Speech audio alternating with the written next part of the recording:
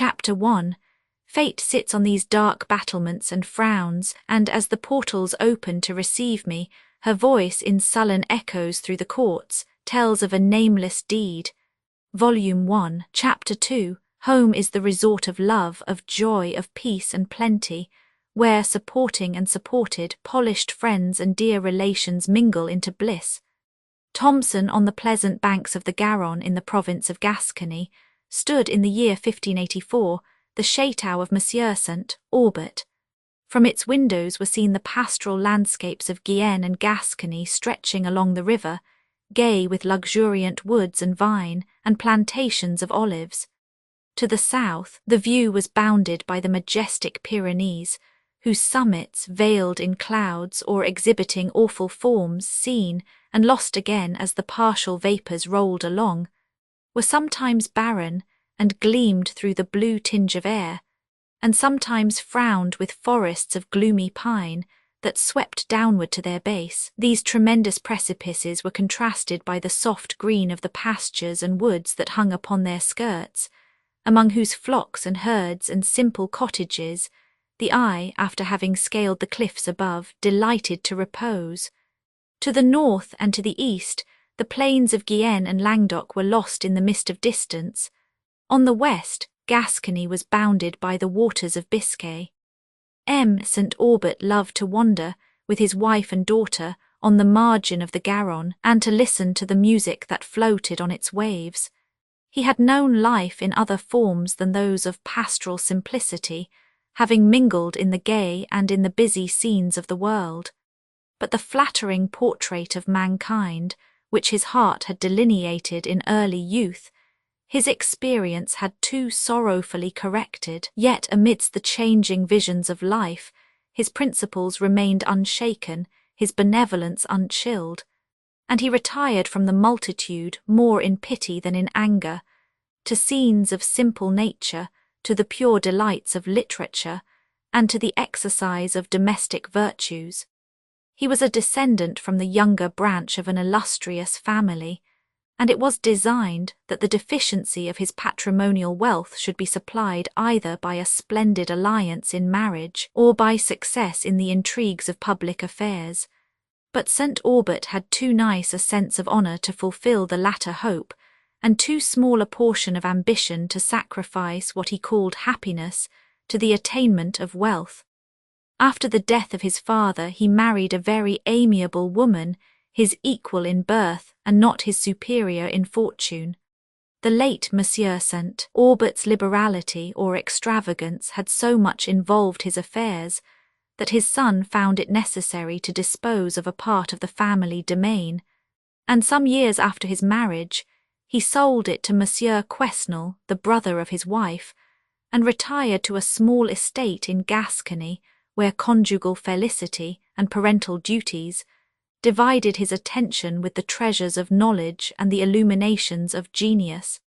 To this spot he had been attached from his infancy. He had often made excursions to it when a boy, and the impressions of delight given to his mind by the homely kindness of the grey-headed peasant, to whom it was entrusted, and whose fruit and cream never failed, had not been obliterated by succeeding circumstances. The green pastures along which he had so often bounded in the exultation of health and youthful freedom, the woods under whose refreshing shade he had first indulged that pensive melancholy which afterwards made a strong feature of his character, the wild walks of the mountains, the river on whose waves he had floated, and the distant plains, which seemed boundless as his early hopes, were never after remembered by St. Aubert, but with enthusiasm and regret. At length he disengaged himself from the world and retired hither to realize the wishes of many years.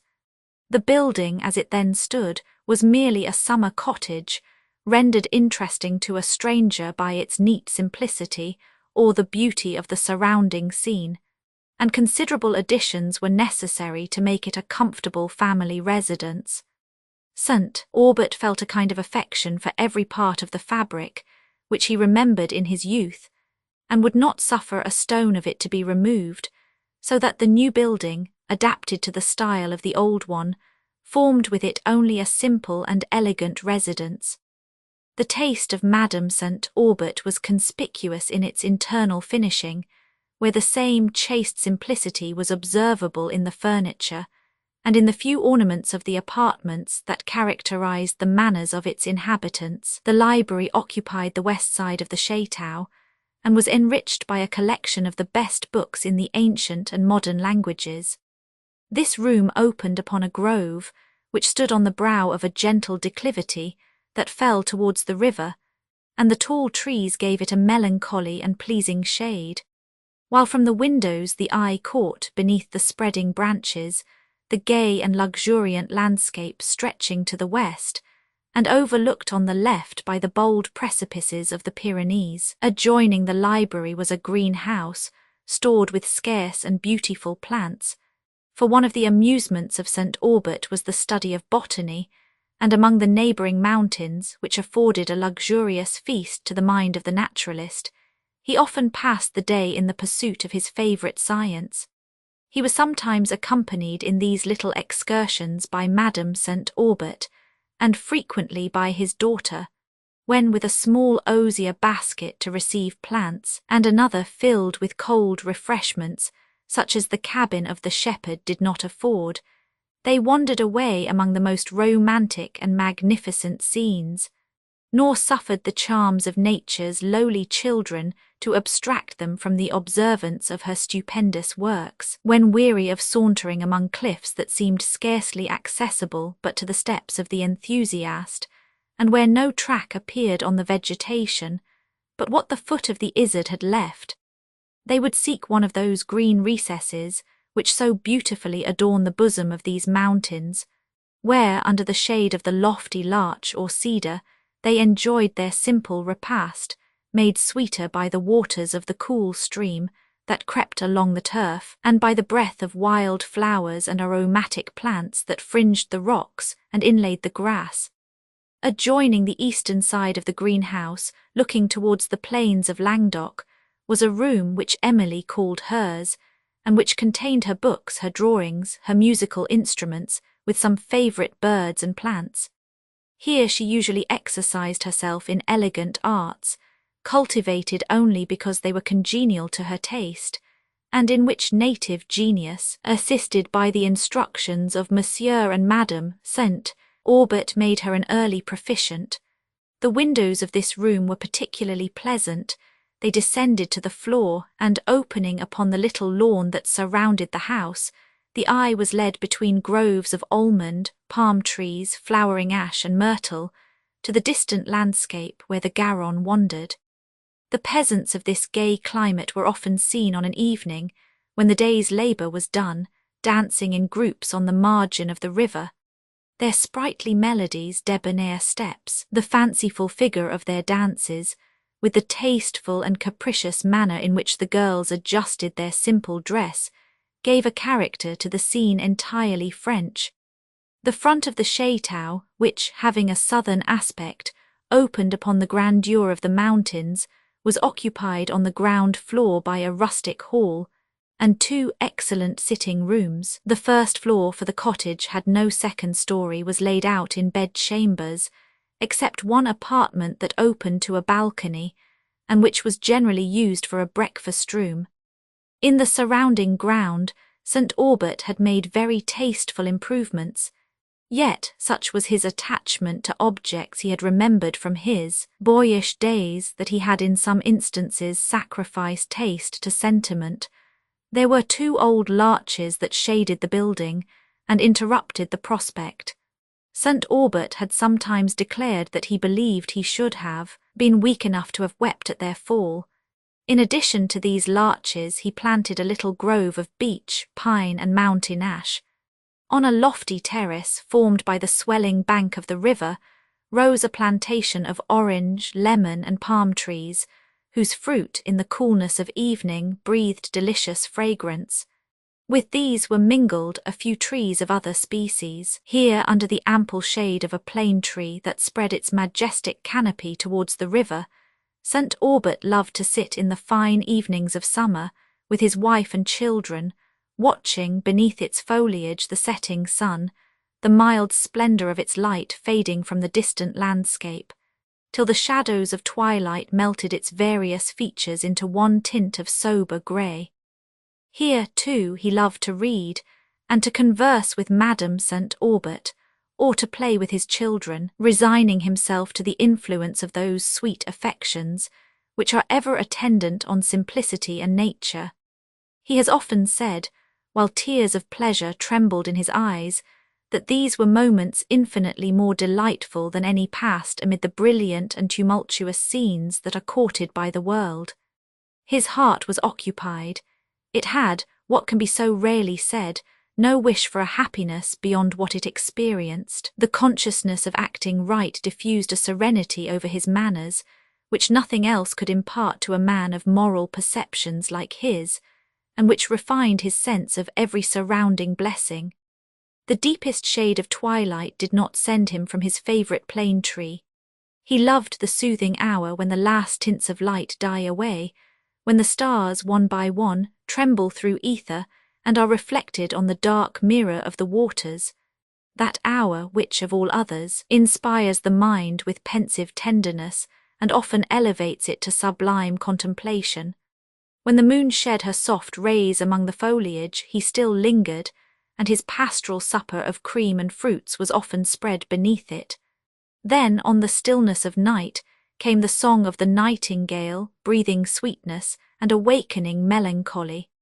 The first interruptions to the happiness he had known since his retirement were occasioned by the death of his two sons. He lost them at that age when infantine simplicity is so fascinating, and though, in consideration of Madame St. Aubert's distress, he restrained the expression of his own, and endeavoured to bear it, as he meant, with philosophy, he had, in truth, no philosophy that could render him calm to such losses. One daughter was now his only surviving child, and while he watched the unfolding of her infant character with anxious fondness, he endeavoured, with unremitting effort, to counteract those traits in her disposition which might hereafter lead her from happiness. She had discovered in her early years uncommon delicacy of mind, warm affections, and ready benevolence, but with these was observable a degree of susceptibility too exquisite to admit of lasting peace. As she advanced in youth, this sensibility gave a pensive tone to her spirits, and a softness to her manner, which added grace to beauty, and rendered her a very interesting object to persons of a congenial disposition. But St. Aubert had too much good sense to prefer a charm to a virtue, and had penetration enough to see that this charm was too dangerous to its possessor to be allowed the character of a blessing. He endeavoured, therefore, to strengthen her mind, to inure her to habits of self-command, to teach her to reject the first impulse of her feelings, and to look with cool examination upon the disappointments he sometimes threw in her way, while he instructed her to resist first impressions and to acquire that steady dignity of mind that can alone counterbalance the passions and bear us, as far as is compatible with our nature, above the reach of circumstances. He taught himself a lesson of fortitude, for he was often obliged to witness with seeming indifference the tears and struggles which his caution occasioned her. In person, Emily resembled her mother, having the same elegant symmetry of form, the same delicacy of features, and the same blue eyes, full of tender sweetness, but lovely as was her person, it was the varied expression of her countenance, as conversation awakened the nicer emotions of her mind, that threw such a captivating grace around her, those tenderer tints that shun the careless eye, and in the world's contagious circle die. St. Aubert cultivated her understanding with the most scrupulous care. He gave her a general view of the sciences, and an exact acquaintance with every part of elegant literature. He taught her Latin and English, chiefly that she might understand the sublimity of their best poets. She discovered in her early years a taste for works of genius, and it was St. Aubert's principle, as well as his inclination, to promote every innocent means of happiness. A well-informed mind, he would say, is the best security against the contagion of folly and of vice. The vacant mind is ever on the watch for relief, and ready to plunge into error, to escape from the languor of idleness, store it with ideas, teach it the pleasure of thinking, and the temptations of the world without will be counteracted by the gratifications derived from the world within. Thought and cultivation are necessary equally to the happiness of a country and a city life. In the first, they prevent the uneasy sensations of indolence, and afford a sublime pleasure in the taste they create for the beautiful and the grand. In the latter, they make dissipation less an object of necessity and consequently of interest. It was one of Emily's earliest pleasures to ramble among the scenes of nature, nor was it in the soft and glowing landscape that she most delighted.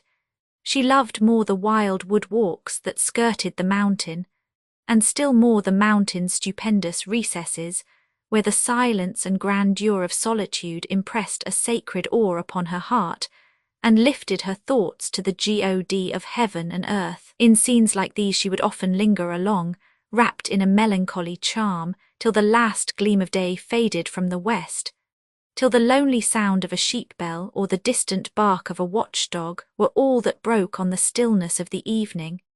Then the gloom of the woods, the trembling of their leaves at intervals in the breeze, the bat flitting on the twilight, the cottage lights now seen and now lost, were circumstances that awakened her mind into effort and led to enthusiasm and poetry. Her favourite walk was to a little fishing house, belonging to St. Aubert in a woody glen, on the margin of a rivulet that descended from the Pyrenees, and after foaming among their rocks, wound its silent way beneath the shades it reflected. Above the woods that screened this glen rose the lofty summits of the Pyrenees, which often burst boldly on the eye through the glades below. Sometimes the shattered face of a rock only was seen, crowned with wild shrubs, or a shepherd's cabin seated on a cliff, overshadowed by dark cypress or waving ash. Emerging from the deep recesses of the woods, the glade opened to the distant landscape, where the rich pastures and vine-covered slopes of Gascony gradually declined to the plains. And there, on the winding shores of the Garonne, groves and hamlets and villas, their outlines softened by distance, melted from the eye into one rich harmonious tint. This, too, was the favourite retreat of St. Aubert, to which he frequently withdrew from the fervour of noon with his wife, his daughter, and his books, or came at the sweet evening hour to welcome the silent dusk, or to listen for the music of the nightingale. Sometimes, too, he brought music of his own, and awakened every fairy echo with the tender accents of his oboe, and often have the tones of Emily's voice drawn sweetness from the waves, over which they trembled. It was in one of these excursions to this spot that she observed the following lines written with a pencil on a part of the wainscot. Sonnet, go, pencil, faithful to thy master's sighs. Go, tell the goddess of the fairy scene, when next her light steps wind these woodwalks green, whence all his tears, his tender sorrows rise. Ah, paint her form, her soul-illumined eyes, the sweet expression of her pensive face, the lightning smile, the animated grace, the portrait well the lover's voice supplies. Speaks all his heart must feel, his tongue would say, yet not all his heart must sadly feel. How oft the floret's silken leaves conceal the drug that steals the vital spark away. And who that gazes on that angel smile would fear its charm or think it could beguile? These lines were not inscribed to any person. Emily therefore could not apply them to herself, though she was undoubtedly the nymph of these shades. Having glanced round the little circle of her acquaintance without being detained by a suspicion as to whom they could be addressed, she was compelled to rest in uncertainty, an uncertainty which would have been more painful to an idle mind than it was to hers. She had no leisure to suffer this circumstance, trifling at first, to swell into importance by frequent remembrance. The little vanity it had excited, for the incertitude which forbade her to presume upon having inspired the sonnet, forbade her also to disbelieve it, passed away, and the incident was dismissed from her thoughts amid her books, her studies, and the exercise of social charities. Soon after this period, Her anxiety was awakened by the indisposition of her father, who was attacked with a fever, which, though not thought to be of a dangerous kind, gave a severe shock to his constitution. Madame St. Aubert and Emily attended him with unremitting care, but his recovery was very slow, and as he advanced towards health, Madame seemed to decline. The first scene he visited after he was well enough to take the air was his favourite fishing house. A basket of provisions was sent thither, with books and Emily's lute. For fishing tackle he had no use, for he never could find amusement in torturing or destroying. After employing himself for about an hour in botanizing, dinner was served. It was a repast to which gratitude for being again permitted to visit this spot gave sweetness, and family happiness once more smiled beneath these shades. Monsieur St. Aubert conversed with unusual cheerfulness. Every object delighted his senses.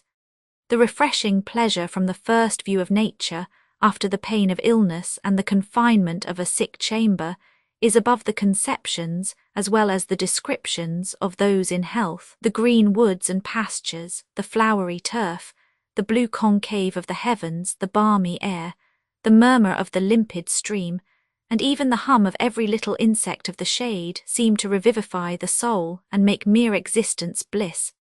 Madame St. Aubert, reanimated by the cheerfulness and recovery of her husband, was no longer sensible of the indisposition which had lately oppressed her, and as she sauntered along the wood walks of this romantic glen and conversed with him and with her daughter, she often looked at them alternately with a degree of tenderness that filled her eyes with tears.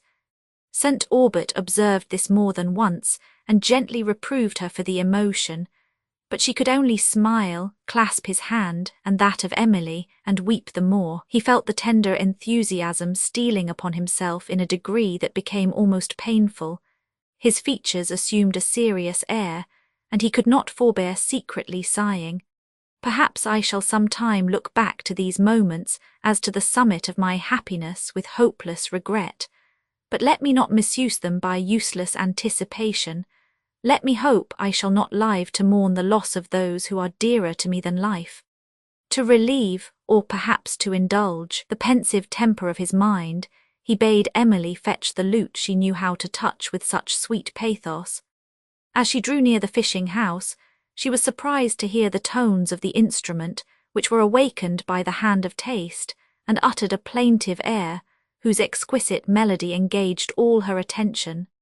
She listened in profound silence, afraid to move from the spot, lest the sound of her steps should occasion her to lose a note of the music, or should disturb the musician. Everything without the building was still, and no person appeared.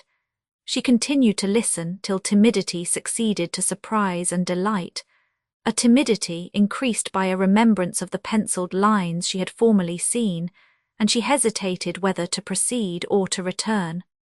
While she paused, the music ceased, and after a momentary hesitation, she recollected courage to advance to the fishing house, which she entered with faltering steps and found unoccupied. Her lute lay on the table, everything seemed undisturbed, and she began to believe it was another instrument she had heard, till she remembered that when she followed and Madame St. Aubert from this spot, her lute was left on a window seat. She felt alarmed, yet knew not wherefore. The melancholy gloom of evening and the profound stillness of the place, interrupted only by the light trembling of leaves, heightened her fanciful apprehensions, and she was desirous of quitting the building, but perceived herself grow faint and sat down. As she tried to recover herself, the penciled lines on the wainscot met her eye. She started as if she had seen a stranger, but endeavouring to conquer the tremor of her spirits, rose and went to the window. To the lines before noticed she now perceived that others were added in which her name appeared. Though no longer suffered to doubt that they were addressed to herself, she was as ignorant as before by whom they could be written. While she mused, she thought she heard the sound of a step without the building, and again alarmed, she caught up her lute and hurried away. Monsieur and Madame St. Aubert she found in a little path that wound along the sides of the glen. Having reached a green summit, shadowed by palm trees, and overlooking the valleys and plains of Gascony, they seated themselves on the turf, and while their eyes wandered over the glorious scene, and they inhaled the sweet breath of flowers and herbs that enriched the grass, Emily played and sung several of their favourite airs, with the delicacy of expression in which she so much excelled. Music and conversation detained them in this enchanting spot, till the sun's last light slept upon the plains, till the white sails that glided beneath the mountains where the Garonne wandered became dim, and the gloom of evening stole over the landscape. It was a melancholy but not unpleasing gloom. St. Aubert and his family rose and left the place with regret. Alas, Madame St. Aubert knew not that she left it for ever. When they reached the fishing house, she missed her bracelet, and recollected that she had taken it from her arm after dinner, and had left it on the table when she went to walk. After a long search, in which Emily was very active, she was compelled to resign herself to the loss of it. What made this bracelet valuable to her was a miniature of her daughter to which it was attached, esteemed a striking resemblance, and which had been painted only a few months before. When Emily was convinced that the bracelet was really gone, she blushed and became thoughtful. That some stranger had been in the fishing house during her absence, her lute, and the additional lines of a pencil, had already informed her. From the purport of these lines it was not unreasonable to believe that the poet, the musician, and the thief were the same person. But though the music she had heard, the written lines she had seen, and the disappearance of the picture formed a combination of circumstances very remarkable, she was irresistibly restrained from mentioning them. Secretly determining, however, never again to visit the fishing house without Monsieur or Madame St. Aubert, they returned pensively to the chateau, Emily musing on the incident which had just occurred, St. Aubert reflecting with placid gratitude on the blessings he possessed, and Madame St. Aubert somewhat disturbed and perplexed by the loss of her daughter's picture. As they drew near the house, they observed an unusual bustle about it. The sound of voices was distinctly heard.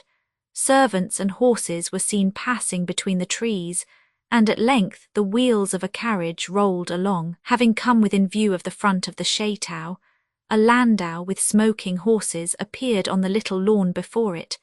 St. Aubert perceived the liveries of his brother-in-law, and in the parlour he found Monsieur and Madame Quesnel already entered. They had left Paris some days before, and were on the way to their estate, only 10 leagues distant from La Vallée, and which Monsieur Quesnel had purchased several years before of St. Aubert. This gentleman was the only brother of Madame St. Aubert, but the ties of relationship having never been strengthened by congeniality of character, the intercourse between them had not been frequent. M. Quesnel had lived altogether in the world. His aim had been consequence. Splendour was the object of his taste, and his address and knowledge of character had carried him forward to the attainment of almost all that he had courted. By a man of such a disposition, it is not surprising that the virtues of St. Aubert should be overlooked, or that his pure taste, simplicity, and moderated wishes were considered as marks of a weak intellect and of confined views. The marriage of his sister with St. Aubert had been mortifying to his ambition, for he had designed that the matrimonial connection she formed should assist him to attain the consequence which he so much desired, and some offers were made her by persons whose rank and fortune flattered his warmest hope. But his sister, who was then addressed also by St. Aubert, perceived, or thought she perceived, that happiness and splendour were not the same, and she did not hesitate to forego the last for the attainment of the former. Whether Monsieur Quesnel thought them the same or not, he would readily have sacrificed his sister's peace to the gratification of his own ambition, and on her marriage with St. Aubert expressed in private his contempt of her spiritless conduct, and of the connection which it permitted. Madame St. Aubert, though she concealed this insult from her husband, felt perhaps for the first time resentment lighted in her heart, and though a regard for her own dignity, united with considerations of prudence, restrained her expression of this resentment, there was ever after a mild reserve in her manner towards M. Quesnel, which he both understood and felt. In his own marriage he did not follow his sister's example. His lady was an Italian and an heiress by birth, and, by nature and education, was a vain and frivolous woman. They now determined to pass the night with St. Aubert, and as the chateau was not large enough to accommodate their servants, the latter were dismissed to the neighbouring village.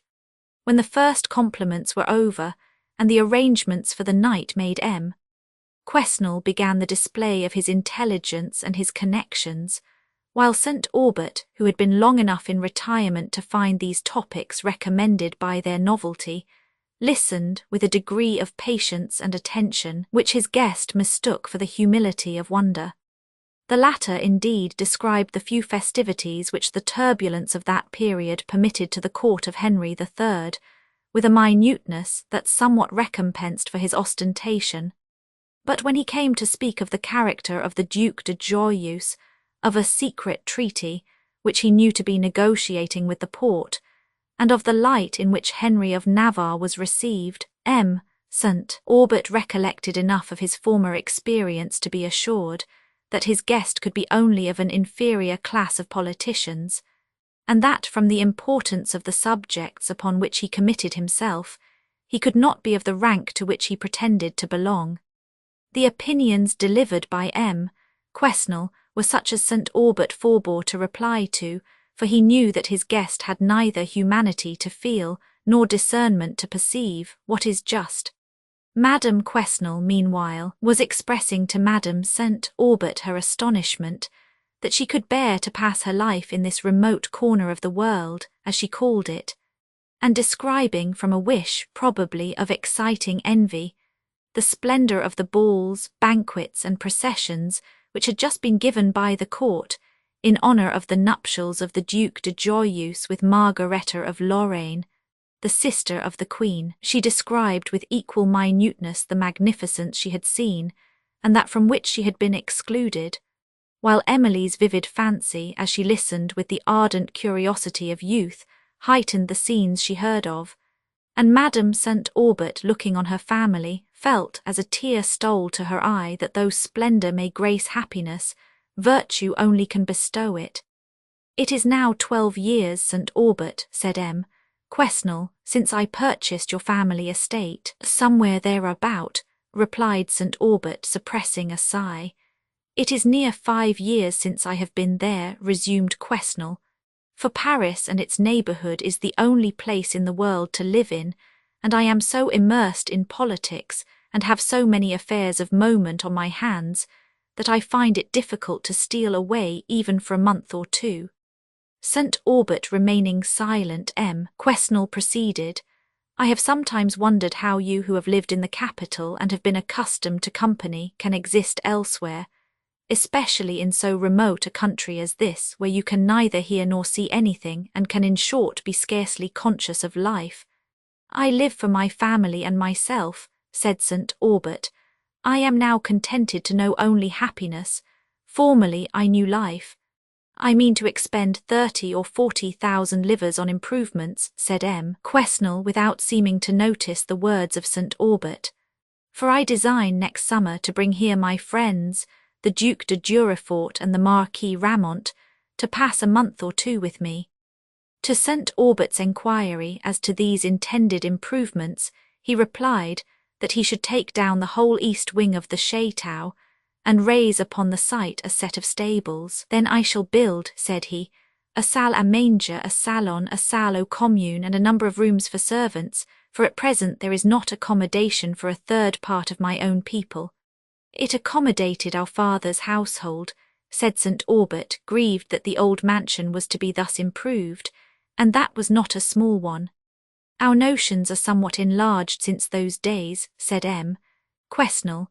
"What was then thought a decent style of living would not now be endured." Even the calm St. Aubert blushed at these words, but his anger soon yielded to contempt.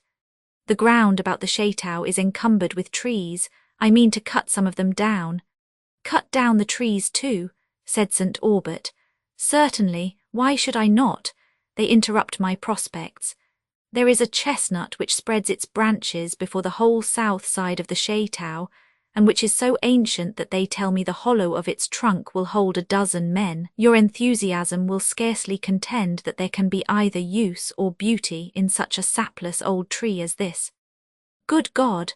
Exclaimed St. Aubert, you surely will not destroy that noble chestnut which has flourished for centuries, the glory of the estate. It was in its maturity when the present mansion was built. How often in my youth have I climbed among its broad branches, and sat embowered amidst a world of leaves, while the heavy shower has pattered above, and not a raindrop reached me. How often I have sat with a book in my hand, sometimes reading, and sometimes looking out between the branches upon the wide landscape, and the setting sun till twilight came, and brought the birds home to their little nests among the leaves. How often, but pardon me, added St. Aubert, recollecting that he was speaking to a man who could neither comprehend nor allow his feelings. I am talking of times and feelings as old-fashioned as the taste that would spare that venerable tree. It will certainly come down, said M. Quesnel. I believe I shall plant some Lombardy poplars among the clumps of chestnut that I shall leave of the avenue. Madame Quesnel is partial to the poplar, and tells me how much it adorns a villa of her uncle not far from Venice. On the banks of the Brenta indeed, continued St. Aubert, where its spiry form is intermingled with the pine and the cypress, and where it plays over light and elegant porticos and colonnades, it unquestionably adorns the scene, but among the giants of the forest and near a heavy Gothic mansion. Well, my good sir, said M. Quesnel, I will not dispute with you. You must return to Paris before our ideas can at all agree. But apropos of Venice, I have some thoughts of going thither next summer. Events may call me to take possession of that same villa, too, which they tell me is the most charming that can be imagined. In that case I shall leave the improvements I mentioned to another year, and I may perhaps be tempted to stay some time in Italy. Emily was somewhat surprised to hear him talk of being tempted to remain abroad, after he had mentioned his presence to be so necessary at Paris, that it was with difficulty he could steal away for a month or two. But St. Aubert understood the self-importance of the man too well to wonder at this trait, and the possibility that these projected improvements might be deferred gave him a hope that they might never take place. Before they separated for the night, M. Quesnel desired to speak with St. Aubert alone, and they retired to another room where they remained a considerable time. The subject of this conversation was not known, but whatever it might be, St. Aubert, when he returned to the supper-room, seemed much disturbed, and a shade of sorrow sometimes fell upon his features that alarmed Madame St. Aubert. When they were alone she was tempted to inquire the occasion of it, but the delicacy of mind which had ever appeared in his conduct restrained her. She considered that if St. Aubert wished her to be acquainted with the subject of his concern, he would not wait on her inquiries. On the following day before M. Quesnel departed, he had a second conference with St. Aubert. The guests, after dining at the Shatau, set out in the cool of the day for Eperville, whither they gave him and Madame St. Aubert a pressing invitation, prompted rather by the vanity of displaying their splendour than by a wish to make their friends happy.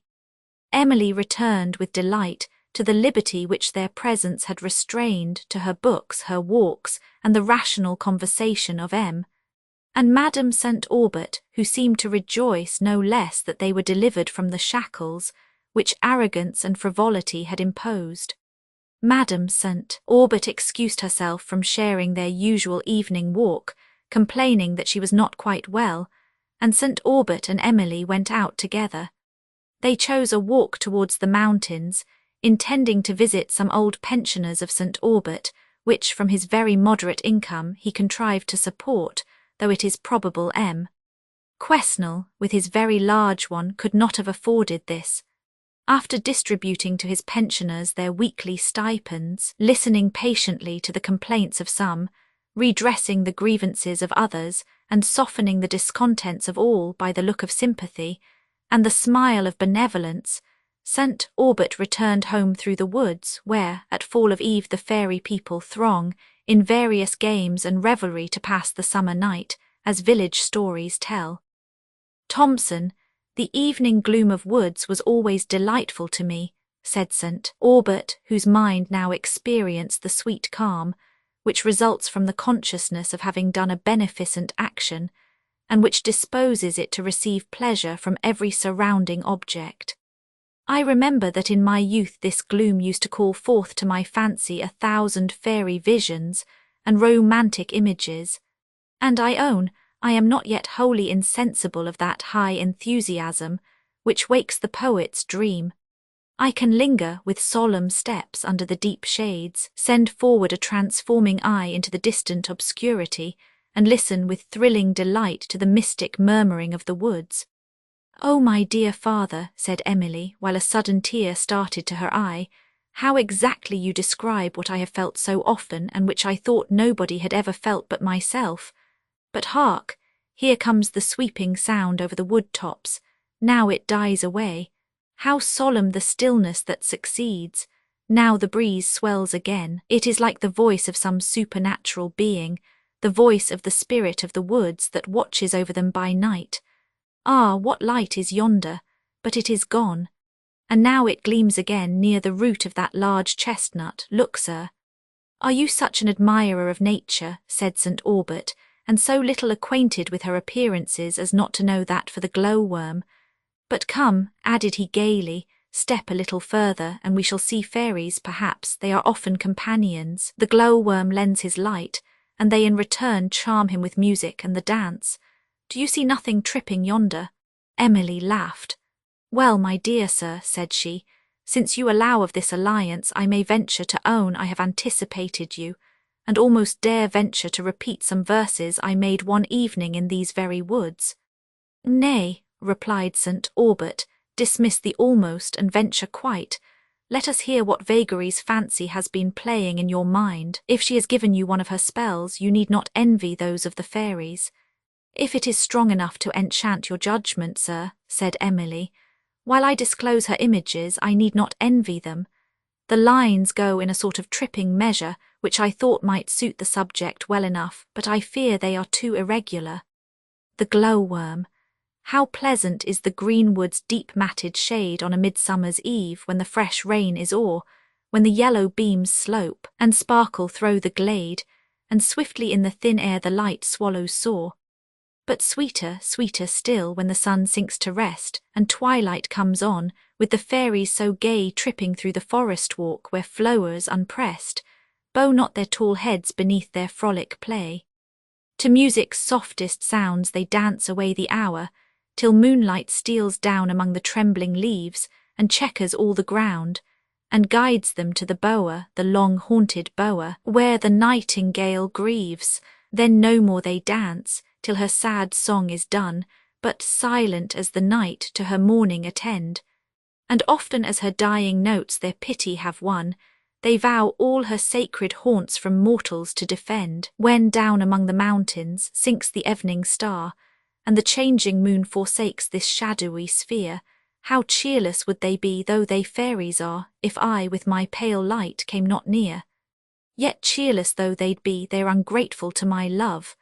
For often when the traveller's benighted on his way, and I glimmer in his path, and would guide him through the grove, they bind me in their magic spells to lead him far astray, and in the mire to leave him, till the stars are all burnt out, while in strange-looking shapes they frisk about the ground, and afar in the woods they raise a dismal shout, till I shrink into my cell again for terror of the sound. But see where all the tiny elves come dancing in a ring, with the merry, merry pipe, and the tabor, and the horn, and the timbrel so clear, and the lute with dulcet string. Then round about the oak they go till peeping of the morn, down yonder glade 2 lovers steal, to shun the fairy queen who frowns upon their plighted vows and jealous is of me, that yestereve I lighted them along the dewy green to seek the purple flower, whose juice from all her spells can free. And now, to punish me, she keeps afar her jocund band, with the merry, merry pipe, and the tabor, and the lute. If I creep near yonder oak, she will wave her fairy wand, and to me the dance will cease and the music all be mute. Oh, had I but that purple flower whose leaves her charms can foil, and new-like phase to draw the juice and throw it on the wind, I'd be her slave no longer, nor the traveller beguile, and help all faithful lovers, nor fear the fairy kind. But soon the vapour of the woods will wander afar, and the fickle moon will fade, and the stars disappear then, cheerless will they be, though they fairies are, if I with my pale light come not near. Whatever St. Aubert might think of the stanzas, he would not deny his daughter the pleasure of believing that he approved them, and having given his commendation, he sunk into a reverie, and they walked on in silence. A faint erroneous ray, glanked from imperfect surfaces of things, flung half an image on the straining eye, while waving woods and villages and streams and rocks and mountain tops that long retain the ascending gleam are all one swimming scene, uncertain if beheld. Thomson, St. Aubert continued silent till he reached the chateau, where his wife had retired to her chamber. The languor and dejection that had lately oppressed her, and which the exertion called forth by the arrival of her guests had suspended, now returned with increased effect. On the following day, symptoms of fever appeared, and St. Aubert, having sent for medical advice, learned that her disorder was a fever of the same nature as that from which he had lately recovered. She had indeed taken the infection during her attendance upon him, and her constitution being too weak to throw out the disease immediately, it had lurked in her veins, and occasioned the heavy languor of which she had complained. St. Aubert, whose anxiety for his wife overcame every other consideration, detained the physician in his house. He remembered the feelings and the reflections that had called a momentary gloom upon his mind on the day when he had last visited the fishing house in company with Madame St. Aubert, and he now admitted a presentiment that this illness would be a fatal one. But he effectually concealed this from her, and from his daughter, whom he endeavoured to reanimate with hopes that her constant assiduities would not be unavailing. The physician, when asked by St. Aubert for his opinion of the disorder, replied that the event of it depended upon circumstances which he could not ascertain. Madame St. Aubert seemed to have formed a more decided one, but her eyes only gave hints of this. She frequently fixed them upon her anxious friends with an expression of pity and of tenderness, as if she anticipated the sorrow that awaited them, and that seemed to say it was for their sakes only, for their sufferings, that she regretted life. On the 7th day the disorder was at its crisis. The physician assumed a graver manner, which she observed and took occasion, when her family had once quitted the chamber, to tell him that she perceived her death was approaching. "Do not attempt to deceive me," said she. "I feel that I cannot long survive. I am prepared for the event. I have long, I hope, been preparing for it. Since I have not long to live, do not suffer a mistaken compassion to induce you to flatter my family with false hopes. If you do, their affliction will only be the heavier when it arrives. I will endeavour to teach them resignation by my example." The physician was affected. He promised to obey her and told St. Aubert, somewhat abruptly, that there was nothing to expect. The latter was not philosopher enough to restrain his feelings when he received this information, but a consideration of the increased affliction which the observance of his grief would occasion his wife enabled him, after some time, to command himself in her presence. Emily was at first overwhelmed with the intelligence. Then, deluded by the strength of her wishes, a hope sprung up in her mind that her mother would yet recover, and to this she pertinaciously adhered almost to the last hour. The progress of this disorder was marked, on the side of Madame St. Aubert, by patient suffering and subjected wishes.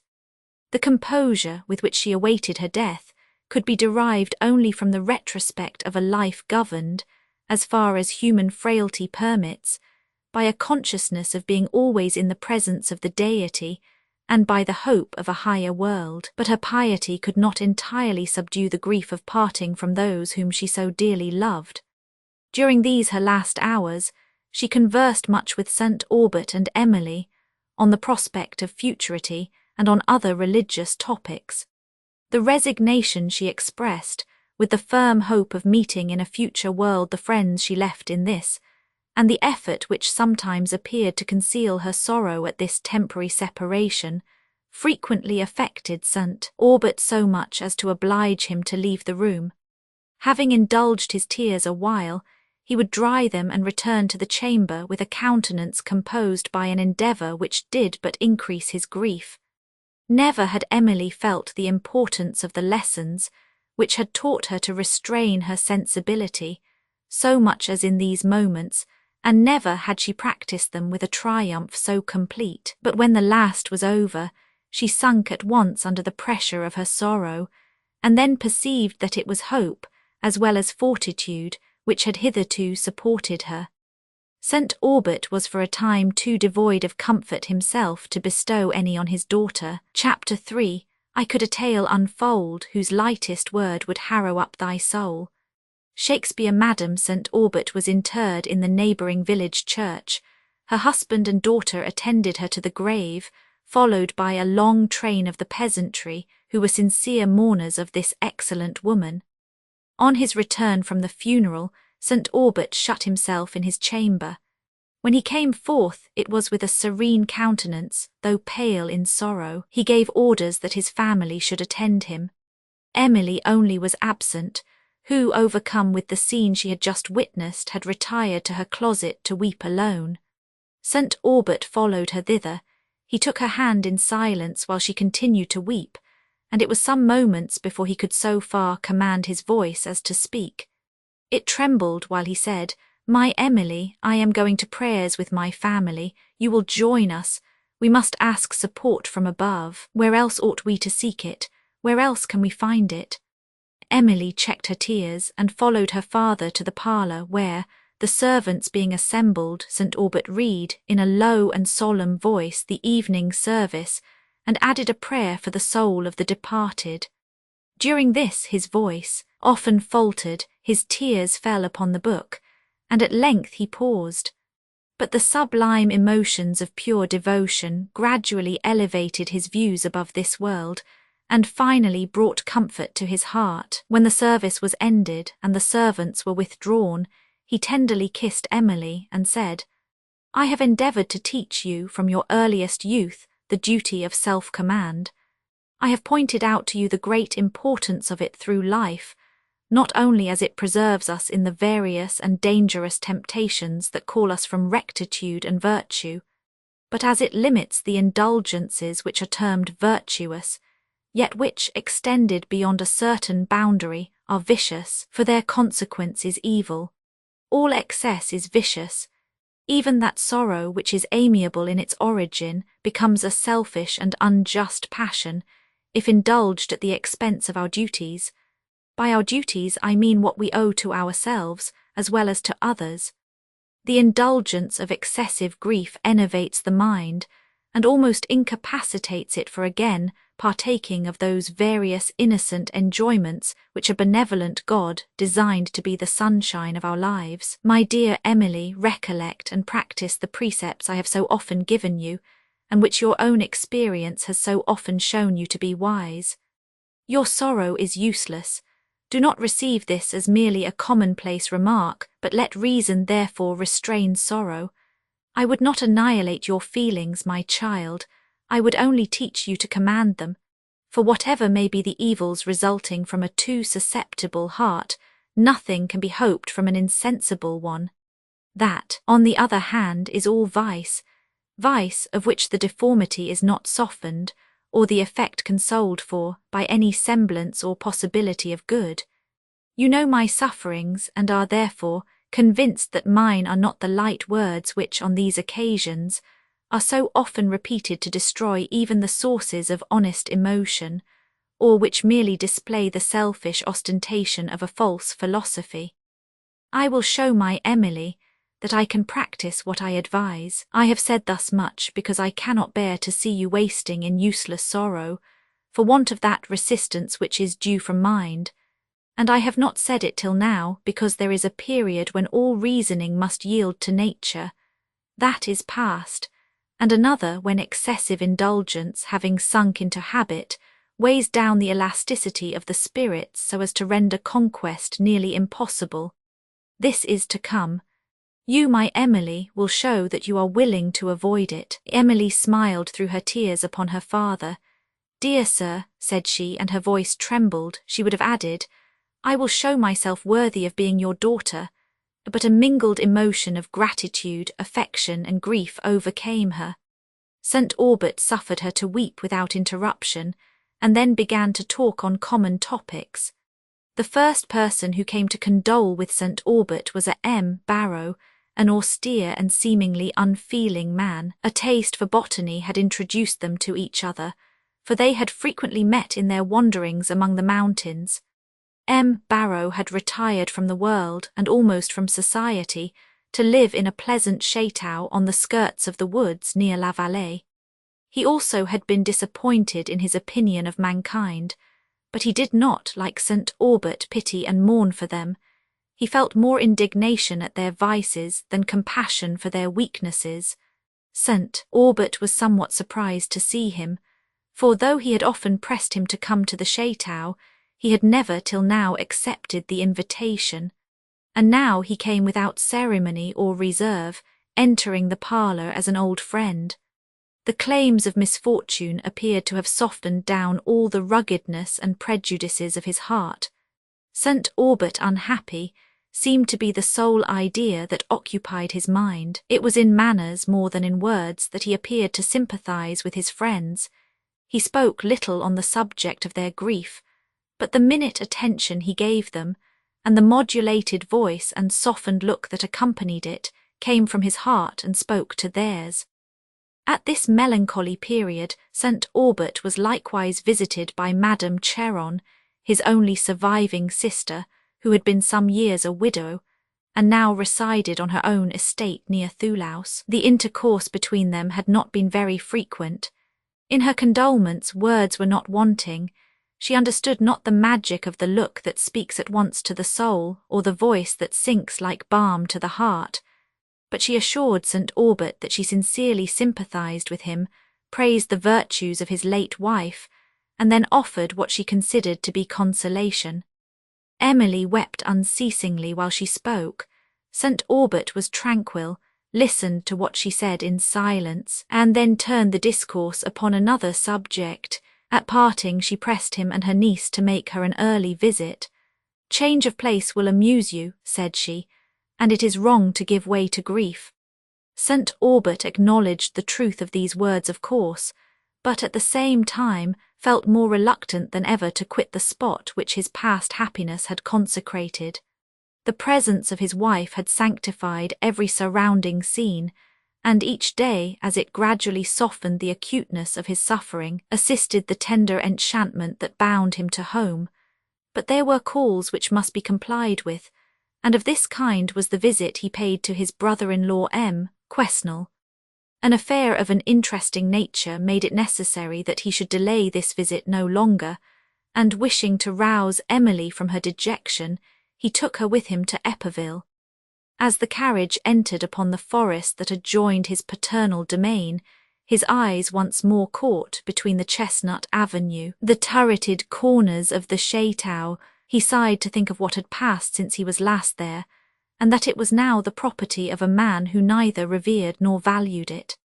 At length he entered the avenue, whose lofty trees had so often delighted him when a boy, and whose melancholy shade was now so congenial with the tone of his spirits. Every feature of the edifice, distinguished by an air of heavy grandeur, appeared successively between the branches of the trees: the broad turret, the arched gateway that led into the courts, the drawbridge and the dry façade which surrounded the whole. The sound of carriage wheels brought a troop of servants to the great gate, where St. Aubert alighted, and from which he led Emily into the Gothic hall, now no longer hung with the arms and ancient banners of the family.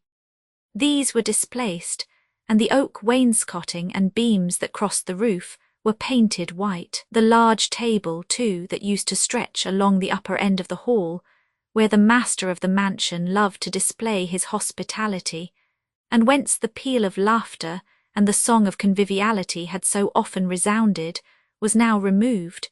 Even the benches that had surrounded the hall were no longer there. The heavy walls were hung with frivolous ornaments, and everything that appeared denoted the false taste and corrupted sentiments of the present owner.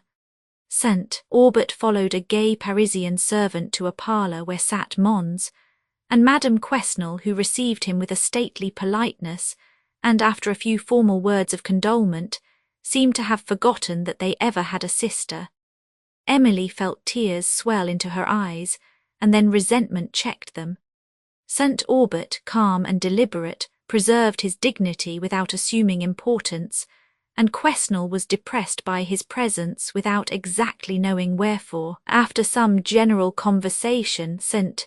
Aubert requested to speak with him alone, and Emily, being left with Madame Quesnel, soon learned that a large party was invited to dine at the Château, and was compelled to hear that nothing which was past and irremediable ought to prevent the festivity of the present hour.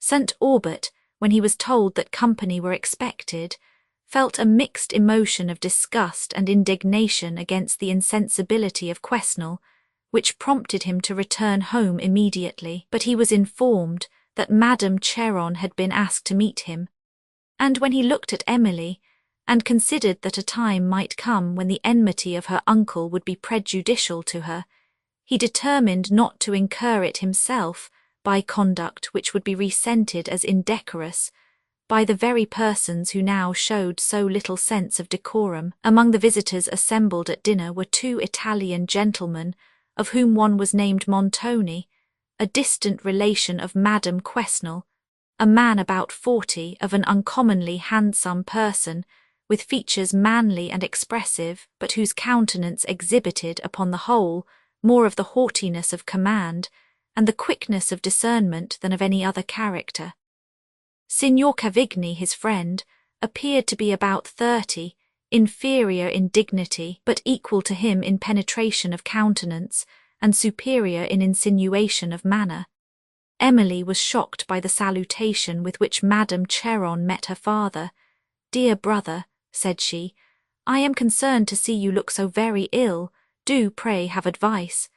St. Aubert answered with a melancholy smile that he felt himself much as usual, but Emily's fears made her now fancy that her father looked worse than he really did. Emily would have been amused by the new characters she saw, and the varied conversation that passed during dinner, which was served in a style of splendour she had seldom seen before, had her spirits been less oppressed.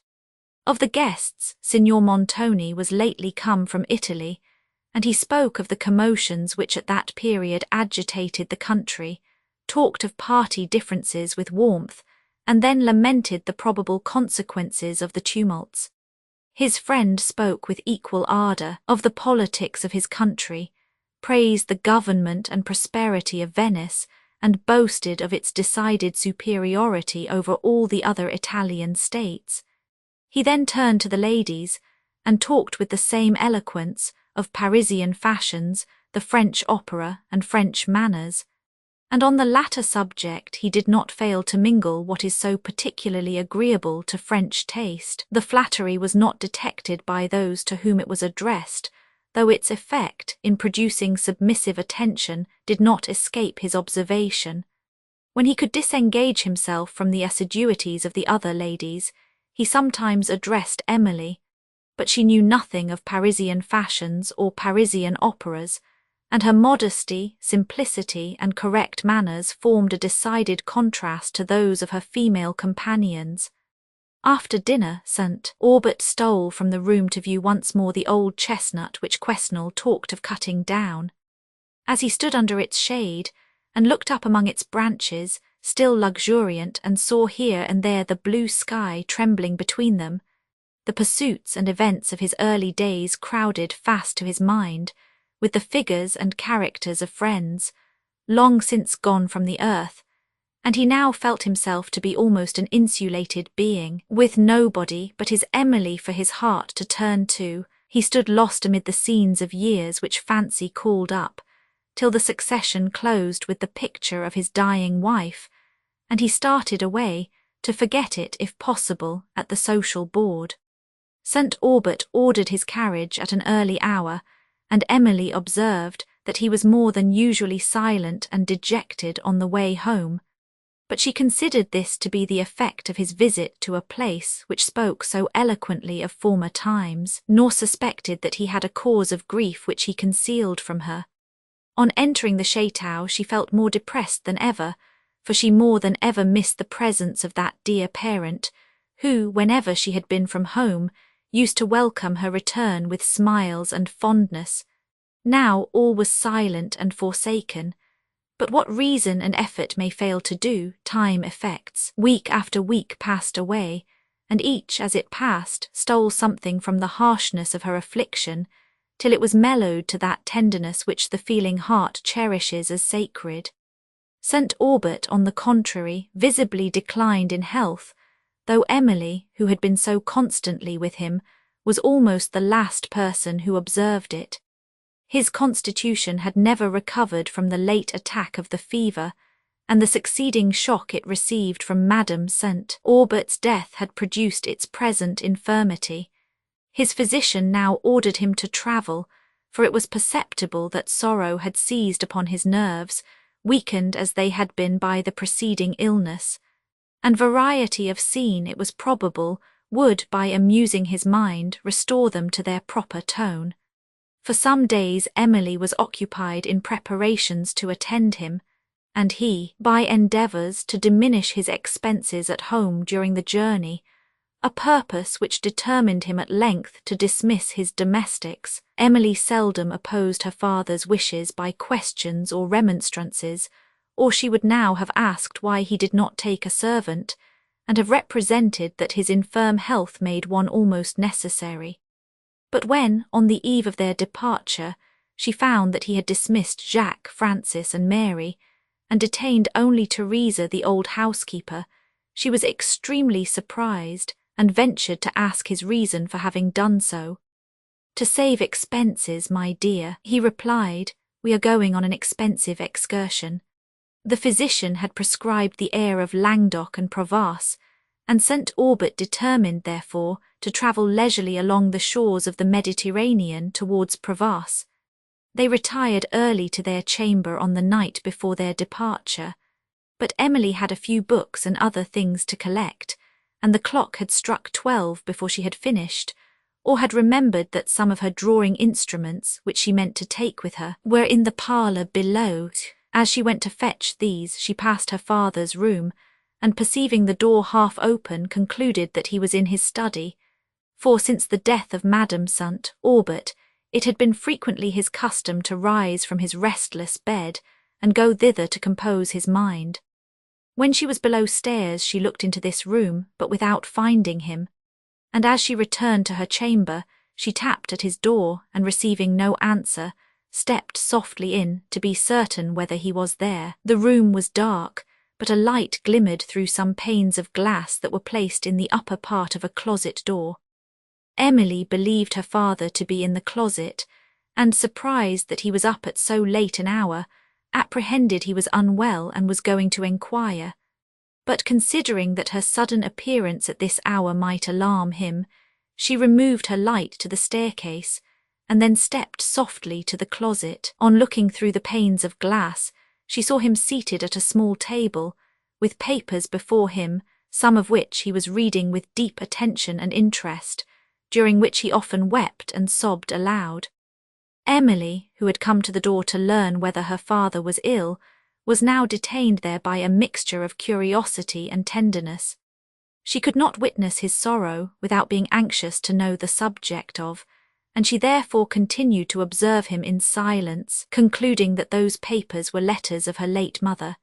Presently he knelt down, and with a look so solemn as she had seldom seen him assume, and which was mingled with a certain wild expression that partook more of horror than of any other character, he prayed silently for a considerable time.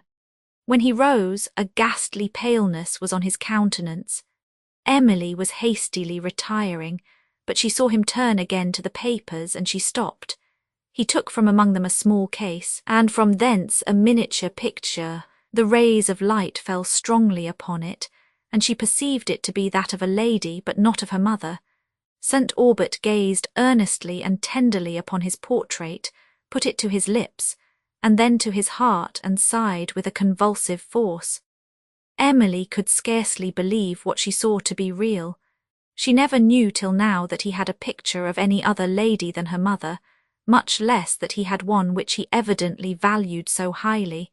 But having looked repeatedly, to be certain that it was not the resemblance of Madame St. Aubert, she became entirely convinced that it was designed for that of some other person. At length St. Aubert returned the picture to its case, and Emily, recollecting that she was intruding upon his private sorrows, softly withdrew from the chamber. Chapter 4. Oh, how canst thou renounce the boundless store of charms which nature to her votary yields? The warbling woodland, the resounding shore, the pomp of groves and garniture of fields, all that the genial ray of morning gilds, and all that echoes to the song of even, all that the mountains' sheltering bosom shields, and all the dread magnificence of heaven. Oh, how canst thou renounce and hope to be forgiven?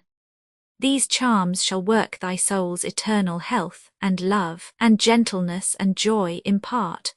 The minstrel St. Aubert, instead of taking the more direct road that ran along the feet of the Pyrenees to Languedoc, chose one that, winding over the heights, afforded more extensive views and greater variety of romantic scenery.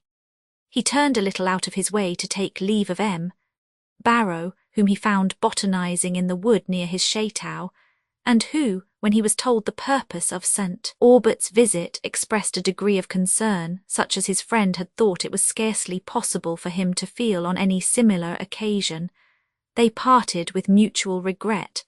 If anything could have tempted me from my retirement, said M. Barrow, it would have been the pleasure of accompanying you on this little tour. I do not often offer compliments. You may therefore believe me when I say that I shall look for your return with impatience. The travellers proceeded on their journey. As they ascended the heights, St. Aubert often looked back upon the chateau in the plain below. Tender images crowded to his mind. His melancholy imagination suggested that he should return no more, and though he checked this wandering thought, still he continued to look, till the haziness of distance blended his home with the general landscape, and St. Aubert seemed to drag at each remove a lengthening chain. He and Emily continued sunk in musing silence for some leagues, from which melancholy reverie Emily first awoke, and her young fancy, struck with the grandeur of the objects around, gradually yielded to delightful impressions. The road now descended into glens, confined by stupendous walls of rock, grey and barren, except where shrubs fringed their summits, or patches of meagre vegetation tinted their recesses, in which the wild goat was frequently browsing. And now the way led to the lofty cliffs, from whence the landscape was seen extending in all its magnificence. Emily could not restrain her transport as she looked over the pine forests of the mountains upon the vast plains, that, enriched with woods, towns, blushing vines, and plantations of almonds, palms, and olives, stretched along, till their various colours melted in distance into one harmonious hue, that seemed to unite earth with heaven. Through the whole of this glorious scene, the majestic Garonne wandered, descending from its source among the Pyrenees, and winding its blue waves towards the Bay of Biscay. The ruggedness of the unfrequented road often obliged the wanderers to alight from their little carriage, but they thought themselves amply repaid for this inconvenience by the grandeur of the scenes, and while the muleteer led his animals slowly over the broken ground, the travellers had leisure to linger amid these solitudes, and to indulge the sublime reflections which soften while they elevate the heart, and fill it with the certainty of a present God. Still the enjoyment of St. Aubert was touched with that pensive melancholy which gives to every object a mellower tint, and breathes a sacred charm over all around. They had provided against part of the evil to be encountered from a want of convenient inns, by carrying a stock of provisions in the carriage, so that they might take refreshment on any pleasant spot in the open air, and pass the nights wherever they should happen to meet with a comfortable cottage. For the mind, also, they had provided by a work on botany, written by M. Barrow, and by several of the Latin and Italian poets, while Emily's pencil enabled her to preserve some of those combinations of forms which charmed her at every step. The loneliness of the road where, only now and then, a peasant was seen driving his mule, or some mountaineer children at play among the rocks, heightened the effect of the scenery.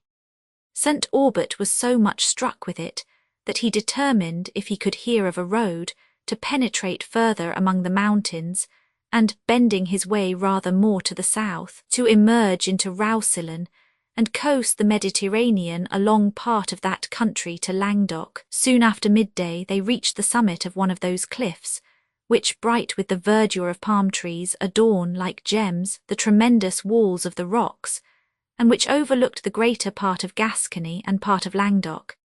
Here was shade, and the fresh water of a spring that, gliding among the turf under the trees, thence precipitated itself from rock to rock, till its dashing murmurs were lost in the abyss, though its white foam was long seen amid the darkness of the pines below. This was a spot well suited for rest, and the travellers alighted to dine, while the mules were unharnessed to browse on the savoury herbs that enriched this summit. It was some time before St. Aubert or Emily could withdraw their attention from the surrounding objects, so as to partake of their little repast. Seated in the shade of the palms, St. Aubert pointed out to her observation the course of the rivers, the situation of great towns, and the boundaries of provinces, which science rather than the eye enabled him to describe. Notwithstanding this occupation, when he had talked a while he suddenly became silent, thoughtful, and tears often swelled to his eyes, which Emily observed, and the sympathy of her own heart told her their cause. The scene before them bore some resemblance, though it was on a much grander scale, to a favourite one of the late Madame St. Aubert within view of the fishing house. They both observed this and thought how delighted she would have been with the present landscape, while they knew that her eyes must never, never more open upon this world. St. Aubert remembered the last time of his visiting that spot in company with her, and also the mournfully presaging thoughts which had then arisen in his mind, and were now even thus soon realized. The recollections subdued him, and he abruptly rose from his seat and walked away to where no eye could observe his grief. When he returned, his countenance had recovered its usual serenity. He took Emily's hand, pressed it affectionately without speaking, and soon after called to the muleteer, who sat at a little distance, concerning a road among the mountains towards Roussillon. Michael said there were several that way, but he did not know how far they extended or even whether they were passable. And St. Aubert, who did not intend to travel after sunset, asked what village they could reach about that time. The muleteer calculated that they could easily reach Maytow, which was in their present road, but that if they took a road that sloped more to the south towards Roussillon, there was a hamlet which he thought they could gain before the evening shut in. St. Aubert, after some hesitation, determined to take the latter course, and Michael, having finished his meal and harnessed his mules, again set forward, but soon stopped. And St. Aubert saw him doing homage to a cross that stood on a rock impending over their way. Having concluded his devotions, he smacked his whip in the air, and in spite of the rough road and the pain of his poor mules, which he had been lately lamenting, rattled in a full gallop along the edge of a precipice, which it made the eye dizzy to look down. Emily was terrified almost to fainting, and St. Aubert, apprehending still greater danger from suddenly stopping the driver, was compelled to sit quietly and trust his fate to the strength and discretion of the mules, who seemed to possess a greater portion of the latter quality than their master, for they carried the travellers safely into the valley, and they stopped upon the brink of the rivulet that watered it. Leaving the splendour of extensive prospects, they now entered this narrow valley screened by rocks on rocks piled, as if by magic spell, here scorched by lightnings, there with ivy green. The scene of barrenness was here and there interrupted by the spreading branches of the larch and cedar, which threw their gloom over the cliff, or athwart the torrent that rolled in the vale. No living creature appeared, except the lizard, scrambling among the rocks, and often hanging upon points so dangerous that fancy shrunk from the view of them. This was such a scene as Salvator would have chosen, had he then existed, for his canvas. St. Aubert, impressed by the romantic character of the place, almost expected to see banditti start from behind some projecting rock, and he kept his hand upon the arms with which he always travelled. As they advanced, the valley opened, its savage features gradually softened, and towards evening they were among heathy mountains, stretched in far perspective, along which the solitary sheep-bell was heard, and the voice of the shepherd calling his wandering flocks to the nightly fold. His cabin, partly shadowed by the cork-tree and the ilex, which St. Aubert observed to flourish in higher regions of the air than any other trees, except the fir, was all the human habitation that yet appeared. Along the bottom of this valley the most vivid verdure was spread, and in the little hollow recesses of the mountains, under the shade of the oak and chestnut, herds of cattle were grazing. Groups of them, too, were often seen reposing on the banks of the rivulet, or laving their sides in the cool stream and sipping its wave. The sun was now setting upon the valley, its last light gleamed upon the water, and heightened the rich yellow and purple tints of the heath and broom that overspread the mountains. St. Aubert enquired of Michael the distance to the hamlet he had mentioned, but the man could not with certainty tell, and Emily began to fear that he had mistaken the road. Here was no human being to assist or direct them. They had left the shepherd and his cabin far behind, and the scene became so obscured in twilight that the eye could not follow the distant perspective of the valley in search of a cottage or a hamlet. A glow of the horizon still marked the west, and this was of some little use to the travellers. Michael seemed endeavouring to keep up his courage by singing. His music, however, was not of a kind to disperse melancholy. He sung in a sort of chant, one of the most dismal ditties his present auditors had ever heard, and St. Aubert at length discovered it to be a vesper hymn to his favourite saint. They travelled on, sunk in that thoughtful melancholy with which twilight and solitude impress the mind. Michael had now ended his ditty, and nothing was heard but the drowsy murmur of the breeze among the woods and its light flutter as it blew freshly into the carriage. They were at length roused by the sound of firearms. St. Aubert called to the muleteer to stop, and they listened. The noise was not repeated, but presently they heard a rustling among the brakes. St. Aubert drew forth a pistol, and ordered Michael to proceed as fast as possible, who had not long obeyed before a horn sounded that made the mountains ring. He looked again from the window, and then saw a young man spring from the bushes into the road, followed by a couple of dogs. The stranger was in a hunter's dress. His gun was slung across his shoulders, the hunter's horn hung from his belt, and in his hand was a small pike, which, as he held it, added to the manly grace of his figure and assisted the agility of his steps. After a moment's hesitation, St. Aubert again stopped the carriage and waited till he came up, that they might enquire concerning the hamlet they were in search of. The stranger informed him that it was only half a league distant, that he was going thither himself, and would readily show the way.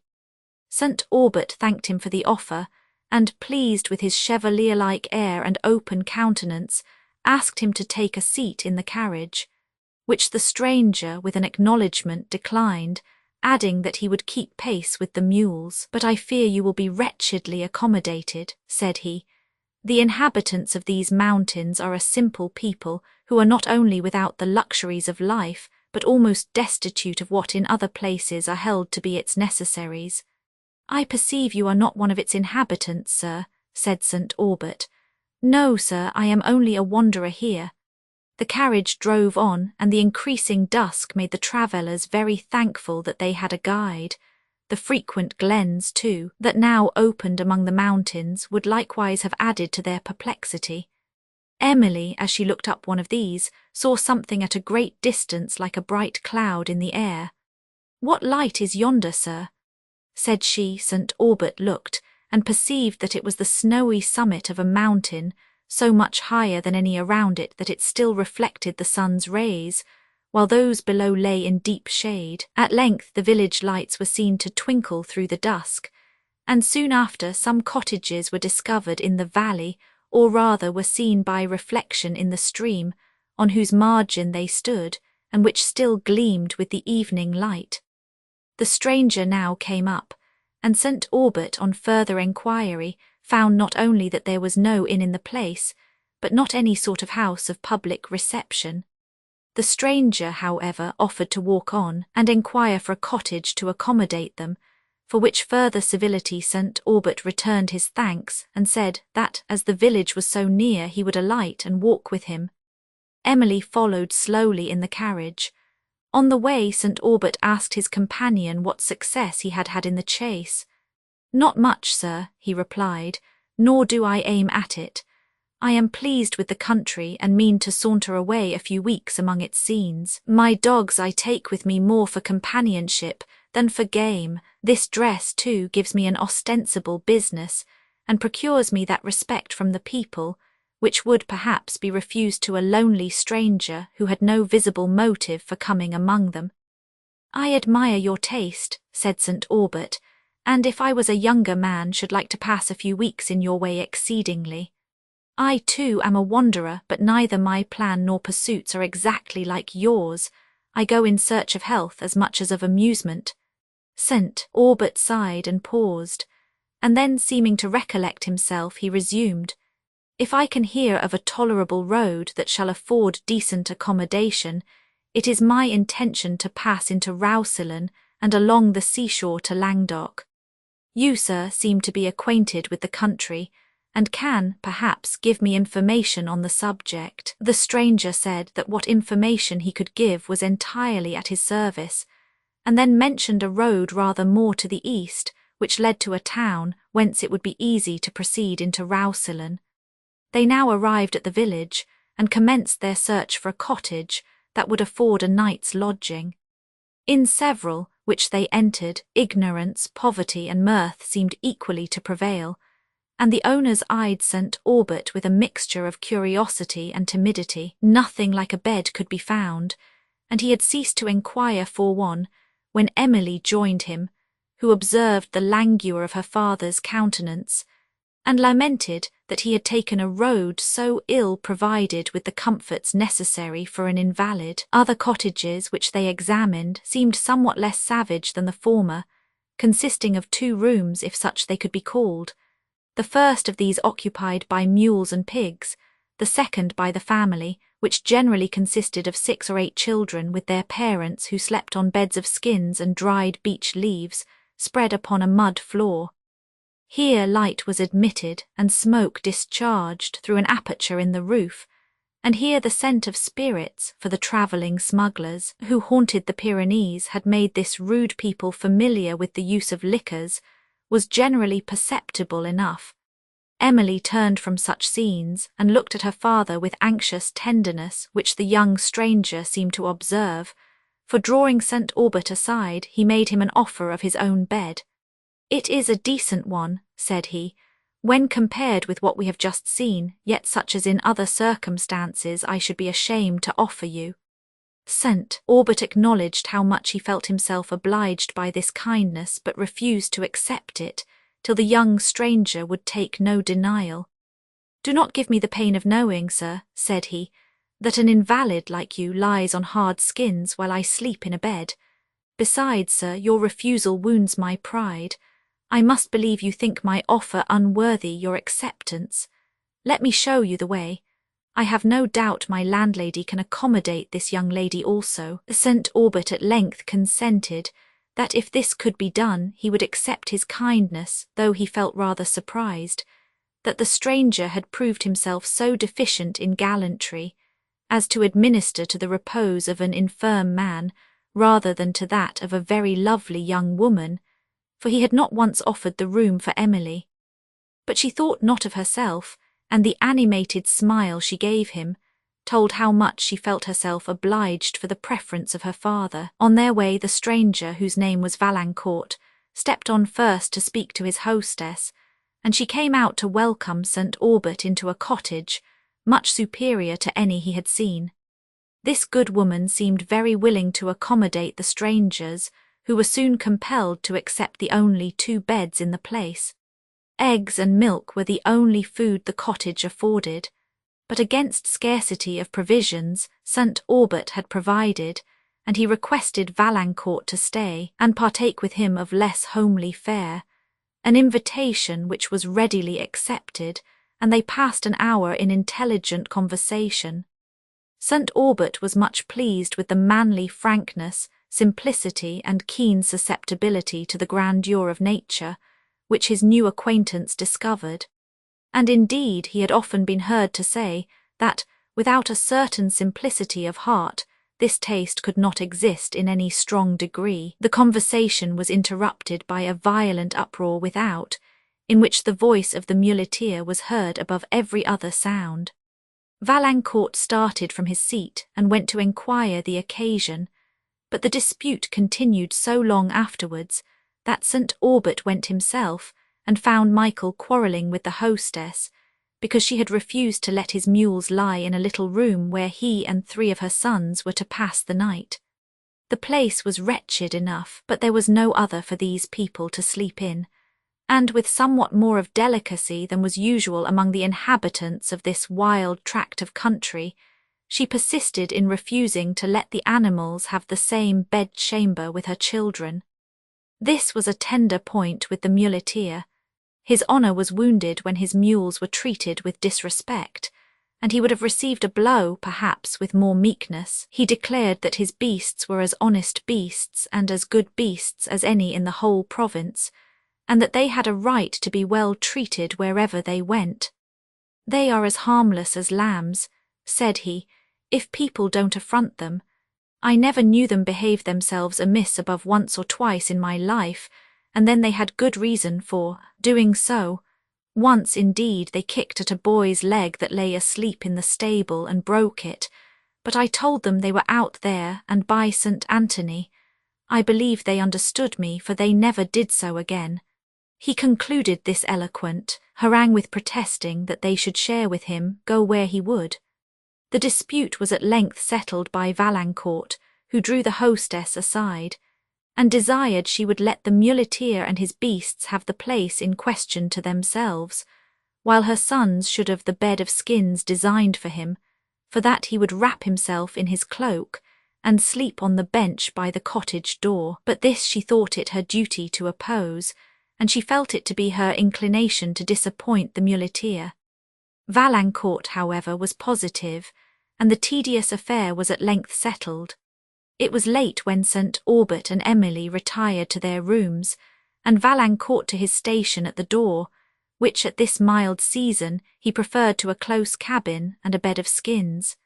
St. Aubert was somewhat surprised to find in his room volumes of Homer, Horace, and Petrarch, but the name of Valancourt, written in them, told him to whom they belonged. Chapter 5. In truth he was a strange and wayward wight, fond of each gentle and each dreadful scene in darkness, and in storm he found delight, nor less than when on ocean waves serene the southern sun diffused his dazzling sheen. Even sad vicissitude amazed his soul, and if a sigh would sometimes intervene, and down his cheek a tear of pity roll, a sigh, a tear, so sweet, he wished not to control. The minstrel St. Aubert awoke at an early hour, refreshed by sleep, and desirous to set forward. He invited the stranger to breakfast with him, and talking again of the road, Valancourt said that, some months past, he had travelled as far as Beaujeu, which was a town of some consequence on the way to Roussillon. He recommended it to St. Aubert to take that route, and the latter determined to do so. "The road from this hamlet," said Valancourt, "and that to Beaujeu part at the distance of about 1.5 leagues from hence. If you will give me leave, I will direct your muleteer so far. I must wander somewhere, and your company would make this a pleasanter ramble than any other I could take." St. Aubert thankfully accepted his offer, and they set out together, the young stranger on foot, for he refused the invitation of St. Aubert to take a seat in his little carriage. The road wound along the feet of the mountains through a pastoral valley, bright with verdure, and varied with groves of dwarf oak, beech and sycamore, under whose branches herds of cattle reposed. The mountain ash, too, and the weeping birch often threw their pendant foliage over the steeps above, where the scanty soil scarcely concealed their roots, and where their light branches waved to every breeze that fluttered from the mountains.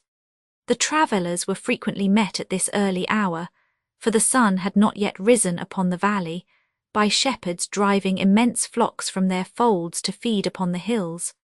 St. Aubert had set out thus early, not only that he might enjoy the first appearance of sunrise, but that he might inhale the first pure breath of morning, which above all things is refreshing to the spirits of the invalid.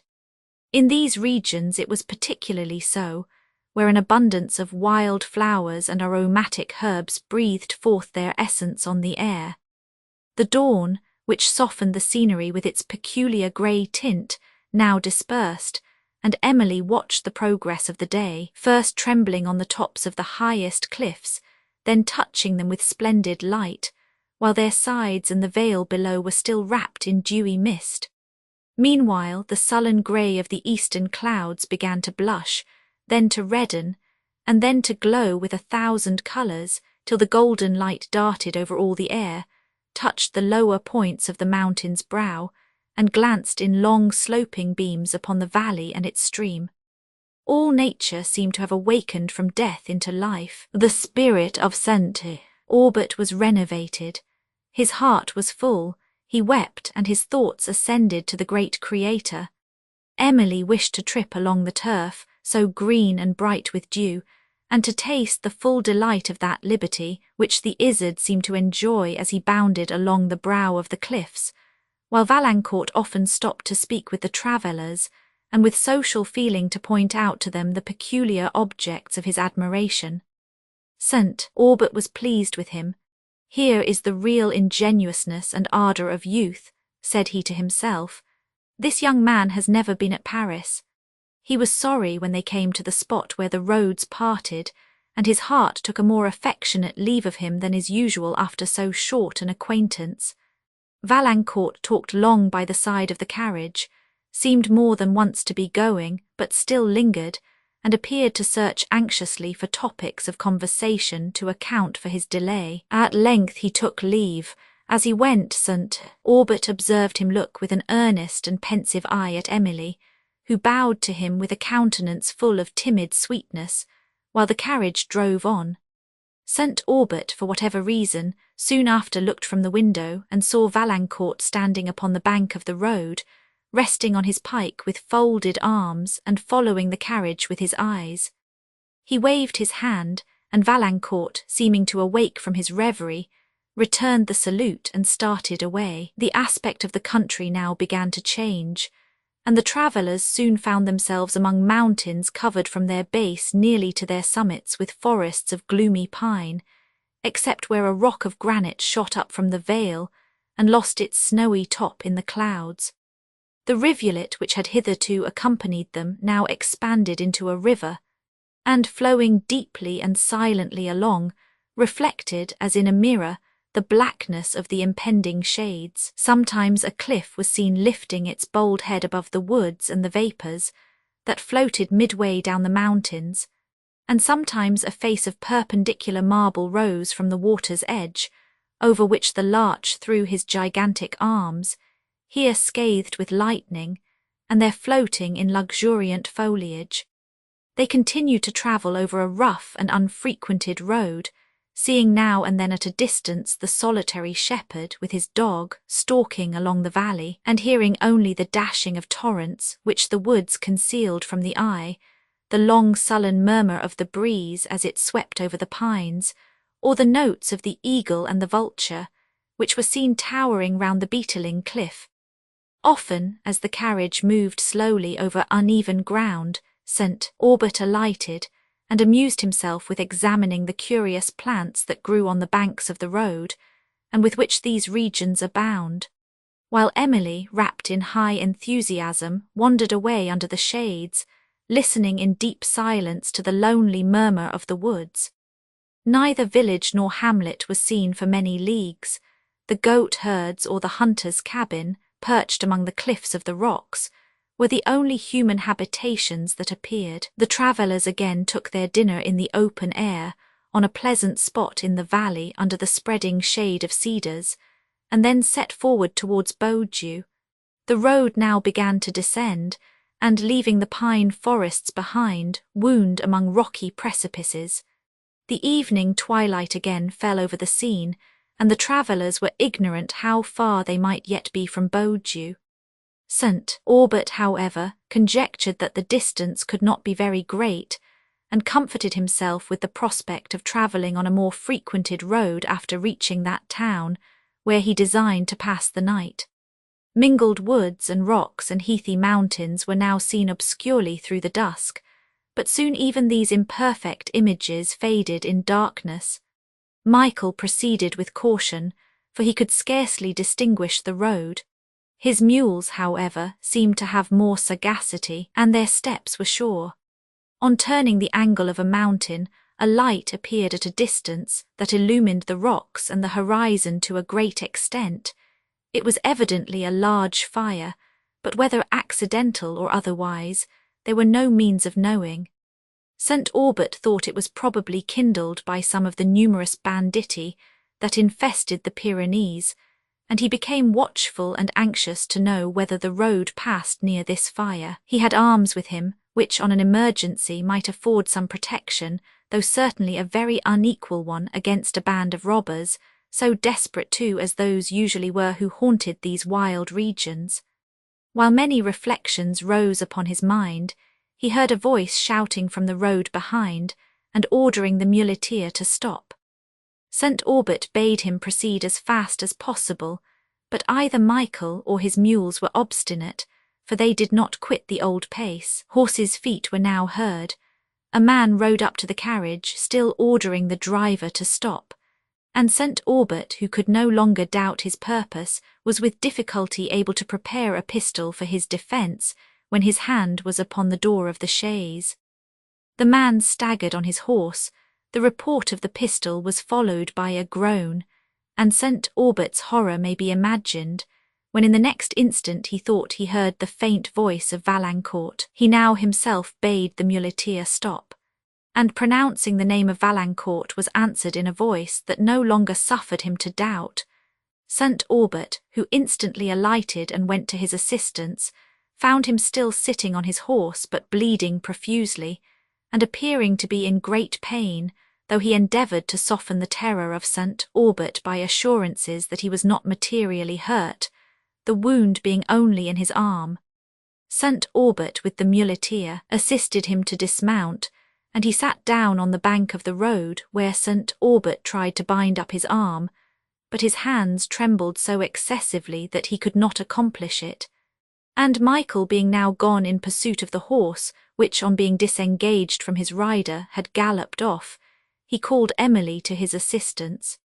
Receiving no answer, he went to the carriage and found her sunk on the seat in a fainting fit. Between the distress of this circumstance and that of leaving Valancourt bleeding, he scarcely knew what he did.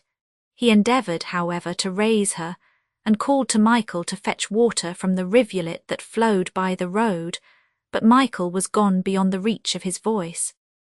Valancourt, who heard these calls, and also the repeated name of Emily, instantly understood the subject of his distress, and, almost forgetting his own condition, he hastened to her relief. She was reviving when he reached the carriage, and then, understanding that anxiety for him had occasioned her indisposition, he assured her in a voice that trembled but not from anguish that his wound was of no consequence. While he said this, St. Aubert turned round, and perceiving that he was still bleeding, the subject of his alarm changed again, and he hastily formed some handkerchiefs into a bandage. This stopped the effusion of the blood, but St. Aubert, dreading the consequence of the wound, enquired repeatedly how far they were from Beaujeu. When learning that it was at 2 leagues' distance, his distress increased, since he knew not how Valancourt, in his present state, would bear the motion of the carriage, and perceived that he was already faint from loss of blood. When he mentioned the subject of his anxiety, Valancourt entreated that he would not suffer himself to be thus alarmed on his account, for that he had no doubt he should be able to support himself very well, and then he talked of the accident as a slight one. The muleteer being now returned with Valancourt's horse, assisted him into the chaise, and as Emily was now revived, they moved slowly on towards Beaudieu. St. Aubert, when he had recovered from the terror occasioned him by this accident, expressed surprise on seeing Valancourt, who explained his unexpected appearance by saying, "You, sir, renewed my taste for society. When you had left the hamlet, it did indeed appear a solitude. I determined, therefore, since my object was merely amusement, to change the scene, and I took this road, because I knew it led through a more romantic tract of mountains than the spot I have left. Besides," added he, hesitating for an instant, "I will own, and why should I not, that I had some hope of overtaking you.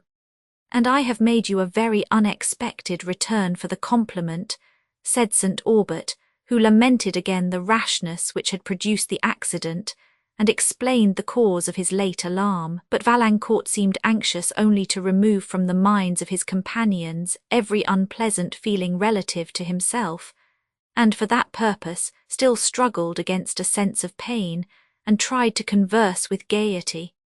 Emily meanwhile was silent, except when Valancourt particularly addressed her, and there was at those times a tremulous tone in his voice that spoke much. They were now so near the fire, which had long flamed at a distance on the blackness of night, that it gleamed upon the road, and they could distinguish figures moving about the blaze. The way winding still nearer, they perceived in the valley one of those numerous bands of gypsies, which at that period particularly haunted the wilds of the Pyrenees, and lived partly by plundering the traveller. Emily looked with some degree of terror on the savage countenances of these people, shown by the fire, which heightened the romantic effects of the scenery, as it threw a red dusky gleam upon the rocks and on the foliage of the trees, leaving heavy masses of shade and regions of obscurity which the eye feared to penetrate. They were preparing their supper. A large pot stood by the fire, over which several figures were busy. The blaze discovered a rude kind of tent, round which many children and dogs were playing, and the whole formed a picture highly grotesque. The travellers saw plainly their danger. Valancourt was silent, but laid his hand on one of St. Aubert's pistols. St. Aubert drew forth another, and Michael was ordered to proceed as fast as possible. They passed the place, however, without being attacked, the rovers being probably unprepared for the opportunity and too busy about their supper to feel much interest at the moment in anything besides. After a league and a half more passed in darkness, the travellers arrived at Beaudieu and drove up to the only inn the place afforded, which, though superior to any they had seen since they entered the mountains, was bad enough. The surgeon of the town was immediately sent for, if a surgeon he could be called, who prescribed for horses as well as for men, and shaved faces at least as dexterously as he set bones. After examining Valancourt's arm, and perceiving that the bullet had passed through the flesh without touching the bone, he dressed it, and left him with a solemn prescription of quiet, which his patient was not inclined to obey. The delight of ease had now succeeded to pain, for ease may be allowed to assume a positive quality when contrasted with anguish, and his spirits thus reanimated, he wished to partake of the conversation of St. Aubert and Emily, who, released from so many apprehensions, were uncommonly cheerful. Late as it was, however, St. Aubert was obliged to go out with the landlord to buy meat for supper, and Emily, who, during this interval, had been absent as long as she could, upon excuses of looking to their accommodation, which she found rather better than she expected, was compelled to return and converse with Valancourt alone. They talked of the character of the scenes they had passed, of the natural history of the country, of poetry, and of St. Aubert, a subject on which Emily always spoke and listened to with peculiar pleasure. The travellers passed an agreeable evening, but St. Aubert was fatigued with his journey, and as Valancourt seemed again sensible of pain, they separated soon after supper. In the morning St. Aubert found that Valancourt had passed a restless night, that he was feverish and his wound very painful. The surgeon, when he dressed it, advised him to remain quietly at Beaulieu, advice which was too reasonable to be rejected. St. Aubert, however, had no favourable opinion of this practitioner, and was anxious to commit Valancourt into more skilful hands, but learning upon inquiry that there was no town within several leagues which seemed more likely to afford better advice, he altered the plan of his journey, and determined to await the recovery of Valancourt, who, with somewhat more ceremony than sincerity, made many objections to this delay.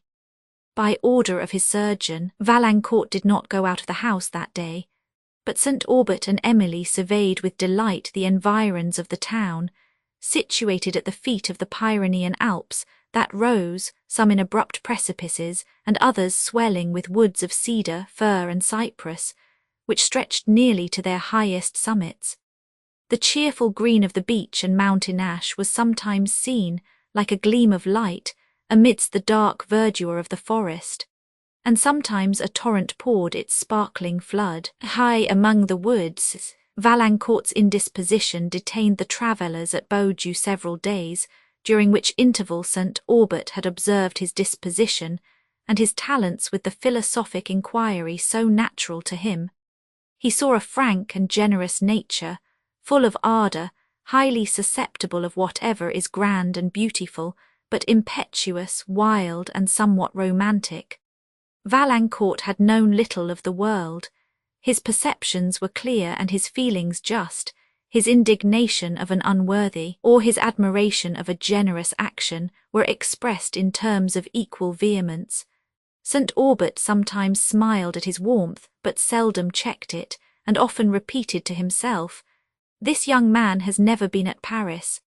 A sigh sometimes followed this silent ejaculation. He determined not to leave Valancourt till he should be perfectly recovered, and as he was now well enough to travel, though not able to manage his horse, St. Aubert invited him to accompany him for a few days in the carriage. This he the more readily did, since he had discovered that Valancourt was of a family of the same name in Gascony, with whose respectability he was well acquainted. The latter accepted the offer with great pleasure, and they again set forward among these romantic wilds about Roussillon. They travelled leisurely, stopping wherever a scene uncommonly grand appeared, frequently alighting to walk to an eminence whither the mules could not go, from which the prospect opened in greater magnificence, and often sauntering over hillocks covered with lavender, wild thyme, juniper, and tamarisk, and under the shades of woods, between those boles they caught the long mountain vista, sublime beyond anything that Emily had ever imagined. St. Aubert sometimes amused himself with botanizing, while Valancourt and Emily strolled on, he pointing out to her notice the objects that particularly charmed him, and reciting beautiful passages from such of the Latin and Italian poets as he had heard her admire. In the pauses of conversation, when he thought himself not observed, he frequently fixed his eyes pensively on her countenance, which expressed with so much animation the taste and energy of her mind. And when he spoke again, there was a peculiar tenderness in the tone of his voice that defeated any attempt to conceal his sentiments. By degrees these silent pauses became more frequent, till Emily only betrayed an anxiety to interrupt them, and she, who had been hitherto reserved, would now talk again, and again, of the woods and the valleys and the mountains, to avoid the danger of sympathy and silence. From Beaulieu the road had constantly ascended, conducting the travellers into the higher regions of the air, where immense glaciers exhibited their frozen horrors, and eternal snow whitened the summits of the mountains. They often paused to contemplate these stupendous scenes, and seated on some wild cliff, where only the ilex or the larch could flourish, looked over dark forests of fir, and precipices where human foot had never wandered into the glen, so deep that the thunder of the torrent which was seen to foam along the bottom was scarcely heard to murmur. Over these crags rose others of stupendous height and fantastic shape, some shooting into cones, others impending far over their base, in huge masses of granite, along whose broken ridges was often lodged a weight of snow, that, trembling even to the vibration of a sound, threatened to bear destruction in its course to the vale. Around, on every side, far as the eye could penetrate, were seen only forms of grandeur, the long perspective of mountain tops, tinged with ethereal blue or white with snow, valleys of ice and forests of gloomy fir. The serenity and clearness of the air in these high regions were particularly delightful to the travellers. It seemed to inspire them with a finer spirit, and diffused an indescribable complacency over their minds. They had no words to express the sublime emotions they felt. A solemn expression characterized the feelings of St. Aubert. Tears often came to his eyes, and he frequently walked away from his companions. Valancourt now and then spoke, to point to Emily's notice some feature of the scene. The thinness of the atmosphere, through which every object came so distinctly to the eye, surprised and deluded her, who could scarcely believe that objects which appeared so near were, in reality, so distant.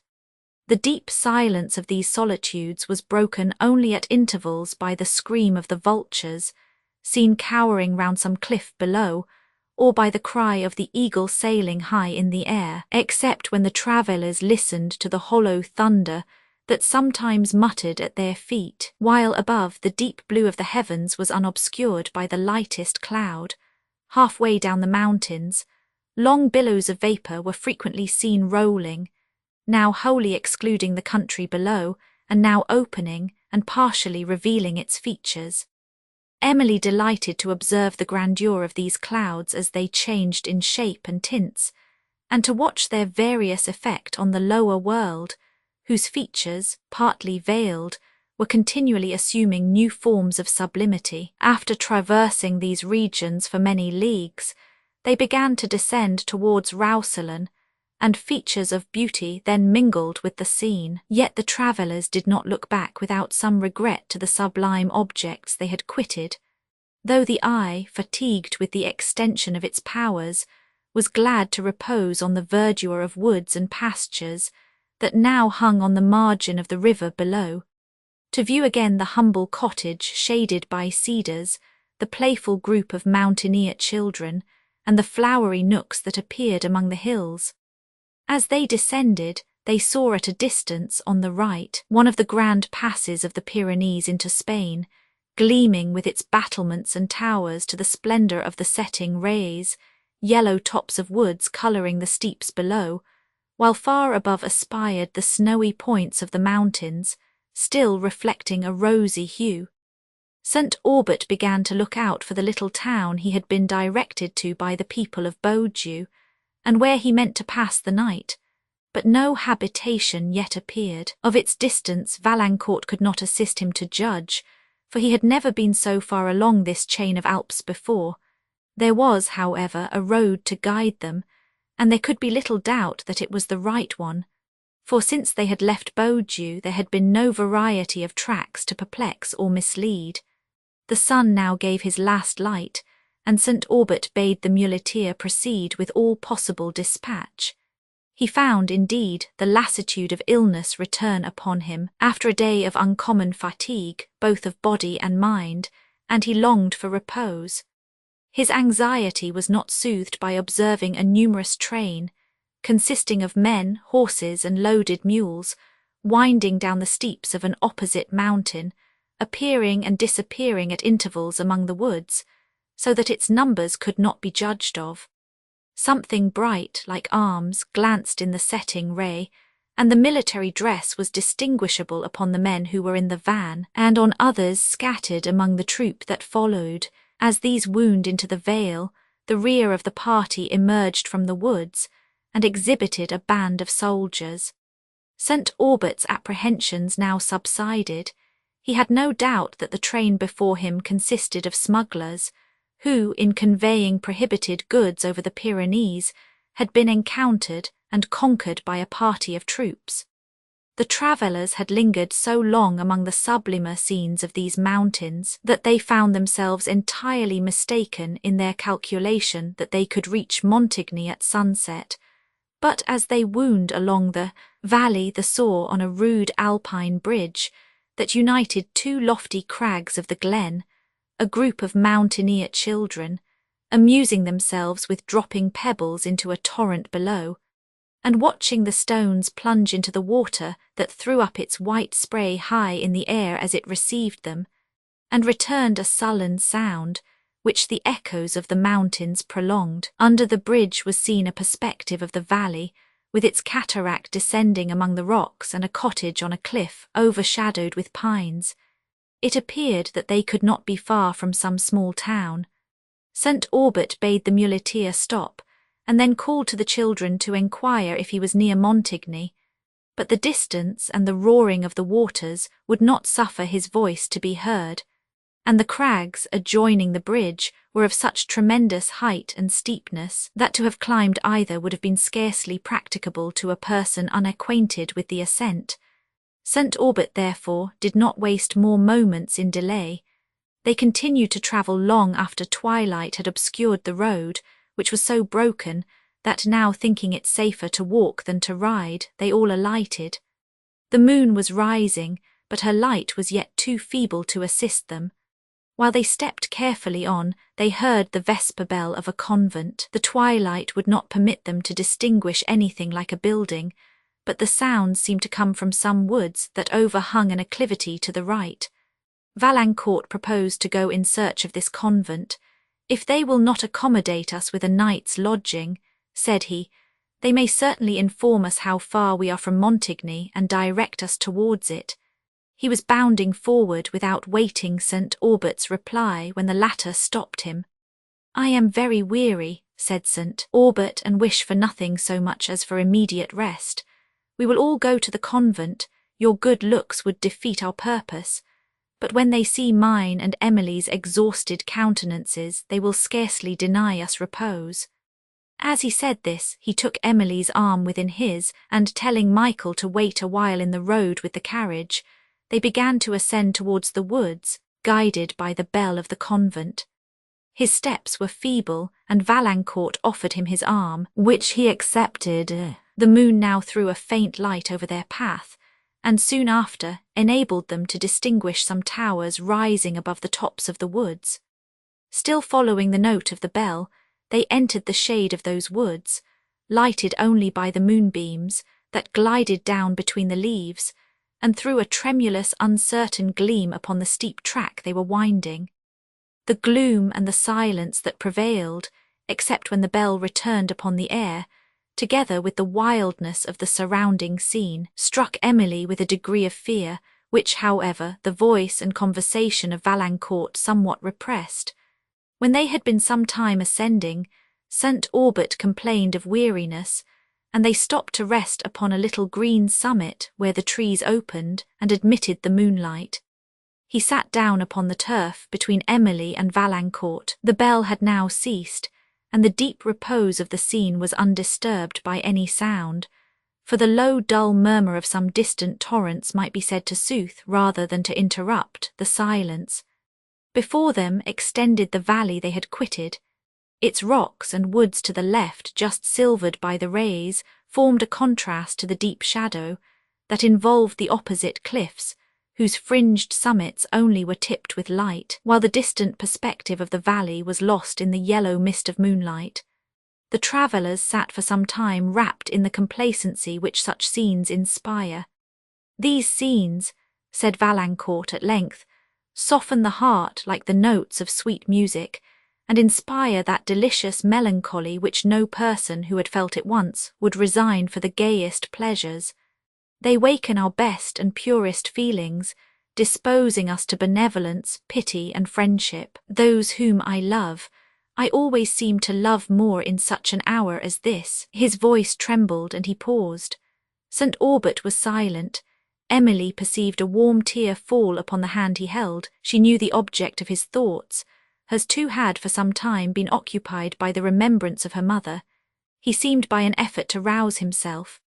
"Yes," said he with a half-suppressed sigh, "the memory of those we love, of times for ever past. In such an hour as this steals upon the mind, like a strain of distant music in the stillness of night, all tender and harmonious as this landscape, sleeping in the mellow moonlight." After the pause of a moment, St. Aubert added, "I have always fancied that I thought with more clearness and precision at such an hour than at any other, and that heart must be insensible in a great degree that does not soften to its influence. But many such there are." Valancourt sighed. "Are there indeed many such?" said Emily. "A few years hence, my Emily," replied St. Aubert, "and you may smile at the recollection of that question, if you do not weep to it. But come, I am somewhat refreshed, let us proceed." Having emerged from the woods, they saw upon a turfy hillock above, the convent of which they were in search. A high wall that surrounded it led them to an ancient gate, at which they knocked, and the poor monk who opened it conducted them into a small adjoining room, where he desired they would wait while he informed the superior of their request. In this interval several friars came in separately to look at them, and at length the first monk returned, and they followed him to a room where the superior was sitting in an armchair, with a large folio volume, printed in black letter, open on a desk before him.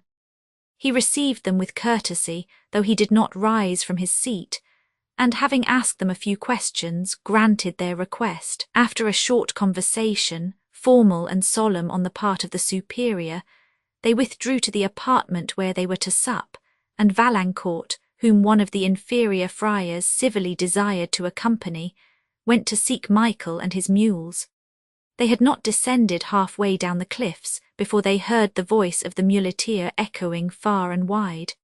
Sometimes he called on St. Aubert, and sometimes on Valancourt, who, having at length convinced him that he had nothing to fear either for himself or his master, and having disposed of him for the night in a cottage on the skirts of the woods, returned to sup with his friends, on such sober fare as the monks thought it prudent to set before them.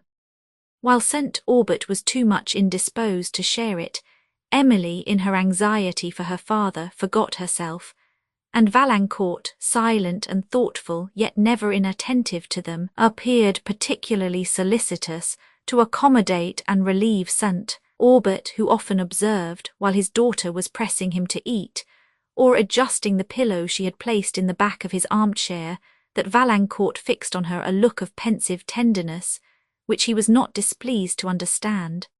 They separated at an early hour and retired to their respective apartments. Emily was shown to hers by a nun of the convent, whom she was glad to dismiss, for her heart was melancholy, and her attention so much abstracted that conversation with a stranger was painful. She thought her father daily declining, and attributed his present fatigue more to the feeble state of his frame than to the difficulty of the journey. A train of gloomy ideas haunted her mind till she fell asleep. In about 2 hours after, she was awakened by the chiming of a bell, and then heard quick steps pass along the gallery into which her chamber opened. She was so little accustomed to the manners of a convent as to be alarmed by this circumstance. Her fears, ever alive for her father, suggested that he was very ill, and she rose in haste to go to him. Having paused, however, to let the persons in the gallery pass before she opened her door, her thoughts in the meantime recovered from the confusion of sleep, and she understood that the bell was the call of the monks to prayers. It had now ceased, and all being again still, she forbore to go to St. Aubert's room. Her mind was not disposed for immediate sleep, and the moonlight that shone into her chamber invited her to open the casement and look out upon the country. It was a still and beautiful night. The sky was unobscured by any cloud, and scarce a leaf of the woods beneath trembled in the air. As she listened, the midnight hymn of the monks rose softly from a chapel that stood on one of the lower cliffs, a holy strain that seemed to ascend through the silence of night to heaven, and her thoughts ascended with it. From the consideration of his works, her mind arose to the adoration of the deity in his goodness and power. Wherever she turned her view, whether on the sleeping earth or to the vast regions of space, glowing with worlds beyond the reach of human thought, the sublimity of God and the majesty of his presence appeared. Her eyes were filled with tears of awful love and admiration, and she felt that pure devotion, superior to all the distinctions of human system, which lifts the soul above this world, and seems to expand it into a nobler nature. Such devotion as can, perhaps, only be experienced when the mind, rescued for a moment from the humbleness of earthly considerations, aspires to contemplate his power in the sublimity of his works, and his goodness in the infinity of his blessings. Is it not now the hour, the holy hour, when to the cloudless height of yon starred concave climbs the full-orbed moon, and to this nether world in solemn stillness gives sign that to the listening ear of heaven religion's voice should plead? The very babe knows this, and chants are whacked, his little hands lifts to the gods, and on his innocent couch calls down a blessing. Caractacus, the midnight chant of the monks soon after dropped into silence, but Emily remained at the casement, watching the setting moon and the valley sinking into deep shade, and willing to prolong her present state of mind. At length she retired to her mattress and sunk into tranquil slumber. Chapter 6. While in the rosy veil love breathed his infant sighs from anguish free, Thompson sent Aubert, sufficiently restored by a night's repose to pursue his journey, set out in the morning with his family and Valancourt for Roussillon, which he hoped to reach before nightfall.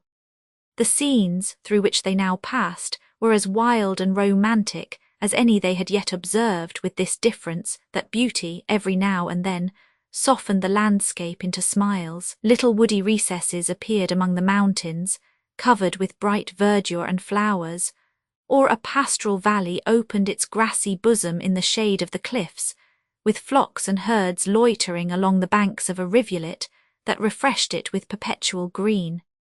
St. Aubert could not repent the having taken this fatiguing road, though he was this day also frequently obliged to alight, to walk along the rugged precipice, and to climb the steep and flinty mountain. The wonderful sublimity and variety of the prospects repaid him for all this, and the enthusiasm with which they were viewed by his young companions heightened his own, and awakened a remembrance of all the delightful emotions of his early days, when the sublime charms of nature were first unveiled to him. He found great pleasure in conversing with Valancourt, and in listening to his ingenuous remarks. The fire and simplicity of his manners seemed to render him a characteristic figure in the scenes around them, and St. Aubert discovered in his sentiments the justness and the dignity of an elevated mind, unbiased by intercourse with the world. He perceived that his opinions were formed rather than imbibed, were more the result of thought than of learning.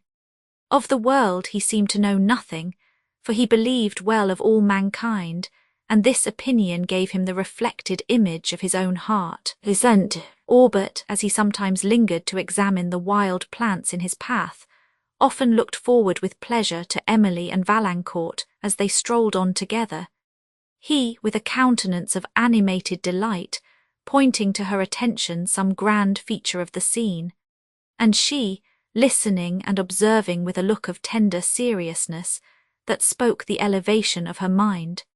They appeared like two lovers who had never strayed beyond these their native mountains, whose situation had secluded them from the frivolities of common life, whose ideas were simple and grand, like the landscapes among which they moved, and who knew no other happiness than in the union of pure and affectionate hearts.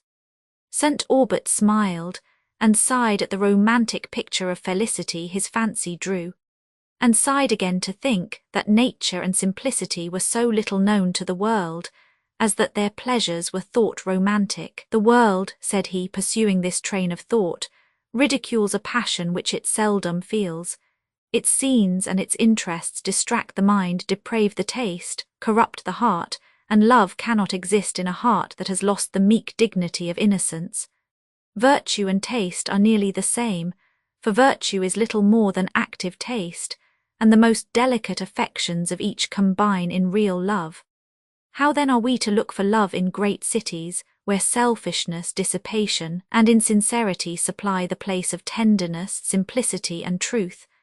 It was near noon when the travellers, having arrived at a piece of steep and dangerous road, alighted to walk. The road wound up an ascent that was clothed with wood, and instead of following the carriage, they entered the refreshing shade. A dewy coolness was diffused upon the air, which, with the bright verdure of turf that grew under the trees, the mingled fragrance of flowers and of balm, thyme, and lavender that enriched it, and the grandeur of the pines, beech, and chestnuts that overshadowed them, rendered this a most delicious retreat. Sometimes the thick foliage excluded all view of the country. At others, it admitted some partial catches of the distant scenery, which gave hints to the imagination to picture landscapes more interesting, more impressive, than any that had been presented to the eye. The wanderers often lingered to indulge in these reveries of fancy. The pauses of silence, such as had formerly interrupted the conversations of Valancourt and Emily, were more frequent today than ever. Valancourt often dropped suddenly from the most animating vivacity into fits of deep musing, and there was sometimes an unaffected melancholy in his smile, which Emily could not avoid understanding, for her heart was interested in the sentiment it spoke. St. Aubert was refreshed by the shades, and they continued to saunter under them, following, as nearly as they could guess, the direction of the road, till they perceived that they had totally lost it. They had continued near the brow of the precipice, allured by the scenery it exhibited, while the road wound far away over the cliff above. Valancourt called loudly to Michael, but heard no voice except his own, echoing among the rocks, and his various efforts to regain the road were equally unsuccessful. While they were thus circumstanced, they perceived a shepherd's cabin, between the boles of the trees at some distance, and Valancourt bounded on first to ask assistance. When he reached it, he saw only 2 little children at play on the turf before the door. He looked into the hut, but no person was there, and the eldest of the boys told him that their father was with his flocks, and their mother was gone down into the vale, but would be back presently. As he stood, considering what was further to be done, on a sudden he heard Michael's voice roaring forth most manfully among the cliffs above, till he made their echoes ring. Valancourt immediately answered the call, and endeavoured to make his way through the thicket that clothed the steeps, following the direction of the sound. After much struggle over brambles and precipices, he reached Michael, and at length prevailed with him to be silent, and to listen to him. The road was at a considerable distance from the spot where St. Aubert and Emily were. The carriage could not easily return to the entrance of the wood, and since it would be very fatiguing for St. Aubert to climb the long and steep road to the place where it now stood, Valancourt was anxious to find a more easy ascent by the way he had himself passed. Meanwhile St. Aubert and Emily approached the cottage, and rested themselves on a rustic bench, fastened between 2 pines, which overshadowed it, till Valancourt, whose steps they had observed, should return. The eldest of the children desisted from his play, and stood still to observe the strangers, while the younger continued his little gambols, and teased his brother to join in them. St. Aubert looked with pleasure upon this picture of infantine simplicity, till it brought to his remembrance his own boys, whom he had lost about the age of these, and their lamented mother, and he sunk into a thoughtfulness which Emily observing, she immediately began to sing one of those simple and lively airs he was so fond of, and which she knew how to give with the most captivating sweetness. St. Aubert smiled on her through his tears, took her hand and pressed it affectionately, and then tried to dissipate the melancholy reflections that lingered in his mind. While she sung, Valancourt approached, who was unwilling to interrupt her, and paused at a little distance to listen. When she had concluded, he joined the party and told them that he had found Michael as well as a way, by which he thought they could ascend the cliff to the carriage. He pointed to the woody steeps above, which St. Aubert surveyed with an anxious eye. He was already wearied by his walk, and this ascent was formidable to him.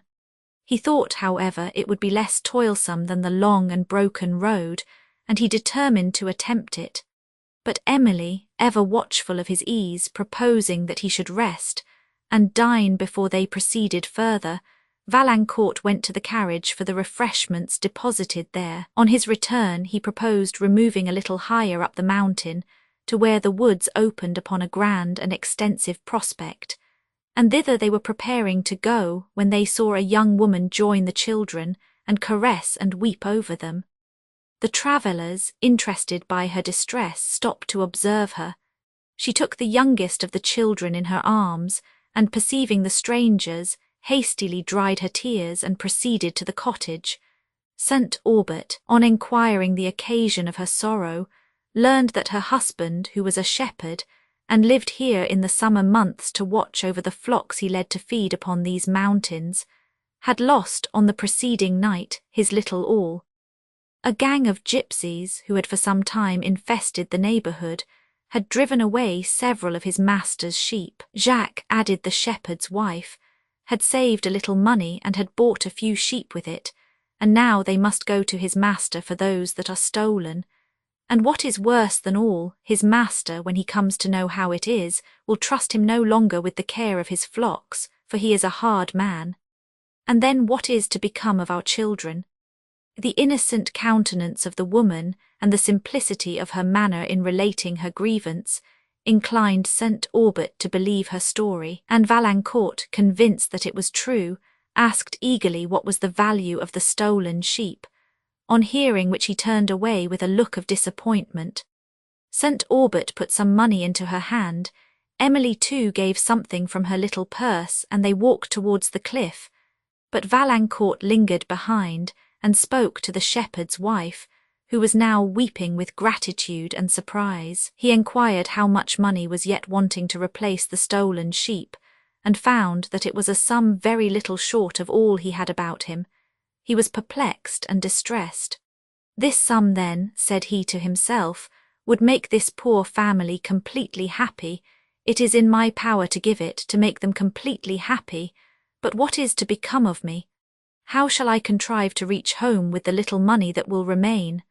For a moment he stood, unwilling to forego the luxury of raising a family from ruin to happiness, yet considering the difficulties of pursuing his journey with so small a sum as would be left. While he was in this state of perplexity, the shepherd himself appeared. His children ran to meet him. He took one of them in his arms, and with the other clinging to his coat, came forward with a loitering step. His forlorn and melancholy look determined Valancourt at once. He threw down all the money he had, except a very few louis, and bounded away after St. Aubert and Emily, who were proceeding slowly up the steep. Valancourt had seldom felt his heart so light as at this moment. His gay spirits danced with pleasure. Every object around him appeared more interesting or beautiful than before. St. Aubert observed the uncommon vivacity of his countenance. "What has pleased you so much?" said he. "Oh, what a lovely day," replied Valancourt. "How brightly the sun shines, how pure is this air, what enchanting scenery." "It is indeed enchanting," said St. Aubert, whom early experience had taught to understand the nature of Valancourt's present feelings. "What pity that the wealthy, who can command such sunshine, should ever pass their days in gloom, in the cold shade of selfishness.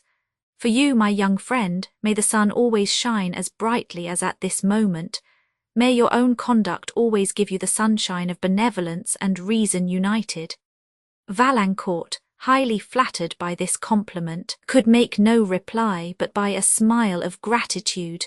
They continued to wind under the woods, between the grassy knolls of the mountain, and as they reached the shady summit which he had pointed out, the whole party burst into an exclamation. Behind the spot where they stood, the rock rose perpendicularly in a massy wall to a considerable height, and then branched out into overhanging crags. Their grey tints were well contrasted by the bright hues of the plants and wild flowers that grew in their fractured sides, and were deepened by the gloom of the pines and cedars that waved above. The steeps below, over which the eye passed abruptly to the valley, were fringed with thickets of alpine shrubs, and lower still appeared the tufted tops of the chestnut woods that clothed their base, among which peeped forth the shepherd's cottage, just left by the travellers, with its bluish smoke curling high in the air. On every side appeared the majestic summits of the Pyrenees, some exhibiting tremendous crags of marble, whose appearance was changing every instant as the varying lights fell upon their surface, others, still higher, displaying only snowy points, while their lower steeps were covered almost invariably with forests of pine, larch, and oak that stretched down to the vale. This was one of the narrow valleys that open from the Pyrenees into the country of Roussillon, and whose green pastures and cultivated beauty form a decided and wonderful contrast to the romantic grandeur that environs it. Through a vista of the mountains appeared the lowlands of Roussillon, tinted with the blue haze of distance, as they united with the waters of the Mediterranean, where, on a promontory which marked the boundary of the shore, stood a lonely beacon, over which were seen circling flights of seafowl. Beyond appeared now and then a stealing sail, white with the sunbeam, and whose progress was perceivable by its approach to the lighthouse. Sometimes, too, was seen a sail so distant that it served only to mark the line of separation between the sky and the waves. On the other side of the valley, immediately opposite to the spot where the travellers rested, a rocky pass opened toward Gascony. Here no sign of cultivation appeared. The rocks of granite that screened the glen rose abruptly from their base and stretched their barren points to the clouds, unvaried with woods and uncheered even by a hunter's cabin. Sometimes, indeed, a gigantic larch threw its long shade over the precipice, and here and there a cliff reared on its brow a monumental cross, to tell the traveller the fate of him who had ventured thither before. This spot seemed the very haunt of banditti, and Emily, as she looked down upon it, almost expected to see them stealing out from some hollow cave to look for their prey. Soon after an object not less terrific struck her, a gibbet standing on a point of rock near the entrance of the pass, and immediately over one of the crosses she had before observed. These were hieroglyphics that told a plain and dreadful story. She forbore to point it out to St. Aubert, but it threw a gloom over her spirits and made her anxious to hasten forward, that they might with certainty reach Roussillon before nightfall. It was necessary, however, that St. Aubert should take some refreshment, and seating themselves on the short dry turf, they opened the basket of provisions, while by breezy murmurs cooled, broad o'er their heads the verdant cedars wave, and high palmitos lift their graceful shade. They draw ethereal soul, their drink reviving gales profusely breathing from the piney groves and vales of fragrance. There at a distance hear the roaring floods and cataracts. Thomson St. Aubert was revived by rest and by the serene air of this summit, and Valancourt was so charmed with all around, and with the conversation of his companions, that he seemed to have forgotten he had any further to go. Having concluded their simple repast, they gave a long farewell look to the scene, and again began to ascend. St. Aubert rejoiced when he reached the carriage which Emily entered with him, but Valancourt, willing to take a more extensive view of the enchanting country into which they were about to descend than he could do from a carriage, loosened his dogs, and once more bounded with them along the banks of the road. He often quitted it for points that promised a wider prospect, and the slow pace at which the mules travelled allowed him to overtake them with ease. Whenever a scene of uncommon magnificence appeared, he hastened to inform St. Aubert, who, though he was too much tired to walk himself, sometimes made the chaise wait, while Emily went to the neighbouring cliff. It was evening when they descended the lower Alps that bind Roussillon and form a majestic barrier round that charming country, leaving it open only on the east to the Mediterranean. The gay tints of cultivation once more beautified the landscape, for the lowlands were coloured with the richest hues, which a luxuriant climate and an industrious people can awaken into life. Groves of orange and lemon perfumed the air, their ripe fruit glowing among the foliage, while sloping to the plains, extensive vineyards spread their treasures. Beyond these, woods and pastures and mingled towns and hamlets stretched towards the sea, on whose bright surface gleamed many a distant sail, while over the whole scene was diffused the purple glow of evening. This landscape with the surrounding Alps did indeed present a perfect picture of the lovely and the sublime, of beauty sleeping in the lap of horror. The travellers, having reached the plains, proceeded between hedges of flowering myrtle and pomegranate to the town of Arles, where they proposed to rest for the night. They met with simple but neat accommodation, and would have passed a happy evening after the toils and the delights of this day, had not the approaching separation thrown a gloom over their spirit. It was St. Aubert's plan to proceed on the morrow to the borders of the Mediterranean, and travel along its shores into Languedoc, and Valancourt, since he was now nearly recovered, and had no longer a pretence for continuing with his new friends, resolved to leave them here. St. Aubert, who was much pleased with him, invited him to go further, but did not repeat the invitation, and Valancourt had resolution enough to forego the temptation of accepting it, that he might prove himself not unworthy of the favour. On the following morning, therefore, they were to part, St. Aubert to pursue his way to Languedoc, and Valancourt to explore new scenes among the mountains on his return home. During this evening he was often silent and thoughtful. St. Aubert's manner towards him was affectionate, though grave, and Emily was serious, though she made frequent efforts to appear cheerful. After one of the most melancholy evenings they had yet passed together, they separated for the night. Chapter 7. I care not fortune, what you me deny, you cannot rob me of free nature's grace. You cannot shut the windows of the sky through which Aurora shows her brightening face. You cannot bar my constant feet to trace the woods and lawns by living stream at eve. Let health my nerves and finer fibres brace, and I their toys to the great children leave. Of fancy, reason, virtue, naught can me bereave. Thomson in the morning, Valancourt breakfasted with St. Aubert and Emily, neither of whom seemed much refreshed by sleep. The languor of illness still hung over St. Aubert, and to Emily's fears his disorder appeared to be increasing fast upon him. She watched his looks with anxious affection, and their expression was always faithfully reflected in her own. At the commencement of their acquaintance, Valancourt had made known his name and family. St. Aubert was not a stranger to either, for the family estates, which were now in the possession of an elder brother of Valancourt, were little more than 20 miles distant from La Vallée, and he had sometimes met the elder Valancourt on visits in the neighbourhood. This knowledge had made him more willingly receive his present companion, for though his countenance and manners would have won him the acquaintance of St. Aubert, who was very apt to trust to the intelligence of his own eyes, with respect to countenances he would not have accepted these as sufficient introductions to that of his daughter.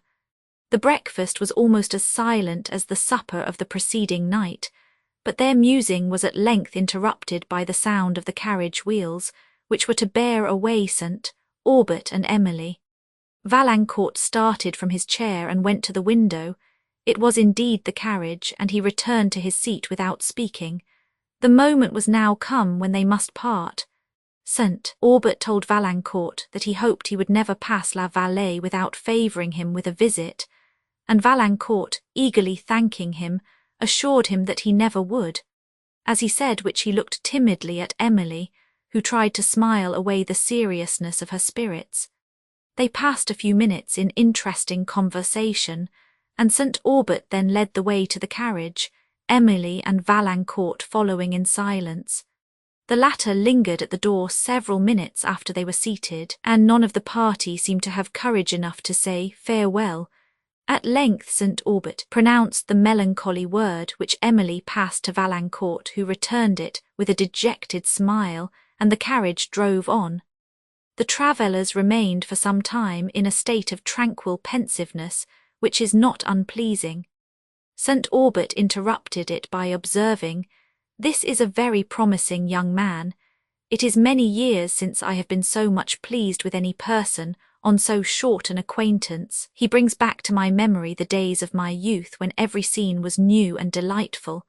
St. Aubert sighed and sunk again into a reverie, and as Emily looked back upon the road they had passed, Valancourt was seen at the door of the little inn, following them with his eyes. He perceived her and waved his hand, and she returned the adieu till the winding road shut her from his sight. "I remember when I was about his age," resumed St. Aubert, "and I thought and felt exactly as he does. The world was opening upon me then, now it is closing." "My dear sir, do not think so gloomily," said Emily in a trembling voice. "I hope you have many, many years to live, for your own sake, for my sake." "Ah, my Emily," replied St. Aubert, "for thy sake.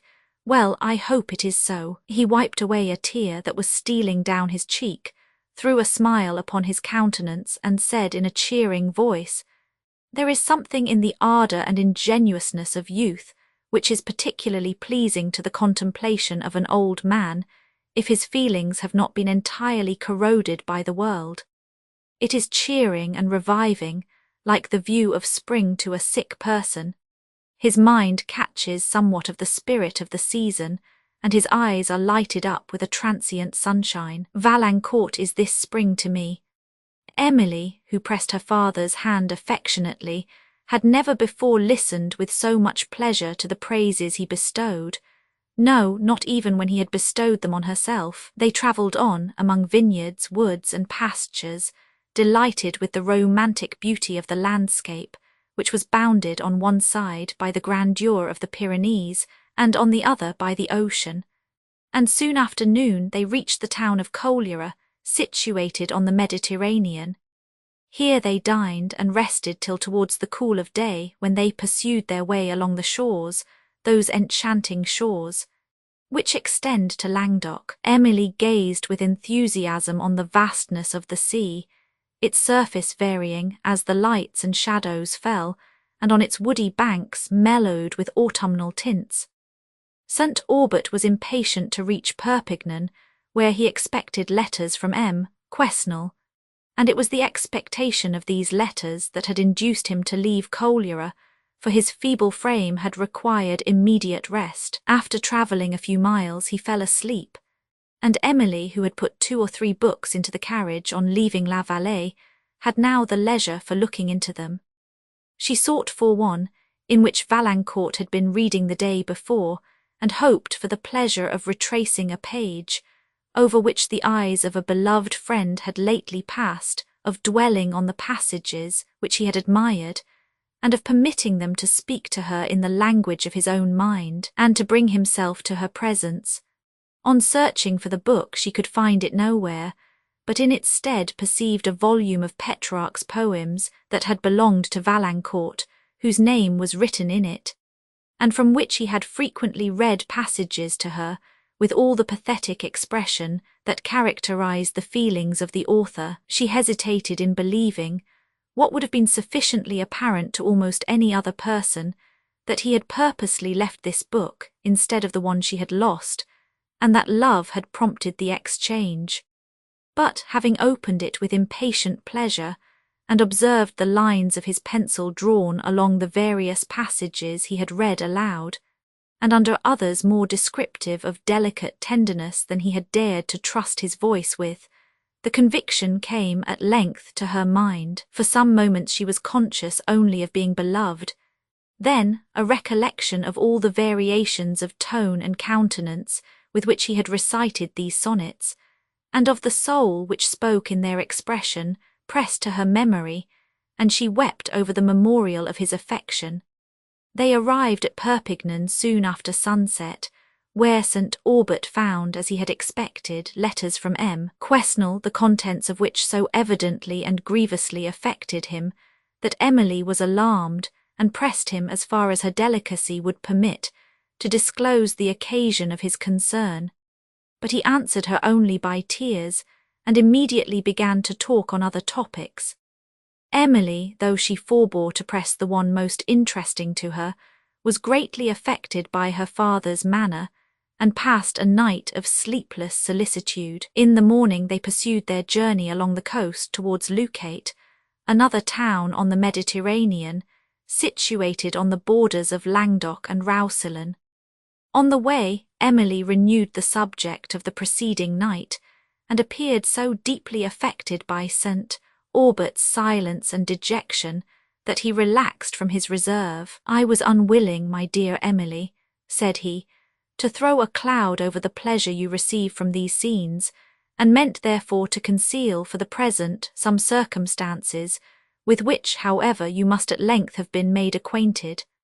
But your anxiety has defeated my purpose. You suffer as much from this, perhaps, as you will do from a knowledge of the facts I have to relate. M. Quesnel's visit proved an unhappy one to me. He came to tell me part of the news he has now confirmed. You may have heard me mention a M. Motteville of Paris, but you did not know that the chief of my personal property was invested in his hands.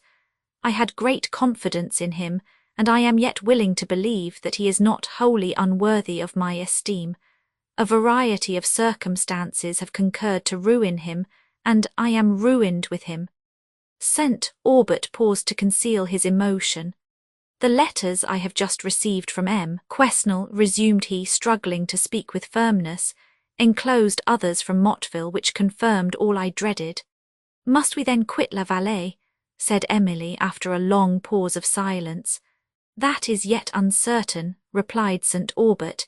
"It will depend upon the compromise Motteville is able to make with his creditors. My income, you know, was never large, and now it will be reduced to little indeed. It is for you, Emily, for you, my child, that I am most afflicted." His last words faltered.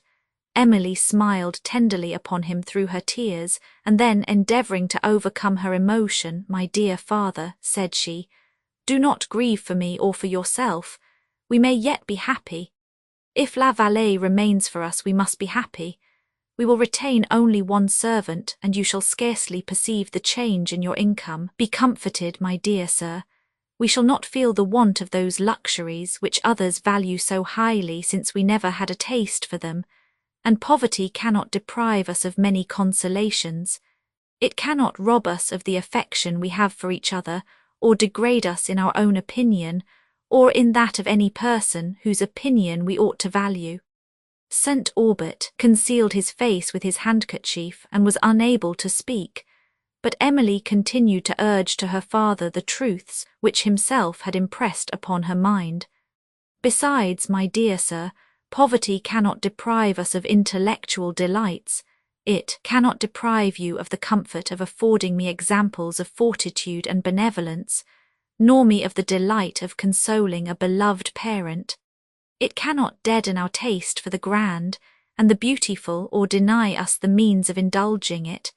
For the scenes of nature, those sublime spectacles, so infinitely superior to all artificial luxuries, are open for the enjoyment of the poor as well as of the rich. Of what then have we to complain so long as we are not in want of necessaries? Pleasures such as wealth cannot buy will still be ours. We retain then the sublime luxuries of nature, and lose only the frivolous ones of art." St. Aubert could not reply. He caught Emily to his bosom, their tears flowed together, but they were not tears of sorrow. After this language of the heart, all other would have been feeble, and they remained silent for some time. Then St. Aubert conversed as before, for if his mind had not recovered its natural tranquillity, it at least assumed the appearance of it. They reached the romantic town of Lucate early in the day, but St. Aubert was weary, and they determined to pass the night there. In the evening he exerted himself so far as to walk with his daughter to view the environs that overlook the lake of Lucate, the Mediterranean, part of Roussillon with the Pyrenees, and a wide extent of the luxuriant province of Languedoc, now blushing with the ripened vintage, which the peasants were beginning to gather. St. Aubert and Emily saw the busy groups, caught the joyous song that was wafted on the breeze, and anticipated with apparent pleasure their next day's journey over this gay region. He designed, however, still to wind along the seashore. To return home immediately was partly his wish, but from this he was withheld by a desire to lengthen the pleasure which the journey gave his daughter, and to try the effect of the sea air on his own disorder. On the following day, therefore, they recommenced their journey through Languedoc, winding the shores of the Mediterranean, the Pyrenees still forming the magnificent background of their prospects, while on their right was the ocean, and on their left, wide extended plains melting into the blue horizon. St. Aubert was pleased, and conversed much with Emily, yet his cheerfulness was sometimes artificial, and sometimes a shade of melancholy would steal upon his countenance and betray him. This was soon chased away by Emily's smile, who smiled, however, with an aching heart, for she saw that his misfortunes preyed upon his mind and upon his enfeebled frame. It was evening when they reached a small village of Upper Languedoc, where they meant to pass the night, but the place could not afford them beds. For here, too, it was the time of the vintage, and they were obliged to proceed to the next post. The languor of illness and of fatigue, which returned upon St. Aubert, required immediate repose, and the evening was now far advanced. But from necessity there was no appeal, and he ordered Michael to proceed. The rich plains of Languedoc, which exhibited all the glories of the vintage, with the gaieties of a French festival, no longer awakened St. Aubert to pleasure, whose condition formed a mournful contrast to the hilarity and youthful beauty which surrounded him. As his languid eyes moved over the scene, he considered that they would soon, perhaps, be closed for ever on this world. Those distant and sublime mountains, said he secretly as he gazed on a chain of the Pyrenees that stretched towards the west, these luxuriant plains, this blue vault, the cheerful light of day, will be shut from my eyes. The song of the peasant, the cheering voice of man, will no longer sound for me. The intelligent eyes of Emily seemed to read what passed in the mind of her father, and she fixed them on his face with an expression of such tender pity as recalled his thoughts from every desultory object of regret, and he remembered only that he must leave his daughter without protection. This reflection changed regret to agony. He sighed deeply and remained silent while she seemed to understand that sigh, for she pressed his hand affectionately, and then turned to the window to conceal her tears. The sun now threw a last yellow gleam on the waves of the Mediterranean, and the gloom of twilight spread fast over the scene, till only a melancholy ray appeared on the western horizon, marking the point where the sun had set amid the vapours of an autumnal evening. A cool breeze now came from the shore, and Emily let down the glass, but the air, which was refreshing to health, was as chilling to sickness, and St. Aubert desired that the window might be drawn up. Increasing illness made him now more anxious than ever to finish the day's journey, and he stopped the muleteer to inquire how far they had yet to go to the next post. He replied, 9 miles. I feel I am unable to proceed much further, said St. Aubert. Enquire as you go if there is any house on the road that would accommodate us for the night. He sunk back in the carriage, and Michael, cracking his whip in the air, set off and continued on the full gallop till St. Aubert, almost fainting, called to him to stop. Emily looked anxiously from the window and saw a peasant walking at some little distance on the road, for whom they waited till he came up, when he was asked if there was any house in the neighbourhood that accommodated travellers. He replied that he knew of none. There is a chateau indeed among those woods on the right, added he, but I believe it receives nobody, and I cannot show you the way, for I am almost a stranger here. St. Aubert was going to ask him some further question concerning the chateau, but the man abruptly passed on. After some consideration, he ordered Michael to proceed slowly to the woods. Every moment now deepened the twilight and increased the difficulty of finding the road. Another peasant soon after passed. Which is the way to the chateau in the woods? Cried Michael. The chateau in the woods, exclaimed the peasant. Do you mean that with the turret yonder? I don't know as for the turret, as you call it, said Michael. I mean that white piece of a building that we see at a distance there among the trees. Yes, that is the turret. Why, who are you that you are going thither? Said the man with surprise. St. Aubert, on hearing this odd question and observing the peculiar tone in which it was delivered, looked out from the carriage. We are travellers, said he, who are in search of a house of accommodation for the night. Is there any hereabout? None, monsieur, unless you have a mind to try your luck yonder, replied the peasant, pointing to the woods, but I would not advise you to go there. To whom does the chateau belong? I scarcely know myself, monsieur. It is uninhabited, then? No, not uninhabited. The steward and housekeeper are there, I believe. On hearing this, St. Aubert determined to proceed to the chateau and risk the refusal of being accommodated for the night. He therefore desired the countryman would show Michael the way, and bade him expect reward for his trouble. The man was for a moment silent, and then said that he was going on other business, but that the road could not be missed if they went up an avenue to the right, to which he pointed. St. Aubert was going to speak, but the peasant wished him good night and walked on. The carriage now moved towards the avenue, which was guarded by a gate, and Michael having dismounted to open it, they entered between rows of ancient oak and chestnut, whose intermingled branches formed a lofty arch above. There was something so gloomy and desolate in the appearance of this avenue, and its lonely silence, that Emily almost shuddered as she passed along, and recollecting the manner in which the peasant had mentioned the chateau, she gave a mysterious meaning to his words, such as she had not suspected when he uttered them. These apprehensions, however, she tried to check, considering that they were probably the effect of a melancholy imagination, which her father's situation and a consideration of her own circumstances had made sensible to every impression. They passed slowly on, for they were now almost in darkness, which, together with the unevenness of the ground and the frequent roots of old trees that shot up above the soil, made it necessary to proceed with caution. On a sudden Michael stopped the carriage, and as St. Aubert looked from the window to enquire the cause, he perceived a figure at some distance moving up the avenue. The dusk would not permit him to distinguish what it was, but he bade Michael go on.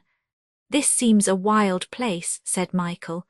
There is no house hereabout. Don't your honour think we had better turn back? Go a little farther, and if we see no house, then we will return to the road, replied St. Aubert. Michael proceeded with reluctance, and the extreme slowness of his pace made St. Aubert look again from the window to hasten him. When again he saw the same figure, he was somewhat startled. Probably the gloominess of the spot made him more liable to alarm than usual. However this might be, he now stopped Michael and bade him call to the person in the avenue. Please your honour, he may be a robber, said Michael. It does not please me, replied St. Aubert, who could not forbear smiling at the simplicity of his phrase, and we will therefore return to the road, for I see no probability of meeting here with what we seek. Michael turned about immediately, and was retracing his way with alacrity, when a voice was heard from among the trees on the left. It was not the voice of command or distress, but a deep hollow tone, which seemed to be scarcely human. The man whipped his mules till they went as fast as possible, regardless of the darkness, the broken ground, and the necks of the whole party, nor once stopped till he reached the gate, which opened from the avenue into the high road, where he went into a more moderate pace. I am very ill, said St. Aubert, taking his daughter's hand. You are worse then, sir, said Emily, extremely alarmed by his manner. You are worse, and here is no assistance. Good God, what is to be done? He leaned his head on her shoulder while she endeavoured to support him with her arm, and Michael was again ordered to stop. When the rattling of the wheels had ceased, music was heard on their air. It was to Emily the voice of hope. Oh, we are near some human habitation, said she. Help may soon be had. She listened anxiously. The sounds were distant and seemed to come from a remote part of the woods that bordered the road, and as she looked towards the spot whence they issued, she perceived in the faint moonlight something like a chateau. It was difficult, however, to reach this. St. Aubert was now too ill to bear the motion of the carriage. Michael could not quit his mules, and Emily, who still supported her father, feared to leave him and also feared to venture alone to such a distance, she knew not whither or to whom. Something, however, it was necessary to determine upon immediately. St. Aubert, therefore, told Michael to proceed slowly, but they had not gone far when he fainted, and the carriage was again stopped. He lay quite senseless. "My dear, dear father," cried Emily in great agony, who began to fear that he was dying. "Speak, if it is only one word to let me hear the sound of your voice." But no voice spoke in reply. In the agony of terror she bade Michael bring water from the rivulet that flowed along the road, and having received some in the man's hat, with trembling hands she sprinkled it over her father's face, which, as the moon's rays now fell upon it, seemed to bear the impression of death. Every emotion of selfish fear now gave way to a stronger influence, and, committing St. Aubert to the care of Michael, who refused to go far from his mules, she stepped from the carriage in search of the chateau she had seen at a distance.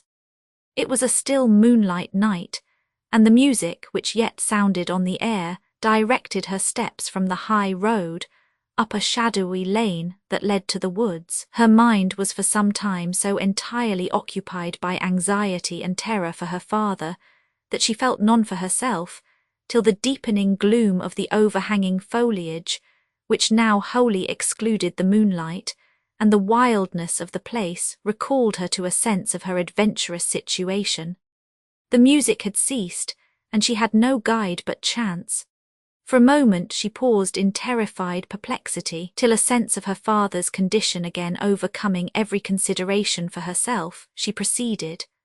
The lane terminated in the woods, but she looked round in vain for a house or a human being, and as vainly listened for a sound to guide her.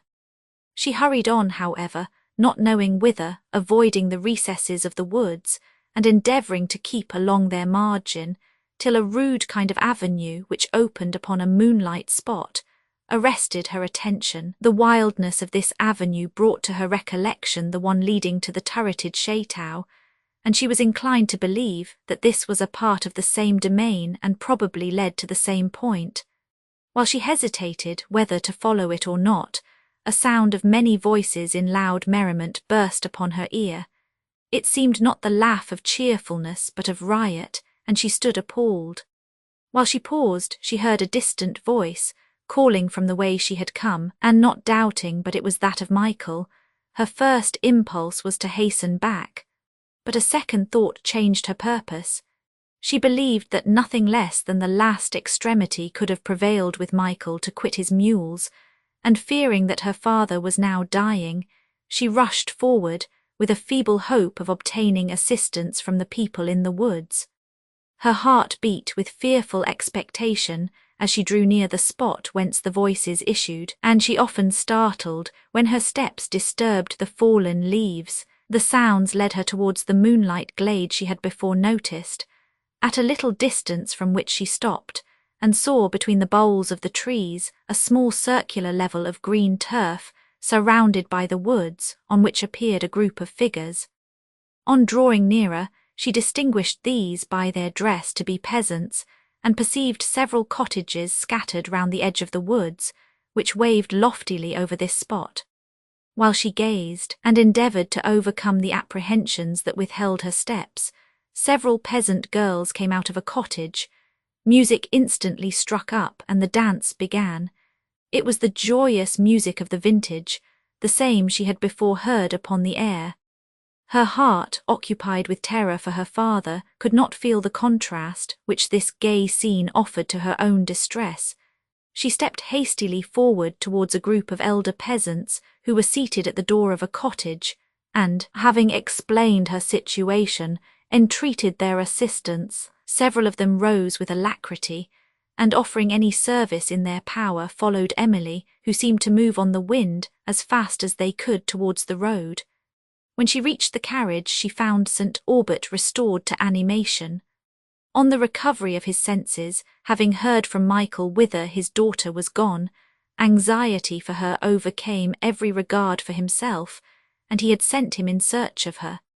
He was, however, still languid, and, perceiving himself unable to travel much farther, he renewed his enquiries for an inn and concerning the chateau in the woods. "The chateau cannot accommodate you, sir," said a venerable peasant who had followed Emily from the woods. "It is scarcely inhabited, but if you will do me the honour to visit my cottage, you shall be welcome to the best bed it affords." St. Aubert was himself a Frenchman. He therefore was not surprised at French courtesy, but ill as he was, he felt the value of the offer enhanced by the manner which accompanied it. He had too much delicacy to apologize, or to appear to hesitate about availing himself of the peasant's hospitality, but immediately accepted it with the same frankness with which it was offered. The carriage again moved slowly on, Michael following the peasants up the lane which Emily had just quitted till they came to the moonlight glade. St. Aubert's spirits were so far restored by the courtesy of his host, and the near prospect of repose, that he looked with a sweet complacency upon the moonlight scene, surrounded by the shadowy woods, through which here and there an opening admitted the streaming splendour, discovering a cottage or a sparkling rivulet. He listened with no painful emotion to the merry notes of the guitar and tambourine, and though tears came to his eyes when he saw the debonair dance of the peasants, they were not merely tears of mournful regret. With Emily it was otherwise. Immediate terror for her father had now subsided into a gentle melancholy, which every note of joy by awakening comparison served to heighten. The dance ceased on the approach of the carriage, which was a phenomenon in these sequestered woods, and the peasantry flocked round it with eager curiosity. On learning that it brought a sick stranger, several girls ran across the turf and returned with wine and baskets of grapes, which they presented to the travellers, each with kind contention pressing for a preference. At length the carriage stopped at a neat cottage, and his venerable conductor, having assisted St. Aubert to alight, led him and Emily to a small inner room, illuminated only by moonbeams which the open casement admitted. St. Aubert, rejoicing in rest, seated himself in an armchair, and his senses were refreshed by the cool and balmy air that lightly waved the embowering honeysuckles and wafted their sweet breath into the apartment. His host, who was called La Voisin, quitted the room, but soon returned with fruits, cream, and all the pastoral luxury his cottage afforded. Having set down which with a smile of unfeigned welcome, he retired behind the chair of his guest. St. Aubert insisted on his taking a seat at the table, and when the fruit had allayed the fever of his palate, and he found himself somewhat revived, he began to converse with his host, who communicated several particulars concerning himself and his family, which were interesting because they were spoken from the heart, and delineated a picture of the sweet courtesies of family kindness. Emily sat by her father, holding his hand, and while she listened to the old man, her heart swelled with the affectionate sympathy he described, and her tears fell to the mournful consideration that death would probably soon deprive her of the dearest blessing she then possessed. The soft moonlight of an autumnal evening and the distant music which now sounded a plaintive strain aided the melancholy of her mind. The old man continued to talk of his family, and St. Aubert remained silent. "I have only one daughter living," said La Voisin, "but she is happily married and is everything to me. When I lost my wife," he added with a sigh, "I came to live with Agnes and her family. She has several children who are all dancing on the green yonder, as merry as grasshoppers, and long may they be so. I hope to die among them, monsieur. I am old now and cannot expect to live long, but there is some comfort in dying surrounded by one's children." "My good friend," said St. Aubert while his voice trembled, "I hope you will long lives surrounded by them." "Ah, sir, at my age I must not expect that," replied the old man, and he paused.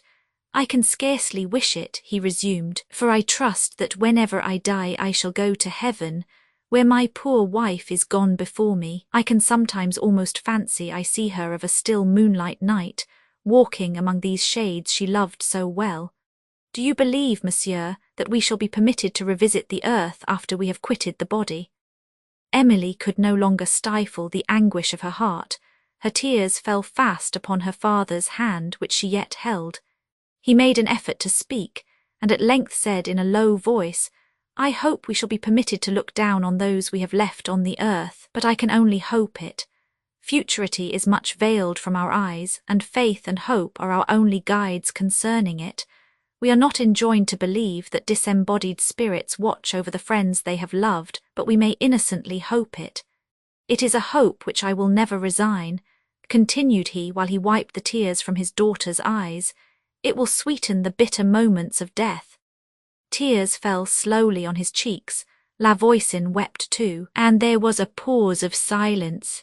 Then La Voisin, renewing the subject, said, "But you believe, sir, that we shall meet in another world the relations we have loved in this? I must believe this."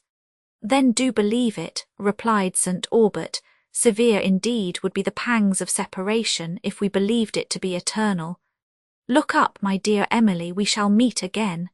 He lifted his eyes towards heaven, and a gleam of moonlight which fell upon his countenance discovered peace and resignation stealing on the lines of sorrow.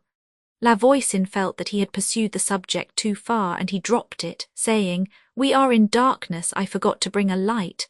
"No," said St. Aubert, "this is a light I love. Sit down, my good friend. Emily, my love, I find myself better than I have been all day. This air refreshes me. I can enjoy this tranquil hour and that music which floats so sweetly at a distance. Let me see you smile. Who touches that guitar so tastefully? Are there two instruments, or is it an echo I hear?" "It is an echo, monsieur, I fancy. That guitar is often heard at night when all is still, but nobody knows who touches it, and it is sometimes accompanied by a voice so sweet and so sad one would almost think the woods were haunted." "They certainly are haunted," said St. Aubert with a smile, "but I believe it is by mortals."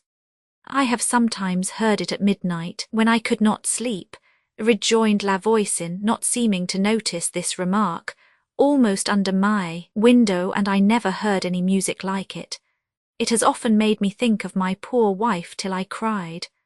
I have sometimes got up to the window to look if I could see anybody, but as soon as I opened the casement all was hushed and nobody to be seen. And I have listened, and listened till I have been so timorous that even the trembling of the leaves in the breeze has made me start. They say it often comes to warn people of their death, but I have heard it these many years and outlived the warning." Emily, though she smiled at the mention of this ridiculous superstition, could not in the present tone of her spirits wholly resist its contagion. "Well, but my good friend," said St. Aubert, "has nobody had courage to follow the sounds? If they had, they would probably have discovered who is the musician." "Yes, sir, they have followed them some way into the woods, but the music has still retreated, and seemed as distant as ever, and the people have at last been afraid of being led into harm, and would go no further. It is very seldom that I have heard these sounds so early in the evening. They usually come about midnight, when that bright planet which is rising above the turret yonder sets below the woods on the left." "What turret?" asked St. Aubert with quickness. "I see none. Your pardon, monsieur, you do see one indeed, for the moon shines full upon it. Up the avenue yonder, a long way off, the chateau it belongs to is hid among the trees." "Yes, my dear sir," said Emily, pointing. "Don't you see something glitter above the dark woods? It is a fane, I fancy, which the rays fall upon." "Oh yes, I see what you mean, and who does the chateau belong to?" "The Marquis de Villeroy was its owner," replied La Voisin emphatically. "Ah," said St. Aubert with a deep sigh, "are we then so near Leblanc?" He appeared much agitated. "It used to be the Marquis's favourite residence," resumed La Voisin, "but he took a dislike to the place and has not been there for many years. We have heard lately that he is dead, and that it is fallen into other hands." St. Aubert, who had sat in deep musing, was roused by the last words. "Dead!" he exclaimed. "Good God, when did he die?" "He is reported to have died about 5 weeks since," replied La Voisin. "Did you know the Marquis, sir?" "This is very extraordinary," said St. Aubert without attending to the question. "Why is it so, my dear sir?" said Emily in a voice of timid curiosity. He made no reply but sunk again into a reverie, and in a few moments, when he seemed to have recovered himself, asked who had succeeded to the estates. "I have forgot his title, monsieur," said La Voisin, "but my lord resides at Paris chiefly. I hear no talk of his coming hither. The chateau is shut up then still. Why, little better, sir, the old housekeeper and her husband the steward have the care of it, but they live generally in a cottage hard by." "The chateau is spacious, I suppose," said Emily, "and must be desolate for the residence of only 2 persons." "Desolate enough, mademoiselle," replied La Voisin. "I would not pass one night in the chateau for the value of the whole domain." "What is that?" said St. Aubert, roused again from thoughtfulness. As his host repeated his last sentence, a groan escaped from St. Aubert, and then, as if anxious to prevent it from being noticed, he hastily asked La Voisin how long he had lived in this neighbourhood. "Almost from my childhood, sir," replied his host. "You remember the late Marchioness, then?" said St. Aubert in an altered voice. "Ah, monsieur, that I do well. There are many besides me who remember her." "Yes," said St. Aubert, "and I am one of those." "Alas, sir, you remember then a most beautiful and excellent lady. She deserved a better fate." Tears stood in St. Aubert's eyes. "Enough," said he in a voice almost stifled by the violence of his emotions. "It is enough, my friend." Emily, though extremely surprised by her father's manner, forbore to express her feelings by any question. La Voisin began to apologize, but St. Aubert interrupted him. "Apology is quite unnecessary," said he. "Let us change the topic. You were speaking of the music we just now heard." "I was, monsieur, but hark! It comes again. Listen to that voice." They were all silent. At last a soft and solemn breathing sound rose, like a stream of rich distilled perfumes, and stole upon the air, that even silence was took ere she was ware, and wished she might deny her nature, and be never more still to be so displaced. Milton. In a few moments the voice died into air, and the instrument which had been heard before sounded in low symphony. St. Aubert now observed that it produced a tone much more full and melodious than that of a guitar, and still more melancholy and soft than the lute. They continued to listen, but the sounds returned no more. "This is strange," said St. Aubert at length, interrupting the silence. "Very strange," said Emily.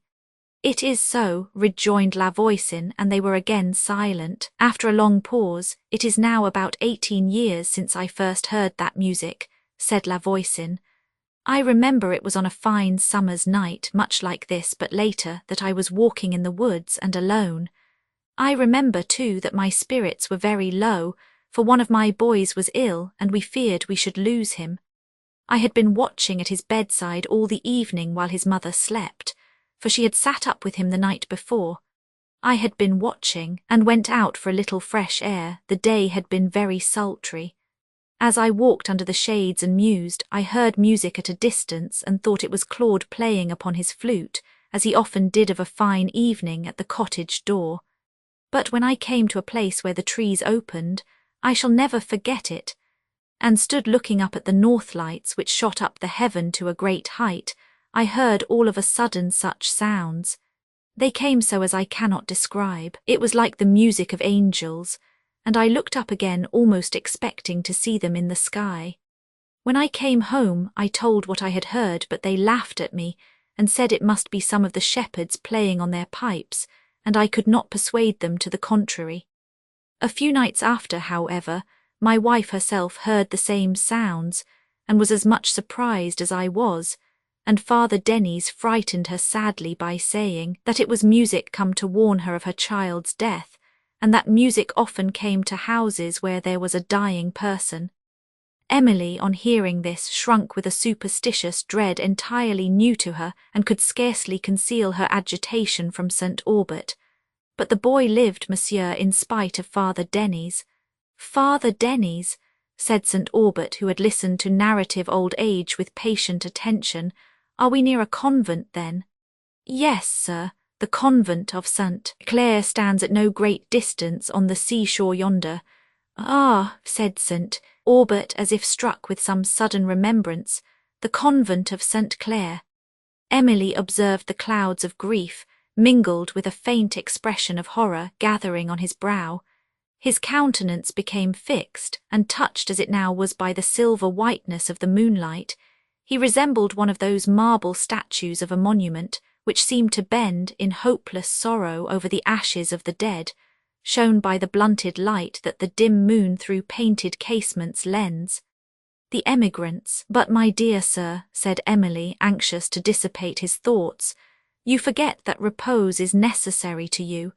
If our kind host will give me leave, I will prepare your bed, for I know how you like it to be made. St. Aubert, recollecting himself and smiling affectionately, desired she would not add to her fatigue by that attention. And La Voisin, whose consideration for his guest had been suspended by the interests which his own narrative had recalled, now started from his seat, and, apologizing for not having called Agnes from the green, hurried out of the room. In a few moments he returned with his daughter, a young woman of pleasing countenance, and Emily learned from her, what she had not before suspected, that for their accommodation it was necessary part of La Voisin's family should leave their beds. She lamented this circumstance, but Agnes, by her reply, fully proved that she inherited at least a share of her father's courteous hospitality. It was settled that some of her children and Michael should sleep in the neighbouring cottage.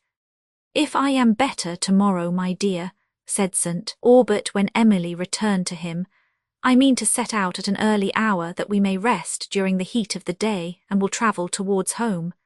In the present state of my health and spirits I cannot look on a longer journey with pleasure, and I am also very anxious to reach La Vallée. Emily, though she also desired to return, was grieved at her father's sudden wish to do so, which she thought indicated a greater degree of indisposition than he would acknowledge.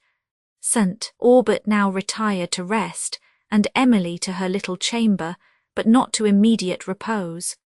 Her thoughts returned to the late conversation concerning the state of departed spirits, a subject at this time particularly affecting to her, when she had every reason to believe that her dear father would ere long be numbered with them. She leaned pensively on the little open casement, and in deep thought fixed her eyes on the heaven, whose blue unclouded concave was studded thick with stars, the worlds perhaps of spirits, unsphered of mortal mould. As her eyes wandered along the boundless ether, her thoughts rose as before towards the sublimity of the deity and to the contemplation of futurity. No busy note of this world interrupted the course of her mind. The merry dance had ceased, and every cottager had retired to his home. The still air seemed scarcely to breathe upon the woods, and now and then the distant sound of a solitary sheep bell or of a closing casement was all that broke on silence. At length even this hint of human being was heard no more. Elevated and enwrapped, while her eyes were often wet with tears of sublime devotion and solemn awe, she continued at the casement, till the gloom of midnight hung over the earth, and the planet, which La Voisin had pointed out, sunk below the woods. She then recollected what he had said concerning this planet, and the mysterious music, and as she lingered at the window, half hoping and half fearing that it would return, her mind was led to the remembrance of the extreme emotion her father had shown on mention of the Marquis La Villeroy's death, and of the fate of the Marchioness, and she felt strongly interested concerning the remote cause of this emotion. Her surprise and curiosity were indeed the greater, because she did not recollect ever to have heard him mention the name of Villeroy. No music, however, stole on the silence of the night, and Emily, perceiving the lateness of the hour, returned to a scene of fatigue, remembered that she was to rise early in the morning, and withdrew from the window to repose. Chapter 8. Let those deplore their doom whose hope still grovels in this dark sojourn. But lofty souls can look beyond the tomb, can smile at fate and wonder how they mourn. Shall spring to these sad scenes no more return? Is yonder wave the sun's eternal bed?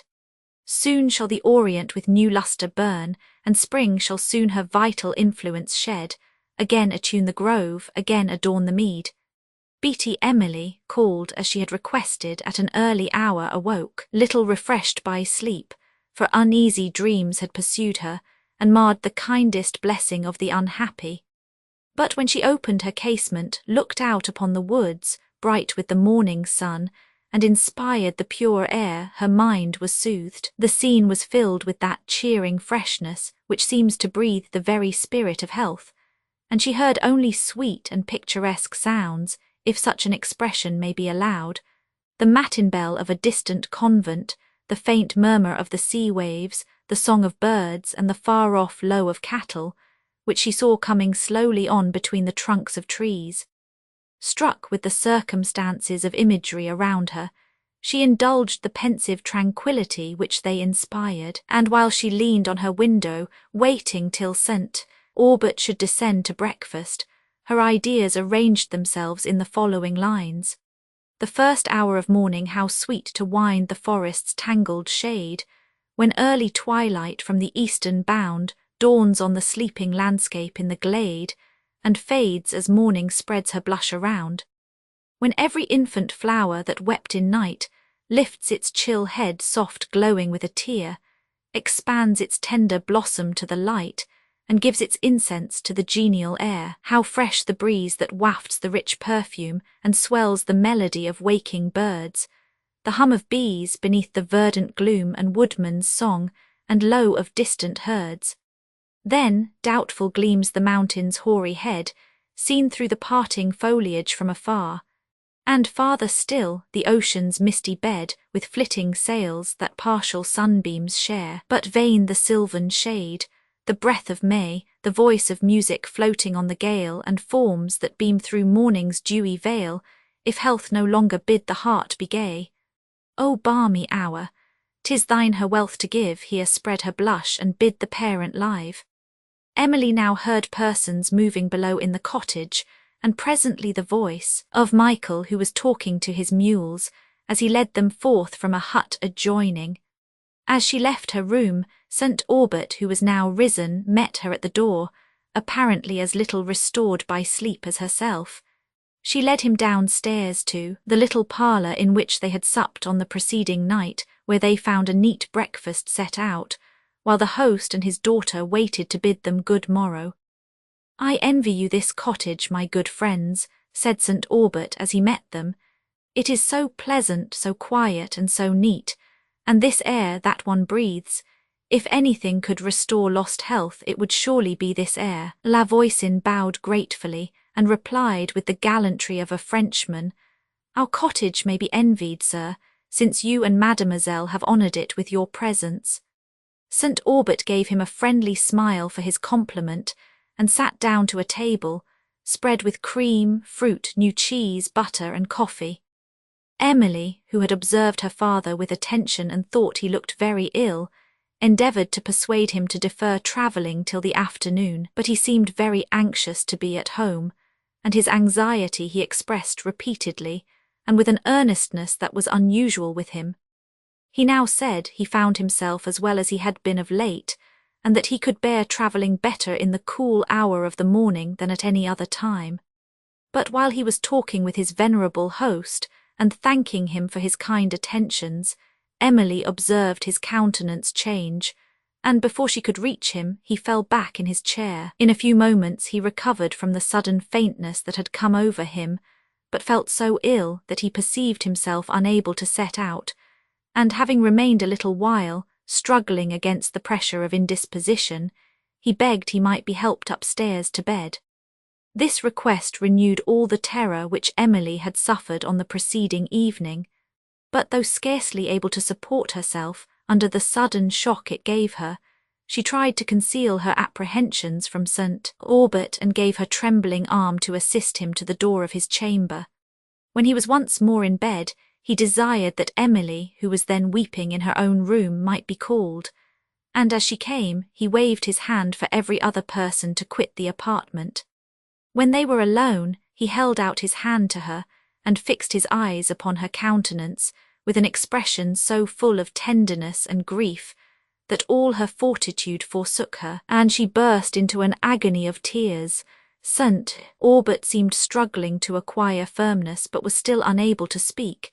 He could only press her hand and check the tears that stood trembling in his eyes. At length he commanded his voice. "My dear child," said he, trying to smile through his anguish, "my dear Emily," and paused again.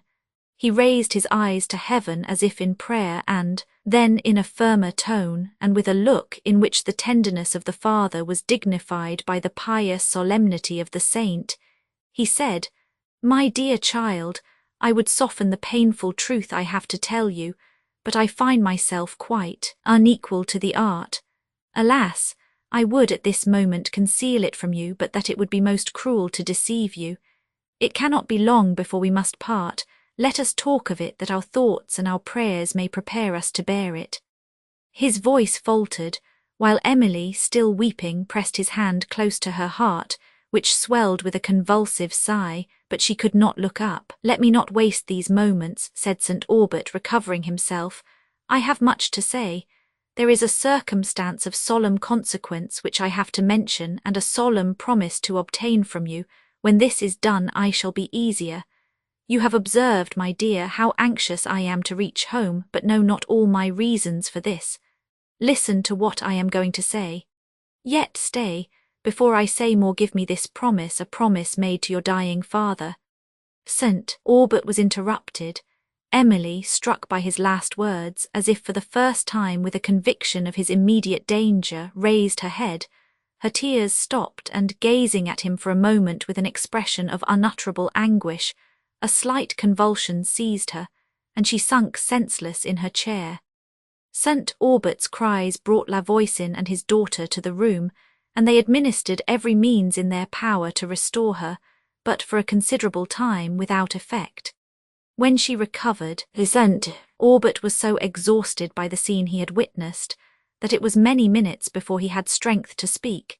He was, however, somewhat revived by a cordial which Emily gave him, and being again alone with her, he exerted himself to tranquillize her spirits, and to offer her all the comfort of which her situation admitted. She threw herself into his arms, wept on his neck, and grief made her so insensible to all he said that he ceased to offer the alleviations which he himself could not at this moment feel, and mingled his silent tears with hers. Recalled at length to a sense of duty, she tried to spare her father from a farther view of her suffering, and, quitting his embrace, dried her tears and said something which she meant for consolation. "My dear Emily," replied St. Aubert, "my dear child, we must look up with humble confidence to that being who has protected and comforted us in every danger, and in every affliction we have known, to whose eye every moment of our lives has been exposed. He will not, he does not, forsake us now. I feel his consolations in my heart. I shall leave you, my child, still in his care, and though I depart from this world, I shall be still in his presence. Nay, weep not again, my Emily. In death there is nothing new or surprising, since we all know that we are born to die, and nothing terrible to those who can confide in an all-powerful God. Had my life been spared now, after a very few years in the course of nature, I must have resigned it. Old age, with all its train of infirmity, its privations and its sorrows, would have been mine. And then, at last, death would have come, and called forth the tears you now shed. Rather, my child, rejoice that I am saved from such suffering, and that I am permitted to die with a mind unimpaired and sensible of the comforts of faith and resignation. St. Aubert paused, fatigued with speaking. Emily again endeavoured to assume an air of composure, and in replying to what he had said tried to soothe him with a belief that he had not spoken in vain. When he had reposed a while, he resumed the conversation. "Let me return," said he, "to a subject which is very near my heart. I said I had a solemn promise to receive from you. Let me receive it now before I explain the chief circumstance which it concerns. There are others, of which your peace requires that you should rest in ignorance. Promise, then, that you will perform exactly what I shall enjoin." Emily, awed by the earnest solemnity of his manner, dried her tears that had begun again to flow in spite of her efforts to suppress them. And looking eloquently at St. Aubert bound herself to do whatever he should require by a vow at which she shuddered, yet knew not why. He proceeded, I know you too well, my Emily, to believe that you would break any promise, much less one thus solemnly given. Your assurance gives me peace, and the observance of it is of the utmost importance to your tranquillity. Hear, then, what I am going to tell you. The closet which adjoins my chamber at La Vallée has a sliding board in the floor. You will know it by a remarkable knot in the wood, and by its being the next board except one to the wainscot which fronts the door. At the distance of about a yard from that end, nearer the window, you will perceive a line across it, as if the plank had been joined. The way to open it is this: press your foot upon the line, the end of the board will then sink, and you may slide it with ease beneath the other. Below you will see a hollow place. St. Aubert paused for breath, and Emily sat fixed in deep attention. Do you understand these directions, my dear? Said he. Emily, though scarcely able to speak, assured him that she did. When you return home, then, he added with a deep sigh, at the mention of her return home, all the melancholy circumstances that must attend this return rushed upon her fancy. She burst into convulsive grief, and St. Aubert himself, affected beyond the resistance of the fortitude which he had at first summoned, wept with her. After some moments, he composed himself. My dear child, said he, be comforted. When I am gone, you will not be forsaken. I leave you only in the more immediate care of that Providence which has never yet forsaken me. Do not afflict me with this excess of grief. Rather teach me by your example to bear my own. He stopped again, and Emily, the more she endeavoured to restrain her emotion, found it the less possible to do so. St. Aubert, who now spoke with pain, resumed the subject. That closet, my dear, when you return home go to it, and beneath the board I have described you will find a packet of written papers. Attend to me now, for the promise you have given particularly relates to what I shall direct. These papers you must burn, and solemnly I command you without examining them. Emily's surprise for a moment overcame her grief, and she ventured to ask why this must be. St. Aubert replied that, if it had been right for him to explain his reasons, her late promise would have been unnecessarily exacted.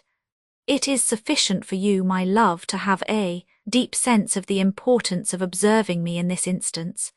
St. Aubert proceeded.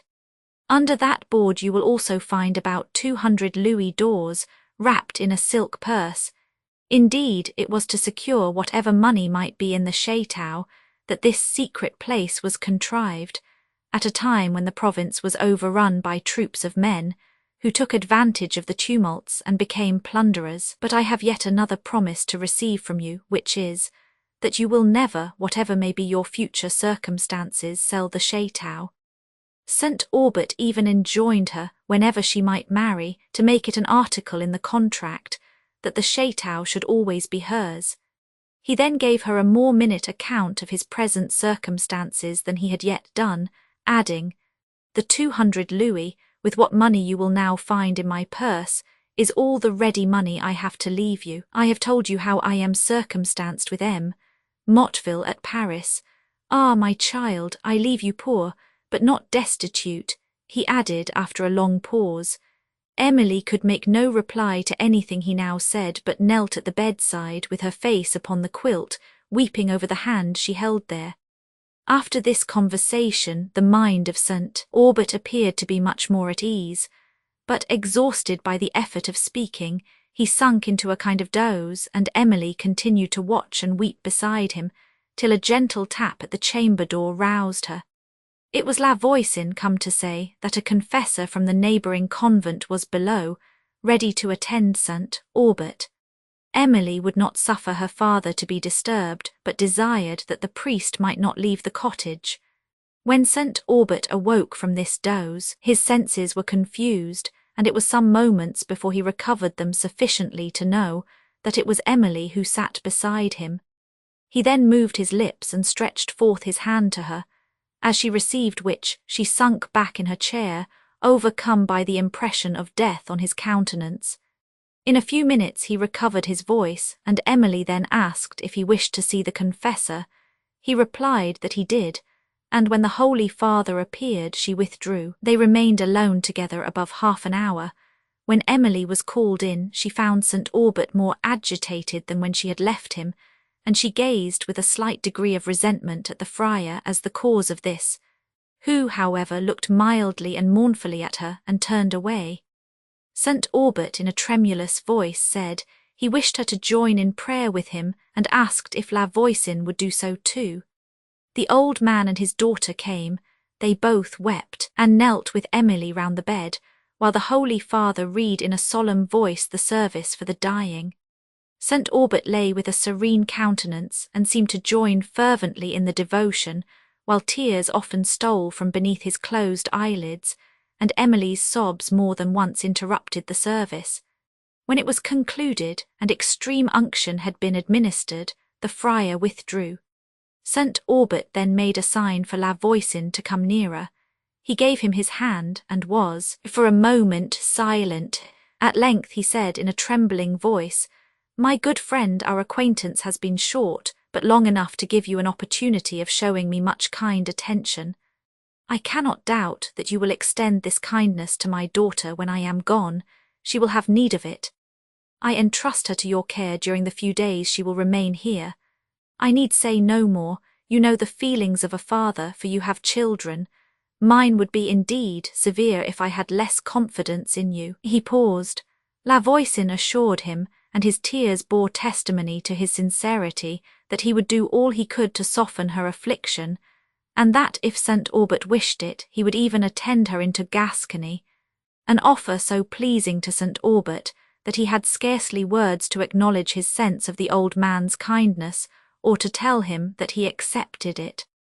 The scene that followed between St. Aubert and Emily affected La Voisin so much that he quitted the chamber, and she was again left alone with her father, whose spirits seemed fainting fast, but neither his senses nor his voice yet failed him, and at intervals he employed much of these last awful moments in advising his daughter as to her future conduct. Perhaps he never had thought more justly or expressed himself more clearly than he did now. "Above all, my dear Emily," said he, "do not indulge in the pride of fine feeling, the romantic error of amiable minds. Those who really possess sensibility ought early to be taught that it is a dangerous quality, which is continually extracting the excess of misery or delight from every surrounding circumstance, and since in our passage through this world, painful circumstances occur more frequently than pleasing ones, and since our sense of evil is, I fear, more acute than our sense of good, we become the victims of our feelings unless we can in some degree command them. I know you will say, for you are young, my Emily, I know you will say that you are contented sometimes to suffer, rather than to give up your refined sense of happiness at others. But when your mind has been long harassed by vicissitude, you will be content to rest, and you will then recover from your delusion. You will perceive that the phantom of happiness is exchanged for the substance, for happiness arises in a state of peace, not of tumult. It is of a temperate and uniform nature, and can no more exist in a heart that is continually alive to minute circumstances than in one that is dead to feeling. You see, my dear, that, though I would guard you against the dangers of sensibility, I am not an advocate for apathy. At your age I should have said that is a vice more hateful than all the errors of sensibility, and I say so still. I call it a vice because it leads to positive evil. In this, however, it does no more than an ill-governed sensibility, which, by such a rule, might also be called a vice, but the evil of the former is of more general consequence. I have exhausted myself, said St. Aubert feebly, and have wearied you, my Emily, but, on a subject so important to your future comfort, I am anxious to be perfectly understood. Emily assured him that his advice was most precious to her, and that she would never forget it or cease from endeavouring to profit by it. St. Aubert smiled affectionately and sorrowfully upon her. "I repeat it," said he, "I would not teach you to become insensible if I could. I would only warn you of the evils of susceptibility and point out how you may avoid them. Beware, my love, I conjure you, of that self-delusion which has been fatal to the peace of so many persons. Beware of priding yourself on the gracefulness of sensibility. If you yield to this vanity, your happiness is lost forever. Always remember how much more valuable is the strength of fortitude than the grace of sensibility. Do not, however, confound fortitude with apathy. Apathy cannot know the virtue. Remember, too, that one act of beneficence, one act of real usefulness, is worth all the abstract sentiment in the world. Sentiment is a disgrace instead of an ornament unless it lead us to good actions. The miser who thinks himself respectable merely because he possesses wealth and thus mistakes the means of doing good for the actual accomplishment of it, is not more blamable than the man of sentiment, without active virtue. You may have observed persons who delight so much in this sort of sensibility to sentiment, which excludes that to the calls of any practical virtue, that they turn from the distressed, and because their sufferings are painful to be contemplated, do not endeavour to relieve them. How despicable is that humanity which can be contented to pity where it might assuage. St. Aubert some time after spoke of Madame Cheron, his sister. Let me inform you of a circumstance that nearly affects your welfare, he added. We have, you know, had little intercourse for some years, but as she is now your only female relation, I have thought it proper to consign you to her care, as you will see in my will, till you are of age, and to recommend you to her protection afterwards. She is not exactly the person to whom I would have committed my Emily, but I had no alternative, and I believe her to be, upon the whole, a good kind of woman. I need not recommend it to your prudence, my love, to endeavour to conciliate her kindness. You will do this for his sake, who has often wished to do so for yours. Emily assured him that whatever he requested she would religiously perform to the utmost of her ability. Alas, added she in a voice interrupted by sighs, that will soon be all which remains for me. It will be almost my only consolation to fulfil your wishes. St. Aubert looked up silently in her face, as if would have spoken, but his spirit sunk a while and his eyes became heavy and dull. She felt that look at her heart.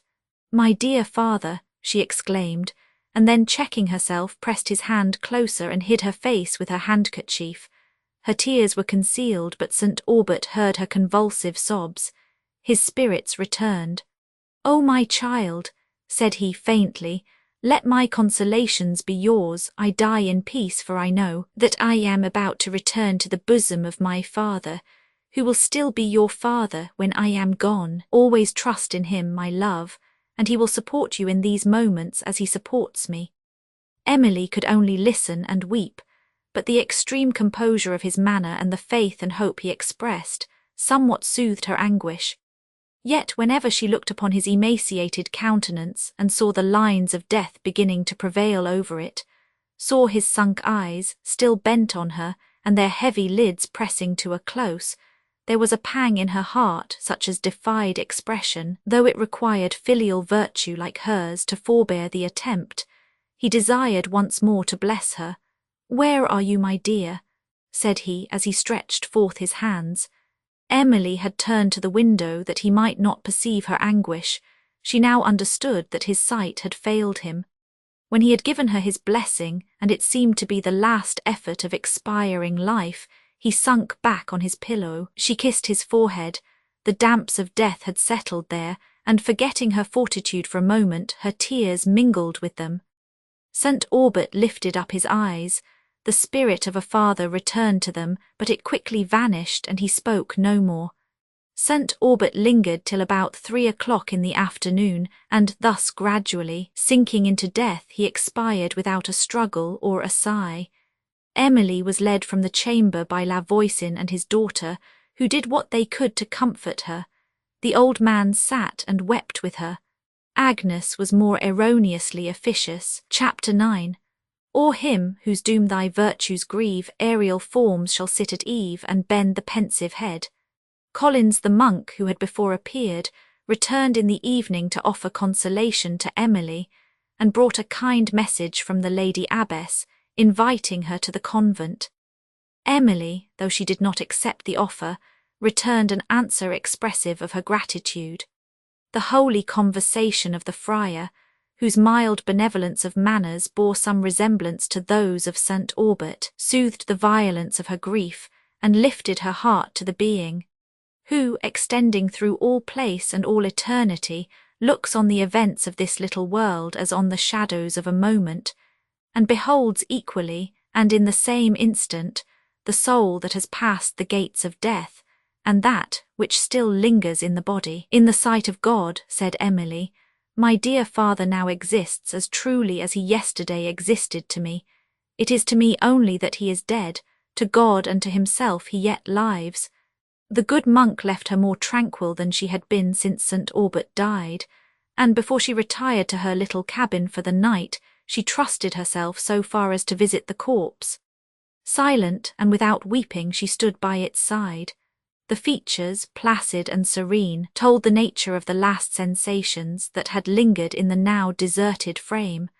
For a moment she turned away, in horror of the stillness in which death had fixed that countenance, never till now seen otherwise than animated, then gazed on it with a mixture of doubt and awful astonishment. Her reason could scarcely overcome an involuntary and unaccountable expectation of seeing that beloved countenance still susceptible. She continued to gaze wildly, took up the cold hand, spoke, still gazed, and then burst into a transport of grief. La Voisin, hearing her sobs, came into the room to lead her away, but she heard nothing, and only begged that he would leave her. Again alone she indulged her tears, and when the gloom of evening obscured the chamber, and almost veiled from her eyes the object of her distress, she still hung over the body, till her spirits at length were exhausted and she became tranquil. La Voisin again knocked at the door and entreated that she would come to the common apartment. Before she went, she kissed the lips of St. Aubert, as she was wont to do when she bade him good night.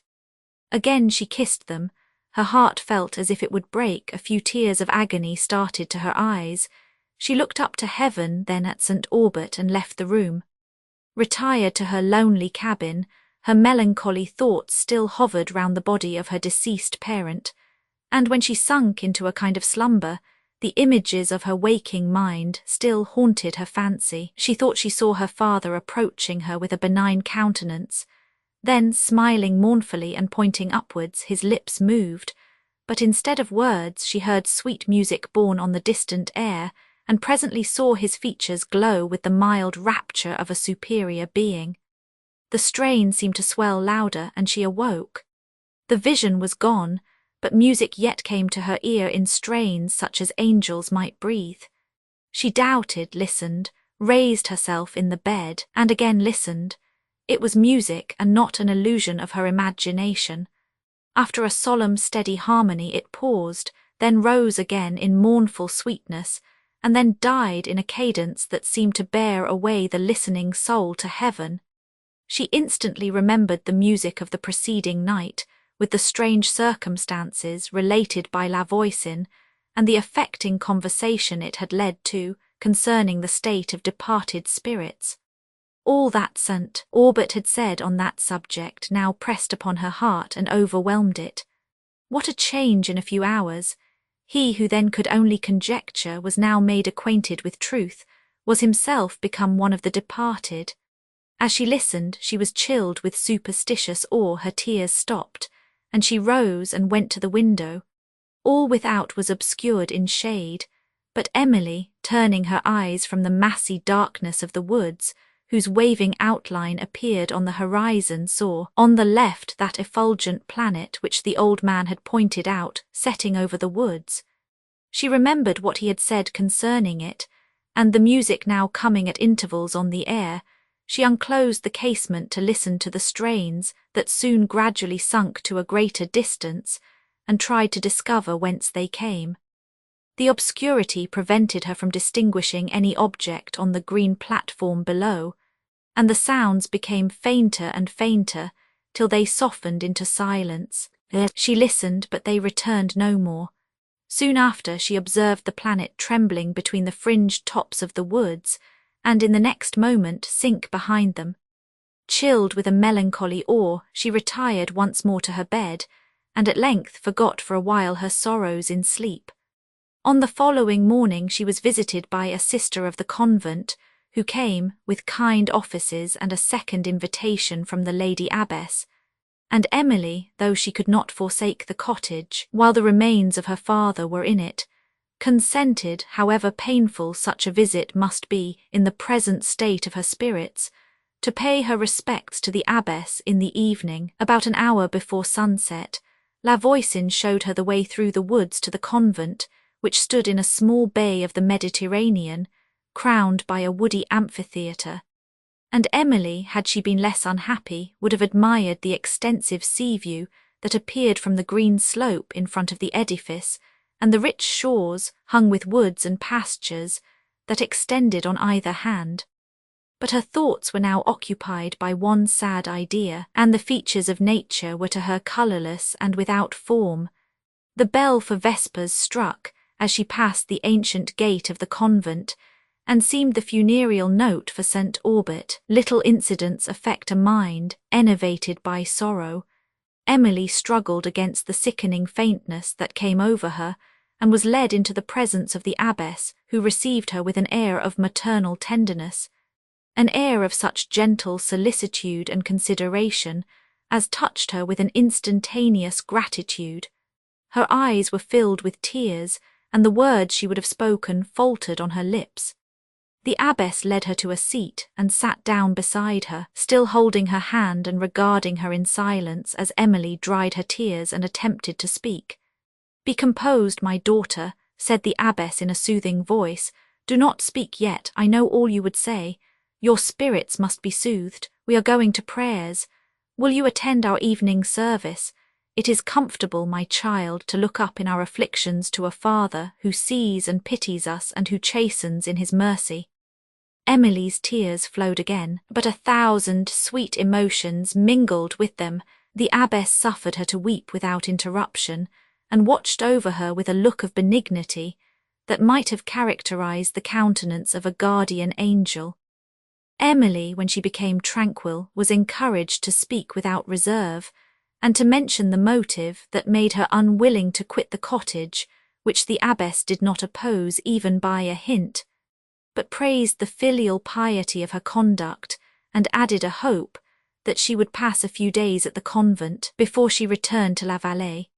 "You must allow yourself a little time to recover from your first shock, my daughter, before you encounter a second.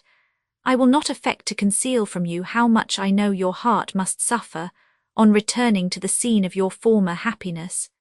Here you will have all that quiet and sympathy and religion can give to restore your spirits.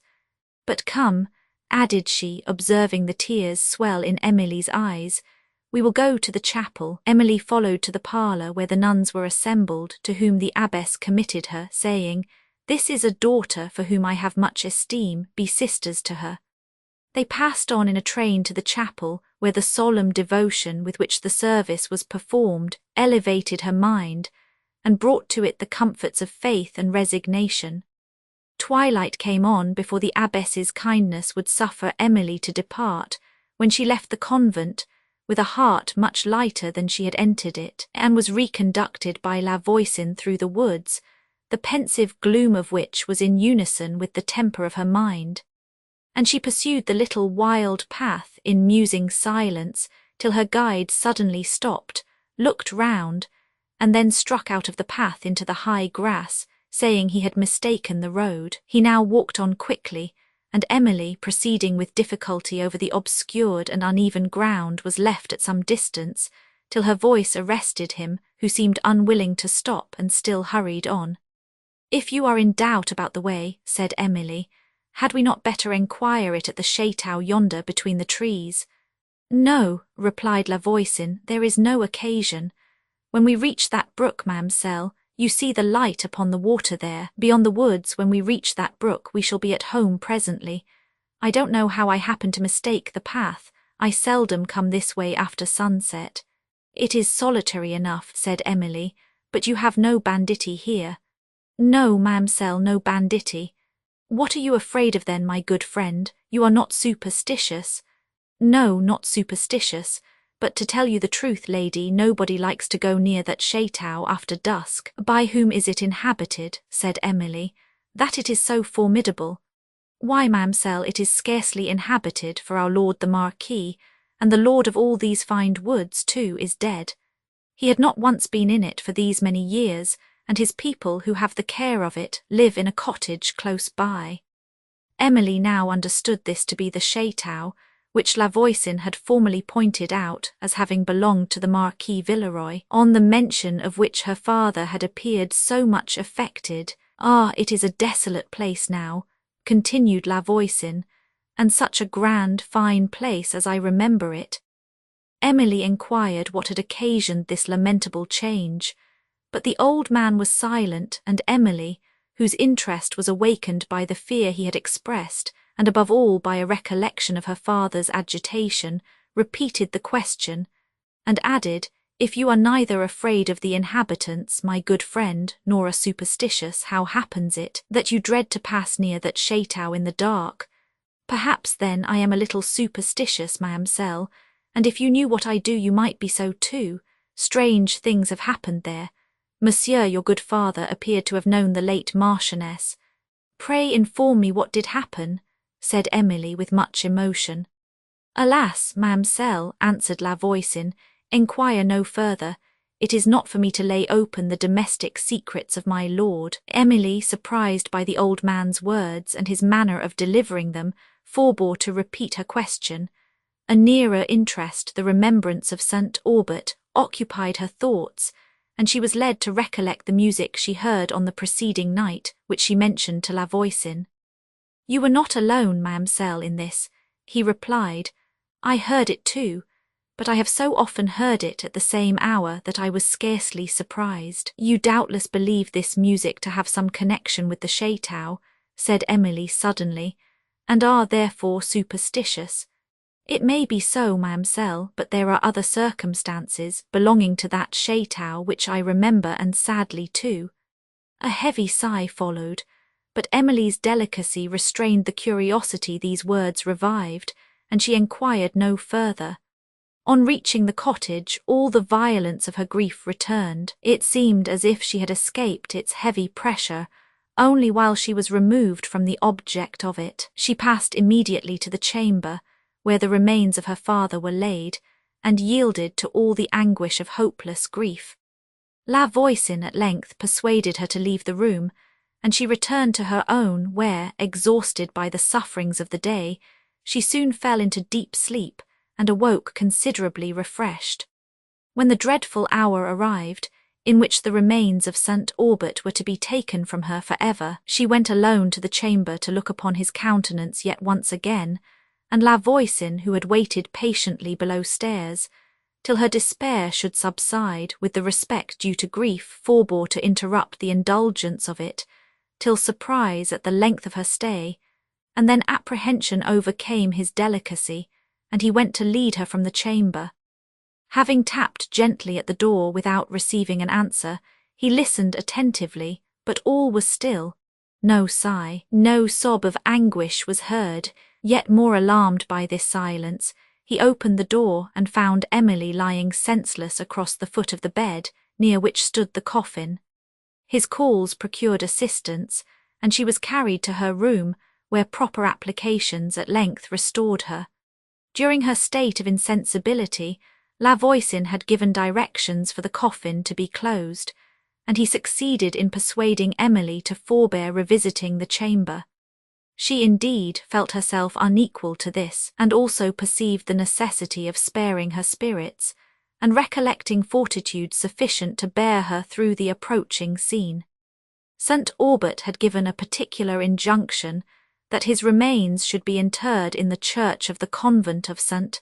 Clare, and in mentioning the north chancel near the ancient tomb of the Villeroy, had pointed out the exact spot where he wished to be laid. The superior had granted this place for the interment, and thither therefore the sad procession now moved, which was met at the gates by the venerable priest, followed by a train of friars.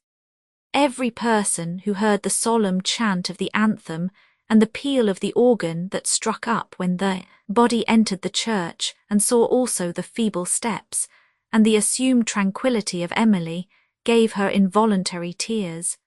She shed none, but walked, her face partly shaded by a thin black veil between two persons who supported her, preceded by the abbess and followed by nuns, whose plaintive voices mellowed the swelling harmony of the dirge. When the procession came to the grave, the music ceased. Emily drew the veil entirely over her face, and in a momentary pause between the anthem and the rest of the service, her sobs were distinctly audible. The Holy Father began the service, and Emily again commanded her feelings till the coffin was let down, and she heard the earth rattle on its lid. Then, as she shuddered, a groan burst from her heart, and she leaned for support on the person who stood next to her. In a few moments she recovered, and when she heard those affecting and sublime words, "His body is buried in peace, and his soul returns to him that gave it," her anguish softened into tears. The abbess led her from the church into her own parlour, and there administered all the consolations that religion and gentle sympathy can give. Emily struggled against the pressure of grief, but the abbess, observing her attentively, ordered a bed to be prepared, and recommended her to retire to repose. She also kindly claimed her promise to remain a few days at the convent, and Emily, who had no wish to return to the cottage, the scene of all her sufferings, had leisure, now that no immediate care pressed upon her attention, to feel the indisposition which disabled her from immediately travelling. Meanwhile, the maternal kindness of the abbess and the gentle attentions of the nuns did all that was possible towards soothing her spirits and restoring her health, but the latter was too deeply wounded through the medium of her mind to be quickly revived. She lingered for some weeks at the convent, under the influence of a slow fever, wishing to return home, yet unable to go thither, often even reluctant to leave the spot where her father's relics were deposited, and sometimes soothing herself with the consideration that if she died here, her remains would repose beside those of St. Aubert. In the meanwhile, she sent letters to Madame Cheron and to the old housekeeper, informing them of the sad event that had taken place and of her own situation.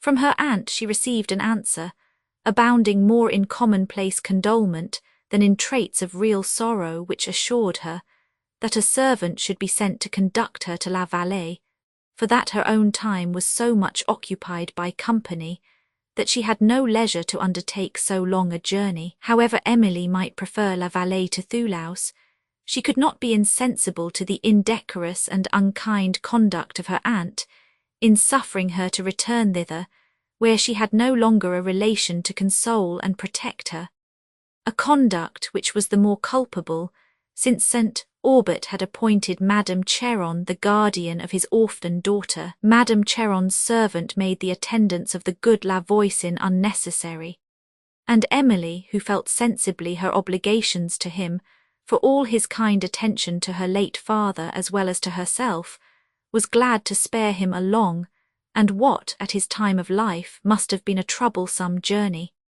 During her stay at the convent, the peace and sanctity that reigned within, the tranquil beauty of the scenery without, and the delicate attentions of the abbess and the nuns, were circumstances so soothing to her mind that they almost tempted her to leave a world where she had lost her dearest friends, and devote herself to the cloister, in a spot rendered sacred to her by containing the tomb of St. Aubert. The pensive enthusiasm, too, so natural to her temper, had spread a beautiful illusion over the sanctified retirement of a nun that almost hid from her view the selfishness of its security. But the touches which a melancholy fancy, slightly tinctured with superstition, gave to the monastic scene began to fade as her spirits revived, and brought once more to her heart an image which had only transiently been banished thence. By this she was silently awakened to hope and comfort and sweet affections. Visions of happiness gleamed faintly at a distance, and though she knew them to be illusions, she could not resolve to shut them out for ever. It was the remembrance of Valancourt, of his taste, his genius, and of the countenance which glowed with both, that perhaps alone determined her to return to the world. The grandeur and sublimity of the scenes, amidst which they had first met, had fascinated her fancy, and had imperceptibly contributed to render Valancourt more interesting by seeming to communicate to him somewhat of their own character. The esteem, too, which St. Aubert had repeatedly expressed for him, sanctioned this kindness, but though his countenance and manner had continually expressed his admiration of her, he had not otherwise declared it, and even the hope of seeing him again was so distant that she was scarcely conscious of it, still less that it influenced her conduct on this occasion. It was several days after the arrival of Madame Cheron's servant before Emily was sufficiently recovered to undertake the journey to La Vallée. On the evening preceding her departure, she went to the cottage to take leave of La Voisin and his family, and to make them a return for their kindness. The old man she found sitting on a bench at his door between his daughter and his son-in-law, who was just returned from his daily labour, and who was playing upon a pipe that in tone resembled an oboe. A flask of wine stood beside the old man, and before him a small table with fruit and bread, round which stood several of his grandsons, fine rosy children, who were taking their supper as their mother distributed it. On the edge of the little green that spread before the cottage were cattle and a few sheep reposing under the trees. The landscape was touched with the mellow light of the evening sun, whose long slanting beams played through a vista of the woods and lighted up the distant turrets of the château. She paused a moment before she emerged from the shade to gaze upon the happy group before her, on the complacency and ease of healthy age depictured on the countenance of La Voisin, the maternal tenderness of Agnes as she looked upon her children, and the innocency of infantine pleasures reflected in their smiles. Emily looked again at the venerable old man, and at the cottage. The memory of her father rose with full force upon her mind, and she hastily stepped forward, afraid to trust herself with a longer pause. She took an affectionate and affecting leave of La Voisin and his family. He seemed to love her as his daughter and shed tears. Emily shed many. She avoided going into the cottage, since she knew it would revive emotions such as she could not now endure. One painful scene yet awaited her, for she determined to visit again her father's grave, and that she might not be interrupted or observed in the indulgence of her melancholy tenderness, she deferred her visit till every inhabitant of the convent, except the nun who promised to bring her the key of the church, should be retired to rest. Emily remained in her chamber till she heard the convent bell strike 12, when the nun came as she had appointed with the key of a private door that opened into the church, and they descended together the narrow winding staircase that led thither. The nun offered to accompany Emily to the grave, adding, "It is melancholy to go alone at this hour," but the former, thanking her for the consideration, could not consent to have any witness of her sorrow, and the sister, having unlocked the door, gave her the lamp. "You will remember, sister," said she, "that in the east aisle which you must pass is a newly opened grave. Hold the light to the ground that you may not stumble over the loose earth." Emily, thanking her again, took the lamp and, stepping into the church, Sister Mariette departed, but Emily paused a moment at the door. A sudden fear came over her, and she returned to the foot of the staircase where, as she heard the steps of the nun ascending, and while she held up the lamp saw her black veil waving over the spiral balusters, she was tempted to call her back. While she hesitated, the veil disappeared, and in the next moment, ashamed of her fears, she returned to the church. The cold air of the aisles chilled her, and their deep silence and extent, feebly shone upon by the moonlight that streamed through a distant Gothic window, would at any other time have awed her into superstition. Now grief occupied all her attention. She scarcely heard the whispering echoes of her own steps or thought of the open grave, till she found herself almost on its brink. A friar of the convent had been buried there on the preceding evening, and as she had sat alone in her chamber at twilight, she heard at distance the monks chanting the requiem for his soul. This brought freshly to her memory the circumstances of her father's death, and as the voices, mingling with a low querulous peal of the organ, swelled faintly, gloomy and affecting visions had arisen upon her mind. Now she remembered them, and, turning aside to avoid the broken ground, these recollections made her pass on with quicker steps to the grave of St. Aubert, when in the moonlight that fell athwart a remote part of the aisle, she thought she saw a shadow gliding between the pillars. She stopped to listen, and not hearing any footstep, believed that her fancy had deceived her, and no longer apprehensive of being observed, proceeded.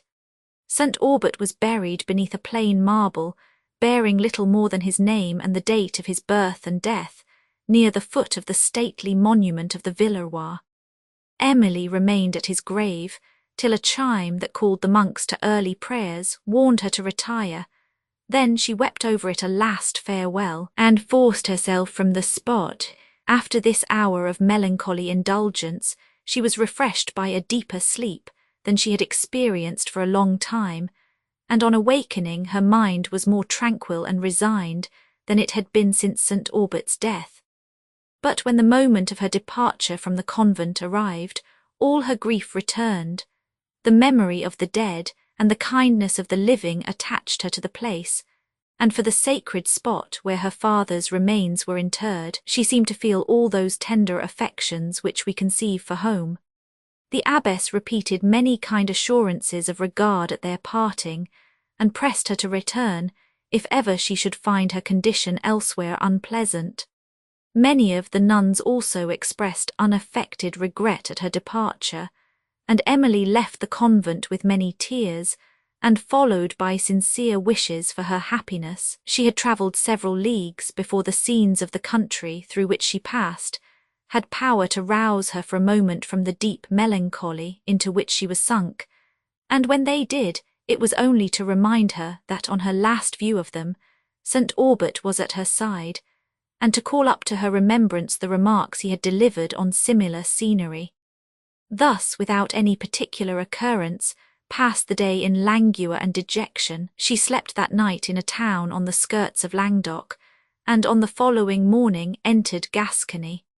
Towards the close of this day, Emily came within view of the plains in the neighbourhood of La Vallée, and the well-known objects of former times began to press upon her notice, and with them recollections that awakened all her tenderness and grief. Often, while she looked through her tears upon the wild grandeur of the Pyrenees, now varied with the rich lights and shadows of evening, she remembered that, when last she saw them, her father partook with her of the pleasure they inspired.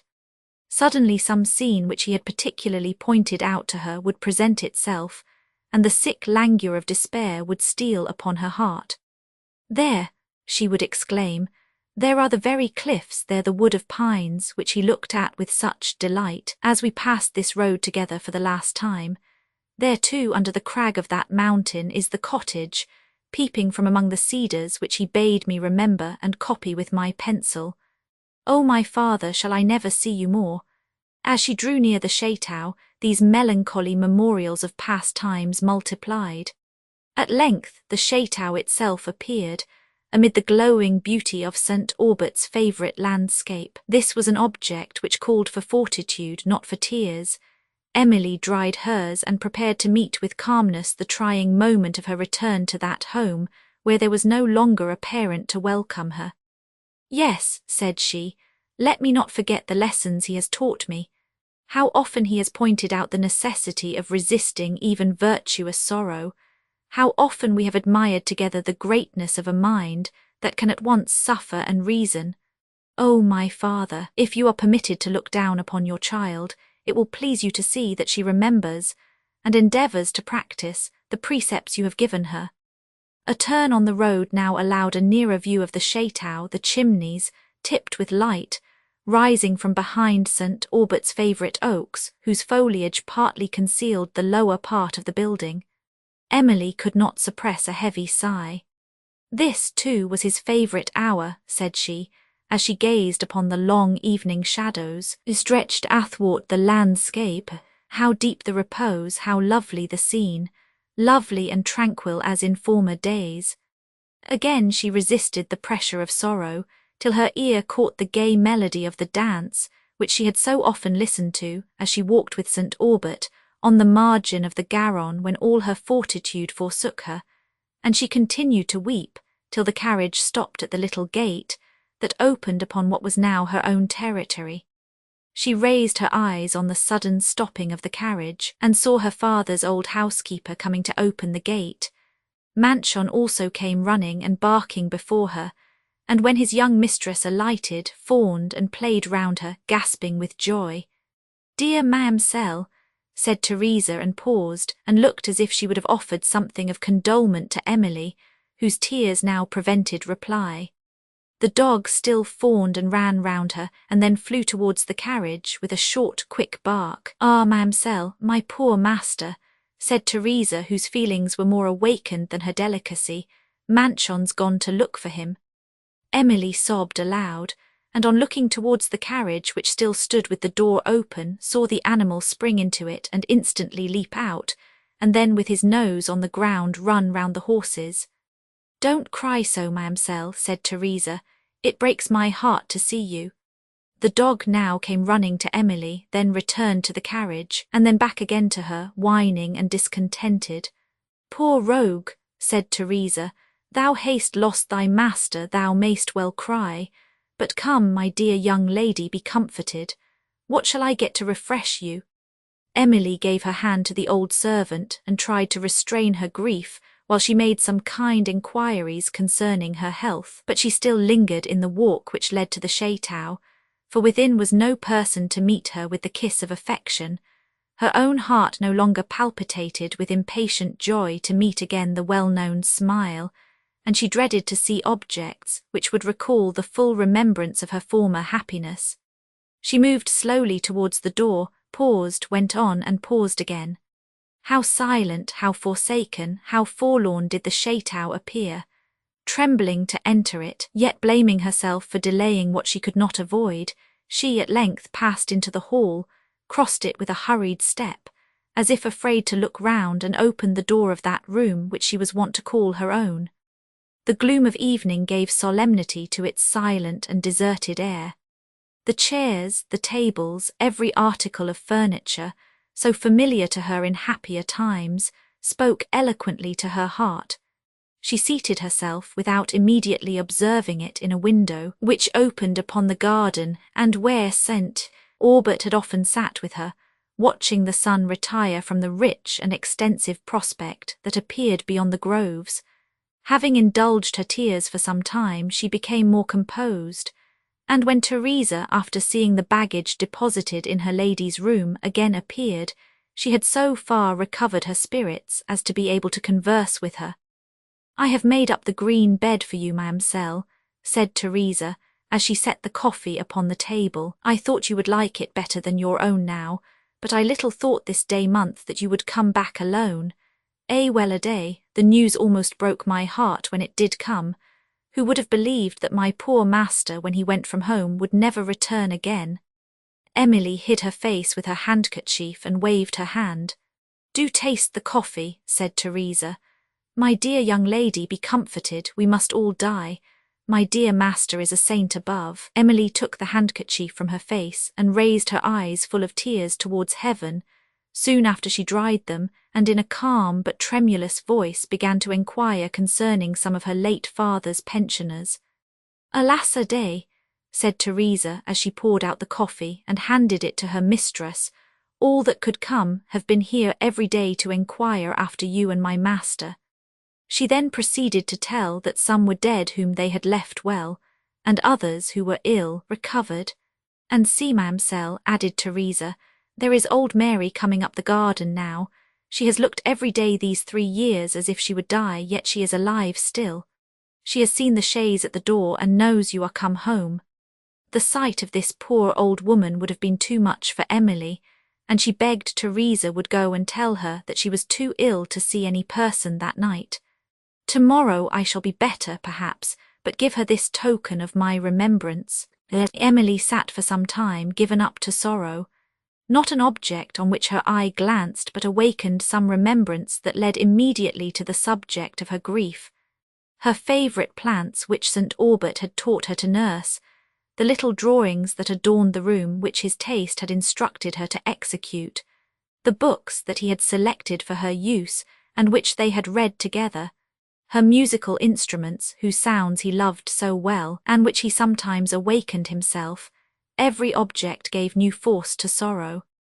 At length she roused herself from this melancholy indulgence, and, summoning all her resolution, stepped forward to go into those forlorn rooms, which, though she dreaded to enter, she knew would yet more powerfully affect her, if she delayed to visit them. Having passed through the greenhouse, her courage for a moment forsook her, when she opened the door of the library, and perhaps the shade which evening and the foliage of the trees near the windows threw across the room heightened the solemnity of her feelings on entering that apartment where everything spoke of her father. There was an arm-chair in which he used to sit. She shrunk when she observed it, for she had so often seen him seated there, and the idea of him rose so distinctly to her mind that she almost fancied she saw him before her. But she checked the illusions of a distempered imagination, though she could not subdue a certain degree of awe which now mingled with her emotions. She walked slowly to the chair and seated herself in it.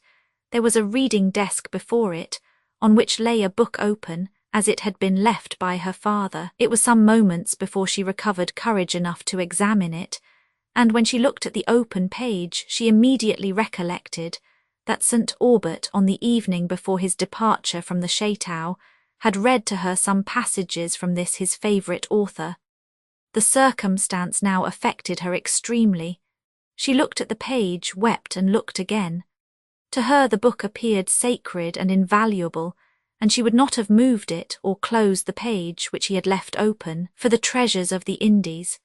Still she sat before the desk and could not resolve to quit it, though the increasing gloom and the profound silence of the apartment revived a degree of painful awe.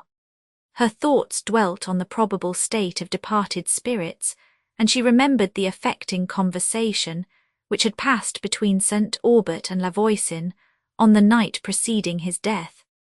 As she mused she saw the door slowly open, and a rustling sound in a remote part of the room startled her. Through the dusk she thought she perceived something move.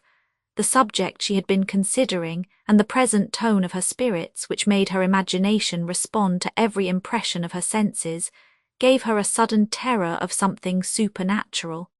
She sat for a moment motionless, and then, her dissipated reason returning, "What should I fear?" said she. "If the spirits of those we love ever return to us, it is in kindness."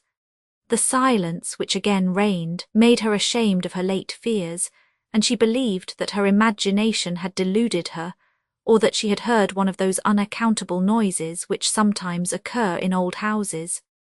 The same sound, however, returned, and distinguishing something moving towards her, and in the next instant pressed beside her into the chair, she shrieked. But her fleeting senses were instantly recalled, on perceiving that it was Manchon who sat by her, and who now licked her hands affectionately. Perceiving her spirits unequal to the task she had assigned herself of visiting the deserted rooms of the Château this night, when she left the library, she walked into the garden and down to the terrace that overhung the river. The sun was now set, but under the dark branches of the almond trees was seen the saffron glow of the west, spreading beyond the twilight of middle air. The bat flitted silently by, and now and then the morning note of the nightingale was heard. The circumstances of the hour brought to her recollection some lines which she had once heard St. Aubert recite on this very spot, and she had now a melancholy pleasure in repeating them. Sonnet now the bat circles on the breeze of eve, that creeps in shuddering fits along the wave and trembles mid the woods, and through the cave whose lonely sighs the wanderer deceive. For oft when melancholy charms his mind, he thinks the spirit of the rock he hears, nor listens, but with sweetly thrilling fears, to the low, mystic murmurs of the wind. Now the bat circles, and the twilight dew falls silent round, and o'er the mounting cliff the gleaming wave and far-discovered skiff spreads the grey veil of soft, harmonious hue, so falls o'er grief the dew of pity's tear, dimming her lonely visions of despair. Emily, wandering on, came to St. Aubert's favourite plane tree, where so often at this hour they had sat beneath the shade together, and with her dear mother so often had conversed on the subject of a future state. How often, too, had her father expressed the comfort he derived from believing that they should meet in another world. Emily, overcome by these recollections, left the plane tree, and as she leaned pensively on the wall of the terrace, she observed a group of peasants dancing gaily on the banks of the Garonne, which spread in broad expanse below and reflected the evening light. What a contrast they formed to the desolate, unhappy Emily! They were gay and debonair, as they were wont to be when she, too, was gay, when St. Aubert used to listen to their merry music, with a countenance beaming pleasure and benevolence. Emily, having looked for a moment on this sprightly band, turned away, unable to bear the remembrances it excited. But where, alas, could she turn and not meet new objects to give acuteness to grief? As she walked slowly towards the house, she was met by Teresa. "Dear Mamselle," said she, "I have been seeking you up and down this half-hour, and was afraid some accident had happened to you. How can you like to wander about so in this night air? Do come into the house. Think what my poor master would have said if he could see you. I am sure when my dear lady died, no gentleman could take it more to heart than he did, yet you know he seldom shed a tear." "Pray, Teresa, cease," said Emily, wishing to interrupt this ill-judged but well-meaning harangue. Teresa's loquacity, however, was not to be silenced so easily. "And when you used to grieve so," she added, "he often told you how wrong it was, for that my mistress was happy. And if she was happy, I am sure he is so too, for the prayers of the poor, they say, reach heaven."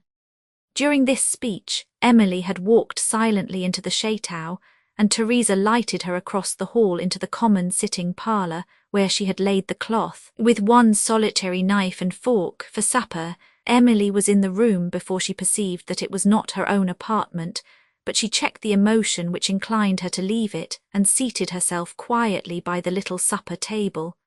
Her father's hat hung upon the opposite wall. While she gazed at it, a faintness came over her. Teresa looked at her, and then at the object on which her eyes were settled, and went to remove it, but Emily waved her hand. "No," said she, "let it remain. I am going to my chamber." "Nay, Mamselle, supper is ready." "I cannot take it," replied Emily.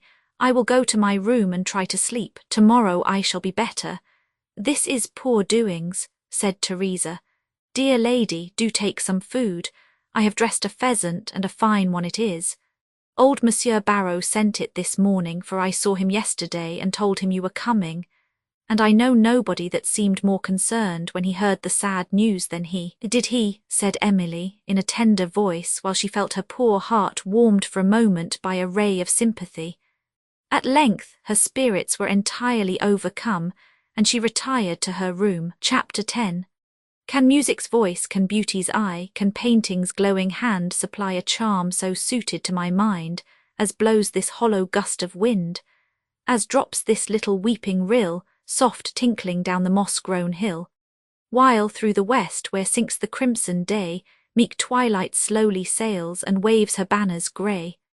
Mason Emily, some time after her return to La Vallée, received letters from her aunt, Madame Cheron, in which, after some commonplace condolement and advice, she invited her to Thoulouse, and added that, as her late brother had entrusted Emily's education to her, she should consider herself bound to overlook her conduct. Emily, at this time, wished only to remain at La Vallée in the scenes of her early happiness, now rendered infinitely dear to her, as the late residence of those whom she had lost for ever, where she could weep unobserved, retrace their steps, and remember each minute particular of their manners, but she was equally anxious to avoid the displeasure of Madame Cheron. Though her affection would not suffer her to question, even a moment, the propriety of St. Aubert's conduct in appointing Madame Cheron for her guardian, She was sensible that this step had made her happiness depend, in a great degree, on the humour of her aunt. In her reply, she begged permission to remain at present at La Vallée, mentioning the extreme dejection of her spirits and the necessity she felt for quiet and retirement to restore them. These she knew were not to be found at Madame Cheron's, whose inclinations led her into a life of dissipation which her ample fortune encouraged, and having given her answer she felt somewhat more at ease. In the first days of her affliction she was visited by Monsieur Barrow, a sincere mourner for St. Aubert. "I may well lament my friend," said he, "for I shall never meet with his resemblance. If I could have found such a man in what is called society, I should not have left it." M. Barrow's admiration of her father endeared him extremely to Emily, whose heart found almost its first relief in conversing of her parents with a man whom she so much revered, and who, though with such an ungracious appearance, possessed to much goodness of heart and delicacy of mind.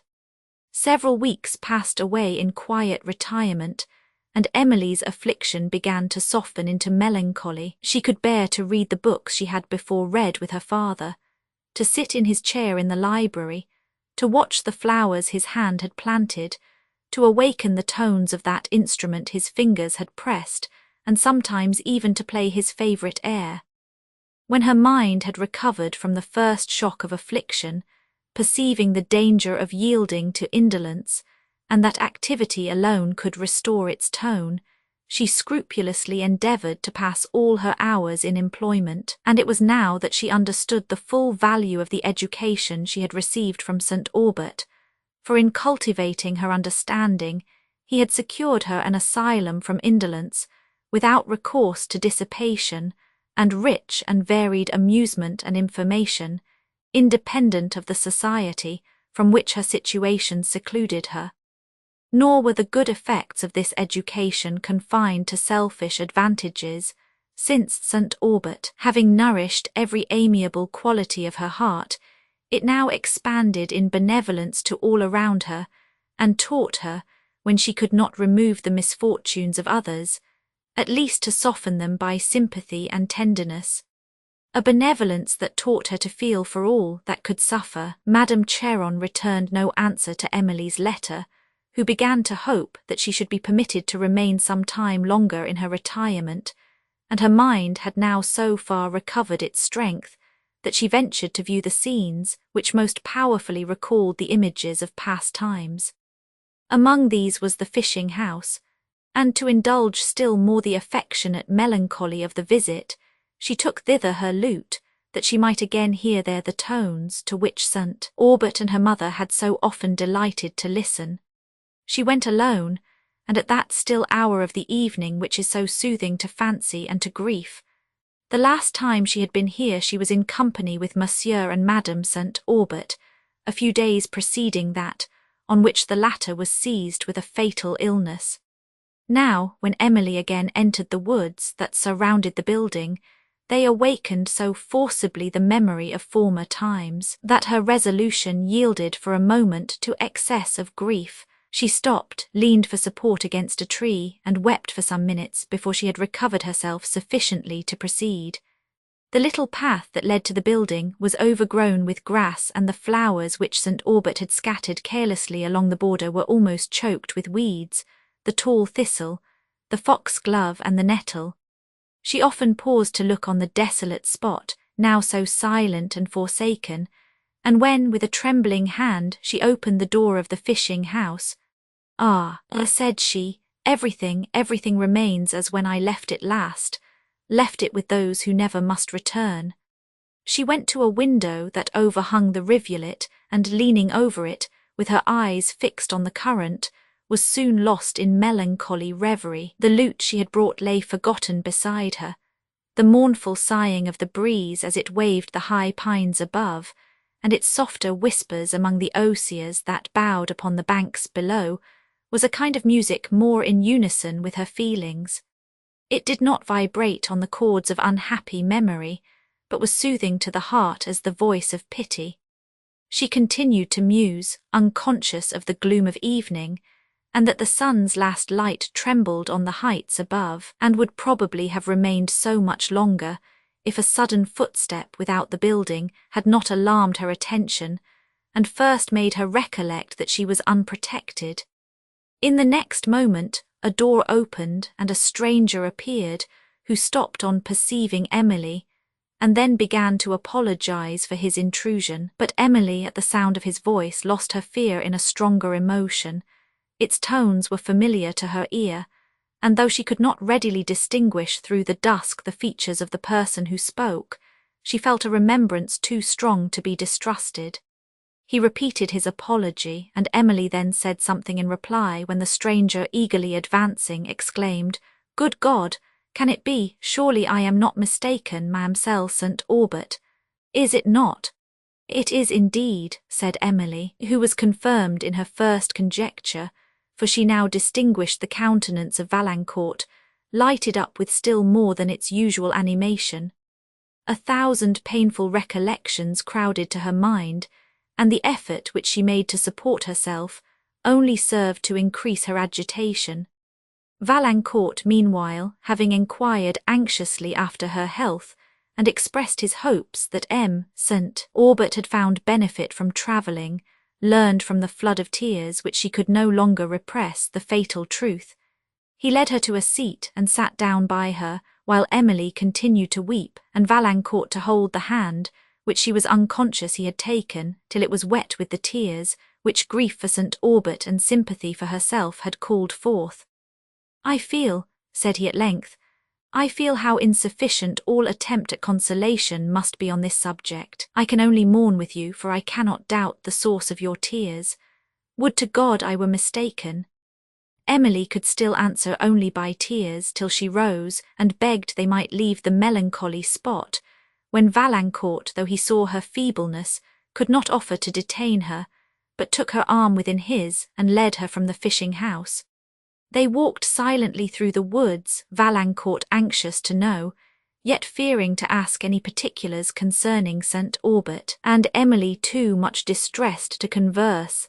After some time, however, she acquired fortitude enough to speak of her father, and to give a brief account of the manner of his death, during which recital Valancourt's countenance betrayed strong emotion, and when he heard that St. Aubert had died on the road, and that Emily had been left among strangers, he pressed her hand between his and involuntarily exclaimed, "Why was I not there?"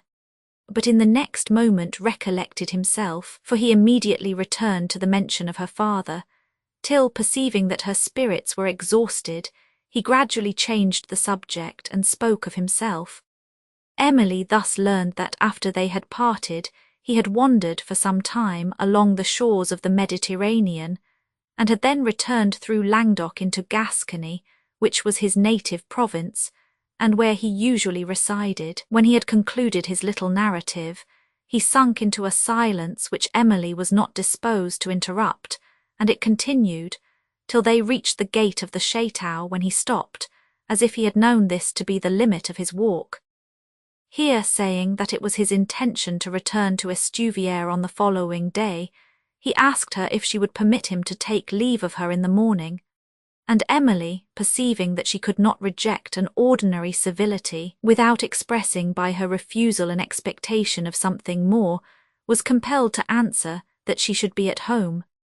She passed a melancholy evening, during which the retrospect of all that had happened since she had seen Valancourt would rise to her imagination, and the scene of her father's death appeared in tints as fresh as if it had passed on the preceding day. She remembered particularly the earnest and solemn manner in which he had required her to destroy the manuscript papers, and awakening from the lethargy in which sorrow had held her, she was shocked to think she had not yet obeyed him, and determined that another day should not reproach her with the neglect. Chapter 11. Can such things be and overcome us like a summer's cloud without our special wonder? Macbeth. On the next morning, Emily ordered a fire to be lighted in the stove of the chamber where St. Aubert used to sleep, and as soon as she had breakfasted, went thither to burn the papers. Having fastened the door to prevent interruption, She opened the closet where they were concealed as she entered which, she felt an emotion of unusual awe and stood for some moments surveying it, trembling and almost afraid to remove the board. There was a great chair in one corner of the closet, and opposite to it stood the table, at which she had seen her father sit, on the evening that preceded his departure, looking over with so much emotion what she believed to be these very papers. The solitary life which Emily had led of late, and the melancholy subjects on which she had suffered her thoughts to dwell, had rendered her at times sensible to the thick-coming fancies of a mind greatly enervated. It was lamentable that her excellent understanding should have yielded, even for a moment, to the reveries of superstition, or rather to those starts of imagination, which deceive the senses into what can be called nothing less than momentary madness. Instances of this temporary failure of mind had more than once occurred since her return home, particularly when, wandering through this lonely mansion in the evening twilight, she had been alarmed by appearances which would have been unseen in her more cheerful days. To this infirm state of her nerves may be attributed what she imagined, when, her eyes glancing a second time on the armchair, which stood in an obscure part of the closet, the countenance of her dead father appeared there. Emily stood fixed for a moment to the floor, after which she left the closet. Her spirits, however, soon returned. She reproached herself with the weakness of thus suffering interruption in an act of serious importance, and again opened the door. By the directions which St. Aubert had given her, she readily found the board he had described in an opposite corner of the closet near the window. She distinguished also the line he had mentioned, and pressing it as he had bade her, it slid down and disclosed the bundle of papers, together with some scattered ones and the purse of louis. With a trembling hand she removed them, replaced the board, paused a moment, and was rising from the floor, when on looking up there appeared to her alarmed fancy the same countenance in the chair. The illusion, another instance of the unhappy effect which solitude and grief had gradually produced upon her mind, subdued her spirits.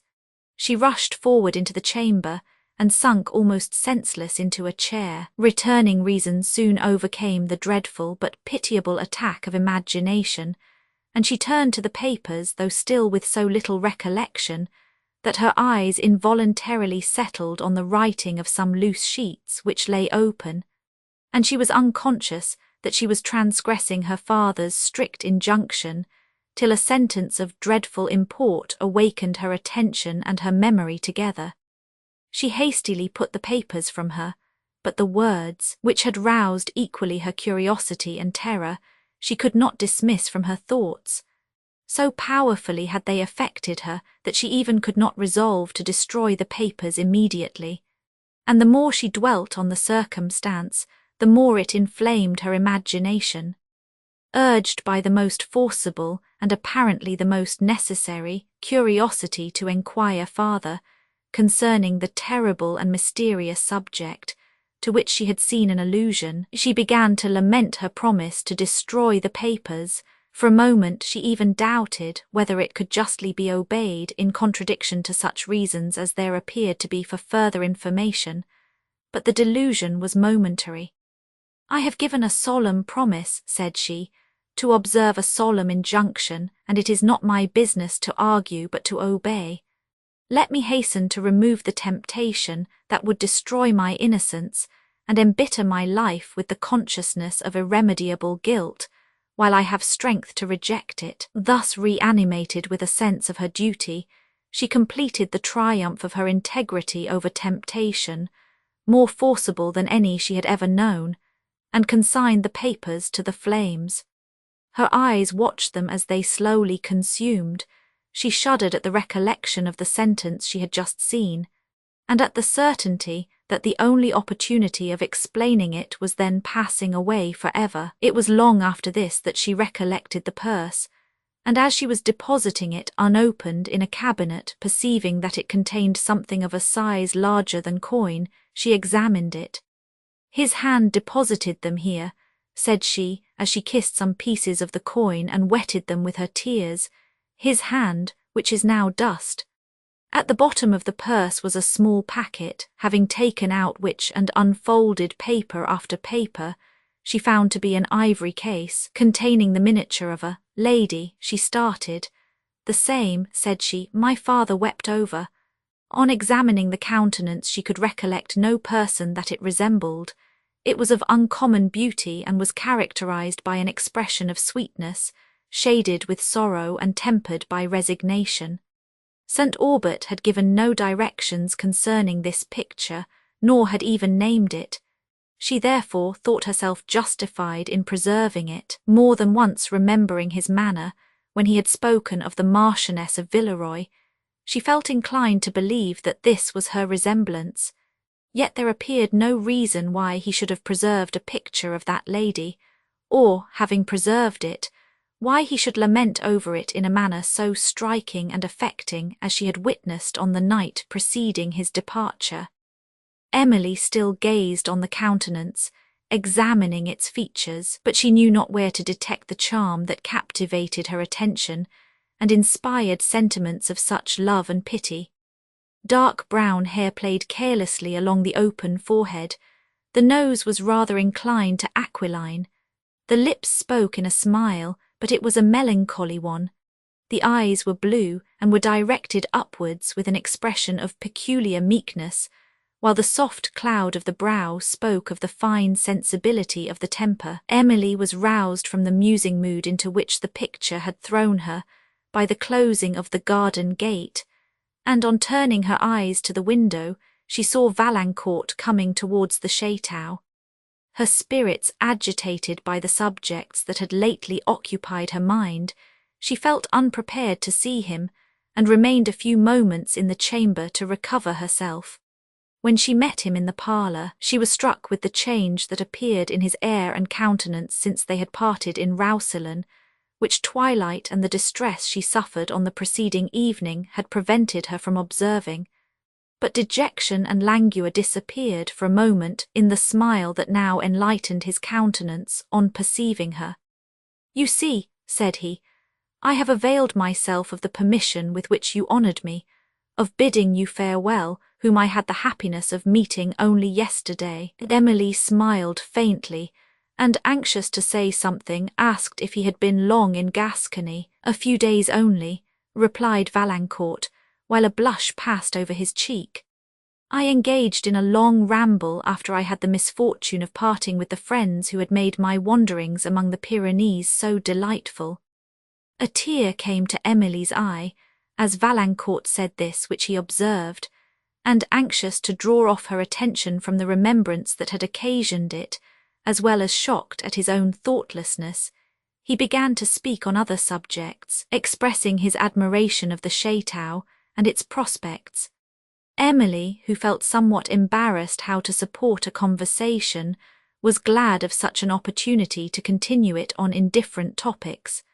They walked down to the terrace, where Valancourt was charmed with the river scenery, and the views over the opposite shores of Guyenne. As he leaned on the wall of the terrace watching the rapid current of the Garonne, "I was a few weeks ago," said he, "at the source of this noble river. I had not then the happiness of knowing you, or I should have regretted your absence. It was a scene so exactly suited to your taste. It rises in a part of the Pyrenees, still wilder and more sublime, I think, than any we passed in the way to Roussillon." He then described its fall among the precipices of the mountains, where its waters, augmented by the streams that descend from the snowy summits around, rush into the Vallée d'Aran, between whose romantic heights it foams along, pursuing its way to the northwest till it emerges upon the plains of Languedoc. Then, washing the walls of Thulaus and turning again to the northwest, it assumes a milder character, as it fertilizes the pastures of Gascony and Guyenne, in its progress to the Bay of Biscay. Emily and Valancourt talked of the scenes they had passed among the Pyrenean Alps, as he spoke of which there was often a tremulous tenderness in his voice, and sometimes he expatiated on them with all the fire of genius, sometimes would appear scarcely conscious of the topic, though he continued to speak. This subject recalled forcibly to Emily the idea of her father, whose image appeared in every landscape, which Valancourt particularized, whose remarks dwelt upon her memory, and whose enthusiasm still glowed in her heart. Her silence at length reminded Valancourt how nearly his conversation approached to the occasion of her grief, and he changed the subject, though for one scarcely less affecting to Emily. When he admired the grandeur of the plane tree that spread its wide branches over the terrace, and under whose shade they now sat, she remembered how often she had sat thus with St. Aubert, and heard him express the same admiration. "This was a favourite tree with my dear father," said she. "He used to love to sit under its foliage with his family about him in the fine evenings of summer." Valancourt understood her feelings and was silent. Had she raised her eyes from the ground, she would have seen tears in his. He rose and leaned on the wall of the terrace, from which in a few moments he returned to his seat, then rose again, and appeared to be greatly agitated, while Emily found her spirits so much depressed that several of her attempts to renew the conversation were ineffectual. Valancourt again sat down, but was still silent and trembled. At length he said with a hesitating voice, "This lovely scene! I am going to leave you, perhaps for ever. These moments may never return. I cannot resolve to neglect, though I scarcely dare to avail myself of them. Let me, however, without offending the delicacy of your sorrow, venture to declare the admiration I must always feel of your goodness. Oh, that at some future period I might be permitted to call it love." Emily's emotion would not suffer her to reply, and Valancourt, who now ventured to look up, observing her countenance change, expected to see her faint, and made an involuntary effort to support her, which recalled Emily to a sense of her situation and to an exertion of her spirits. Valancourt did not appear to notice her indisposition, but when he spoke again, his voice told the tenderest love. "I will not presume," he added, "to intrude this subject longer upon your attention at this time, but I may perhaps be permitted to mention that these parting moments would lose much of their bitterness if I might be allowed to hope the declaration I have made would not exclude me from your presence in future." Emily made another effort to overcome the confusion of her thoughts and to speak. She feared to trust the preference her heart acknowledged towards Valancourt, and to give him any encouragement for hope on so short an acquaintance. For though in this narrow period she had observed much that was admirable in his taste and disposition, and though these observations had been sanctioned by the opinion of her father, they were not sufficient testimonies of his general worth to determine her upon a subject so infinitely important to her future happiness as that which now solicited her attention. Yet, though the thought of dismissing Valancourt was so very painful to her that she could scarcely endure to pause upon it, the consciousness of this made her fear the partiality of her judgment, and hesitate still more to encourage that suit, for which her own heart too tenderly pleaded. The family of Valancourt, if not his circumstances, had been known to her father, and known to be unexceptionable. Of his circumstances, Valancourt himself hinted as far as delicacy would permit, when he said he had at present little else to offer but a heart that adored her. He had solicited only for a distant hope, and she could not resolve to forbid, though she scarcely dared to permit it. At length she acquired courage to say that she must think herself honoured by the good opinion of any person whom her father had esteemed. "And was I, then, thought worthy of his esteem?" said Valancourt, in a voice trembling with anxiety. Then checking himself, he added, "But pardon the question, I scarcely know what I say. If I might dare to hope that you think me not unworthy such honour, and might be permitted sometimes to enquire after your health, I should now leave you with comparative tranquillity." Emily, after a moment's silence, said, "I will be ingenuous with you, for I know you will understand, and allow for my situation. You will consider it as a proof of my esteem that I am so. Though I live here in what was my father's house, I live here alone. I have, alas, no longer a parent whose presence might sanction your visits. It is unnecessary for me to point out the impropriety of my receiving them. Nor will I affect to be insensible of this, replied Valancourt, adding mournfully, but what is to console me for my candour? I distress you, and would now leave the subject, if I might carry with me a hope of being some time permitted to renew it, of being allowed to make myself known to your family. Emily was again confused, and again hesitated what to reply. She felt most acutely the difficulty, the forlornness of her situation, which did not allow her a single relative or friend to whom she could turn for even a look that might support and guide her in the present embarrassing circumstances. Madame Cheron, who was her only relative and ought to have been this friend, was either occupied by her own amusements, or so resentful of the reluctance her niece had shown to quit La Vallée, that she seemed totally to have abandoned her. "Ah, I see," said Valancourt after a long pause during which Emily had begun, and left unfinished 2 or 3 sentences. "I see that I have nothing to hope. My fears were too just. You think me unworthy of your esteem. That fatal journey, which I considered as the happiest period of my life, those delightful days were to embitter all my future ones. How often I have looked back to them with hope and fear, yet never till this moment could I prevail with myself to regret their enchanting influence." His voice faltered, and he abruptly quitted his seat and walked on the terrace. There was an expression of despair on his countenance that affected Emily. The pleadings of her heart overcame in some degree her extreme timidity, and when he resumed his seat she said in an accent that betrayed her tenderness, "You do both yourself and me injustice when you say I think you unworthy of my esteem. I will acknowledge that you have long possessed it, and Valancourt waited impatiently for the conclusion of the sentence, but the words died on her lips. Her eyes, however, reflected all the emotions of her heart. Valancourt passed, in an instant, from the impatience of despair to that of joy and tenderness. "Oh, Emily!" he exclaimed, "my own Emily, teach me to sustain this moment. Let me seal it as the most sacred of my life." He pressed her hand to his lips. It was cold and trembling, and raising her eyes he saw the paleness of her countenance. Tears came to her relief, and Valancourt watched in anxious silence over her. In a few moments she recovered herself, and smiling faintly through her tears, said, "Can you excuse this weakness? My spirits have not yet, I believe, recovered from the shock they lately received."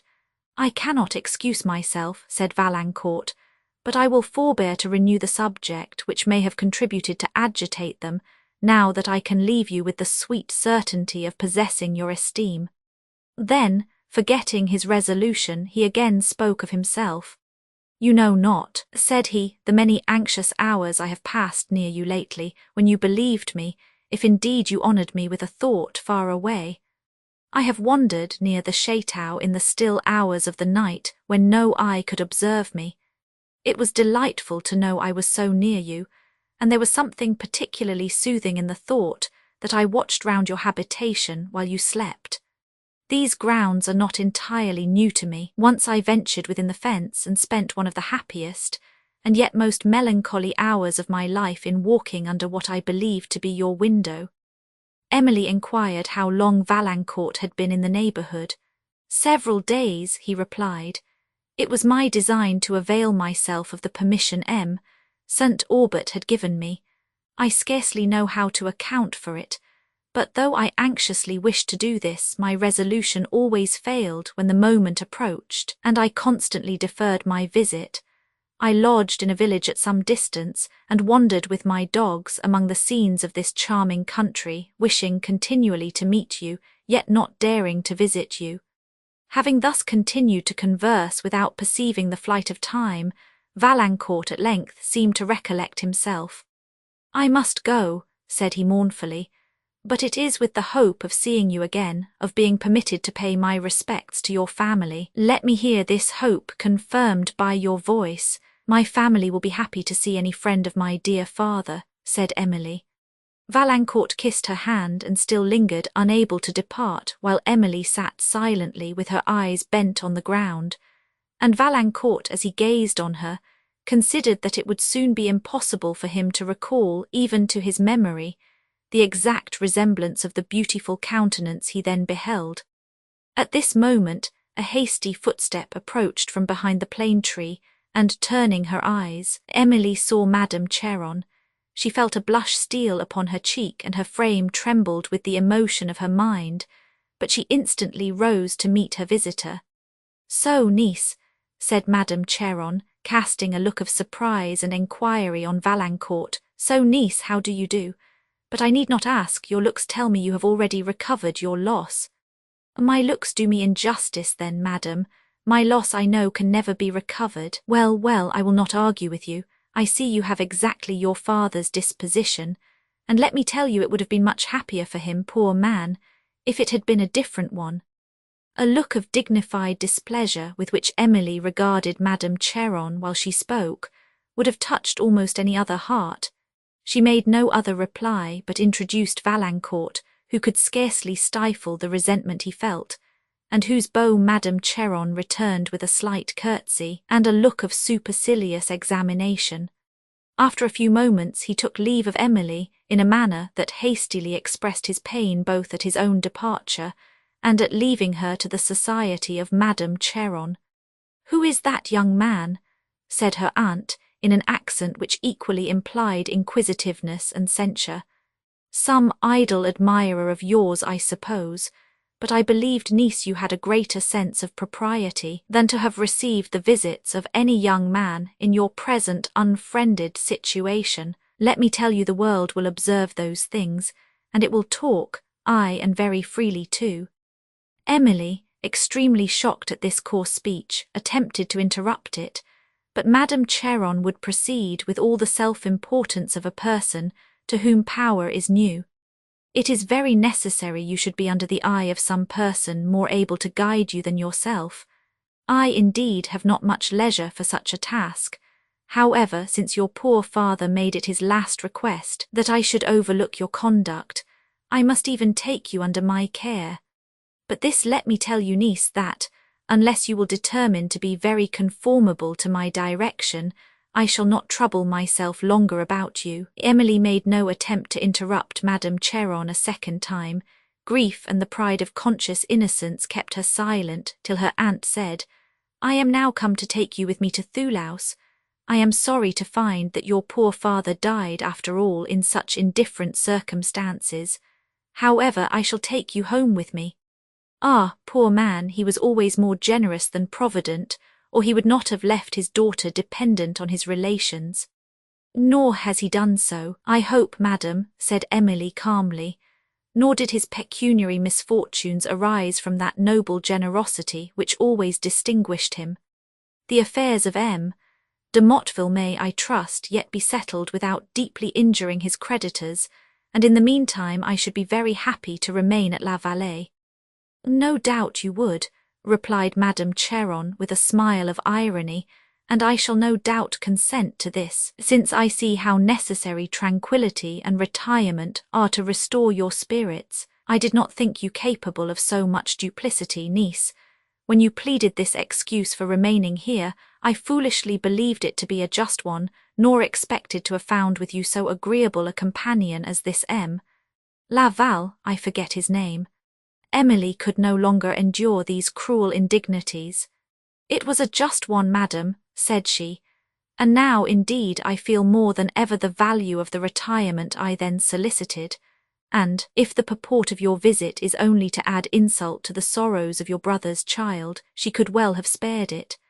"I see that I have undertaken a very troublesome task," said Madame Cheron, colouring highly.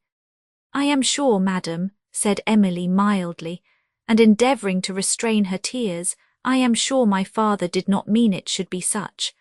I have the happiness to reflect that my conduct under his eye was such as he often delighted to approve. It would be very painful to me to disobey the sister of such a parent, and if you believe the task will really be so troublesome, I must lament that it is yours."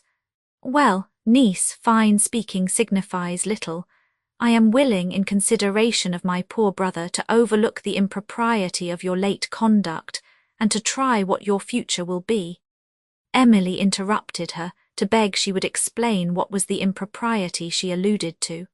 What impropriety? Why, that of receiving the visits of a lover unknown to your family, replied Madame Cheron, not considering the impropriety of which she had herself been guilty, in exposing her niece to the possibility of conduct so erroneous. A faint blush passed over Emily's countenance, pride and anxiety struggled in her breast, and till she recollected that appearances did, in some degree, justify her aunt's suspicions, she could not resolve to humble herself so far as to enter into the defence of a conduct which had been so innocent and undesigning on her part.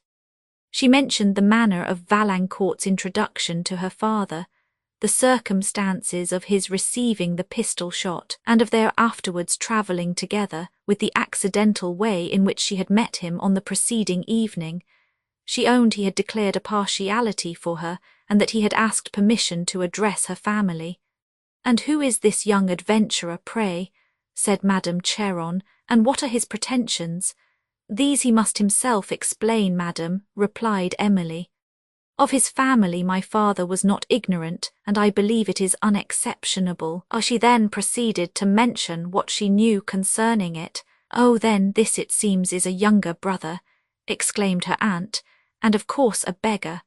A very fine tale indeed.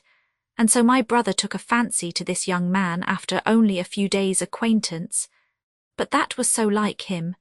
In his youth he was always taking these likes and dislikes, when no other person saw any reason for them at all. Nay, indeed, I have often thought the people he disapproved were much more agreeable than those he admired, but there is no accounting for tastes. He was always so much influenced by people's countenances. Now I, for my part, have no notion of this. It is all ridiculous enthusiasm. What has a man's face to do with his character? Can a man of good character help having a disagreeable face?"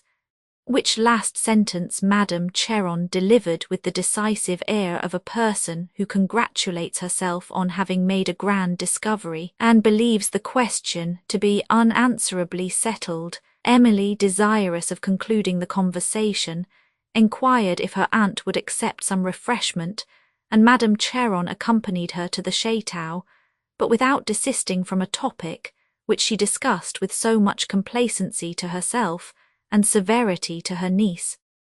"I am sorry to perceive, niece," said she, in allusion to somewhat that Emily had said concerning physiognomy, "that you have a great many of your father's prejudices, and among them those sudden predilections for people from their looks.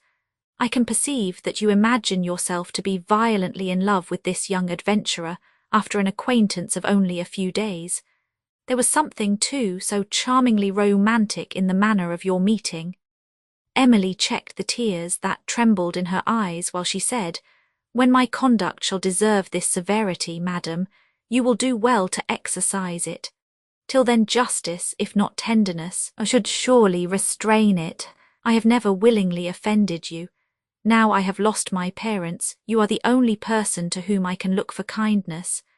Let me not lament more than ever the loss of such parents." The last words were almost stifled by her emotions, and she burst into tears. Remembering the delicacy and the tenderness of St. Aubert, the happy, happy days she had passed in these scenes, and contrasting them with the coarse and unfeeling behaviour of Madame Cheron, and from the future hours of mortification she must submit to in her presence, a degree of grief seized her that almost reached despair. Madame Cheron, more offended by the reproof which Emily's words conveyed than touched by the sorrow they expressed, said nothing that might soften her grief, but notwithstanding an apparent reluctance to receive her niece, she desired her company. The love of sway was her ruling passion, and she knew it would be highly gratified by taking into her house a young orphan who had no appeal from her decisions, and on whom she could exercise without control the capricious humour of the moment. On entering the chateau, Madame Cheron expressed a desire that she would put up what she thought necessary to take to Thoulouse, as she meant to set off immediately. Emily now tried to persuade her to defer the journey, at least till the next day, and at length with much difficulty prevailed.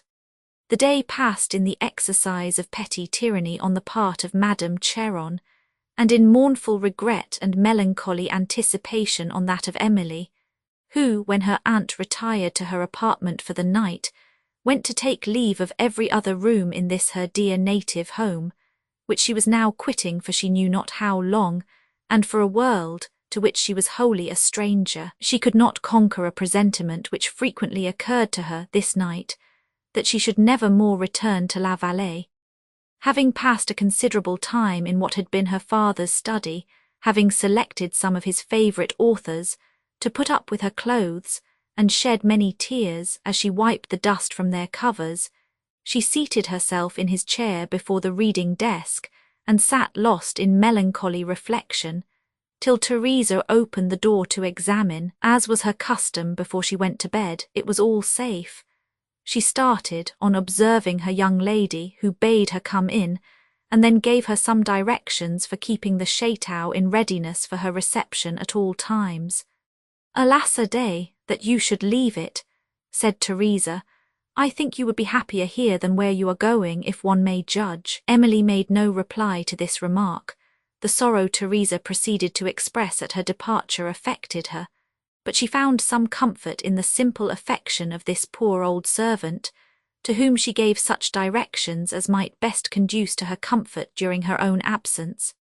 Having dismissed Teresa to bed, Emily wandered through every lonely apartment of the chateau, lingering long in what had been her father's bedroom, indulging melancholy, yet not unpleasing emotions, and, having often returned within the door to take another look at it, she withdrew to her own chamber.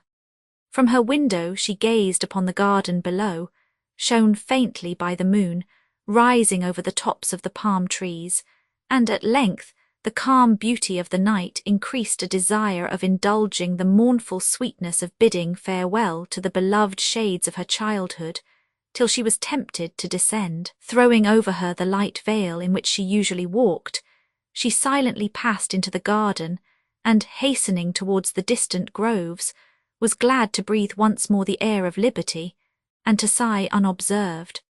The deep repose of the scene, the rich scents that floated on the breeze, the grandeur of the wide horizon and of the clear blue arch, soothed and gradually elevated her mind to that sublime complacency which renders the vexations of this world so insignificant and mean in our eyes, that we wonder they have had power for a moment to disturb us.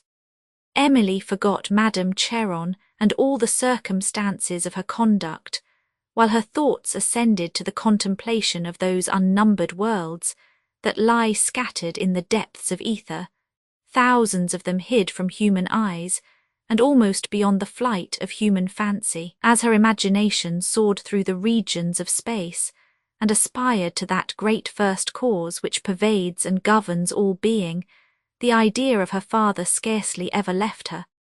But it was a pleasing idea, since she resigned him to God in the full confidence of a pure and holy faith. She pursued her way through the groves to the terrace, often pausing as memory awakened the pang of affection, and as reason anticipated the exile into which she was going. And now the moon was high over the woods, touching their summits with yellow light, and darting between the foliage long level beams, while on the rapid Garonne below the trembling radiance was faintly obscured by the lightest vapour. Emily long watched the playing lustre, listened to the soothing murmur of the current, and the yet lighter sounds of the air as it stirred at intervals the lofty palm trees. "How delightful is the sweet breath of these groves," said she, "this lovely scene! How often shall I remember and regret it when I am far away? Alas, what events may occur before I see it again! Oh, peaceful, happy shades! Scenes of my infant delights, of parental tenderness now lost for ever, why must I leave ye? In your retreats I should still find safety and repose. Sweet hours of my childhood, I am now to leave even your last memorials. No objects that would revive your impressions will remain for me." Then, drying her tears and looking up, her thoughts rose again to the sublime subject she had contemplated. The same divine complacency stole over her heart, and, hushing its throbs, inspired hope and confidence and resignation to the will of the deity, whose works filled her mind with adoration. Emily gazed long on the plane tree, and then seated herself for the last time on the bench under its shade, where she had so often sat with her parents, and where, only a few hours before, she had conversed with Valancourt, at the remembrance of whom, thus revived, a mingled sensation of esteem, tenderness, and anxiety rose in her breast. With this remembrance occurred a recollection of his late confession, that he had often wandered near her habitation in the night, having even passed the boundary of the garden, and it immediately occurred to her that he might be at this moment in the grounds.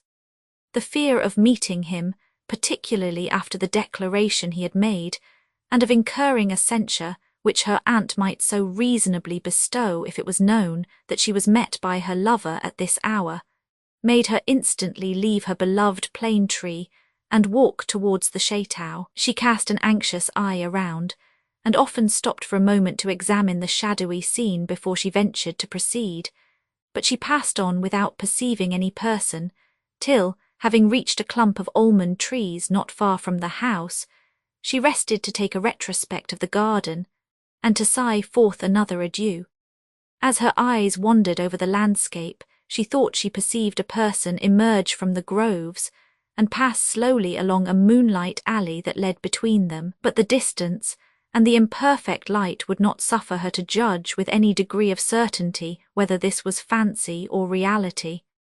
She continued to gaze for some time on the spot, till on the dead stillness of the air she heard a sudden sound, and in the next instant fancied she distinguished footsteps near her. Wasting not another moment in conjecture, she hurried to the chateau, and having reached it, retired to her chamber where, as she closed her window, she looked upon the garden, and then again thought she distinguished a figure, gliding between the almond trees she had just left.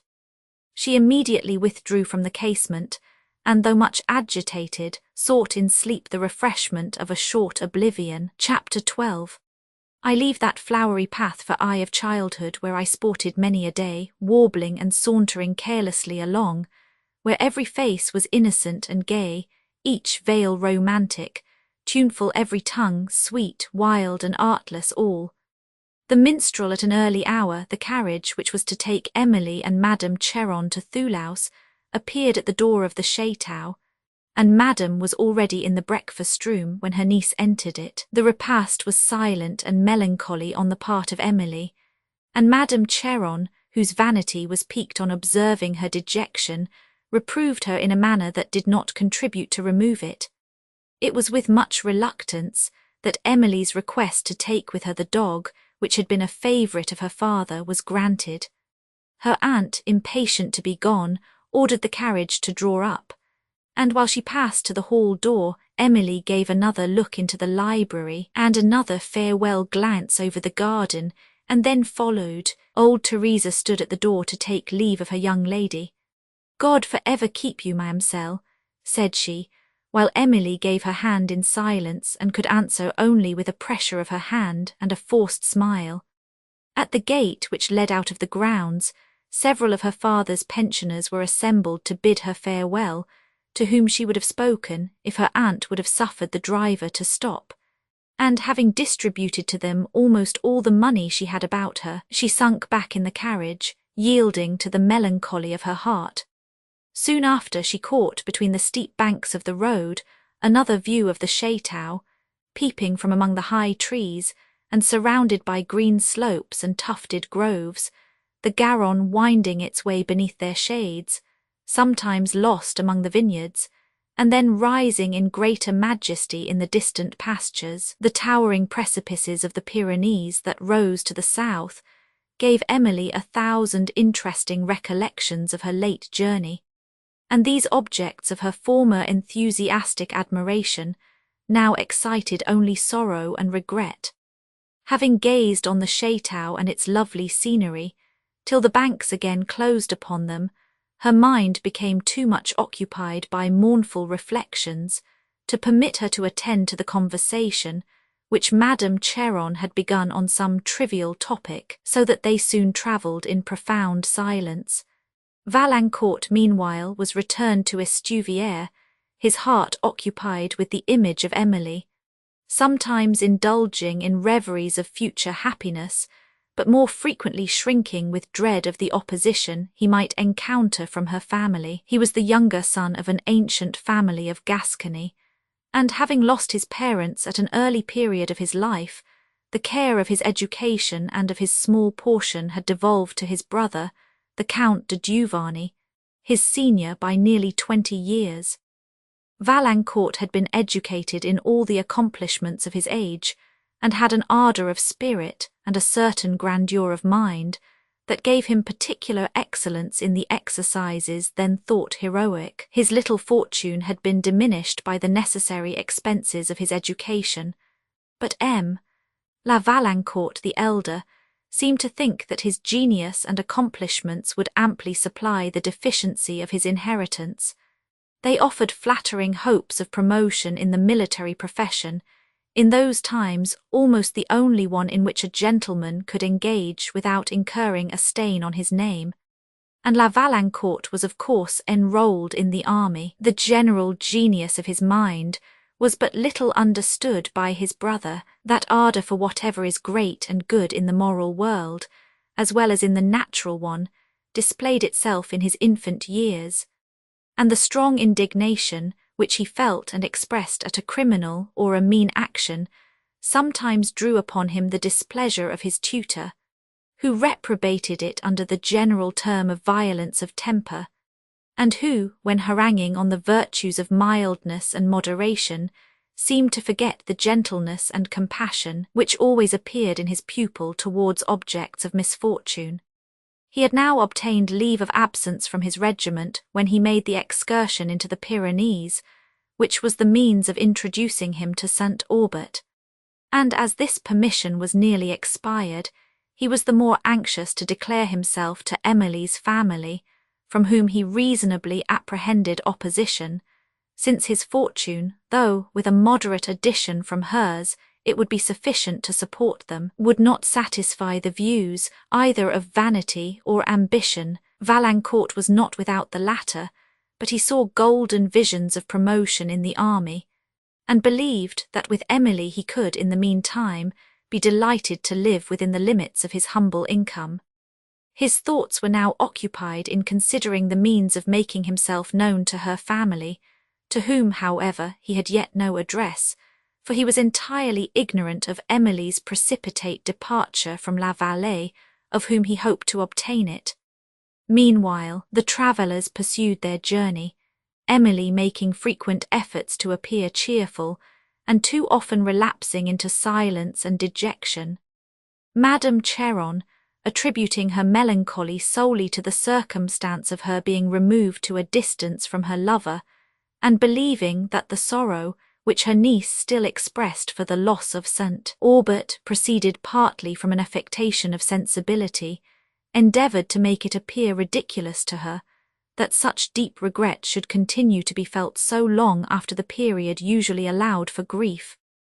At length, these unpleasant lectures were interrupted by the arrival of the travellers at Thoulouse, and Emily, who had not been there for many years, and had only a very faint recollection of it, was surprised at the ostentatious style exhibited in her aunt's house and furniture, the more so perhaps because it was so totally different from the modest elegance to which she had been accustomed. She followed Madame Cheron through a large hall where several servants in rich liveries appeared, to a kind of saloon fitted up with more show than taste, and her aunt, complaining of fatigue, ordered supper immediately. "I am glad to find myself in my own house again," said she, throwing herself on a large settee, "and to have my own people about me. I detest travelling, though indeed I ought to like it, for what I see abroad always makes me delighted to return to my own chateau. What makes you so silent, child? What is it that disturbs you now?" Emily suppressed a starting tear and tried to smile away the expression of an oppressed heart. She was thinking of her home and felt too sensibly the arrogance and ostentatious vanity of Madame Cheron's conversation. "Can this be my father's sister?" said she to herself, and then the conviction that she was so warming her heart with something like kindness towards her. She felt anxious to soften the harsh impression her mind had received of her aunt's character, and to show a willingness to oblige her. The effort did not entirely fail. She listened with apparent cheerfulness while Madame Cheron expatiated on the splendour of her house, told of the numerous parties she entertained, and what she should expect of Emily, whose diffidence assumed the air of a reserve which her aunt, believing it to be that of pride and ignorance united, now took occasion to reprehend. She knew nothing of the conduct of a mind that fears to trust its own powers, which, possessing a nice judgment and inclining to believe that every other person perceives still more critically, fears to commit itself to censure and seeks shelter in the obscurity of silence. Emily had frequently blushed at the fearless manners which she had seen admired, and the brilliant nothings which she had heard applauded.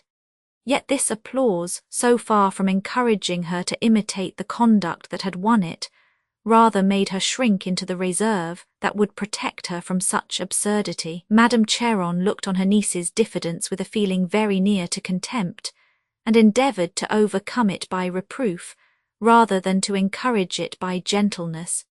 The entrance of supper somewhat interrupted the complacent discourse of Madame Cheron and the painful considerations which it had forced upon Emily. When the repast, which was rendered ostentatious by the attendance of a great number of servants, and by a profusion of plate, was over, Madame Cheron retired to her chamber, and a female servant came to show Emily to hers. Having passed up a large staircase and through several galleries, they came to a flight of back stairs, which led into a short passage in a remote part of the chateau, and there the servant opened the door of a small chamber, which she said was Mademoiselle Emily's, who, once more alone, indulged the tears she had long tried to restrain. Those who know from experience how much the heart becomes attached even to inanimate objects to which it has been long accustomed, how unwillingly it resigns them, how with the sensations of an old friend it meets them after temporary absence, will understand the forlornness of Emily's feelings, of Emily shut out from the only home she had known from her infancy, and thrown upon a scene and among persons disagreeable for more qualities than their novelty. Her father's favourite dog, now in the chamber, thus seemed to acquire the character and importance of a friend, and as the animal fawned over her when she wept and licked her hands, "Ah, poor Manchon," said she, "I have nobody now to love me but you," and she wept the more. After some time, her thoughts returning to her father's injunctions, she remembered how often he had blamed her for indulging useless sorrow, how often he had pointed out to her the necessity of fortitude and patience, assuring her that the faculties of the mind strengthen by exertion, till they finally unnerve affliction and triumph over it. These recollections dried her tears, gradually soothed her spirits, and inspired her with the sweet emulation of practising precepts, which her father had so frequently inculcated. Chapter 13. Some power impart the spear and shield, at which the wizard passions fly, by which the giant follies die. Colin's Madame Cheron's house stood at a little distance from the city of Thulaus, and was surrounded by extensive gardens, in which Emily, who had risen early, amused herself with wandering before breakfast. From a terrace that extended along the highest part of them was a wide view over Languedoc. On the distant horizon to the south, she discovered the wild summits of the Pyrenees, and her fancy immediately painted the green pastures of Gascony at their feet. Her heart pointed to her peaceful home, to the neighbourhood where Valancourt was, where St. Aubert had been, and her imagination, piercing the veil of distance, brought that home to her eyes in all its interesting and romantic beauty. She experienced an inexpressible pleasure in believing that she beheld the country around it, though no feature could be distinguished, except the retiring chain of the Pyrenees. And inattentive to the scene immediately before her, and to the flight of time, she continued to lean on the window of a pavilion that terminated the terrace, with her eyes fixed on Gascony, and her mind occupied with the interesting ideas which the view of it awakened, till a servant came to tell her breakfast was ready. Her thoughts thus recalled to the surrounding objects, the straight walks, square parterres, and artificial fountains of the garden, could not fail, as she passed through it, to appear the worse opposed to the negligent graces and natural beauties of the grounds of La Vallée, upon which her recollection had been so intensely employed. "Whither have you been rambling so early?" said Madame Cheron, as her niece entered the breakfast-room. "I don't approve of these solitary walks," and Emily was surprised when, having informed her aunt that she had been no further than the gardens, she understood these to be included in the reproof. "I desire you will not walk there again at so early an hour unattended," said Madame Cheron. "My gardens are very extensive, and a young woman who can make assignations by moonlight at La Vallée is not to be trusted to her own inclinations elsewhere." Emily, extremely surprised and shocked, had scarcely power to beg an explanation of these words, and when she did, her aunt absolutely refused to give it, though by her severe looks and half-sentences she appeared anxious to impress Emily with a belief that she was well informed of some degrading circumstances of her conduct. Conscious innocence could not prevent a blush from stealing over Emily's cheek. She trembled and looked confusedly under the bold eye of Madame Cheron, who blushed also, but hers was the blush of triumph, such as sometimes stains the countenance of a person, congratulating himself on the penetration which had taught him to suspect another, and who loses both pity for the supposed criminal and indignation of his guilt in the gratification of his own vanity. Emily, not doubting that her aunt's mistake arose from the having observed her ramble in the garden on the night preceding her departure from La Vallée, now mentioned the motive of it, at which Madame Cheron smiled contemptuously, refusing either to accept this explanation or to give her reasons for refusing it. And soon after, she concluded the subject by saying, "I never trust people's assertions. I always judge of them by their actions, but I am willing to try what will be your behaviour in future."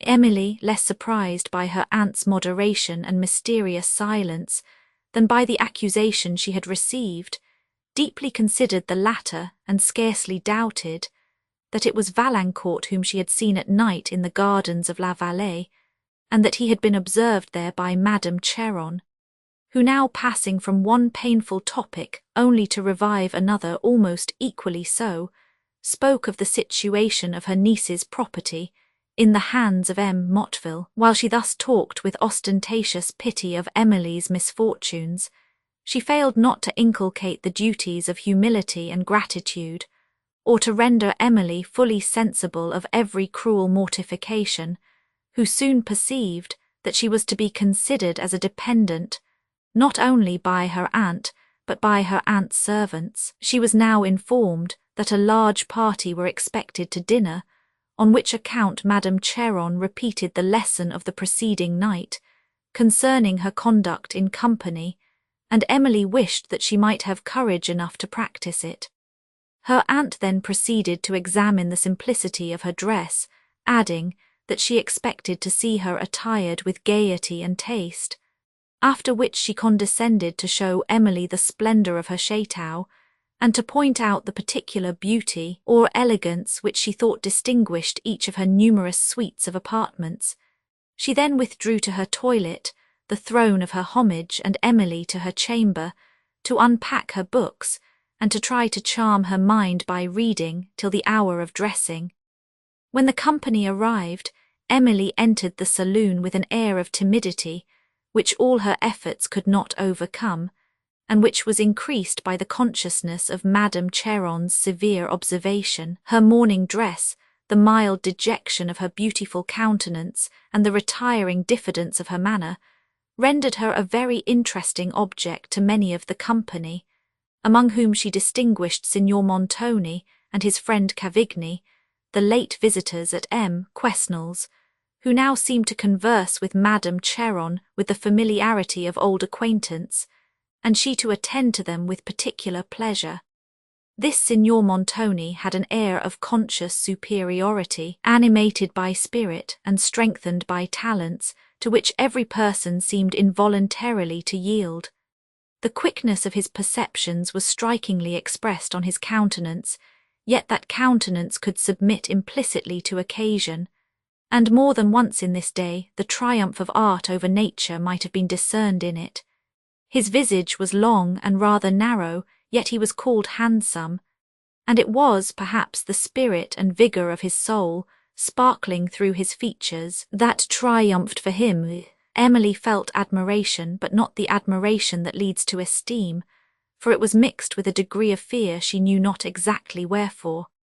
Cavigni was gay and insinuating as formerly, and though he paid almost incessant attention to Madame Cheron, he found some opportunities of conversing with Emily, to whom he directed at first the sallies of his wit, but now and then assumed an air of tenderness which she observed and shrunk from. Though she replied but little, the gentleness and sweetness of her manners encouraged him to talk, and she felt relieved when a young lady of the party, who spoke incessantly, obtruded herself on his notice. This lady, who possessed all the sprightliness of a Frenchwoman with all her coquetry, affected to understand every subject, or rather there was no affectation in the case, for never looking beyond the limits of her own ignorance, she believed she had nothing to learn. She attracted notice from all, amused some, disgusted others for a moment, and was then forgotten. This day passed without any material occurrence, and Emily, though amused by the characters she had seen, was glad when she could retire to the recollections, which had acquired with her the character of duties.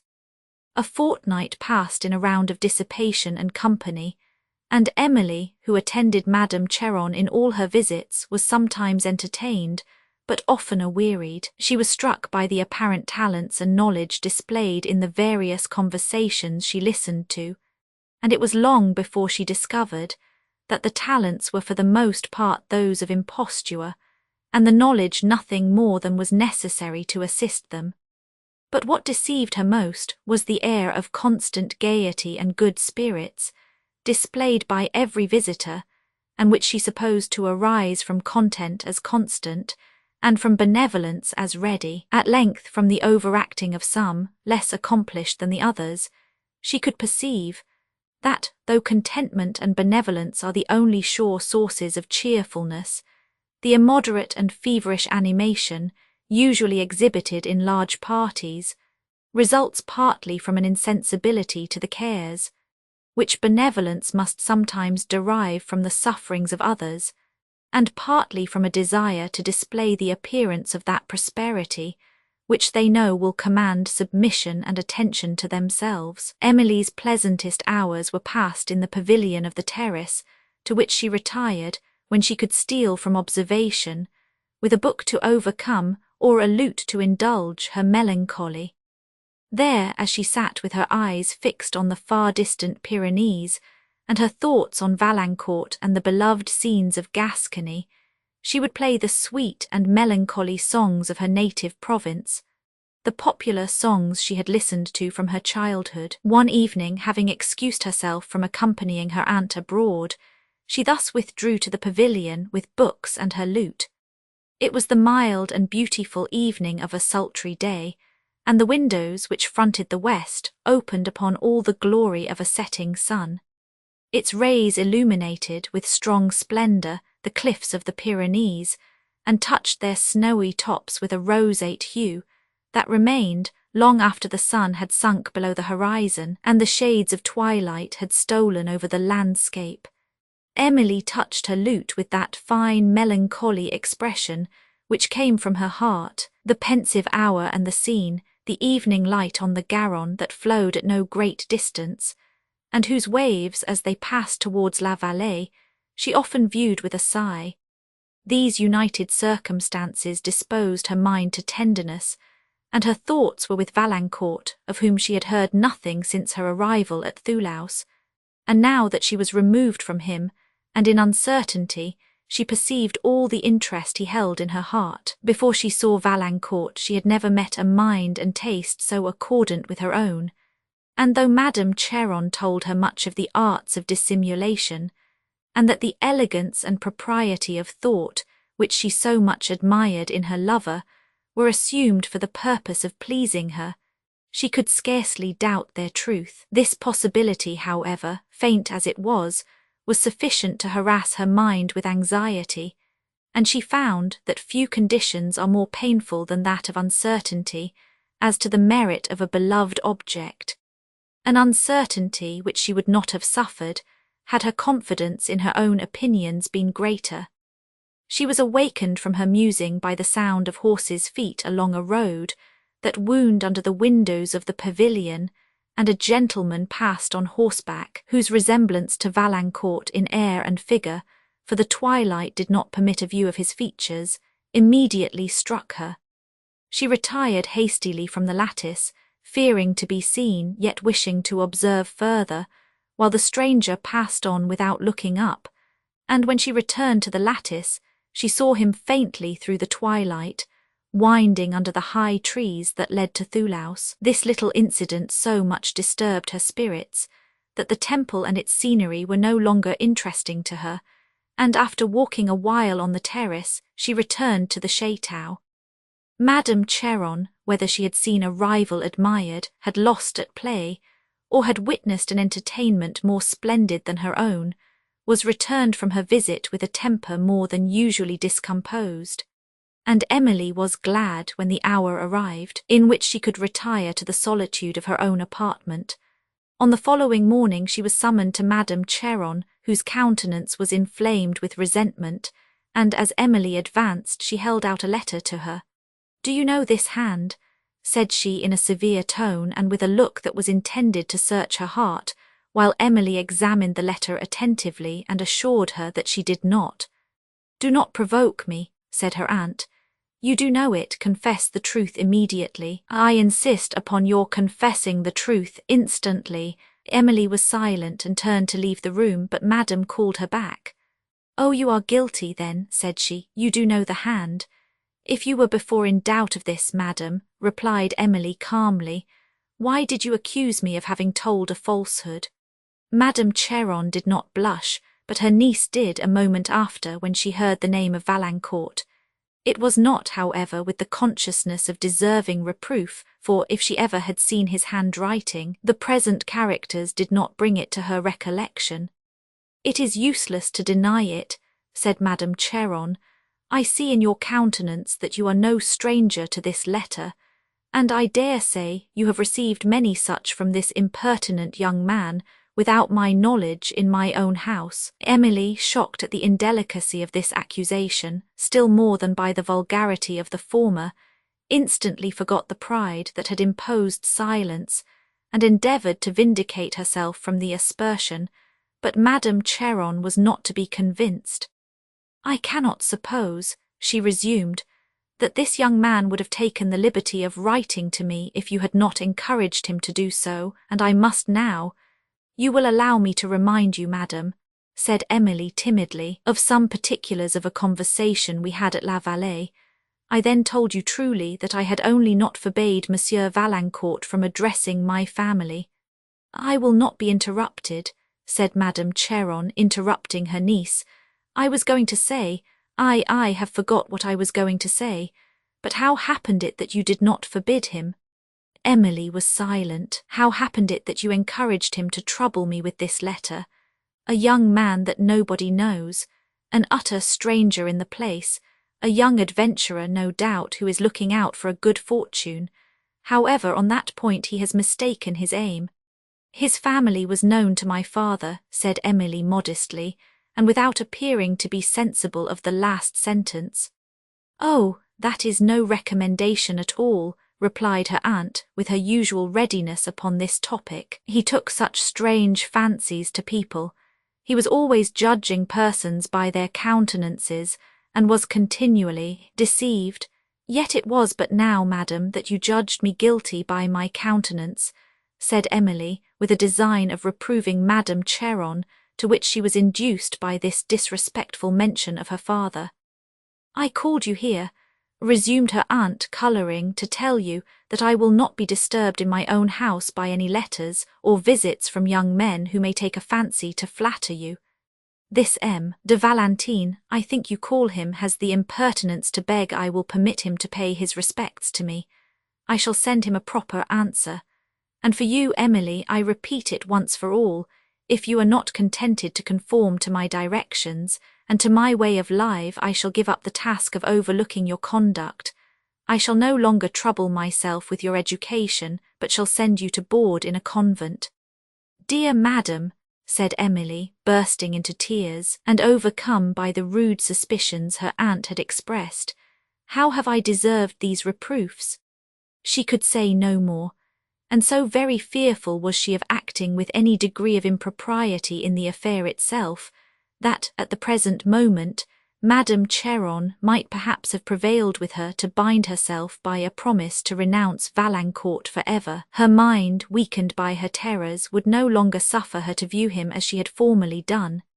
She feared the error of her own judgment, not that of Madame Cheron, and feared also that, in her former conversation with him at La Vallée, she had not conducted herself with sufficient reserve.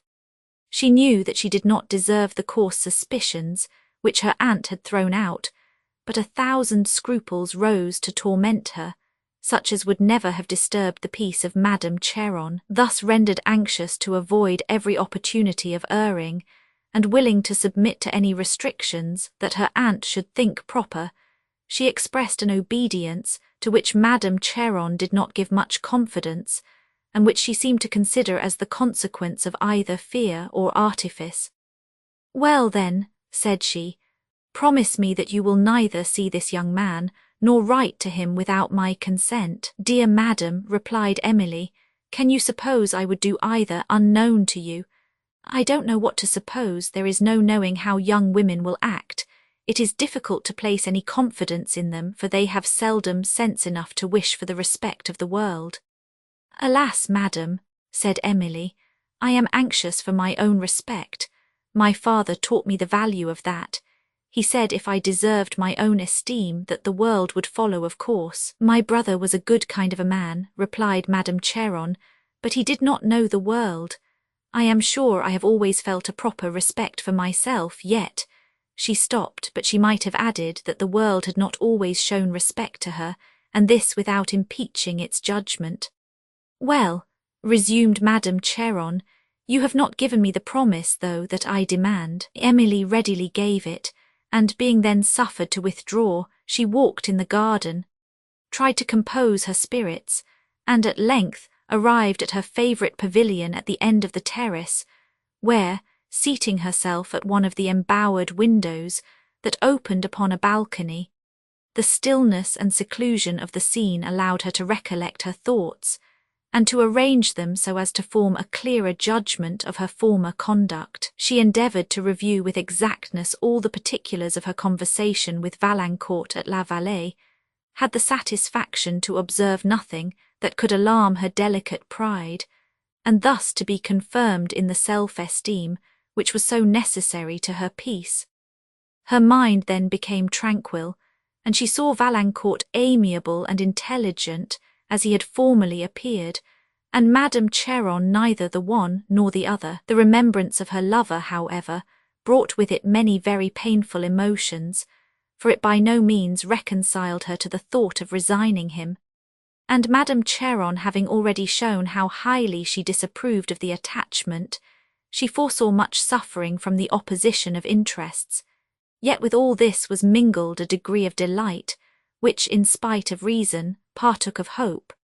She determined, however, that no consideration should induce her to permit a clandestine correspondence, and to observe in her conversation with Valancourt, should they ever meet again, the same nicety of reserve which had hitherto marked her conduct.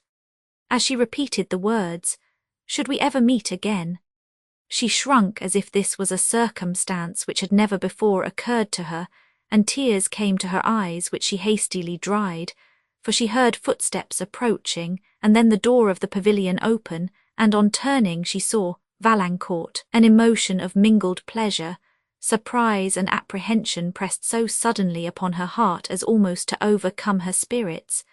The colour left her cheeks, then returned brighter than before, and she was for a moment unable to speak or to rise from her chair.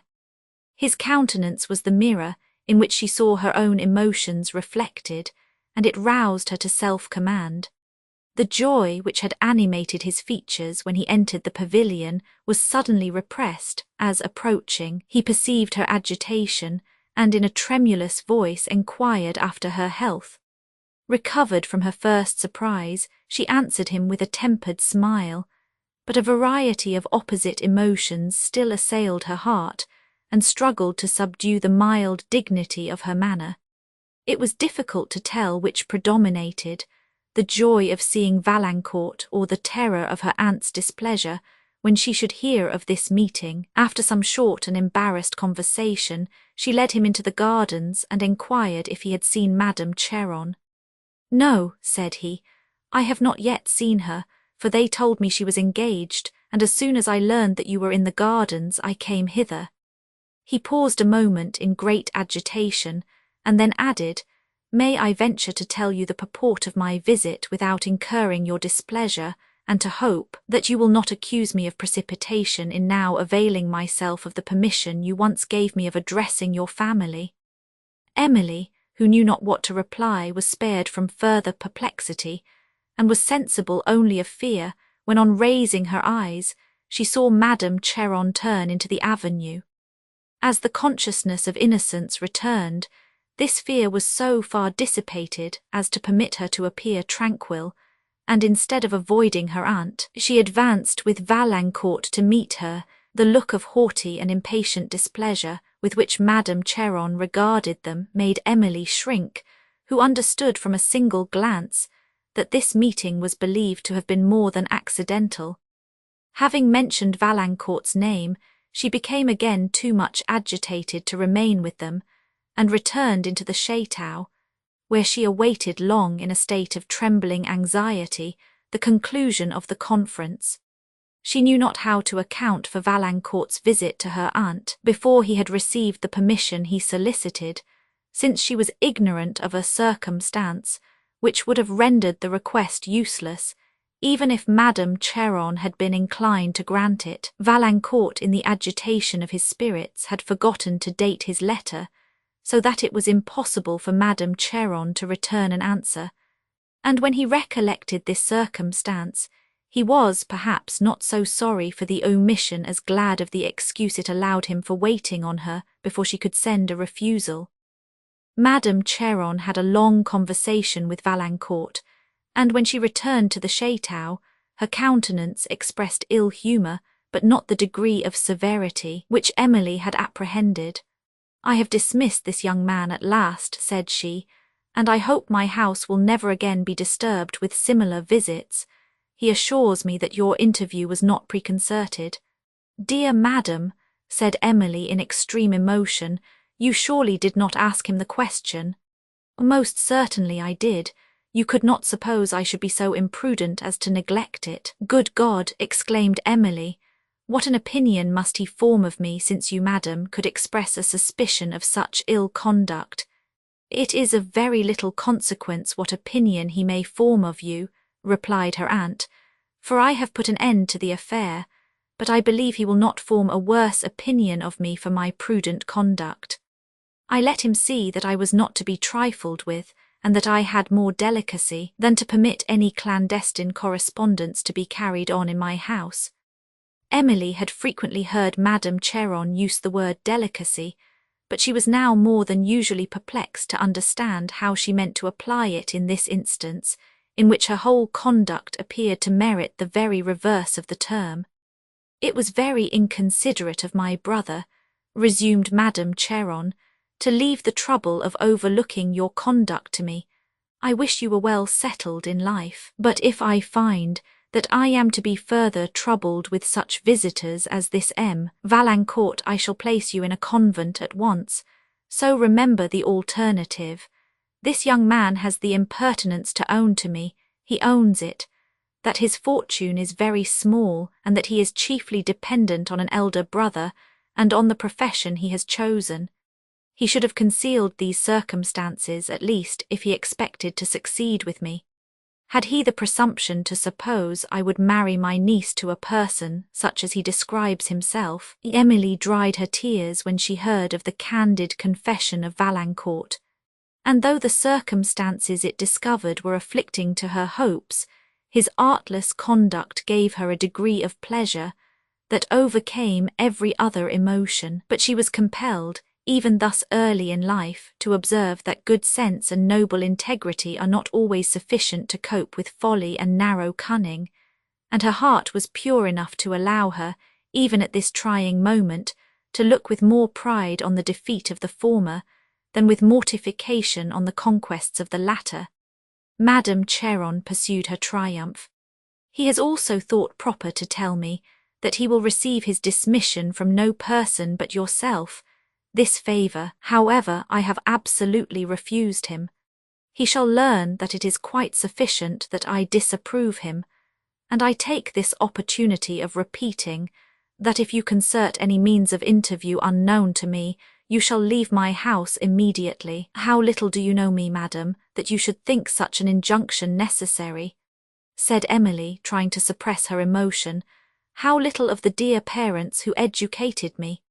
Madame Cheron now went to dress for an engagement which she had made for the evening, and Emily, who would gladly have been excused from attending her aunt, did not ask to remain at home lest her request should be attributed to an improper motive.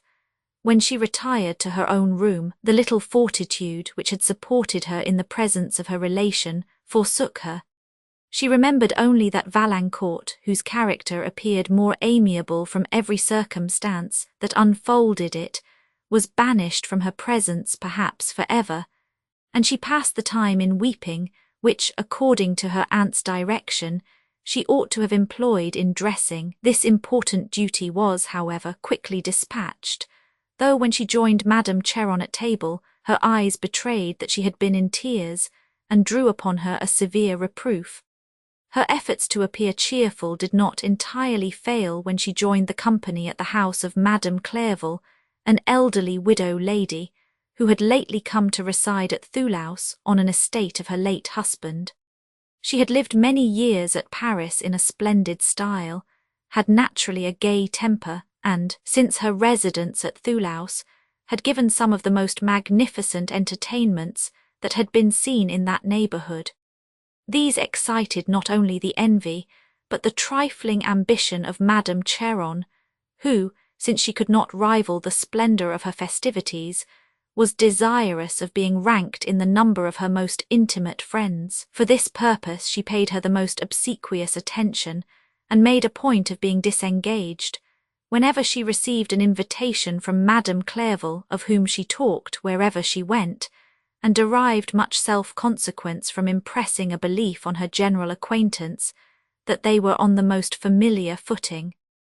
The entertainments of this evening consisted of a ball and supper. It was a fancy ball, and the company danced in groups in the gardens, which were very extensive. The high and luxuriant trees under which the groups assembled were illuminated with a profusion of lamps, disposed with taste and fancy. The gay and various dresses of the company, some of whom were seated on the turf, conversing at their ease, observing the cotillons, taking refreshments, and sometimes touching sportively a guitar. The gallant manners of the gentlemen, the exquisitely capricious air of the ladies, the light fantastic steps of their dances, the musicians with the lute, the hautboy, and the tabor, seated at the foot of an elm, and the sylvan scenery of woods around were circumstances that unitedly formed a characteristic and striking picture of French festivity. Emily surveyed the gaiety of the scene with a melancholy kind of pleasure, and her emotion may be imagined when, as she stood with her aunt, looking at one of the groups, she perceived Valancourt, saw him dancing with a young and beautiful lady, saw him conversing with her with a mixture of attention and familiarity, such as she had seldom observed in his manner. She turned hastily from the scene, and attempted to draw away Madame Cheron, who was conversing with Signor Cavigni, and neither perceived Valancourt nor was willing to be interrupted. A faintness suddenly came over Emily, and unable to support herself, she sat down on a turf bank beneath the trees, where several other persons were seated. One of these, observing the extreme paleness of her countenance, enquired if she was ill, and begged she would allow him to fetch her a glass of water, for which politeness she thanked him, but did not accept it. Her apprehension lest Valancourt should observe her emotion made her anxious to overcome it, and she succeeded so far as to recompose her countenance. Madame Cheron was still conversing with Cavigni, and the Count Beauvilliers, who had addressed Emily, made some observations upon the scene, to which she answered almost unconsciously, for her mind was still occupied with the idea of Valancourt, to whom it was with extreme uneasiness that she remained so near. Some remarks, however, which the Count made upon the dance obliged her to turn her eyes towards it, and at that moment Valancourt's met hers. Her colour faded again, she felt that she was relapsing into faintness, and instantly averted her looks, but not before she had observed the altered countenance of Valancourt on perceiving her. She would have left the spot immediately, had she not been conscious that this conduct would have shown him more obviously the interest he held in her heart, and having tried to attend to the Count's conversation, and to join in it, she at length recovered her spirits. But when he made some observation on Valancourt's partner, the fear of showing that she was interested in the remark would have betrayed it to him, had not the Count, while he spoke, looked towards the person of whom he was speaking. "The lady," said he, "dancing with that young chevalier who appears to be accomplished in everything, but in dancing is ranked among the beauties of Thulaus. She is handsome, and her fortune will be very large. I hope she will make a better choice in a partner for life than she has done in a partner for the dance, for I observe he has just put the set into great confusion. He does nothing but commit blunders. I am surprised that, with his air and figure, he has not taken more care to accomplish himself in dancing." Emily, whose heart trembled at every word that was now uttered, endeavoured to turn the conversation from Valancourt by inquiring the name of the lady with whom he danced. But before the Count could reply, the dance concluded, and Emily, perceiving that Valancourt was coming towards her, rose and joined Madame Cheron. "Here is the Chevalier Valancourt, madam," said she in a whisper. "Pray let us go." Her aunt immediately moved on, but not before Valancourt had reached them, who bowed lowly to Madame Cheron, and with an earnest and dejected look to Emily, with whom, notwithstanding all her effort, an air of more than common reserve prevailed. The presence of Madame Cheron prevented Valancourt from remaining, and he passed on with a countenance whose melancholy reproached her for having increased it.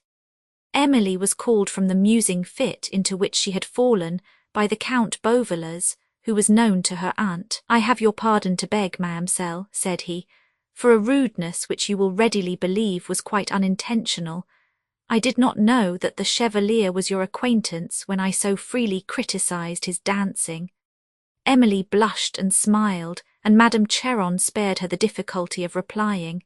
"If you mean the person who has just passed us," said she, "I can assure you he is no acquaintance of either mine or Mademoiselle St. Aubert's. I know nothing of him."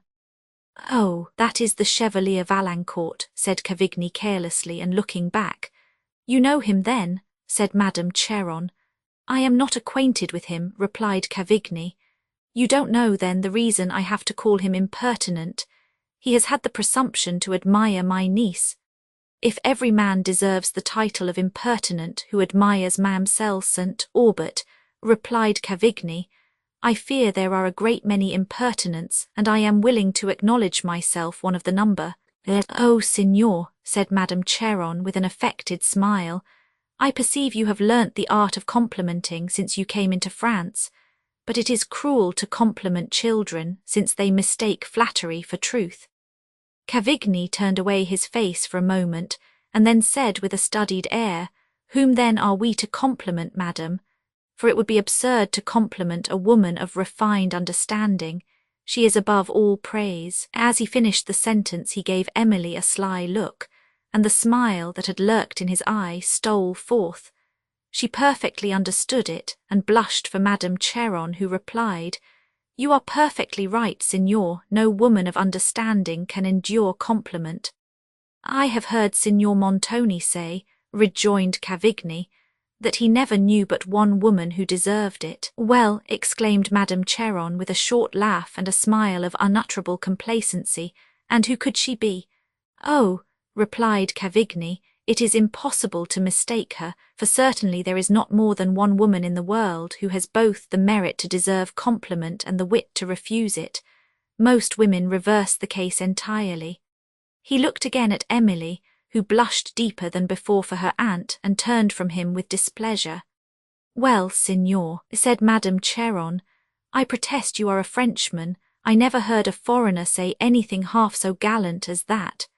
"True, madam," said the Count, who had been some time silent and with a low bow, but the gallantry of the compliment had been utterly lost, but for the ingenuity that discovered the application. Madame Cheron did not perceive the meaning of this too satirical sentence, and she therefore escaped the pain which Emily felt on her account. "Oh, here comes Signor Montoni himself," said her aunt. "I protest I will tell him all the fine things you have been saying to me." The Signor, however, passed at this moment into another walk. "Pray, who is it that has so much engaged your friend this evening?" asked Madame Cheron with an air of chagrin. "I have not seen him once." "He had a very particular engagement with the Marquis La Riviere," replied Cavigni, "which has detained him, I perceive, till this moment, or he would have done himself the honour of paying his respects to you, madam, sooner, as he commissioned me to say. But I know not how it is, your conversation is so fascinating, that it can charm even memory, I think, or I should certainly have delivered my friend's apology before." "The apology, sir, would have been more satisfactory from himself," said Madame Cheron, whose vanity was more mortified by Montoni's neglect than flattered by Cavigni's compliment. Her manner at this moment, and Cavigni's late conversation, now awakened a suspicion in Emily's mind, which, notwithstanding that some recollections served to confirm it, appeared preposterous. She thought she perceived that Montoni was paying serious addresses to her aunt, and that she not only accepted them, but was jealously watchful of any appearance of neglect on his part. That Madame Cheron at her years should elect a second husband was ridiculous, though her vanity made it not impossible, but that Montoni, with his discernment, his figure and pretensions, should make a choice of Madame Cheron, appeared most wonderful. Her thoughts, however, did not dwell long on the subject. Nearer interests pressed upon them. Valancourt rejected of her aunt, and Valancourt dancing with a gay and beautiful partner, alternately tormented her mind. As she passed along the gardens, she looked timidly forward, half fearing and half hoping that he might appear in the crowd, and the disappointment she felt on not seeing him told her that she had hoped more than she had feared. Montoni soon after joined the party. He muttered over some short speech about regret for having been so long detained elsewhere, when he knew he should have the pleasure of seeing Madame Cheron here, and she, receiving the apology with the air of a pettish girl, addressed herself entirely to Cavigni, who looked archly at Montoni, as if he would have said, "I will not triumph over you too much. I will have the goodness to bear my honours meekly. But look sharp, Signor, or I shall certainly run away with your prize." The supper was served in different pavilions in the gardens, as well as in one large saloon of the Château, and with more of taste than either of splendour or even of plenty. Madame Cheron and her party supped with Madame Clerval in the saloon, and Emily with difficulty disguised her emotion when she saw Valancourt placed at the same table with herself. There Madame Cheron, having surveyed him with high displeasure, said to some person who sat next to her, "Pray, who is that young man?" "It is the Chevalier Valancourt," was the answer. "Yes, I am not ignorant of his name, but who is this Chevalier Valancourt that thus intrudes himself at this table?" The attention of the person to whom she spoke was called off before she received a second reply. The table, at which they sat, was very long, and Valancourt being seated with his partner near the bottom and Emily near the top, the distance between them may account for his not immediately perceiving her. She avoided looking to that end of the table, but whenever her eyes happened to glance towards it, she observed him conversing with his beautiful companion, and the observation did not contribute to restore her peace, any more than the accounts she heard of the fortune and accomplishments of this same lady. Madame Cheron, to whom these remarks were sometimes addressed because they supported topics for trivial conversation, seemed indefatigable in her attempts to depreciate Valancourt, towards whom she felt all the petty resentment of a narrow pride. "I admire the lady," said she, "but I must condemn her choice of a partner." "Oh, the Chevalier Valancourt is one of the most accomplished young men we have," replied the lady to whom this remark was addressed. "It is whispered that Mademoiselle d'Emery and her large fortune are to be his." "Impossible!" exclaimed Madame Cheron, reddening with vexation. "It is impossible that she can be so destitute of taste. He has so little the air of a person of condition that if I did not see him at the table of Madame Clairville, I should never have suspected him to be one. I have besides particular reasons for believing the report to be erroneous."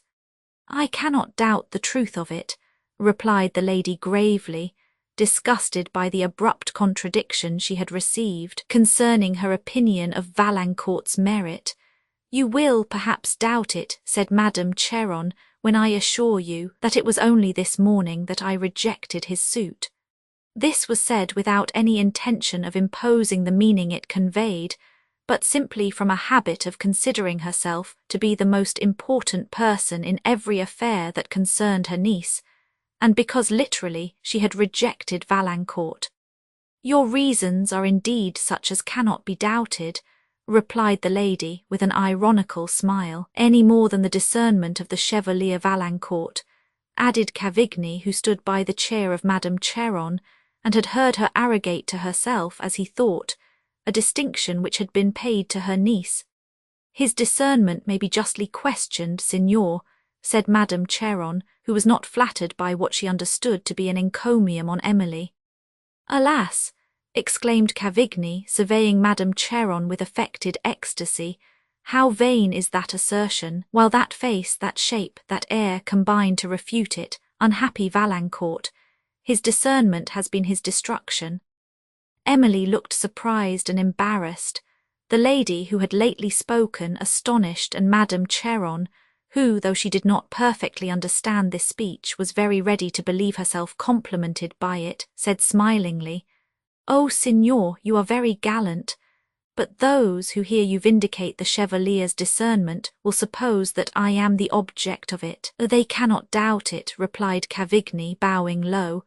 "And would not that be very mortifying, Signor?" "Unquestionably it would," said Cavigni.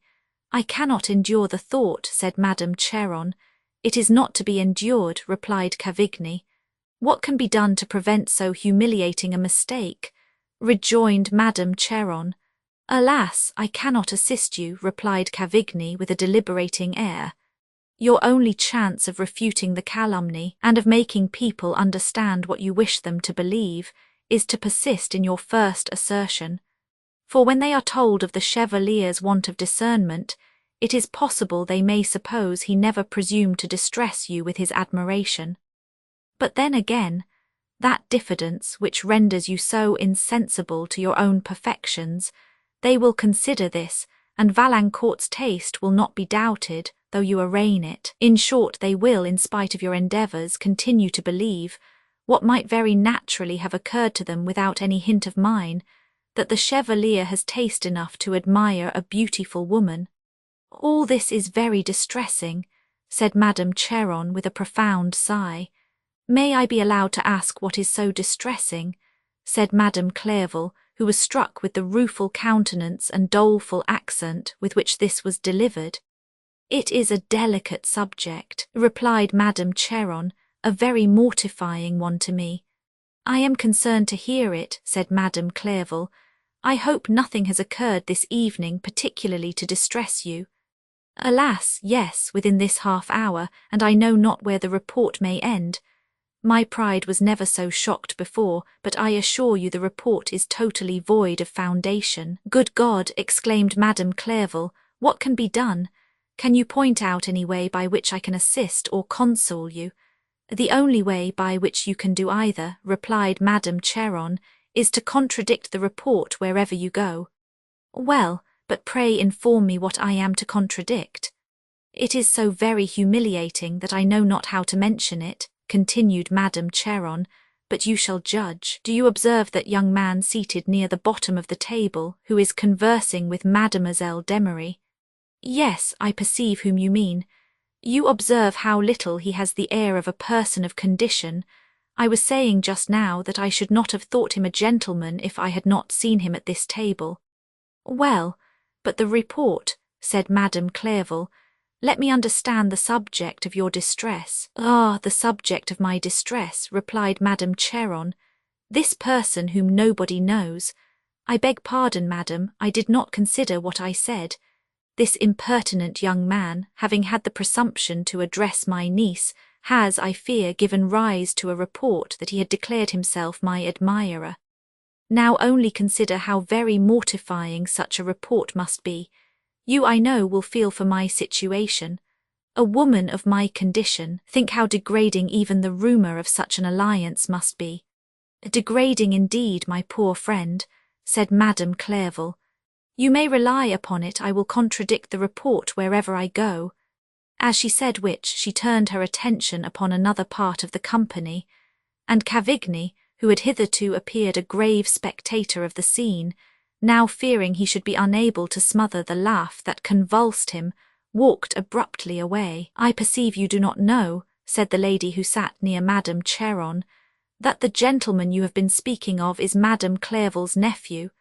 Impossible, exclaimed Madame Cheron, who now began to perceive that she had been totally mistaken in her judgment of Valancourt, and to praise him aloud with as much servility as she had before censured him with frivolous malignity. Emily, who, during the greater part of this conversation, had been so absorbed in thought as to be spared the pain of hearing it, was now extremely surprised by her aunt's praise of Valancourt, with whose relationship to Madame Clerval she was unacquainted. But she was not sorry when Madame Cheron, who, though she now tried to appear unconcerned, was really much embarrassed, prepared to withdraw immediately after supper. Montoni then came to hand Madame Cheron to her carriage, and Cavigni, with an arch solemnity of countenance, followed with Emily, who, as she wished them good night and drew up the glass, saw Valancourt among the crowd at the gates. Before the carriage drove off he disappeared. Madame Cheron forbore to mention him to Emily, and as soon as they reached the château they separated for the night. On the following morning, as Emily sat at breakfast with her aunt, a letter was brought to her, of which she knew the handwriting upon the cover, and as she received it with a trembling hand, Madame Cheron hastily enquired from whom it came. Emily, with her leave, broke the seal, and, observing the signature of Valancourt, gave it unread to her aunt, who received it with impatience, and, as she looked it over, Emily endeavoured to read on her countenance its contents. Having returned the letter to her niece, whose eyes asked if she might examine it, "Yes, read it, child," said Madame Cheron, in a manner less severe than she had expected, and Emily had, perhaps, never before so willingly obeyed her aunt. In this letter Valancourt said little of the interview of the preceding day, but concluded with declaring that he would accept his dismission from Emily only, and with entreating that she would allow him to wait upon her on the approaching evening. When she read this she was astonished at the moderation of Madame Cheron, and looked at her with timid expectation as she said sorrowfully, "What am I to say, madam?" "Why, we must see the young man, I believe," replied her aunt, "and hear what he has further to say for himself. You may tell him he may come." Emily dared scarcely credit what she heard. "Yet stay," added Madame Cheron, "I will tell him so myself." She called for pen and ink, Emily still not daring to trust the emotions she felt, and almost sinking beneath them. Her surprise would have been less had she overheard, on the preceding evening, what Madame Cheron had not forgotten, that Valancourt was the nephew of Madame Clerval. What were the particulars of her aunt's note Emily did not learn, but the result was a visit from Valancourt in the evening, whom Madame Cheron received alone, and they had a long conversation before Emily was called down. When she entered the room, her aunt was conversing with complacency, and she saw the eyes of Valancourt as he impatiently rose, animated with hope. "We have been talking over this affair," said Madame Cheron. "The Chevalier has been telling me that the late Monsieur Clerval was the brother of the Countess de Duvarney, his mother. I only wish he had mentioned his relationship to Madame Clerval before. I certainly should have considered that circumstance as a sufficient introduction to my house." Valancourt bowed and was going to address Emily, but her aunt prevented him. "I have, therefore, consented that you shall receive his visits, and though I will not bind myself by any promise or say that I shall consider him as my nephew, yet I shall permit the intercourse, and shall look forward to any further connection as an event which may possibly take place in a course of years, provided the Chevalier rises in his profession, or any circumstance occurs which may make it prudent for him to take a wife. But Mons, Valancourt will observe, and you too, Emily, that, till that happens, I positively forbid any thoughts of marrying." Emily's countenance during this coarse speech varied every instant, and towards its conclusion, her distress had so much increased that she was on the point of leaving the room. Valancourt, meanwhile, scarcely less embarrassed, did not dare to look at her for whom he was thus distressed. But when Madame Cheron was silent, he said, "Flattering, madam, as your approbation is to me, highly as I am honoured by it, I have yet so much to fear that I scarcely dare to hope." "Pray, sir, explain yourself," said Madame Cheron, an unexpected requisition which embarrassed Valancourt again, and almost overcame him with confusion at circumstances on which, had he been only a spectator of the scene, he would have smiled.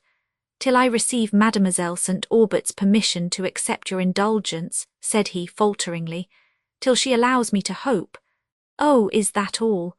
interrupted Madame Cheron. "Well, I will take upon me to answer for her, but at the same time, sir, give me leave to observe to you that I am her guardian, and that I expect in every instance that my will is hers." As she said this, she rose and quitted the room, leaving Emily and Valancourt in a state of mutual embarrassment, and when Valancourt's hopes enabled him to overcome his fears, and to address her with the zeal and sincerity so natural to him, it was a considerable time before she was sufficiently recovered to hear with distinctness his solicitations and inquiries. The conduct of Madame Cheron in this affair had been entirely governed by selfish vanity. Valancourt, in his first interview, had with great candour laid open to her the true state of his present circumstances and his future expectancies, and she, with more prudence than humanity, had absolutely and abruptly rejected his suit. She wished her niece to marry ambitiously, not because she desired to see her in possession of the happiness which rank and wealth are usually believed to bestow, but because she desired to partake the importance which such an alliance would give. When, therefore, she discovered that Valancourt was the nephew of a person of so much consequence as Madame Clerval, she became anxious for the connection, since the prospect it afforded of future fortune and distinction for Emily promised the exaltation she coveted for herself. Her calculations concerning fortune in this alliance were guided rather by her wishes than by any hint of Valancourt or strong appearance of probability, and, when she rested her expectation on the wealth of Madame Clerval, she seemed totally to have forgotten that the latter had a daughter. Valancourt, however, had not forgotten this circumstance, and the consideration of it had made him so modest in his expectations from Madame Clerval that he had not even named the relationship in his first conversation with Madame Cheron. But whatever might be the future fortune of Emily, the present distinction which the connection would afford for herself was certain, since the splendour of Madame Clerval's establishment was such as to excite the general envy and partial imitation of the neighbourhood. Thus had she consented to involve her niece in an engagement, to which she saw only a distant and uncertain conclusion, with as little consideration of her happiness as when she had so precipitately forbade it, for though she herself possessed the means of rendering this union not only certain, but prudent, yet to do so was no part of her present intention. From this period, Valancourt made frequent visits to Madame Cheron, and Emily passed in his society the happiest hours she had known since the death of her father.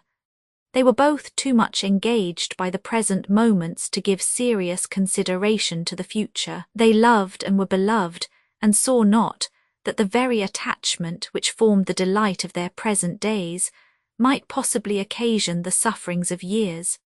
Meanwhile, Madame Cheron's intercourse with Madame Clerval became more frequent than before, and her vanity was already gratified by the opportunity of proclaiming, wherever she went, the attachment that subsisted between their nephew and niece.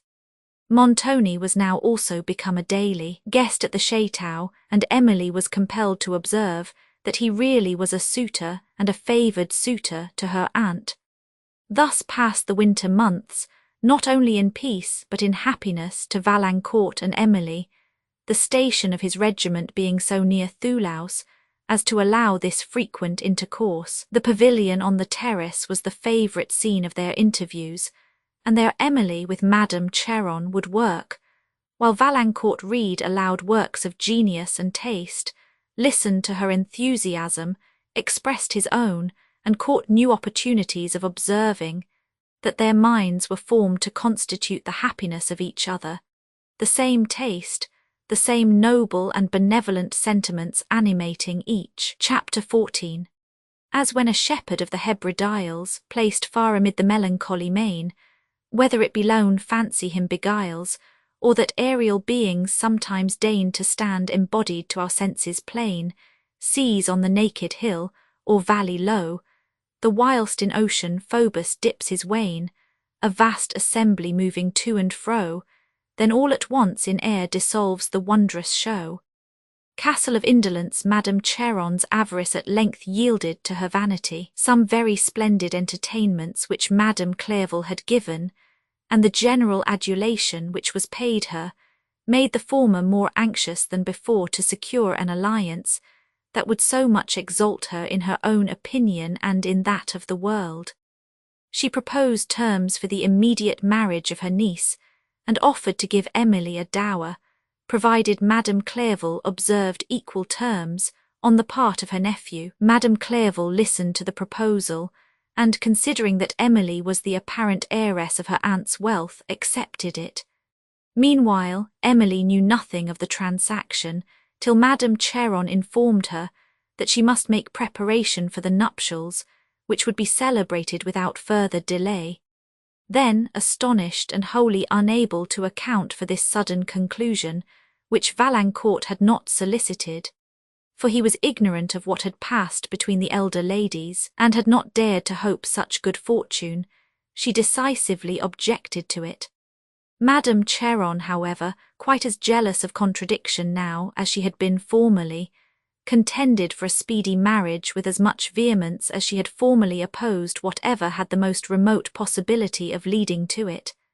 And Emily's scruples disappeared when she again saw Valancourt, who was now informed of the happiness designed for him, and came to claim a promise of it from herself. While preparations were making for these nuptials, Montoni became the acknowledged lover of Madame Cheron, and though Madame Clerval was much displeased when she heard of the approaching connection, and was willing to prevent that of Valancourt with Emily, her conscience told her that she had no right thus to trifle with their peace, and Madame Clerval, though a woman of fashion, was far less advanced than her friend in the art of deriving satisfaction from distinction and admiration rather than from conscience.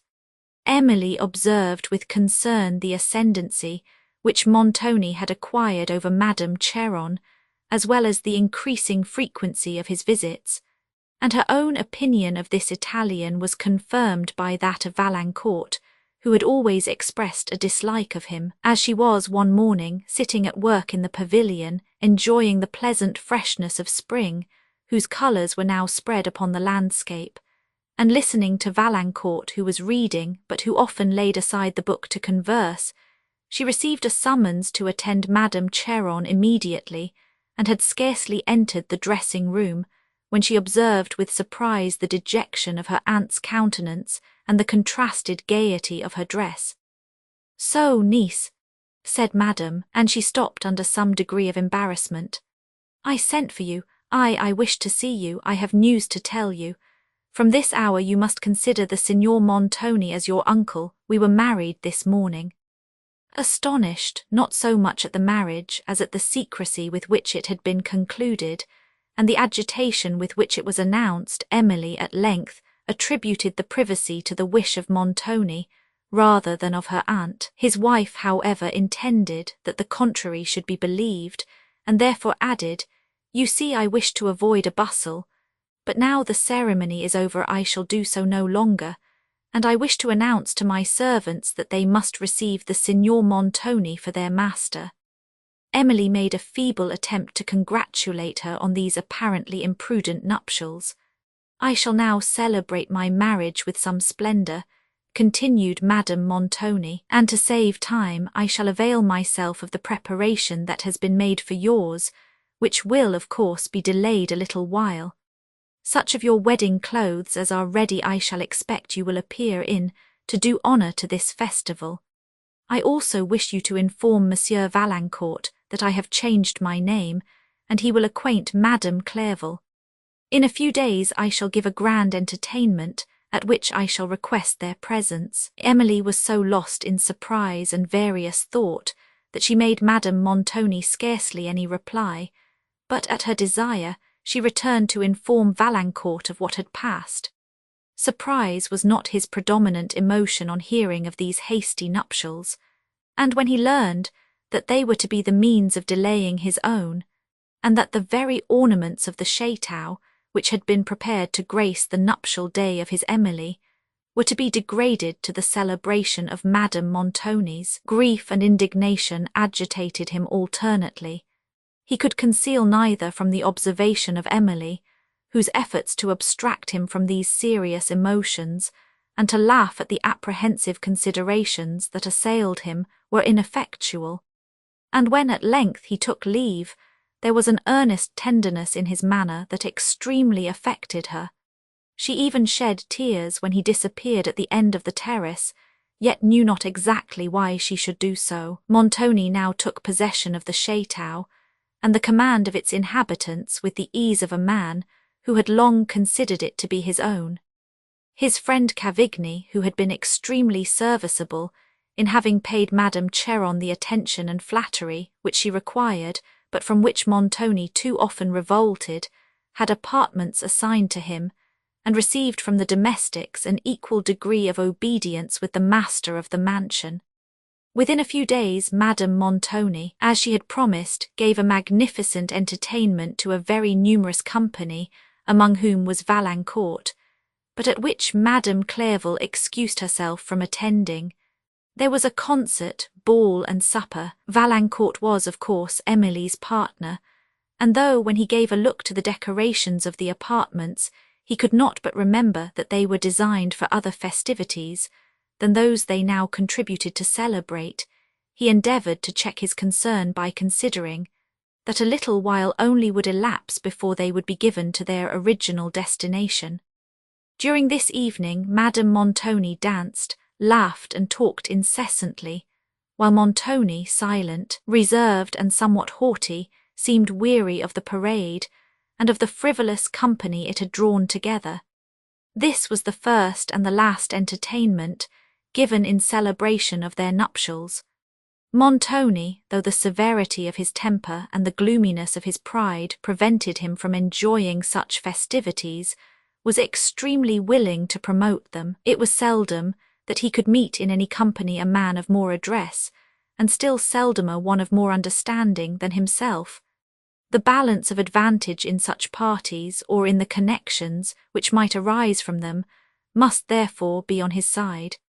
And knowing, as he did, the selfish purposes for which they are generally frequented, he had no objection to measure his talents of dissimulation with those of any other competitor for distinction and plunder.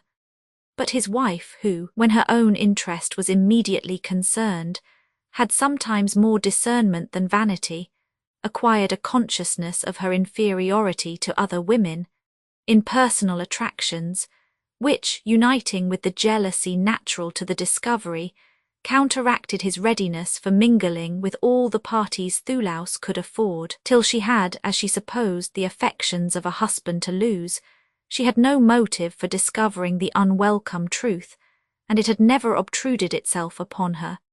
But now that it influenced her policy, she opposed her husband's inclination for company with the more eagerness, because she believed him to be really as well received in the female society of the place, as during his addresses to her he had affected to be. A few weeks only had elapsed since the marriage, when Madame Montoni informed Emily that the Signor intended to return to Italy as soon as the necessary preparation could be made for so long a journey. "We shall go to Venice," said she, "where the Signor has a fine mansion, and from thence to his estate in Tuscany. Why do you look so grave, child? You, who are so fond of a romantic country and fine views, will doubtless be delighted with this journey." "Am I then to be of the party, madam?" said Emily, with extreme surprise and emotion.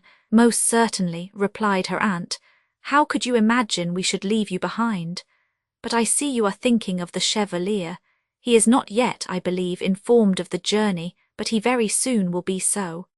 Signor Montoni is gone to acquaint Madame Clerval of our journey, and to say that the proposed connection between the families must from this time be thought of no more." The unfeeling manner in which Madame Montoni thus informed her niece that she must be separated, perhaps for ever, from the man with whom she was on the point of being united for life, added to the dismay which she must otherwise have suffered at such intelligence. When she could speak, she asked the cause of the sudden change in Madame's sentiments towards Valancourt, but the only reply she could obtain was, that the Signor had forbade the connection, considering it to be greatly inferior to what Emily might reasonably expect. "I now leave the affair entirely to the Signor," added Madame Montoni, "but I must say that Valancourt never was a favourite with me, and I was over-persuaded, or I should not have given my consent to the connection. I was weak enough, I am so foolish sometimes, to suffer other people's uneasiness to affect me, and so my better judgment yielded to your affliction. But the Signor has very properly pointed out the folly of this, and he shall not have to reprove me a second time. I am determined that you shall submit to those who know how to guide you better than yourself. I am determined that you shall be conformable." Emily would have been astonished at the assertions of this eloquent speech, had not her mind been so overwhelmed by the sudden shock it had received, that she scarcely heard a word of what was latterly addressed to her. Whatever were the weaknesses of Madame Montoni, she might have avoided to accuse herself with those of compassion and tenderness to the feelings of others, and especially to those of Emily. It was the same ambition that lately prevailed upon her to solicit an alliance with Madame Clerval's family, which induced her to withdraw from it, now that her marriage with Montoni had exalted her self-consequence, and with it her views for her niece. Emily was at this time too much affected to employ either remonstrance or entreaty on this topic, and when at length she attempted the latter, her emotion overcame her speech, and she retired to her apartment to think, if in the present state of her mind to think was possible, upon this sudden and overwhelming subject. It was very long before her spirits were sufficiently composed to permit the reflection, which, when it came, was dark and even terrible. She saw that Montoni sought to aggrandize himself in his disposal of her, and it occurred that his friend Cavigni was the person for whom he was interested. The prospect of going to Italy was still rendered darker, when she considered the tumultuous situation of that country, then torn by civil commotion, where every petty state was at war with its neighbour, and even every castle liable to the attack of an invader. She considered the person to whose immediate guidance she would be committed, and the vast distance that was to separate her from Valancourt, and at the recollection of him every other image vanished from her mind, and every thought was again obscured by grief. In this perturbed state she passed some hours, and when she was summoned to dinner, she entreated permission to remain in her own apartment. But Madame Montoni was alone, and the request was refused. Emily and her aunt said little during the repast, the one occupied by her griefs, the other engrossed by the disappointment which the unexpected absence of Montoni occasioned. For not only was her vanity piqued by the neglect, but her jealousy alarmed by what she considered as a mysterious engagement. When the cloth was drawn and they were alone, Emily renewed the mention of Valancourt, but her aunt, neither softened to pity nor awakened to remorse, became enraged that her will should be opposed, and the authority of Montoni questioned, though this was done by Emily with her usual gentleness, who, after a long and torturing conversation, retired in tears. As she crossed the hall, a person entered it by the great door, whom, as her eyes hastily glanced that way, she imagined to be Montoni, and she was passing on with quicker steps, when she heard the well-known voice of Valancourt. "Emily, oh, my Emily!" cried he in a tone faltering with impatience, while she turned, and as he advanced was alarmed at the expression of his countenance and the eager desperation of his air. "In tears, Emily, I would speak with you," said he. "I have much to say, conduct me to where we may converse. But you tremble, you are ill, let me lead you to a seat." He observed the open door of an apartment and hastily took her hand to lead her thither, but she attempted to withdraw it and said with a languid smile, "I am better already. If you wish to see my aunt, she is in the dining parlour." "I must speak with you, my Emily," replied Valancourt. "Good God, is it already come to this? Are you indeed so willing to resign me? But this is an improper place, I am overheard. Let me entreat your attention, if only for a few minutes." "When you have seen my aunt," said Emily. "I was wretched enough when I came hither," exclaimed Valancourt. "Do not increase my misery by this coldness, this cruel refusal." The despondency with which he spoke this affected her almost to tears, but she persisted in refusing to hear him till he had conversed with Madame Montoni. "Where is her husband? Where, then, is Montoni?" said Valancourt in an altered tone. "It is he to whom I must speak." Emily, terrified for the consequence of the indignation that flashed in his eyes, tremblingly assured him that Montoni was not at home, and entreated he would endeavour to moderate his resentment. At the tremulous accents of her voice, his eyes softened instantly from wildness into tenderness. "You are ill, Emily," said he. "They will destroy us both. Forgive me that I dared to doubt your affection." Emily no longer opposed him, as he led her into an adjoining parlour.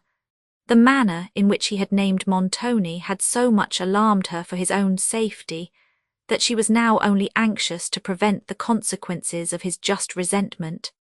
He listened to her entreaties with attention, but replied to them only with looks of despondency and tenderness, concealing as much as possible the sentiments he felt towards Montoni, that he might soothe the apprehensions which distressed her. But she saw the veil he had spread over his resentment, and his assumed tranquillity only alarming her more, she urged at length the impolicy of forcing an interview with Montoni, and of taking any measure which might render their separation irremediable. Valancourt yielded to these remonstrances, and her affecting entreaties drew from him a promise that, however Montoni might persist in his design of disuniting them, he would not seek to redress his wrongs by violence. "For my sake," said Emily, "let the consideration of what I should suffer deter you from such a mode of revenge." "For your sake, Emily," replied Valancourt, his eyes filling with tears of tenderness and grief while he gazed upon her. "Yes, yes, I shall subdue myself." But though I have given you my solemn promise to do this, do not expect that I can tamely submit to the authority of Montoni. If I could, I should be unworthy of you. Yet, O Emily, how long may he condemn me to live without you? How long may it be before you return to France?" Emily endeavoured to soothe him with assurances of her unalterable affection, and by representing that in little more than a year she should be her own mistress as far as related to her aunt, from whose guardianship her age would then release her. Assurances which gave little consolation to Valancourt, who considered that she would then be in Italy and in the power of those whose dominion over her would not cease with their rights, but he affected to be consoled by them. Emily, comforted by the promise she had obtained and by his apparent composure, was about to leave him when her aunt entered the room. She threw a glance of sharp reproof upon her niece, who immediately withdrew, and of haughty displeasure upon Valancourt. "This is not the conduct I should have expected from you, sir," said she. "I did not expect to see you in my house after you had been informed that your visits were no longer agreeable, much less that you would seek a clandestine interview with my niece, and that she would grant one." Valancourt, perceiving it necessary to vindicate Emily from such a design, explained that the purpose of his own visit had been to request an interview with Montoni, and he then entered upon the subject of it, with the tempered spirit which the sex, rather than the respectability of Madame Montoni, demanded. His expostulations were answered with severe rebuke.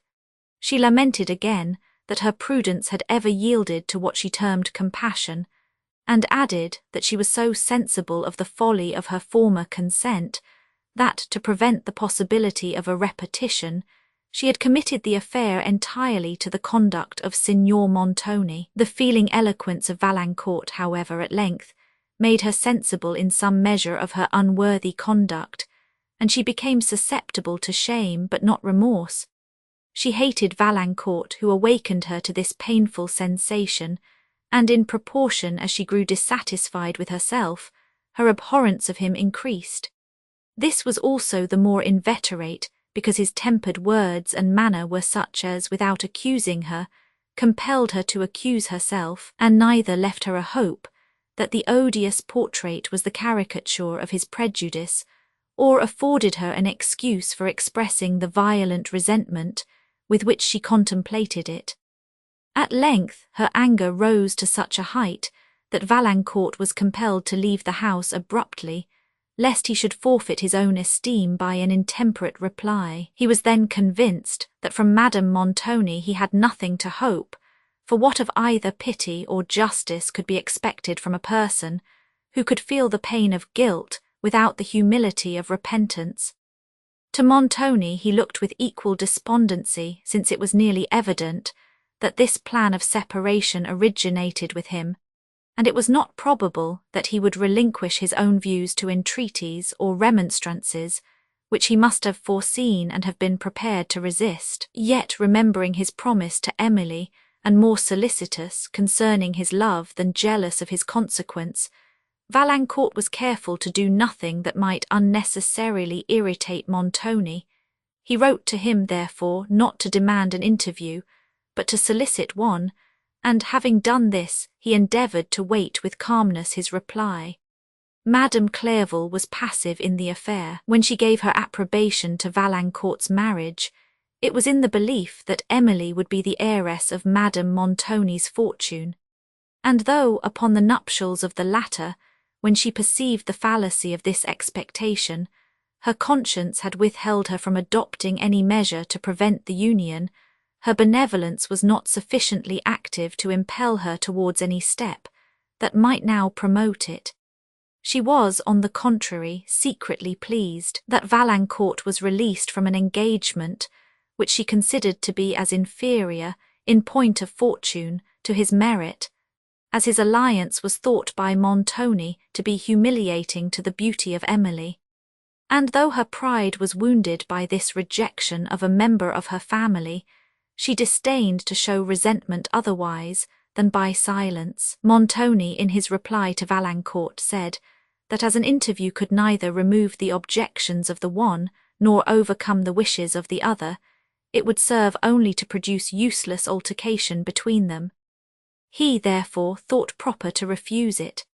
In consideration of the policy suggested by Emily and of his promise to her, Valancourt restrained the impulse that urged him to the house of Montoni to demand what had been denied to his entreaties. He only repeated his solicitations to see him, seconding them with all the arguments his situation could suggest.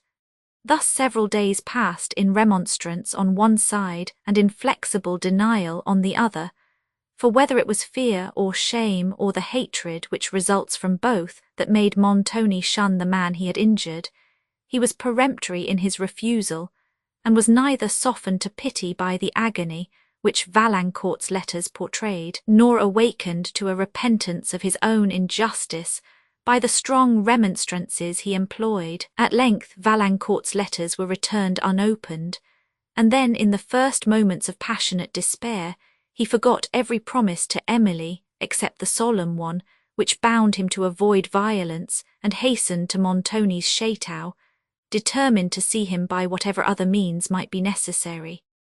Montoni was denied, and Valancourt, when he afterwards inquired for Madame and Mademoiselle St. Aubert, was absolutely refused admittance by the servants. Not choosing to submit himself to a contest with these, he at length departed, and returning home in a state of mind approaching to frenzy, wrote to Emily of what had passed, expressed without restraint all the agony of his heart, and entreated that, since he must not otherwise hope to see her immediately, she would allow him an interview unknown to Montoni. Soon after he had dispatched this, his passions becoming more temperate, he was sensible of the error he had committed in having given Emily a new subject of distress in the strong mention of his own suffering, and would have given half the world, had it been his, to recover the letter.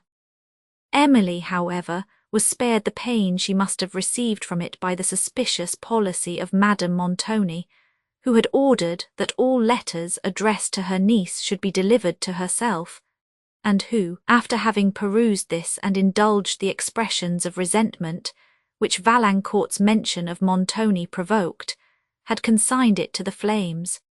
Montoni, meanwhile, every day more impatient to leave France, gave repeated orders for dispatch to the servants employed in preparations for the journey, and to the persons with whom he was transacting some particular business. He preserved a steady silence to the letters in which Valancourt, despairing of greater good, and having subdued the passion that had transgressed against his policy, solicited only the indulgence of being allowed to bid Emily farewell.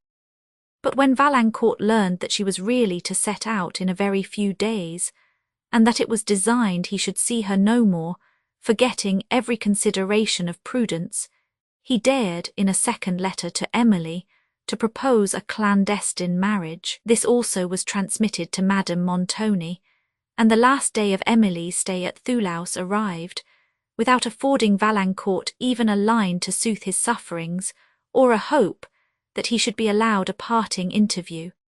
During this period of torturing suspense to Valancourt, Emily was sunk into that kind of stupor with which sudden and irremediable misfortune sometimes overwhelms the mind. Loving him with the tenderest affection, and having long been accustomed to consider him as the friend and companion of all her future days, she had no ideas of happiness that were not connected with him. What then must have been her suffering, when thus suddenly they were to be separated perhaps for ever, certainly to be thrown into distant parts of the world, where they could scarcely hear of each other's existence, and all this in obedience to the will of a stranger, for such as Montoni, and of a person who had but lately been anxious to hasten their nuptials. It was in vain that she endeavoured to subdue her grief, and resign herself to an event which she could not avoid. The silence of Valancourt afflicted more than it surprised her, since she attributed it to its just occasion. But when the day preceding that on which she was to quit Thoulouse arrived, and she had heard no mention of his being permitted to take leave of her, grief overcame every consideration that had made her reluctant to speak of him, and she enquired of Madame Montoni whether this consolation had been refused. Her aunt informed her that it had, adding that, after the provocation she had herself received from Valancourt in their last interview, and the persecution which the signor had suffered from his letters, no entreaties should avail to procure it. If the chevalier expected this favour from us, said she, he should have conducted himself in a very different manner. He should have waited patiently till he knew whether we were disposed to grant it, and not have come and reproved me, because I did not think proper to bestow my niece upon him, and then have persisted in troubling the signor, because he did not think proper to enter into any dispute about so childish an affair. His behaviour throughout has been extremely presumptuous and impertinent, and I desire that I may never hear his name repeated, and that you will get the better of those foolish sorrows and whims, and look like other people, and not appear with that dismal countenance, as if you were ready to cry. For though you say nothing, you cannot conceal your grief from my penetration. I can see you are ready to cry at this moment, though I am reproving you for it. I even now, in spite of my commands. Emily, having turned away to hide her tears, quitted the room to indulge them, and the day was passed in an intensity of anguish, such as she had, perhaps, never known before. When she withdrew to her chamber for the night, she remained in the chair where she had placed herself, on entering the room, absorbed in her grief, till long after every member of the family, except herself, was retired to rest. She could not divest herself of a belief that she had parted with Valancourt to meet no more, a belief which did not arise merely from foreseen circumstances, for though the length of the journey she was about to commence, the uncertainty as to the period of her return, together with the prohibitions she had received, seemed to justify it, she yielded also to an impression, which she mistook for a presentiment, that she was going from Valancourt for ever. How dreadful to her imagination, too, was the distance that would separate them. The Alps, those tremendous barriers, would rise, and whole countries extend between the regions where each must exist. To live in adjoining provinces, to live even in the same country, though without seeing him, was comparative happiness to the conviction of this dreadful length of distance. Her mind was at length so much agitated by the consideration of her state, and the belief that she had seen Valancourt for the last time, that she suddenly became very faint, and looking round the chamber for something that might revive her, she observed the casements, and had just strength to throw one open, near which she seated herself. The air recalled her spirits, and the still moonlight that fell upon the elms of a long avenue fronting the window somewhat soothed them, and determined her to try whether exercise and the open air would not relieve the intense pain that bound her temples. In the chateau all was still, and passing down the great staircase into the hall, from whence a passage led immediately to the garden, she softly and unheard, as she thought, unlocked the door and entered the avenue. Emily passed on with steps now hurried, and now faltering as deceived by the shadows among the trees. She fancied she saw some person move in the distant perspective, and feared that it was a spy of Madame Montoni. Her desire, however, to revisit the pavilion, where she had passed so many happy hours with Valancourt, and had admired with him the extensive prospect over Languedoc and her native Gascony, overcame her apprehension of being observed, and she moved on towards the terrace, which, running along the upper garden, commanded the whole of the lower one, and communicated with it by a flight of marble steps that terminated the avenue. Having reached these steps, she paused a moment to look round, for her distance from the chateau now increased the fear which the stillness and obscurity of the hour had awakened. But perceiving nothing that could justify it, she ascended to the terrace, where the moonlight showed the long broad walk, with the pavilion at its extremity, while the rays silvered the foliage of the high trees and shrubs that bordered it on the right, and the tufted summits of those that rose to a level with the balustrade on the left from the garden below. Her distance from the chateau again alarming her, she paused to listen. The night was so calm that no sound could have escaped her, but she heard only the plaintive sweetness of the nightingale, with the light shiver of the leaves, and she pursued her way towards the pavilion, having reached which its obscurity did not prevent the emotion that a fuller view of its well-known scene would have excited. The lattices were thrown back, and showed beyond their embowered arch the moonlight landscape, shadowy and soft, its groves and plains extending gradually and indistinctly to the eye, its distant mountains catching a stronger gleam, and the nearer river reflecting the moon, and trembling to her rays. Emily, as she approached the lattice, was sensible of the features of this scene only as they served to bring Valancourt more immediately to her fancy. "Ah," said she with a heavy sigh, as she threw herself into a chair by the window, "how often have we sat together in this spot, often have looked upon that landscape. Never, never more shall we view it together, never, never more perhaps shall we look upon each other." Her tears were suddenly stopped by terror. A voice spoke near her in the pavilion. She shrieked, it spoke again, and she distinguished the well-known tones of Valancourt. It was indeed Valancourt who supported her in his arms. For some moments their emotion would not suffer either to speak.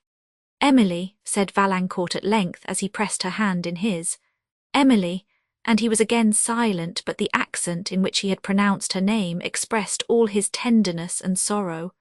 "Oh, my Emily," he resumed after a long pause, "I do then see you once again and hear again the sound of that voice. I have haunted this place, these gardens, for many, many nights with a faint, very faint hope of seeing you. This was the only chance that remained to me, and thank heaven, it has at length succeeded. I am not condemned to absolute despair." Emily said something, she scarcely knew what, expressive of her unalterable affection, and endeavoured to calm the agitation of his mind. But Valancourt could for some time only utter incoherent expressions of his emotions, and when he was somewhat more composed, he said, "I came hither soon after sunset, and have been watching in the gardens and in this pavilion ever since, for though I had now given up all hope of seeing you, I could not resolve to tear myself from a place so near to you, and should probably have lingered about the château till morning dawned. Oh, how heavily the moments have passed, yet with what various emotion have they been marked, as I sometimes thought I heard footsteps and fancied you were approaching, and then again perceived only a dead and dreary silence. But when you opened the door of the pavilion, and the darkness prevented my distinguishing with certainty whether it was my love, my heart beat so strongly with hopes and fears that I could not speak. The instant I heard the plaintive accents of your voice, my doubts vanished, but not my fears, till you spoke of me. Then, losing the apprehension of alarming you in the excess of my emotion, I could no longer be silent. Oh, Emily, these are moments in which joy and grief struggle so powerfully for preeminence that the heart can scarcely support the contest. Emily's heart acknowledged the truth of this assertion, but the joy she felt on thus meeting Valancourt at the very moment when she was lamenting that they must probably meet no more, soon melted into grief as reflection stole over her thoughts, and imagination prompted visions of the future.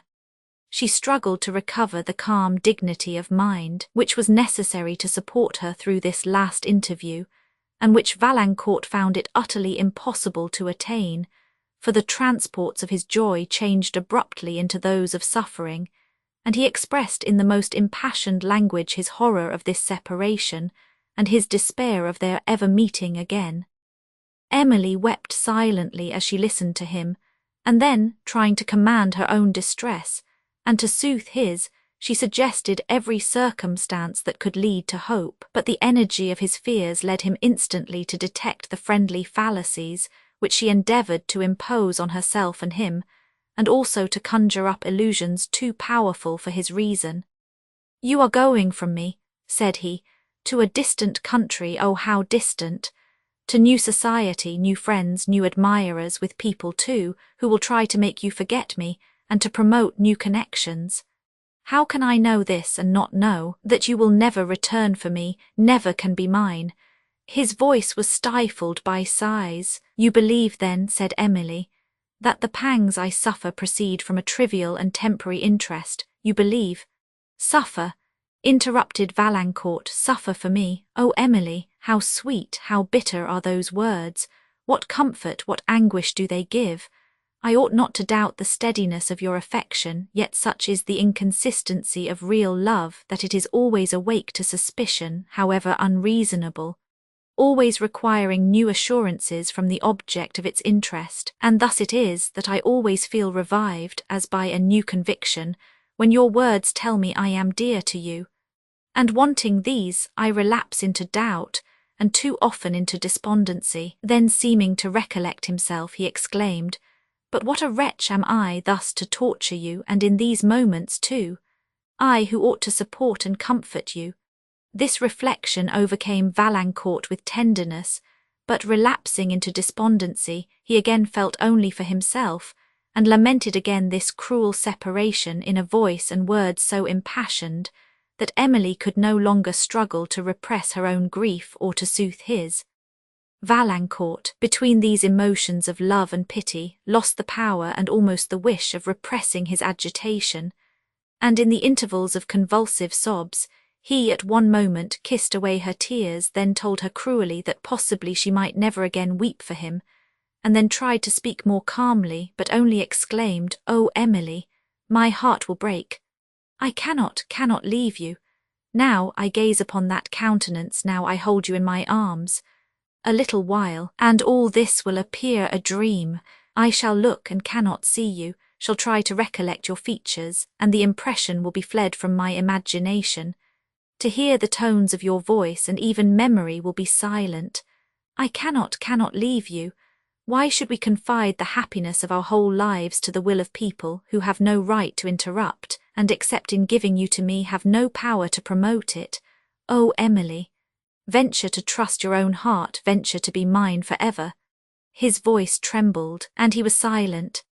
Emily continued to weep, and was silent also when Valancourt proceeded to propose an immediate marriage, and that at an early hour on the following morning she should quit Madame Montoni's house, and be conducted by him to the church of the Augustines, where a friar should await to unite them. The silence with which she listened to a proposal dictated by love and despair, and enforced at a moment when it seemed scarcely possible for her to oppose it, when her heart was softened by the sorrows of a separation that might be eternal, and her reason obscured by the illusions of love and terror, encouraged him to hope that it would not be rejected.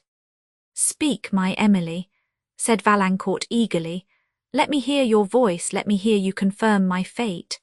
She spoke not. Her cheek was cold, and her senses seemed to fail her, but she did not faint. To Valancourt's terrified imagination she appeared to be dying. He called upon her name, rose to go to the chateau for assistance, and then, recollecting her situation, feared to go or to leave her for a moment.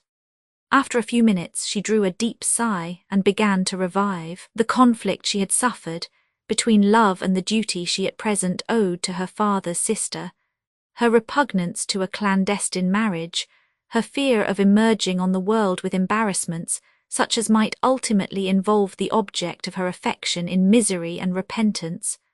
All this various interest was too powerful for a mind already enervated by sorrow, and her reason had suffered a transient suspension. But duty and good sense, however hard the conflict, at length triumphed over affection and mournful presentiment. Above all, she dreaded to involve Valancourt in obscurity and vain regret, which she saw, or thought she saw, must be the too certain consequence of a marriage in their present circumstances.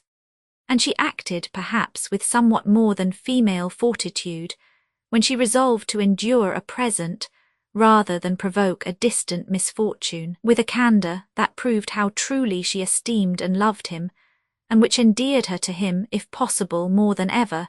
She told Valancourt all her reasons for rejecting his proposals.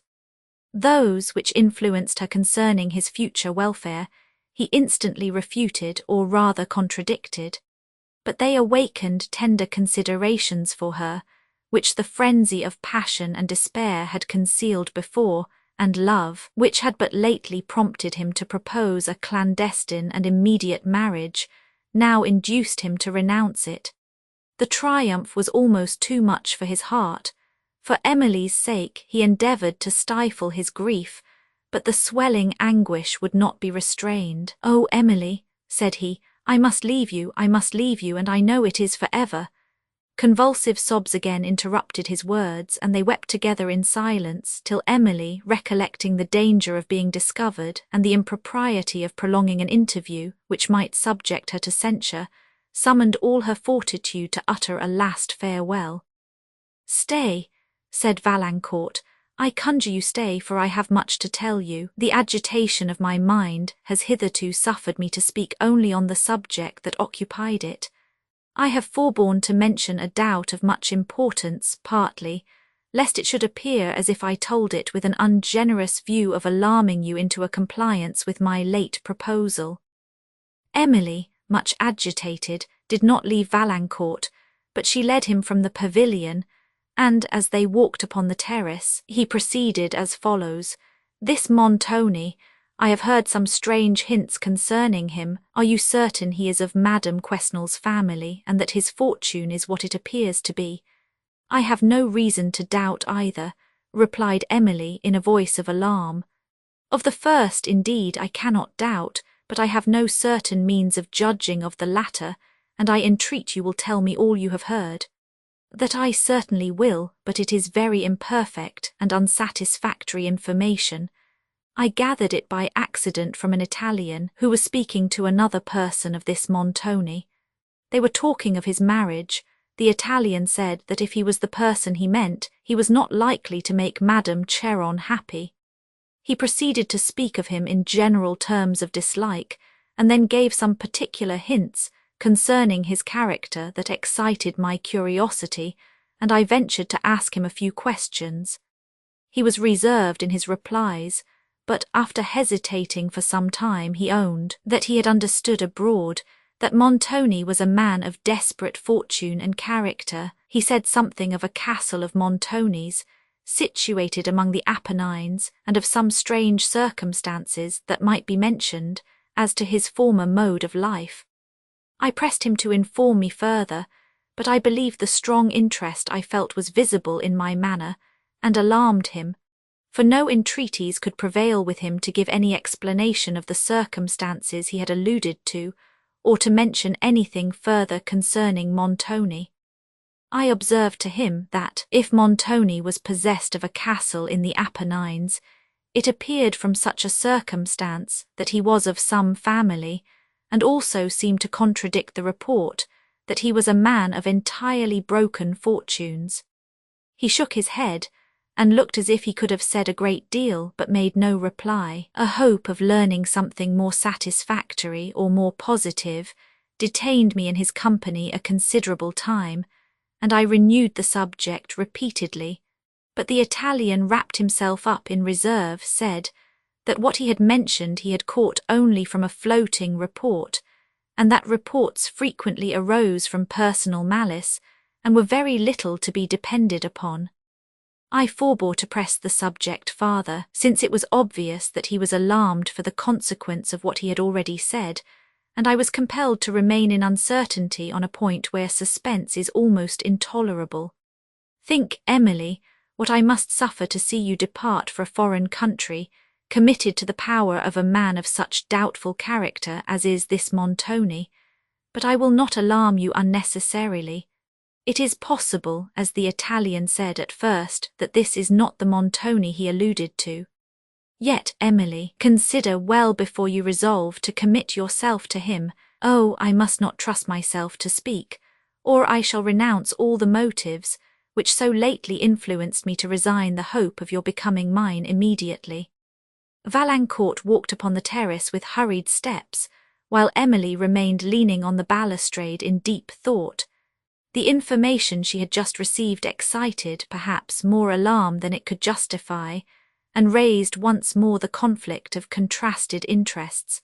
She had never liked Montoni. The fire and keenness of his eye, its proud exultation, its bold fierceness, its sullen watchfulness as occasion and even slight occasion had called forth the latent soul, she had often observed with emotion, while from the usual expression of his countenance she had always shrunk.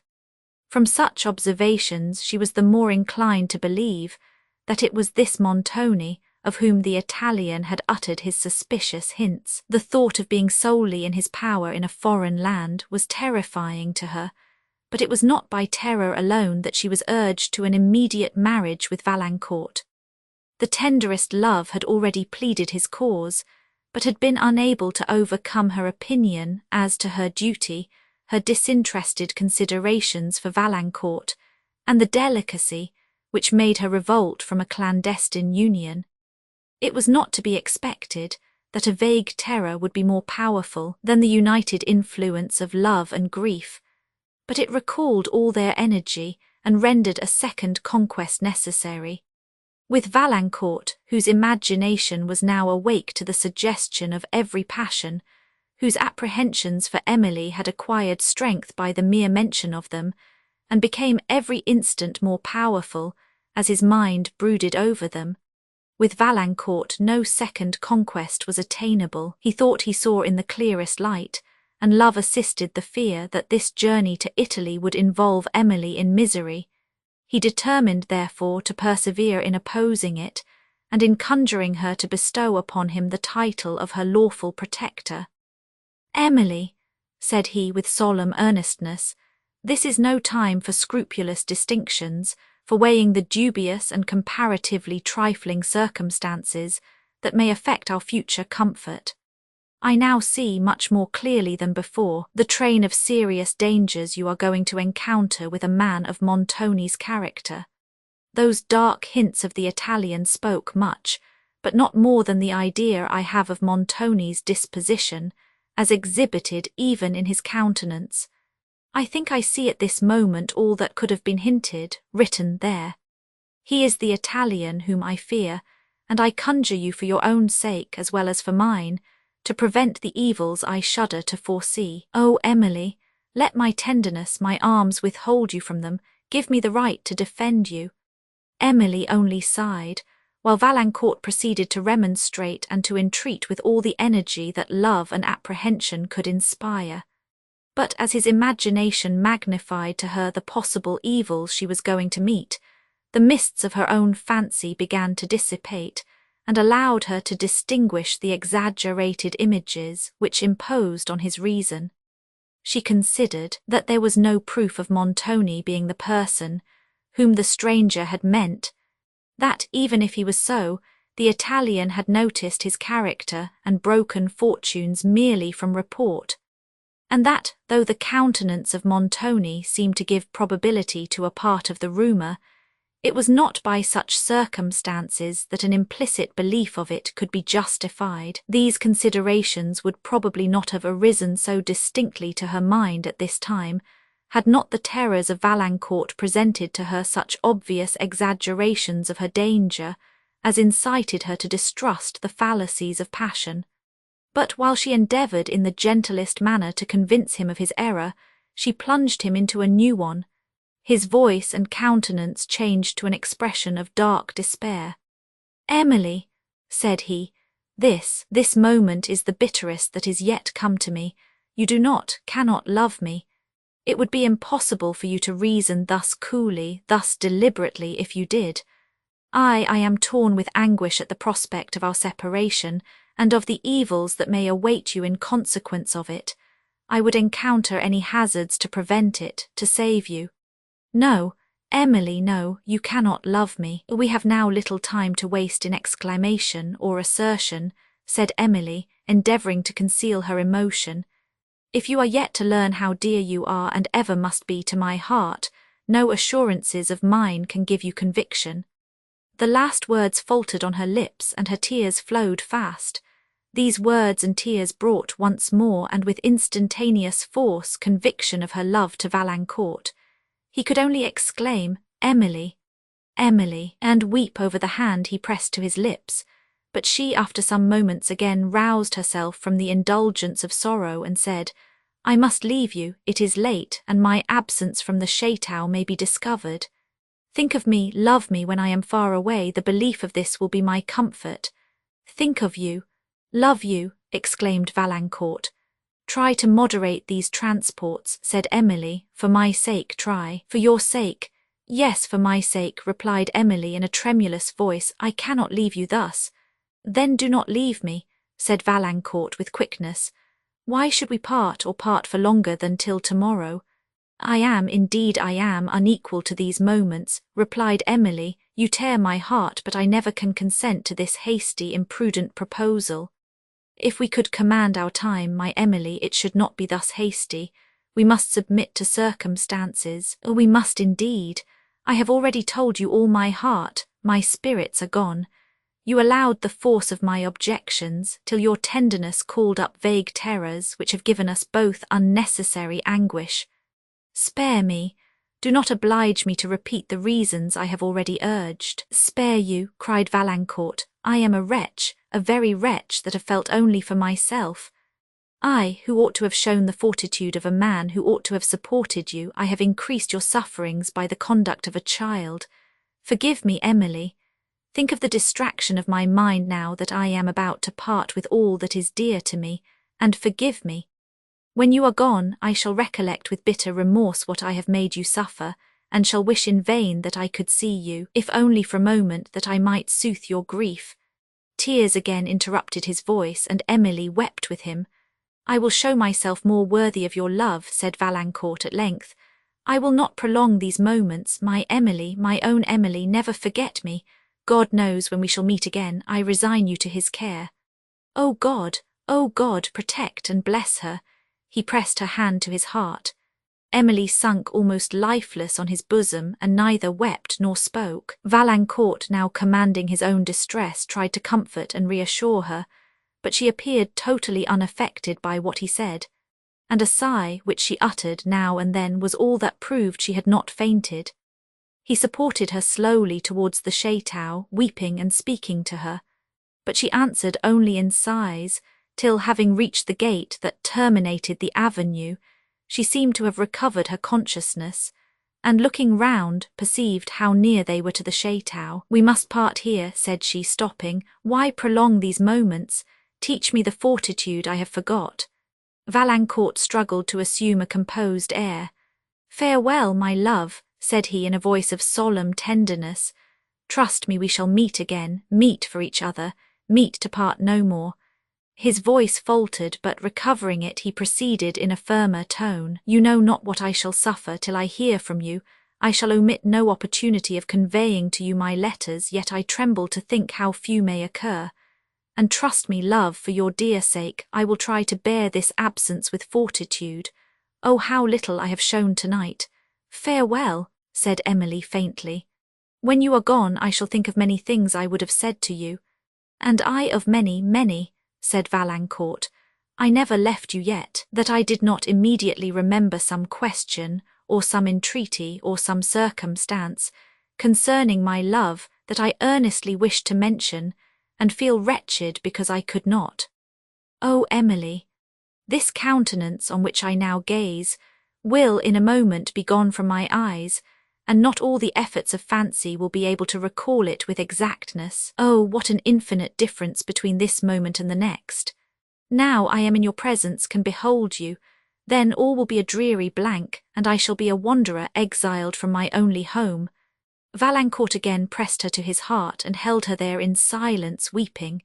Tears once again calmed her oppressed mind.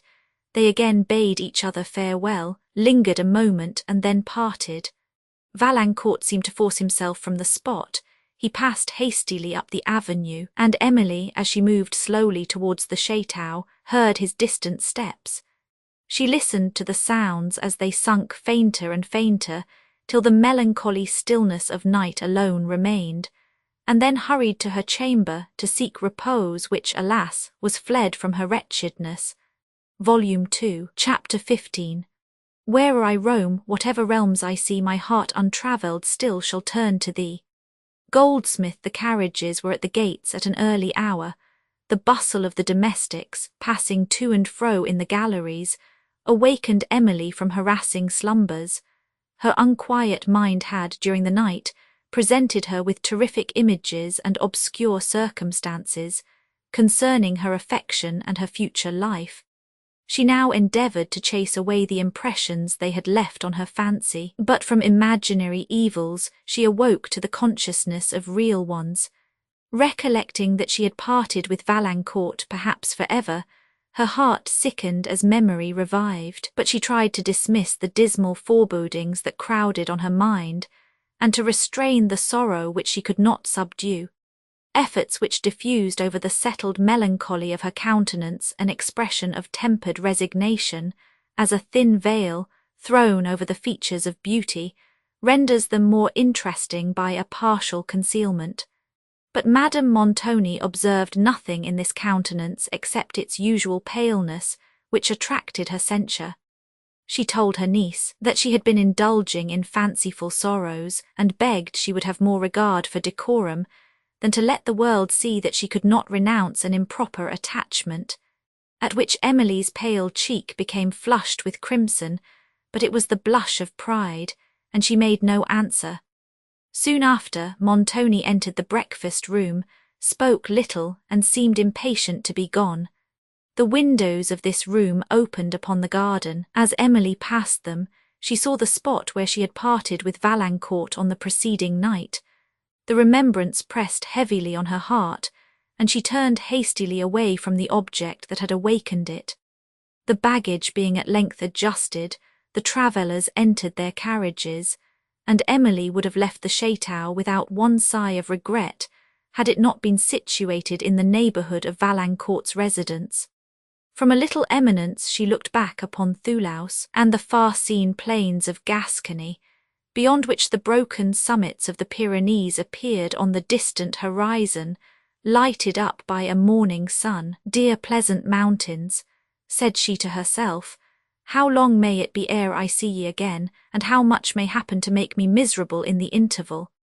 Oh, could I now be certain that I should ever return to ye, and find that Valancourt still lived for me, I should go in peace.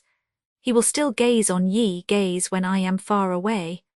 The trees that impended over the high banks of the road and formed a line of perspective with the distant country now threatened to exclude the view of them, but the bluish mountains still appeared beyond the dark foliage, and Emily continued to lean from the coach window, till at length the closing branches shut them from her sight.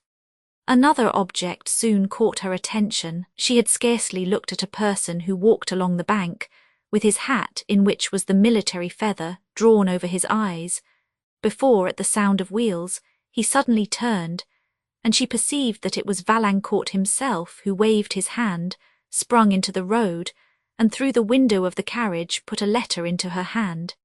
He endeavoured to smile through the despair that overspread his countenance as she passed on. The remembrance of that smile seemed impressed on Emily's mind for ever. She leaned from the window, and saw him on a knoll of the broken bank, leaning against the high trees that waved over him, and pursuing the carriage with his eyes. He waved his hand, and she continued to gaze till distance confused his figure, and at length another turn of the road entirely separated him from her sight. Having stopped to take up Signor Cavigni at a chateau on the road, the travellers, of whom Emily was disrespectfully seated with Madame Montoni's woman in a second carriage, pursued their way over the plains of Languedoc. The presence of this servant restrained Emily from reading Valancourt's letter, for she did not choose to expose the emotions it might occasion to the observation of any person. Yet such was her wish to read this his last communication, that her trembling hand was every moment on the point of breaking the seal. At length they reached the village, where they stayed only to change horses without alighting, and it was not till they stopped to dine that Emily had an opportunity of reading the letter. Though she had never doubted the sincerity of Valancourt's affection, the fresh assurances she now received of it revived her spirits. She wept over his letter in tenderness, laid it by to be referred to when they should be particularly depressed, and then thought of him with much less anguish than she had done since they parted. Among some other requests which were interesting to her because expressive of his tenderness, and because a compliance with them seemed to annihilate for a while the pain of absence, he entreated she would always think of him at sunset. "You will then meet me in thought," said he. "I shall constantly watch the sunset, and I shall be happy in the belief that your eyes are fixed upon the same object with mine, and that our minds are conversing. You know not, Emily, the comfort I promise myself from these moments, but I trust you will experience it." It is unnecessary to say with what emotion Emily, on this evening, watched the declining sun over a long extent of plains, on which she saw it set without interruption, and sink towards the province which Valancourt inhabited. After this hour her mind became far more tranquil and resigned than it had been since the marriage of Montoni and her aunt. During several days the travellers journeyed over the plains of Languedoc, and then entering Dauphiny and winding for some time among the mountains of that romantic province, they quitted their carriages and began to ascend the Alps. And here such scenes of sublimity opened upon them as no colours of language must dare to paint. Emily's mind was even so much engaged with new and wonderful images that they sometimes banished the idea of Valancourt, though they more frequently revived it. These brought to her recollection the prospects among the Pyrenees, which they had admired together, and had believed nothing could excel in grandeur. How often did she wish to express to him the new emotions which this astonishing scenery awakened, and that he could partake of them. Sometimes, too, she endeavoured to anticipate his remarks, and almost imagined him present. She seemed to have arisen into another world, and to have left every trifling thought, every trifling sentiment in that below. Those only of grandeur and sublimity now dilated her mind, and elevated the affections of her heart. With what emotions of sublimity, softened by tenderness, did she meet Valancourt in thought, at the customary hour of sunset, when, wandering among the Alps, she watched the glorious orb sink amid their summits, his last tints die away on their snowy points, and a solemn obscurity steal over the scene. And when the last gleam had faded, she turned her eyes from the west with somewhat of the melancholy regret that is experienced after the departure of a beloved friend, while these lonely feelings were heightened by the spreading gloom, and by the low sounds, heard only when darkness confines attention, which make the general stillness more impressive, leaves shook by the air, the last sigh of the breeze that lingers after sunset, or the murmur of distant streams. During the first days of this journey among the Alps, the scenery exhibited a wonderful mixture of solitude and inhabitation, of cultivation and barrenness. On the edge of tremendous precipices, and within the hollow of the cliffs below which the clouds often floated, were seen villages, spires, and convent towers, while green pastures and vineyards spread their hues at the feet of perpendicular rocks of marble, or of granite, whose points, tufted with alpine shrubs or exhibiting only massy crags, rose above each other, till they terminated in the snow-topped mountain, whence the torrent fell that thundered along the valley. The snow was not yet melted on the summit of Mount Cenis, over which the travellers passed.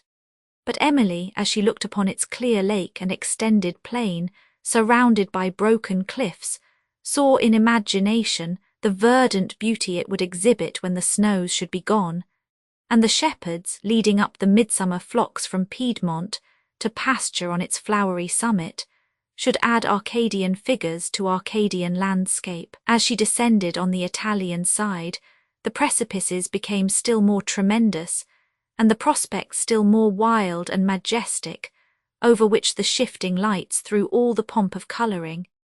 Emily delighted to observe the snowy tops of the mountains under the passing influence of the day, blushing with morning, glowing with the brightness of noon, or just tinted with the purple evening. The haunt of man could now only be discovered by the simple hut of the shepherd and the hunter, or by the rough pine bridge thrown across the torrent, to assist the latter in his chase of the chamois over Crag's Wear. But for this vestige of man, it would have been believed only the chamois or the wolf dared to venture. As Emily gazed upon one of these perilous bridges, with the cataract foaming beneath it, some images came to her mind, which she afterwards combined in the following storied sonnet: the weary traveller, who all night long has climbed among the Alps' tremendous steeps, skirting the pathless precipice where throng wild forms of danger. As he onward creeps, if chance, his anxious eye at distance sees the mountain shepherd's solitary home, peeping from forth the moon-illumined trees, what sudden transports to his bosom come? But if between some hideous chasm yawn, where the cleft pine a doubtful bridge displays, in dreadful silence on the brink forlorn he stands, and views in the faint rays far, far below the torrent's rising surge, and listens to the wild impetuous roar, still eyes the depth, still shudders on the verge, fears to return, nor dares to venture o'er. But who may describe her rapture, when, having passed through a sea of vapour, she caught a first view of Italy, when, from the ridge of one of those tremendous precipices that hang upon Mount Cenis and guard the entrance of that enchanting country, she looked down through the lower clouds, and as they floated away, saw the grassy vales of Piedmont at her feet, and beyond, the plains of Lombardy extending to the farthest distance, at which appeared, on the faint horizon, the doubtful towers of Turin. The solitary grandeur of the objects that immediately surrounded her, the mountain region towering above, the deep precipices that fell beneath, the waving blackness of the forests of pine and oak, which skirted their feet or hung within their recesses, the headlong torrents that, dashing among their cliffs, sometimes appeared like a cloud of mist, at others like a sheet of ice. These were features which received a higher character of sublimity from the reposing beauty of the Italian landscape below, stretching to the wide horizon, where the same melting blue tint seemed to unite earth and sky. Desperate at length the tottering plank he tries, his weak steps slide, he shrieks, he sinks, he dies. Emily, often as she travelled among the clouds, watched in silence o'er their billowy surges rolling below. Sometimes, wholly closing upon the scene, they appeared like a world of chaos, and at others, spreading thinly, they opened and admitted partial catches of the landscape. The torrent, whose astounding roar had never failed, tumbling down the rocky chasm, huge cliffs white with snow, or the dark summits of the pine forests that stretched midway down the mountains. Madame Montoni only shuddered as she looked down precipices near whose edge the chairmen trotted lightly and swiftly, almost as the chamois bounded, and from which Emily too recoiled. But with her fears were mingled such various emotions of delight, such admiration, astonishment, and awe, as she had never experienced before. Meanwhile the carriers, having come to a landing place, stopped to rest, and the travellers being seated on the point of a cliff, Montoni and Cavigni renewed a dispute concerning Hannibal's passage over the Alps, Montoni contending that he entered Italy by way of Mount Cenis, and Cavigni that he passed over Mount St. Bernard. The subject brought to Emily's imagination the disasters he had suffered in this bold and perilous adventure. She saw his vast armies winding among the defiles and over the tremendous cliffs of the mountains, which at night were lighted up by his fires, or by the torches which he caused to be carried when he pursued his indefatigable march.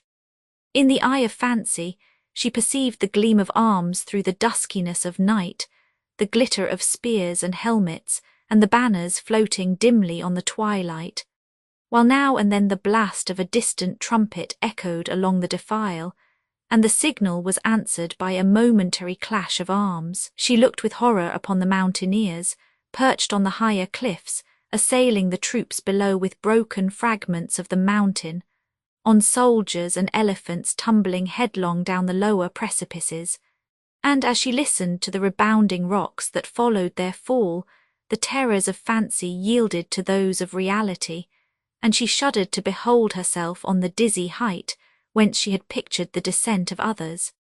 Madame Montoni, meantime, as she looked upon Italy, was contemplating in imagination the splendour of palaces and the grandeur of castles, such as she believed she was going to be mistress of at Venice and in the Apennine, and she became, in idea, little less than a princess, being no longer under the alarms which had deterred her from giving entertainments to the beauties of Thulaus, whom Montoni had mentioned with more eclat to his own vanity than credit to their discretion or regard to truth.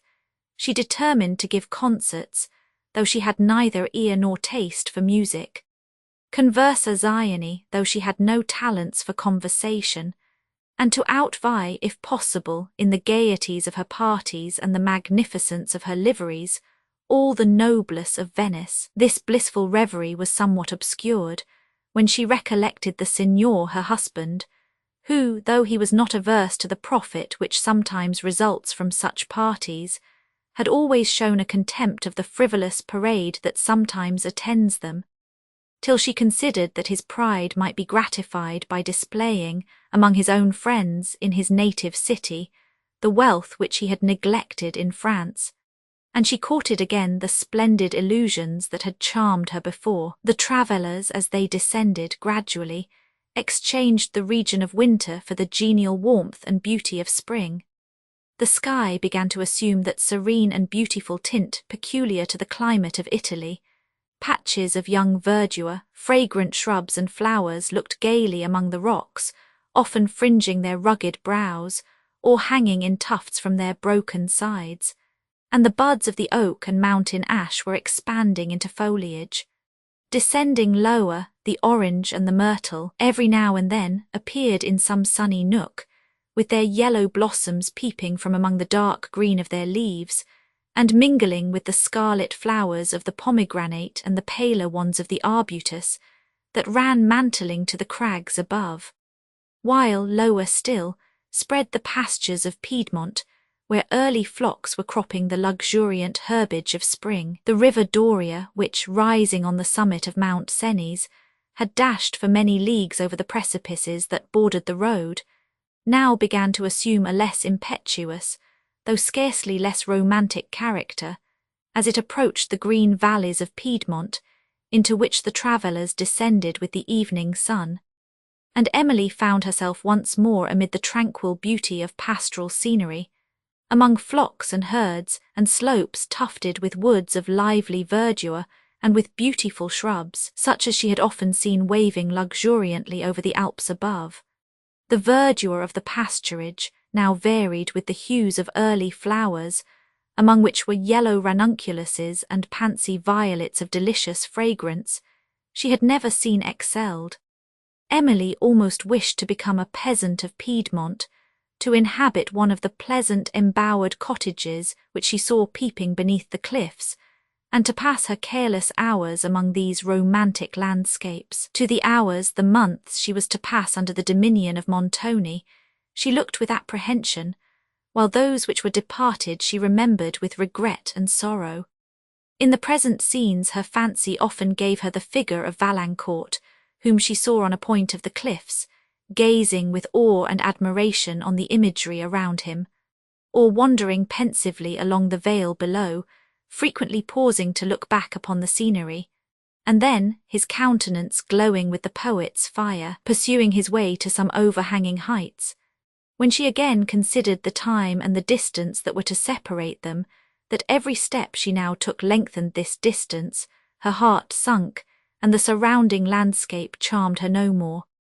The travellers, passing Novalesa, reached, after the evening had closed, the small and ancient town of Susa, which had formerly guarded this pass of the Alps into Piedmont. The heights which command it had, since the invention of artillery, rendered its fortifications useless, but these romantic heights, seen by moonlight with the town below, surrounded by its walls and watchtowers, and partially illumined, exhibited an interesting picture to Emily.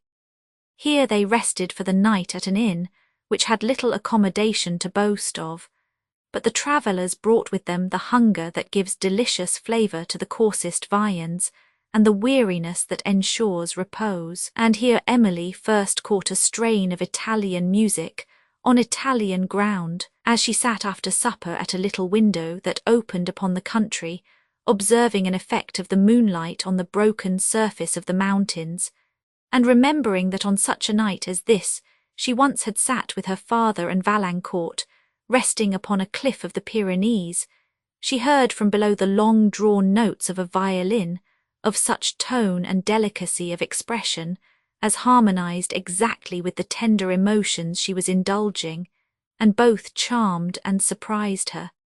Cavigni, who approached the window, smiled at her surprise.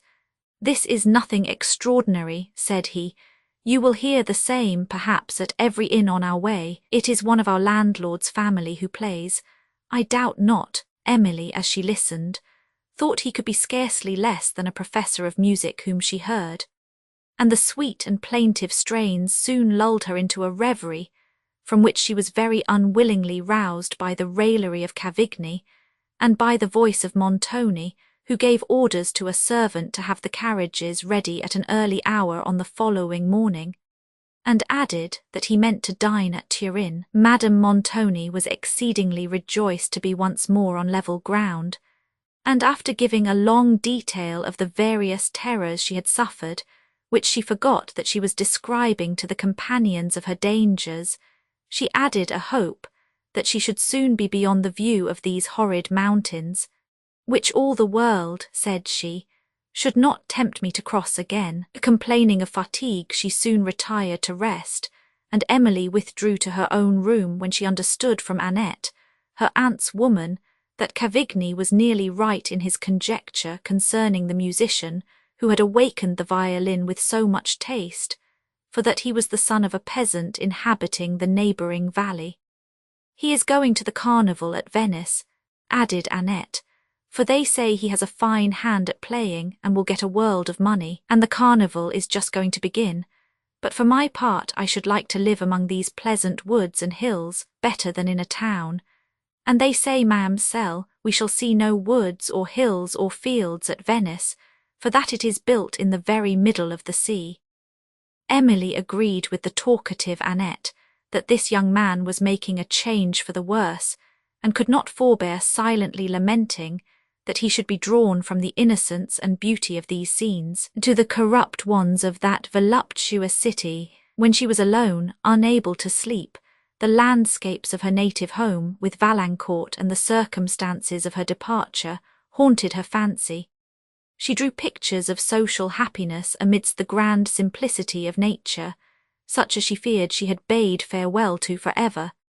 And then the idea of this young Piedmontese, thus ignorantly sporting with his happiness, returned to her thoughts, and glad to escape a while from the pressure of nearer interests, she indulged her fancy in composing the following lines.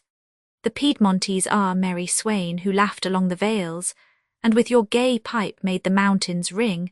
Why leave your cot, your woods, and thymy gales, and friends beloved, for aught that wealth can bring? He goes to wake all moonlight sees the string, Venetian gold his untaught fancy hails. Yet oft of home his simple carols sing, and his steps pause as the last Alp he scales. Once more he turns to view his native scene, far, far below as roll the clouds away. He spies his cabin mid the pine tops green, the well-known woods, clear brook, and pastures gay, and thinks of friends and parents left behind, of sylvan revels, dance, and festive song, and hears the faint reed swelling in the wind, and his sad sighs the distant notes prolong. Thus went the swain till mountain shadows fell, and dimmed the landscape to his aching sight. And must he leave the vales he loves so well? Can foreign wealth and shows his heart delight? No, happy vales, your wild rocks still shall hear his pipe, light sounding on the morning breeze. Still shall he lead the flocks to streamlet clear, and watch at eve beneath the western trees. Away, Venetian gold, your charm is o'er. And now his swift step seeks the lowland bowers, where through the leaves his cottage light once more guides him to happy friends and jocund hours. Ah, merry swain, that laugh along the vales, and with your gay pipe make the mountains ring, your cot, your woods, your thymy-scented gales, and friends beloved, more joy than wealth can bring. Chapter 16. Titania. If you will patiently dance in our round and see our moonlight revels, go with us. Midsummer Night's Dream. Early on the following morning the travellers set out for Turin.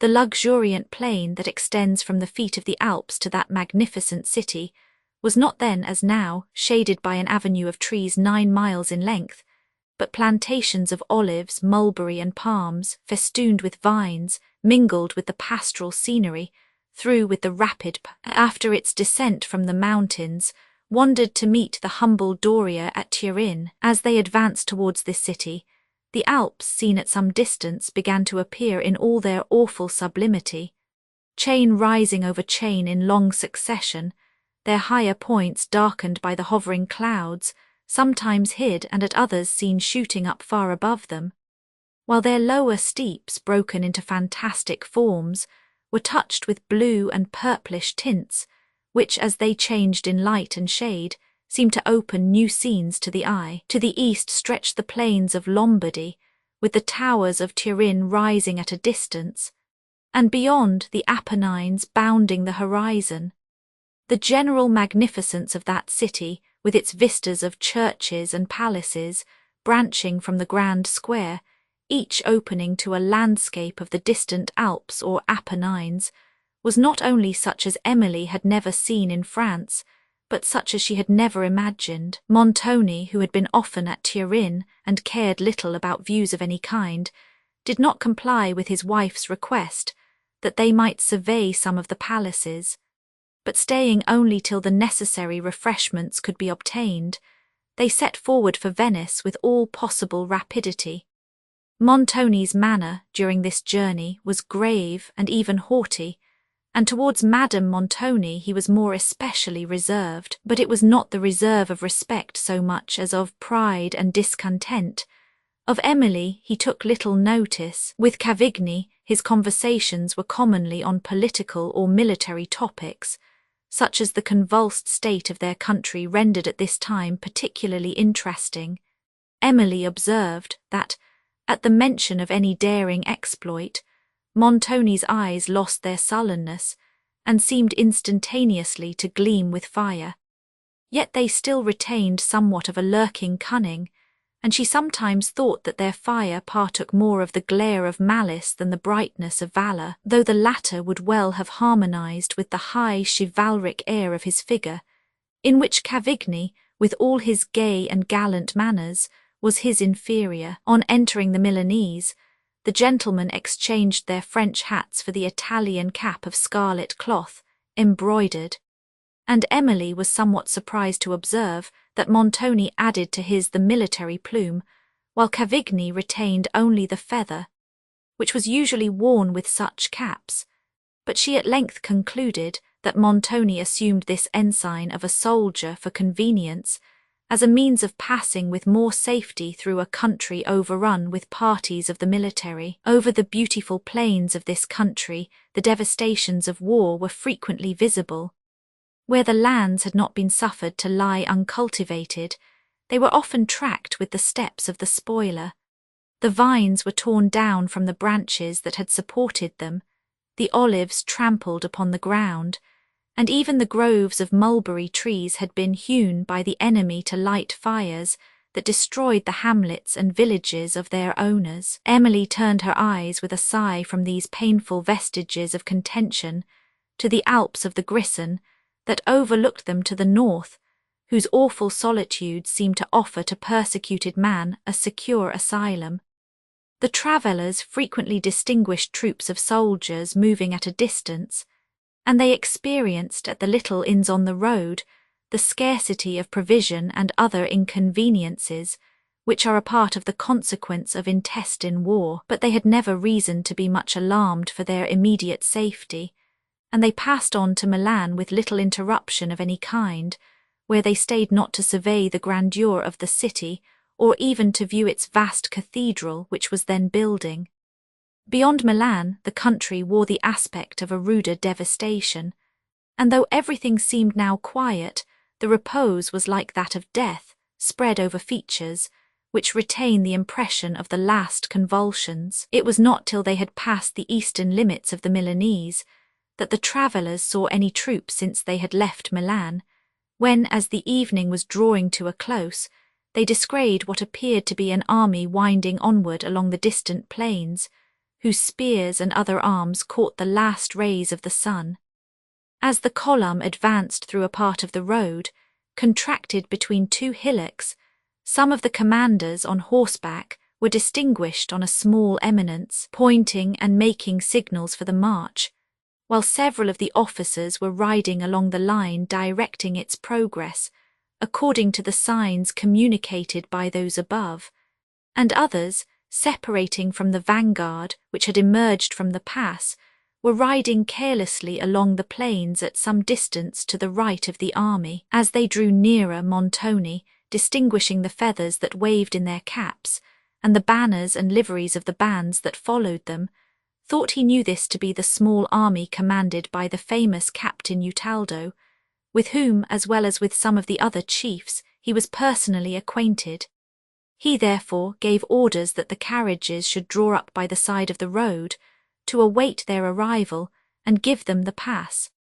A faint strain of martial music now stole by, and, gradually strengthening as the troops approached, Emily distinguished the drums and trumpets, with the clash of cymbals and of arms that were struck by a small party, in time to the march. Montoni, being now certain that these were the bands of the victorious Utaldo, leaned from the carriage window, and hailed their general by waving his cap in the air, which compliment the chief returned by raising his spear, and then letting it down again suddenly, while some of his officers, who were riding at a distance from the troops, came up to the carriage and saluted Montoni as an old acquaintance.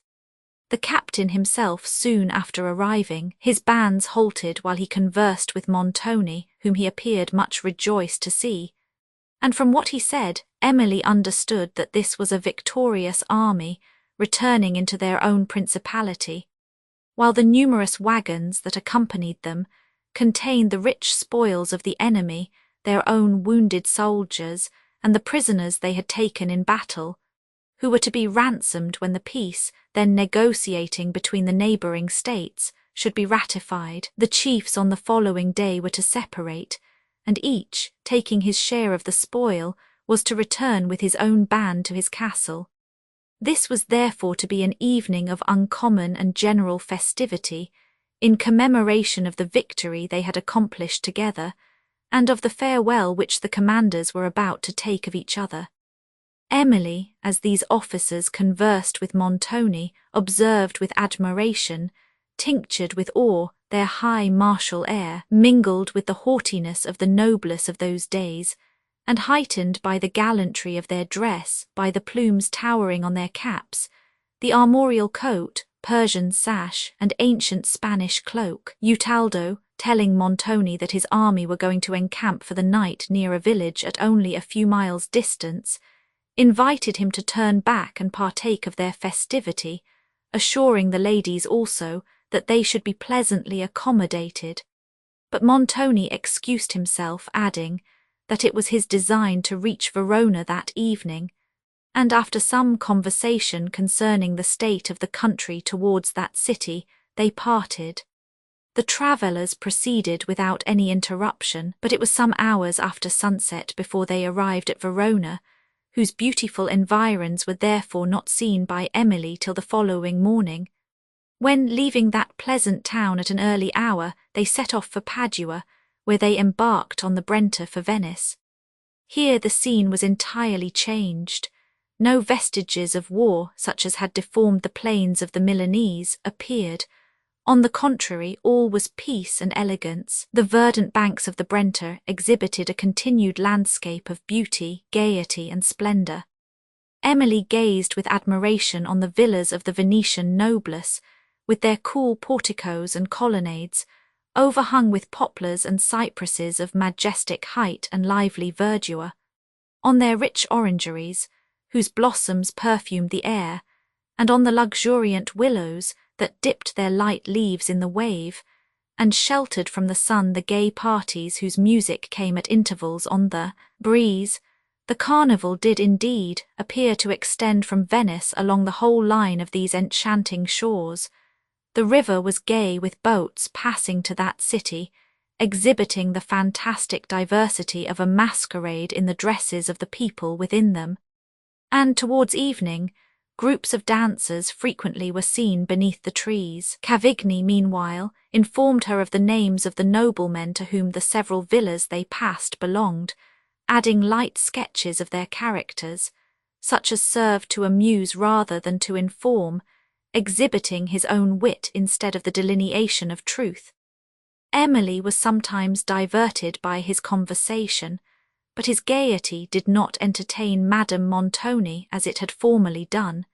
She was frequently grave, and Montoni retained his usual reserve. Nothing could exceed Emily's admiration on her first view of Venice, with its islets, palaces, and towers rising out of the sea, whose clear surface reflected the tremulous picture in all its colours. The sun, sinking in the west, tinted the waves and the lofty mountains of Friuli, which skirt the northern shores of the Adriatic with a saffron glow, while on the marble porticos and colonnades of St. Mark were thrown the rich lights and shades of evening. As they glided on, the grander features of this city appeared more distinctly. Its terraces, crowned with airy yet majestic fabrics, touched as they now were with the splendour of the setting sun, appeared as if they had been called up from the ocean by the wand of an enchanter, rather than reared by mortal hands. The sun, soon after, sinking to the lower world, the shadow of the earth stole gradually over the waves, and then up the towering sides of the mountains of Friuli, till it extinguished even the last upward beams that had lingered on their summits, and the melancholy purple of evening drew over them like a thin veil. How deep, how beautiful was the tranquillity that wrapped the scene! All nature seemed to repose. The finest emotions of the soul were alone awake. Emily's eyes filled with tears of admiration and sublime devotion, as she raised them over the sleeping world to the vast heavens, and heard the notes of solemn music that stole over the waters from a distance. She listened in still rapture, and no person of the party broke the charm by an inquiry. The sound seemed to grow on the air, for so smoothly did the barge glide along that its motion was not perceivable, and the fairy city appeared approaching to welcome the strangers. They now distinguished a female voice, accompanied by a few instruments, singing a soft and mournful air, and its fine expression, as sometimes it seemed pleading with the impassioned tenderness of love, and then languishing into the cadence of hopeless grief, declared that it flowed from no feigned sensibility. Ah, thought Emily, as she sighed and remembered Valancourt, those strains come from the heart. She looked round with anxious enquiry. The deep twilight that had fallen over the scene admitted only imperfect images to the eye, but at some distance on the sea she thought she perceived a gondola. A chorus of voices and instruments now swelled on the air, so sweet, so solemn. It seemed like the hymn of angels descending through the silence of night. Now it died away, and fancy almost beheld the holy choir rescending towards heaven. Then again it swelled with the breeze, trembled a while, and again died into silence. It brought to Emily's recollection some lines of her late father, and she repeated in a low voice, "Oft I hear, upon the silence of the midnight air, celestial voices swell in holy chorus that bears the soul to heaven." The deep stillness that succeeded was as expressive as the strain that had just ceased. It was uninterrupted for several minutes, till a general sigh seemed to release the company from their enchantment. Emily, however, long indulged the pleasing sadness that had stolen upon her spirits, but the gay and busy scene that appeared as the barge approached St. Mark's Place at length roused her attention. The rising moon, which threw a shadowy light upon the terraces, and illumined the porticos and magnificent arcades that crowned them, discovered the various company, whose light steps, soft guitars, and softer voices echoed through the colonnades. The music they heard before now passed Montoni's barge, in one of the gondolas of which several were seen skimming along the moonlight sea, full of gay parties catching the cool breeze. Most of these had music, made sweeter by the waves over which it floated, and by the measured sound of oars as they dashed the sparkling tide. Emily gazed and listened and thought herself in a fairy scene, Even Madame Montoni was pleased. Montoni congratulated himself on his return to Venice, which he called the first city in the world, and Cavigni was more gay and animated than ever. The barge passed on to the Grand Canal, where Montoni's mansion was situated. And here, other forms of beauty and of grandeur, such as her imagination had never painted, were unfolded to Emily in the palaces of Sansovino and Palladio, as she glided along the waves. The air bore no sounds but those of sweetness, echoing along each margin of the canal and from gondolas on its surface, while groups of masks were seen dancing on the moonlight terraces, and seemed almost to realize the romance of fairyland. The barge stopped before the portico of a large house, from whence a servant of Montoni crossed the terrace, and immediately the party disembarked. From the portico they passed a noble hall to a staircase of marble, which led to a saloon, fitted up in a style of magnificence that surprised Emily. The walls and ceilings were adorned with historical and allegorical paintings, in fresco. Silver tripods, depending from chains of the same metal, illumined the apartment, the floor of which was covered with Indian mats painted in a variety of colours and devices. The couches and drapery of the lattices were of pale green silk, embroidered and fringed with green and gold. Balcony lattices opened upon the Grand Canal, whence rose a confusion of voices and of musical instruments, and the breeze that gave freshness to the apartment. Emily, considering the gloomy temper of Montoni, looked upon the splendid furniture of this house with surprise, and remembered the report of his being a man of broken fortune, with astonishment. "Ah," said she to herself, "if Valancourt could but see this mansion, what peace would it give him? He would then be convinced that the report was groundless." Madame Montoni seemed to assume the air of a princess, but Montoni was restless and discontented, and did not even observe the civility of bidding her welcome to her home. Soon after his arrival, he ordered his gondola, and with Cavigni went out to mingle in the scenes of the evening. Madame then became serious and thoughtful.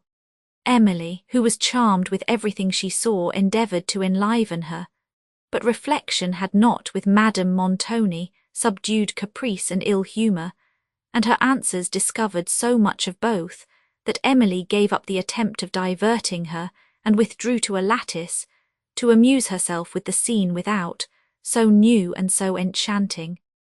The first object that attracted her notice was a group of dancers on the terrace below, led by a guitar and some other instruments. The girl who struck the guitar and another who flourished a tambourine passed on in a dancing step, and with a light grace and gaiety of heart that would have subdued the goddess of spleen in her worst humour. After these came a group of fantastic figures, some dressed as gondolieri, others as minstrels, while others seemed to defy all description. They sung in parts, their voices accompanied by a few soft instruments. At a little distance from the portico they stopped, and Emily distinguished the verses of Ariosto. They sung of the wars of the Moors against Charlemagne, and then of the woes of Orlando. Afterwards the measure changed, and the melancholy sweetness of Petrarch succeeded. The magic of his grief was assisted by all that Italian music and Italian expression, heightened by the enchantments of Venetian moonlight, could give. Emily, as she listened, caught the pensive enthusiasm. Her tears flowed silently, while her fancy bore her far away to France and to Valancourt. Each succeeding sonnet, more full of charming sadness than the last, seemed to bind the spell of melancholy. With extreme regret she saw the musicians move on, and her attention followed the strain till the last faint warble died in air.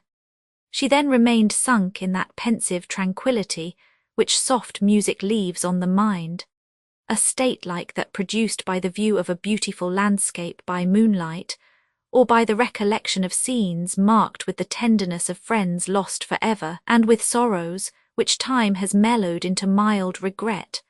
Such scenes are indeed to the mind like those faint traces which the memory bears of music that is past. Other sounds soon awakened her attention.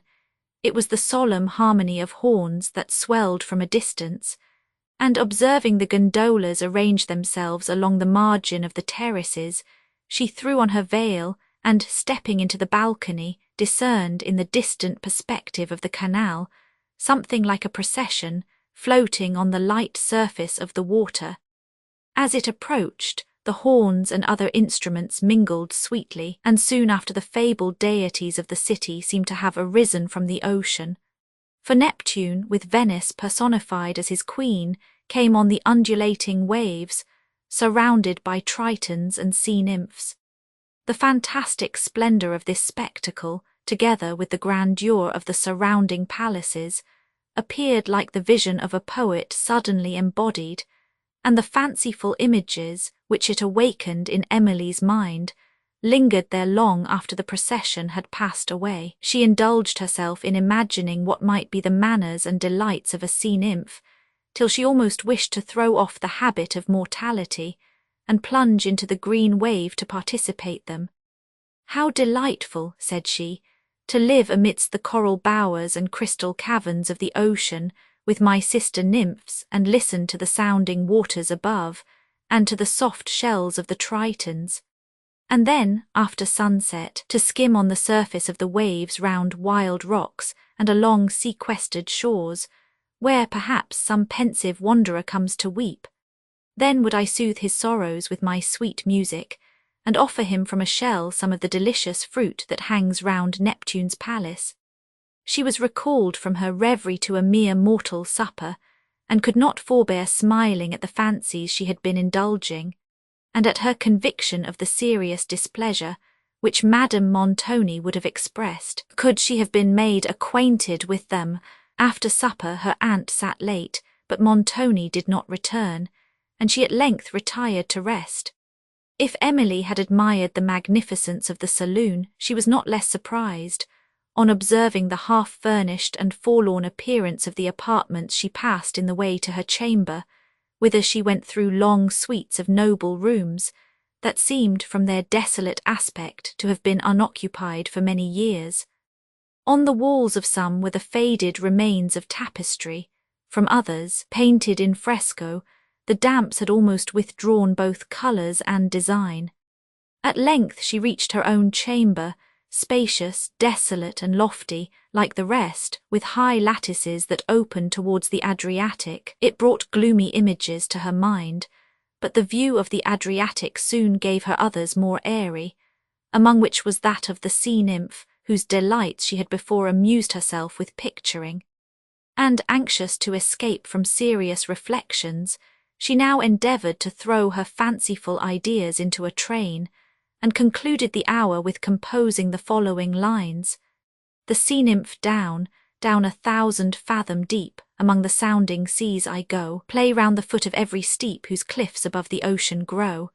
There within their secret cares I hear the mighty rivers roar, and guide their streams through Neptune's waves to bless the green earth's inmost shore, and bid the freshened waters glide, for fern-crowned nymphs of lake or brook, through winding woods and pastures wide, and many a wild romantic nook. For this the nymphs at fall of eve oft dance upon the flowery banks and sing my name, and garlands weave to bear beneath the wave their thanks. In coral bowers I love to lie, and hear the surges roll above, and through the waters view on high the proud ships sail, and gay clouds move. And oft at midnight's stillest hour, when summer sees the vessel lave, I love to prove my charmful power while floating on the moonlight wave. And when deep sleep the crew has bound, and the sad lover musing leans o'er the ship's side, I breathe around such strains as speak no mortal means. O'er the dim waves his searching eye sees but the vessel's lengthened shade. Above, the moon and azure sky, entranced he hears and half afraid. Sometimes a single note I swell that softly sweet at distance dies, then wake the magic of my shell and choral voices round me rise. The trembling youth, charmed by my strain, calls up the crew who, silent, bend o'er the high deck but list in vain. My song is hushed, my wonders end. Within the mountain's woody bay, where the tall bark at anchor rides at twilight hour with tritons gay, I dance upon the lapsing tides, and with my sister nymphs I sport, till the broad sun looks o'er the floods. Then, swift we seek our crystal court, deep in the wave, mid Neptune's woods. In cool arcades and glassy halls we pass the sultry hours of noon, beyond wherever sunbeam falls, weaving sea-flowers in gay festoon. The while we chant our ditties sweet to some soft shell that warbles near, joined by the murmuring currents fleet that glide along our halls so clear. There the pale pearl and sapphire blue and ruby red and emerald green dart from the domes a changing hue, and sparry columns deck the scene. When the dark storm scowls o'er the deep, and long, long peals of thunder sound, on some high cliff my watch I keep o'er all the restless seas around, till on the ridgy wave afar comes the lone vessel, labouring slow, spreading the white foam in the air, with sail and topmast bending low. Then plunge I mid the ocean's roar, my way by quivering lightnings shown, to guide the bark to peaceful shore, and hush the sailor's fearful groan. And if too late I reach its side to save it from the whelming surge, I call my dolphins o'er the tide, to bear the crew where isles emerge. Their mournful spirits soon I cheer, while round the desert coast I go, with warbled songs they faintly hear, oft as the stormy gust sinks low.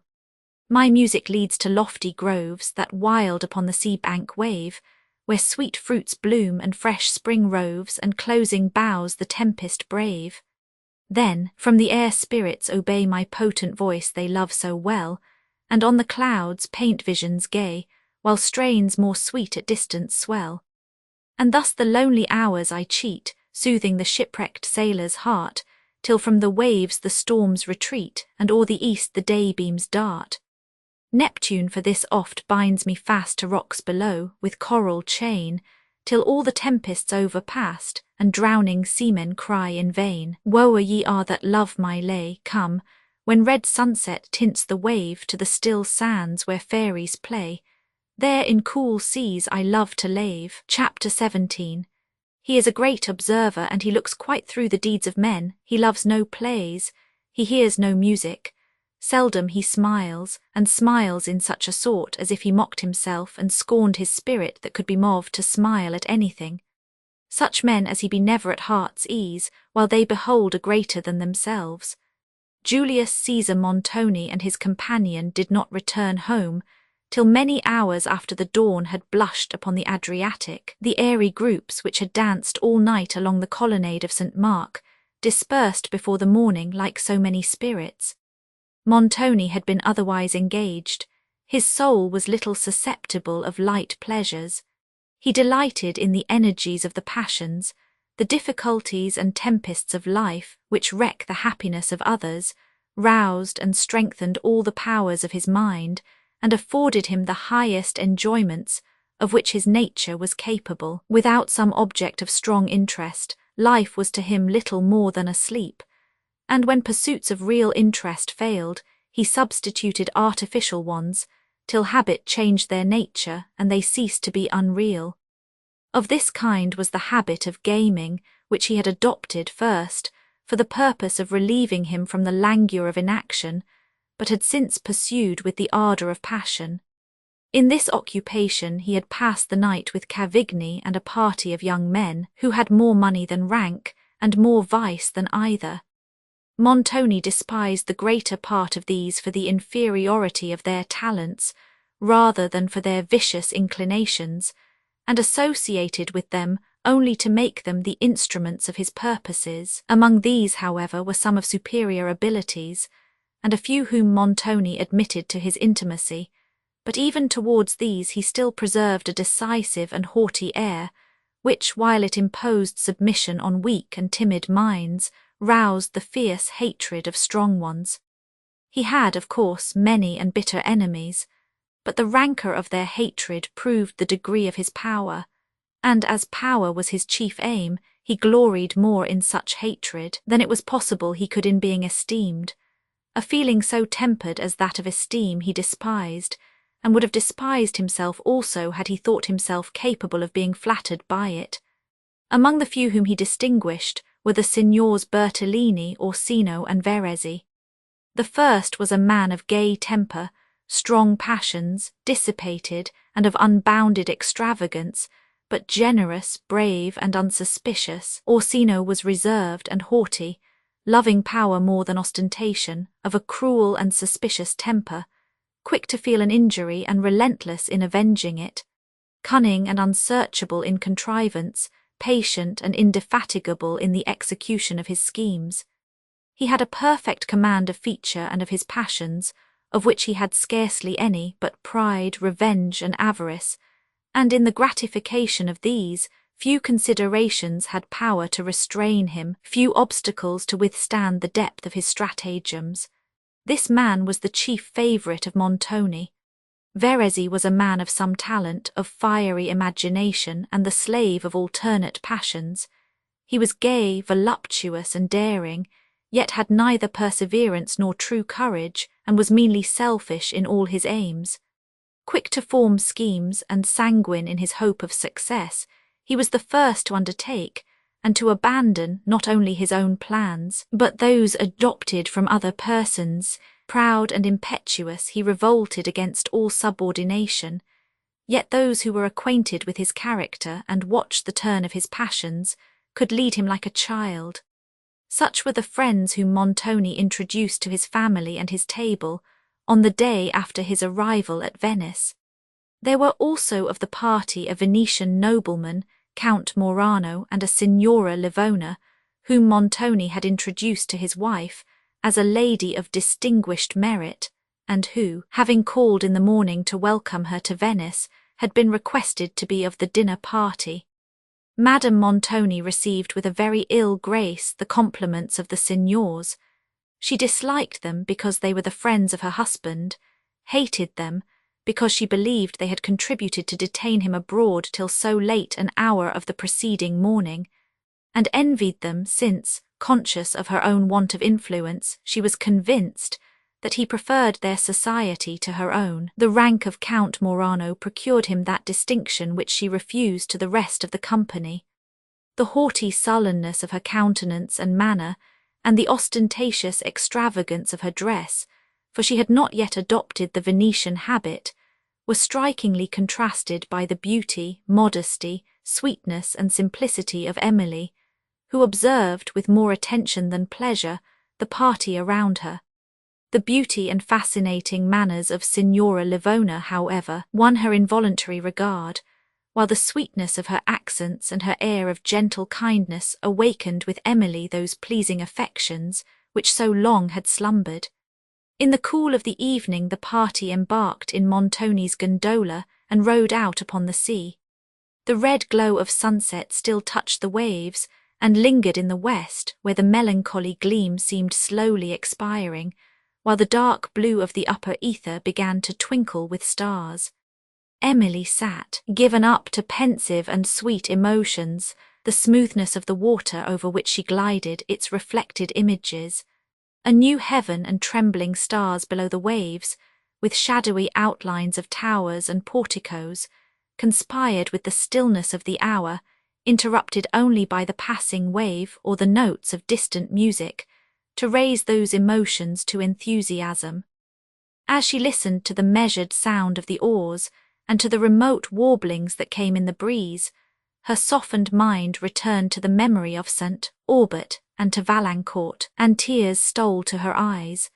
The rays of the moon, strengthening as the shadows deepened, soon after threw a silvery gleam upon her countenance, which was partly shaded by a thin black veil, and touched it with inimitable softness.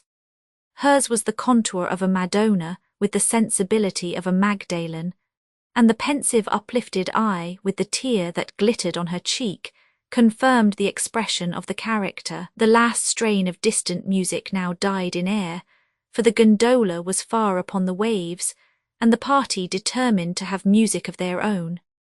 The Count Morano, who sat next to Emily, and who had been observing her for some time in silence, snatched up a lute, and struck the chords with the finger of harmony herself, while his voice, a fine tenor, accompanied them in a rondo full of tender sadness. To him, indeed, might have been applied that beautiful exhortation of an English poet, had it then existed: Strike up, my master, but touch the strings with a religious softness. Teach sounds to languish through the night's dull ear till melancholy starts from off her couch, and carelessness grows concert to attention. With such powers of expression the Count sung the following rondo soft as yon silver ray that sleeps upon the ocean's trembling tide, soft as the air that lightly sweeps yon sad that swells in stately pride, soft as the surge's stealing note that dies along the distant shores or warbled strain that sinks remote, so soft the sigh my bosom pours, true as the wave to Cynthia's ray, true as the vessel to the breeze, true as the soul to music's sway or music to Venetian seas, soft as yon silver beams that sleep upon the ocean's trembling breast, so soft, so true, fond love shall weep, so soft, so true, with thee shall rest. The cadence with which he returned from the last stanza to a repetition of the first, the fine modulation in which his voice stole upon the first line, and the pathetic energy with which it pronounced the last, were such as only exquisite taste could give. When he had concluded, he gave the lute with a sigh to Emily, who, to avoid any appearance of affectation, immediately began to play. She sung a melancholy little air, one of the popular songs of her native province, with a simplicity and pathos that made it enchanting. But its well-known melody brought so forcibly to her fancy the scenes and the persons, among which she had often heard it, that her spirits were overcome, her voice trembled and ceased, and the strings of the lute were struck with a disordered hand, till, ashamed of the emotion she had betrayed, she suddenly passed on to a song so gay and airy, that the steps of the dance seemed almost to echo to the notes. Bravissimo burst instantly from the lips of her delighted auditors, and she was compelled to repeat the air. Among the compliments that followed, those of the Count were not the least audible, and they had not concluded when Emily gave the instrument to Signora Livona, whose voice accompanied it with true Italian taste. Afterwards, the Count, Emily, Cavigni, and the Signora sung canzonets, accompanied by a couple of lutes and a few other instruments. Sometimes the instruments suddenly ceased, and the voices dropped from the full swell of harmony into a low chant. Then, after a deep pause, they rose by degrees, the instruments one by one striking up, till the loud and full chorus soared again to heaven. Meanwhile, Montoni, who was weary of this harmony, was considering how he might disengage himself from his party, or withdraw with such of it as would be willing to play to a casino. In a pause of the music, he proposed returning to shore, a proposal which Orsino eagerly seconded, but which the Count and the other gentlemen as warmly opposed. Montoni still meditated how he might excuse himself from longer attendance upon the Count, for to him only he thought excuse necessary, and how he might get to land, till the gondolieri of an empty boat returning to Venice hailed his people. Without troubling himself longer about an excuse, he seized this opportunity of going thither, and, committing the ladies to the care of his friends, departed with Orsino, while Emily for the first time saw him go with regret, for she considered his presence a protection, though she knew not what she should fear. He landed at St. Mark's, and, hurrying to a casino, was soon lost amidst a crowd of gamesters. Meanwhile, the Count, having secretly dispatched a servant in Montoni's boat for his own gondola and musicians, Emily heard, without knowing his project, the gay song of gondolieri approaching as they sat on the stern of the boat, and saw the tremulous gleam of the moonlight wave which their oars disturbed. Presently she heard the sound of instruments, and then a full symphony swelled on the air, and the boats meeting, the gondolieri hailed each other. The Count then explaining himself, the party removed into his gondola, which was embellished with all that taste could bestow. While they partook of a collation of fruits and ice, the whole band, following at a distance in the other boat, played the most sweet and enchanting strains, and the Count, who had again seated himself by Emily, paid her unremitted attention, and sometimes, in a low but impassioned voice, uttered compliments which she could not misunderstand. To avoid them she conversed with Signora Livona, and her manner to the Count assumed a mild reserve, which, though dignified, was too gentle to repress his assiduities. He could see here speak to no person, but Emily, while Cavigni observed him now and then with a look of displeasure, and Emily with one of uneasiness. She now wished for nothing so much as to return to Venice, but it was near midnight before the gondolas approached St. Mark's Place, where the voice of gaiety and song was loud. The busy hum of mingling sounds was heard at a considerable distance on the water, and had not a bright moonlight discovered the city, with its terraces and towers, a stranger would almost have credited the fabled wonders of Neptune's court, and believed that the tumult arose from beneath the waves. They landed at St. Mark's, where the gaiety of the colonnades and the beauty of the night made Madame Montoni willingly submit to the Count's solicitations to join the promenade, and afterwards to take a supper with the rest of the party at his casino.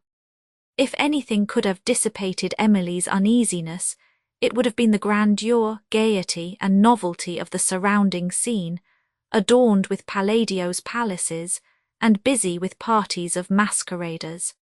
At length they withdrew to the casino, which was fitted up with infinite taste, and where a splendid banquet was prepared. But here Emily's reserve made the Count perceive that it was necessary for his interest to win the favour of Madame Montoni, which, from the condescension she had already shown to him, appeared to be an achievement of no great difficulty. He transferred, therefore, part of his attention from Emily to her aunt, who felt too much flattered by the distinction even to disguise her emotion, and before the party broke up, he had entirely engaged the esteem of Madame Montoni. Whenever he addressed her, her ungracious countenance relaxed into smiles, and to whatever he proposed she assented. He invited her with the rest of the party to take coffee in his box at the opera on the following evening, and Emily heard the invitation accepted with strong anxiety concerning the means of excusing herself from attending Madame Montoni thither. It was very late before their gondola was ordered, and Emily's surprise was extreme when, on quitting the casino, she beheld the broad sun rising out of the Adriatic, while St. Mark's Place was yet crowded with company. Sleep had long weighed heavily on her eyes, but now the fresh sea breeze revived her, and she would have quitted the scene with regret, had not the Count been present, performing the duty which he had imposed upon himself of escorting them home. There they heard that Montoni was not yet returned, and his wife, retiring in displeasure to her apartment, at length released Emily from the fatigue of further attendance. Montoni came home late in the morning, in a very ill humour, having lost considerably at play, and before he withdrew to rest had a private conference with Cavigni, whose manner on the following day seemed to tell that the subject of it had not been pleasing to him. In the evening, Madame Montoni, who during the day had observed a sullen silence towards her husband, received visits from some Venetian ladies, with whose sweet manners Emily was particularly charmed. They had an air of ease and kindness towards the strangers, as if they had been their familiar friends for years, and their conversation was by turns tender, sentimental, and gay. Madame, though she had no taste for such conversation, and whose coarseness and selfishness sometimes exhibited a ludicrous contrast to their excessive refinement, could not remain wholly insensible to the captivations of their manner. In a pause of conversation, a lady who was called Signora Herminia took up a lute, and began to play and sing with as much easy gaiety as if she had been alone. Her voice was uncommonly rich in tone and various in expression, yet she appeared to be entirely unconscious of its powers and meant nothing less than to display them. She sung from the gaiety of her heart, as she sat with her veil half thrown back, holding gracefully the lute under the spreading foliage and flowers of some plants that rose from baskets, and interlaced one of the lattices of the saloon. Emily, retiring a little from the company, sketched her figure with the miniature scenery around her and drew a very interesting picture, which, though it would not perhaps have borne criticism, had spirit and taste enough to awaken both the fancy and the heart. When she had finished it, she presented it to the beautiful original, who was delighted with the offering, as well as the sentiment it conveyed, and assured Emily, with a smile of captivating sweetness, that she should preserve it as a pledge of her friendship. In the evening Cavigni joined the ladies, but Montoni had other engagements, and they embarked in the gondola for St. Mark's, where the same gay company seemed to flutter as on the preceding night. The cool breeze, the glassy sea, the gentle sound of its waves, and the sweeter murmur of distant music, the lofty porticos and arcades, and the happy groups that sauntered beneath them, these, with every feature and circumstance of the scene, united to charm Emily, no longer teased by the officious attentions of Count Morano.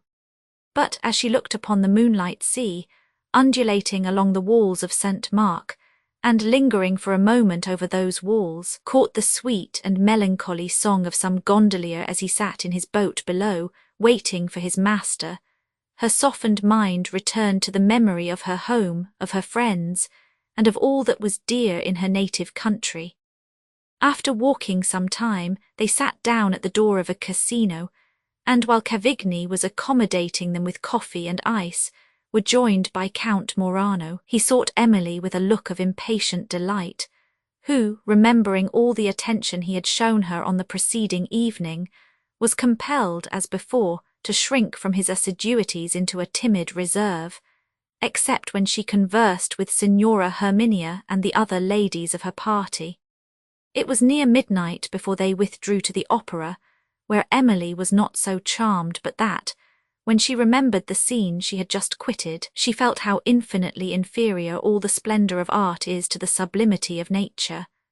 Her heart was not now affected, tears of admiration did not start to her eyes, as when she viewed the vast expanse of ocean, the grandeur of the heavens, and listened to the rolling waters, and to the faint music that at intervals mingled with their roar.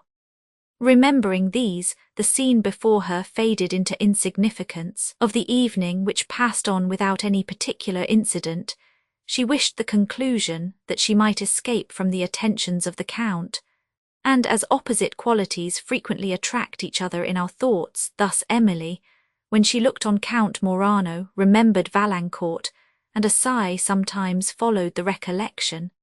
Several weeks passed in the course of customary visits, during which nothing remarkable occurred.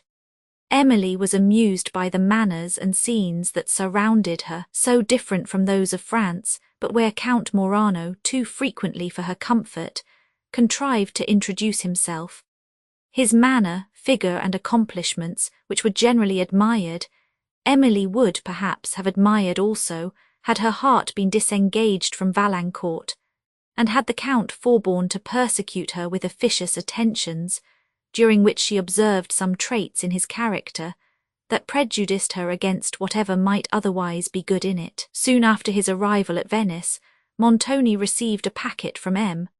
Quesnel, in which the latter mentioned the death of his wife's uncle at his villa on the Brenta, and that in consequence of this event he should hasten to take possession of that estate and of other effects bequeathed to him.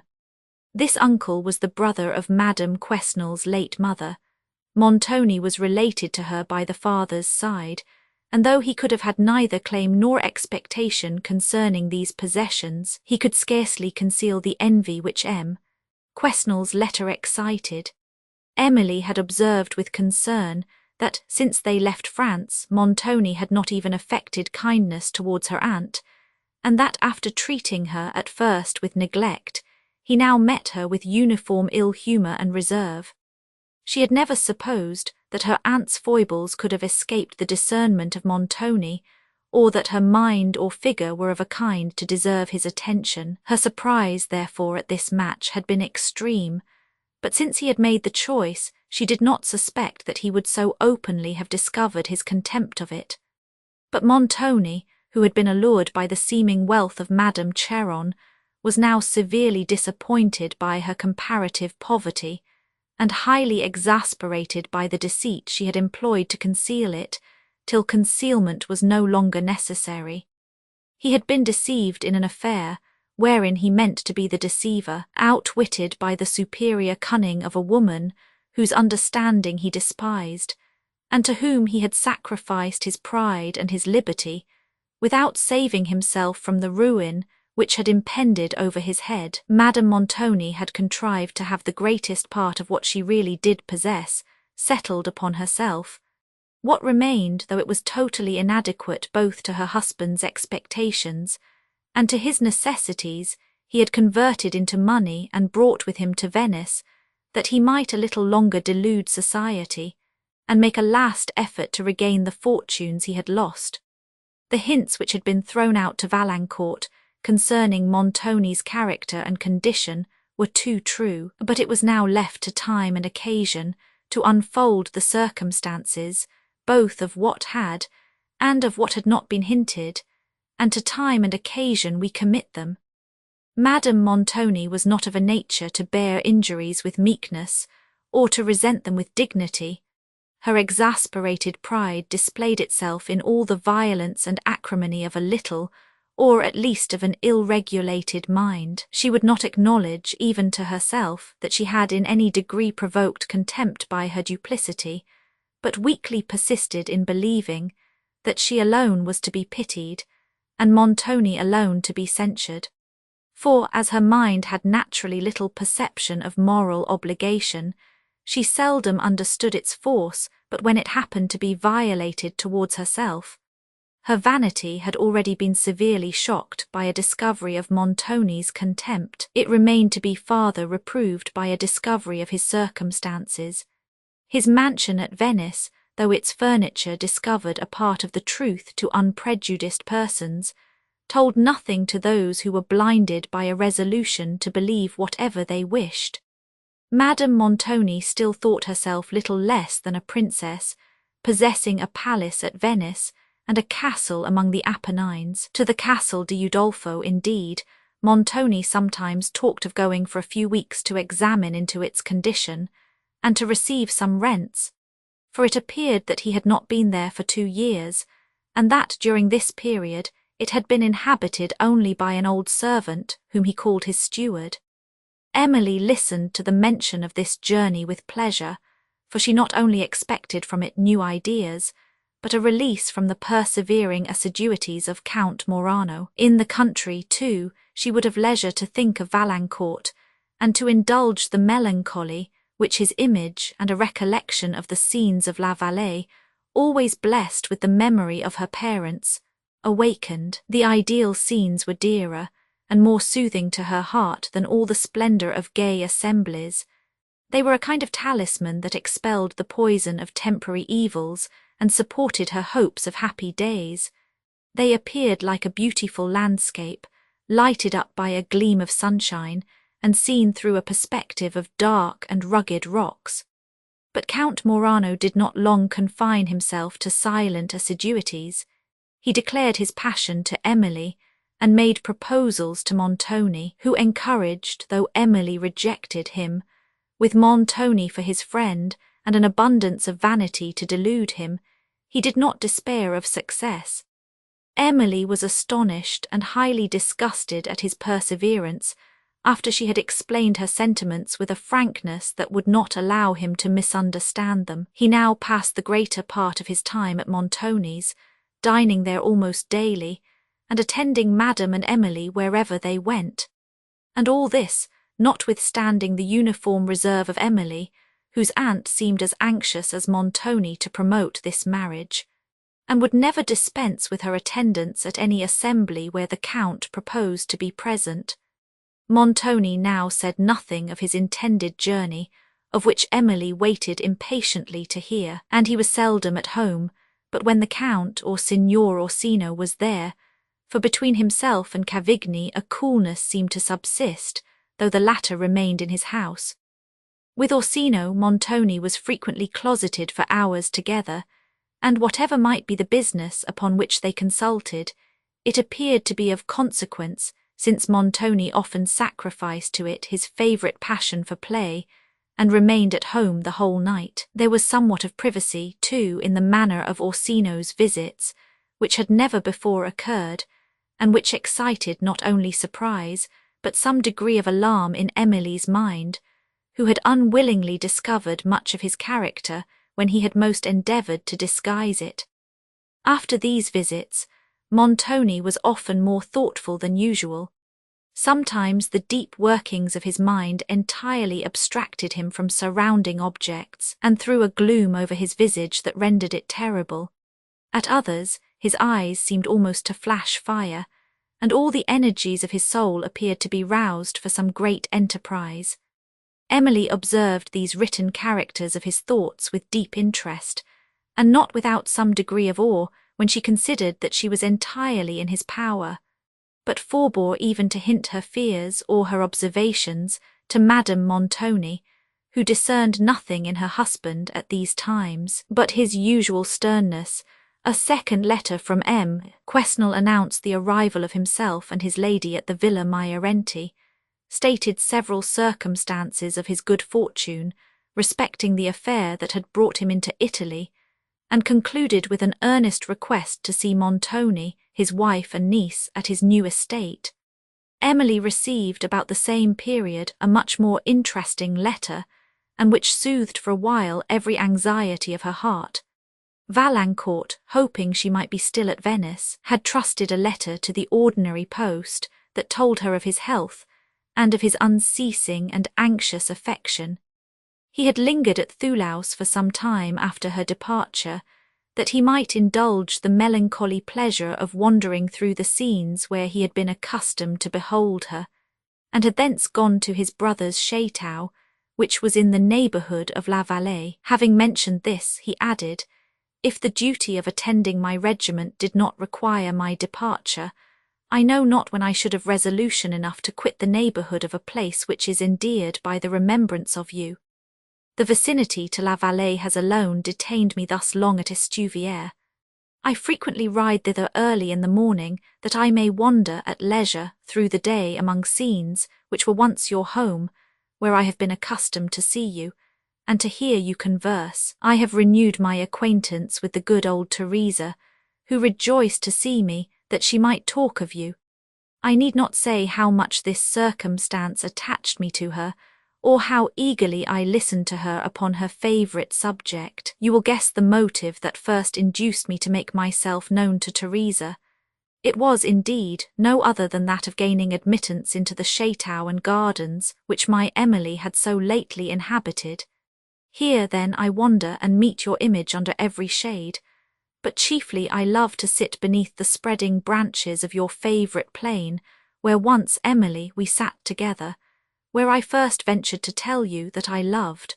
Oh, Emily, the remembrance of those moments overcomes me. I sit lost in reverie. I endeavour to see you dimly through my tears in all the heaven of peace and innocence such as you then appeared to me, to hear again the accents of that voice which then thrilled my heart with tenderness and hope.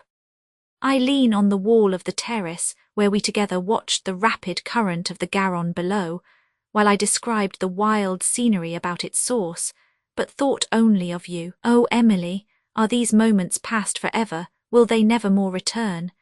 In another part of his letter he wrote thus: You see my letter is dated on many different days, and if you look back to the first you will perceive that I began to write soon after your departure from France.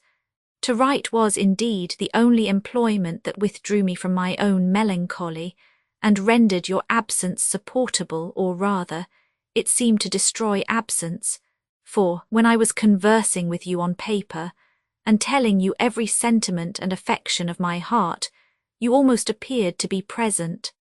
This employment has been from time to time my chief consolation, and I have deferred sending off my packet, merely for the comfort of prolonging it, though it was certain that what I had written was written to no purpose till you received it. Whenever my mind has been more than usually depressed, I have come to pour forth its sorrows to you, and have always found consolation.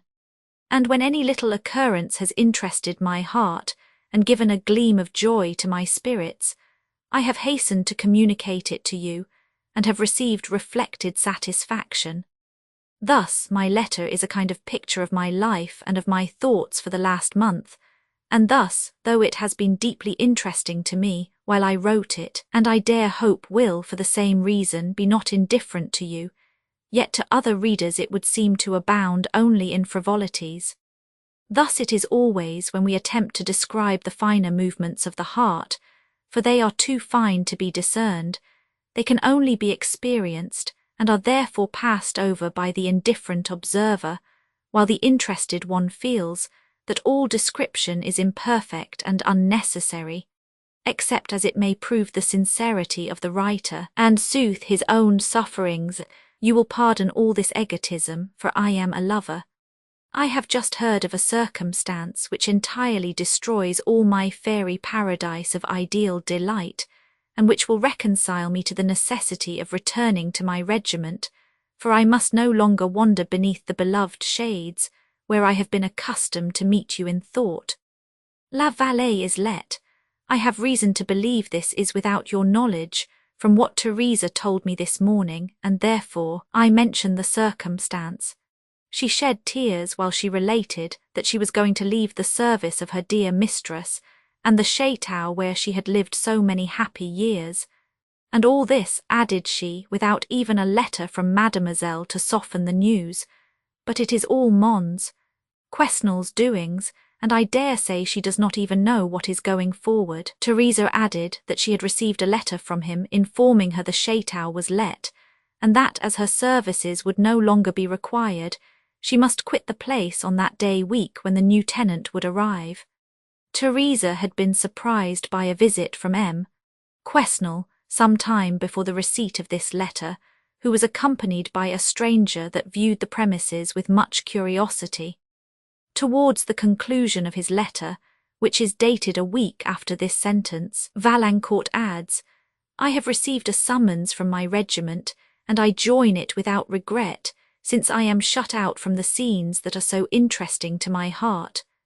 I rode to La Vallée this morning, and heard that the new tenant was arrived, and that Teresa was gone. I should not treat the subject thus familiarly if I did not believe you to be uninformed of this disposal of your house.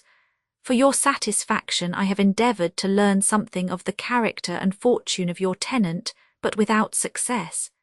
He is a gentleman, they say, and this is all I can hear. The place, as I wandered round the boundaries, appeared more melancholy to my imagination than I had ever seen it.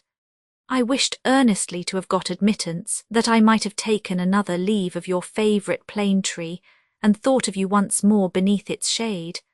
But I forbore to tempt the curiosity of strangers.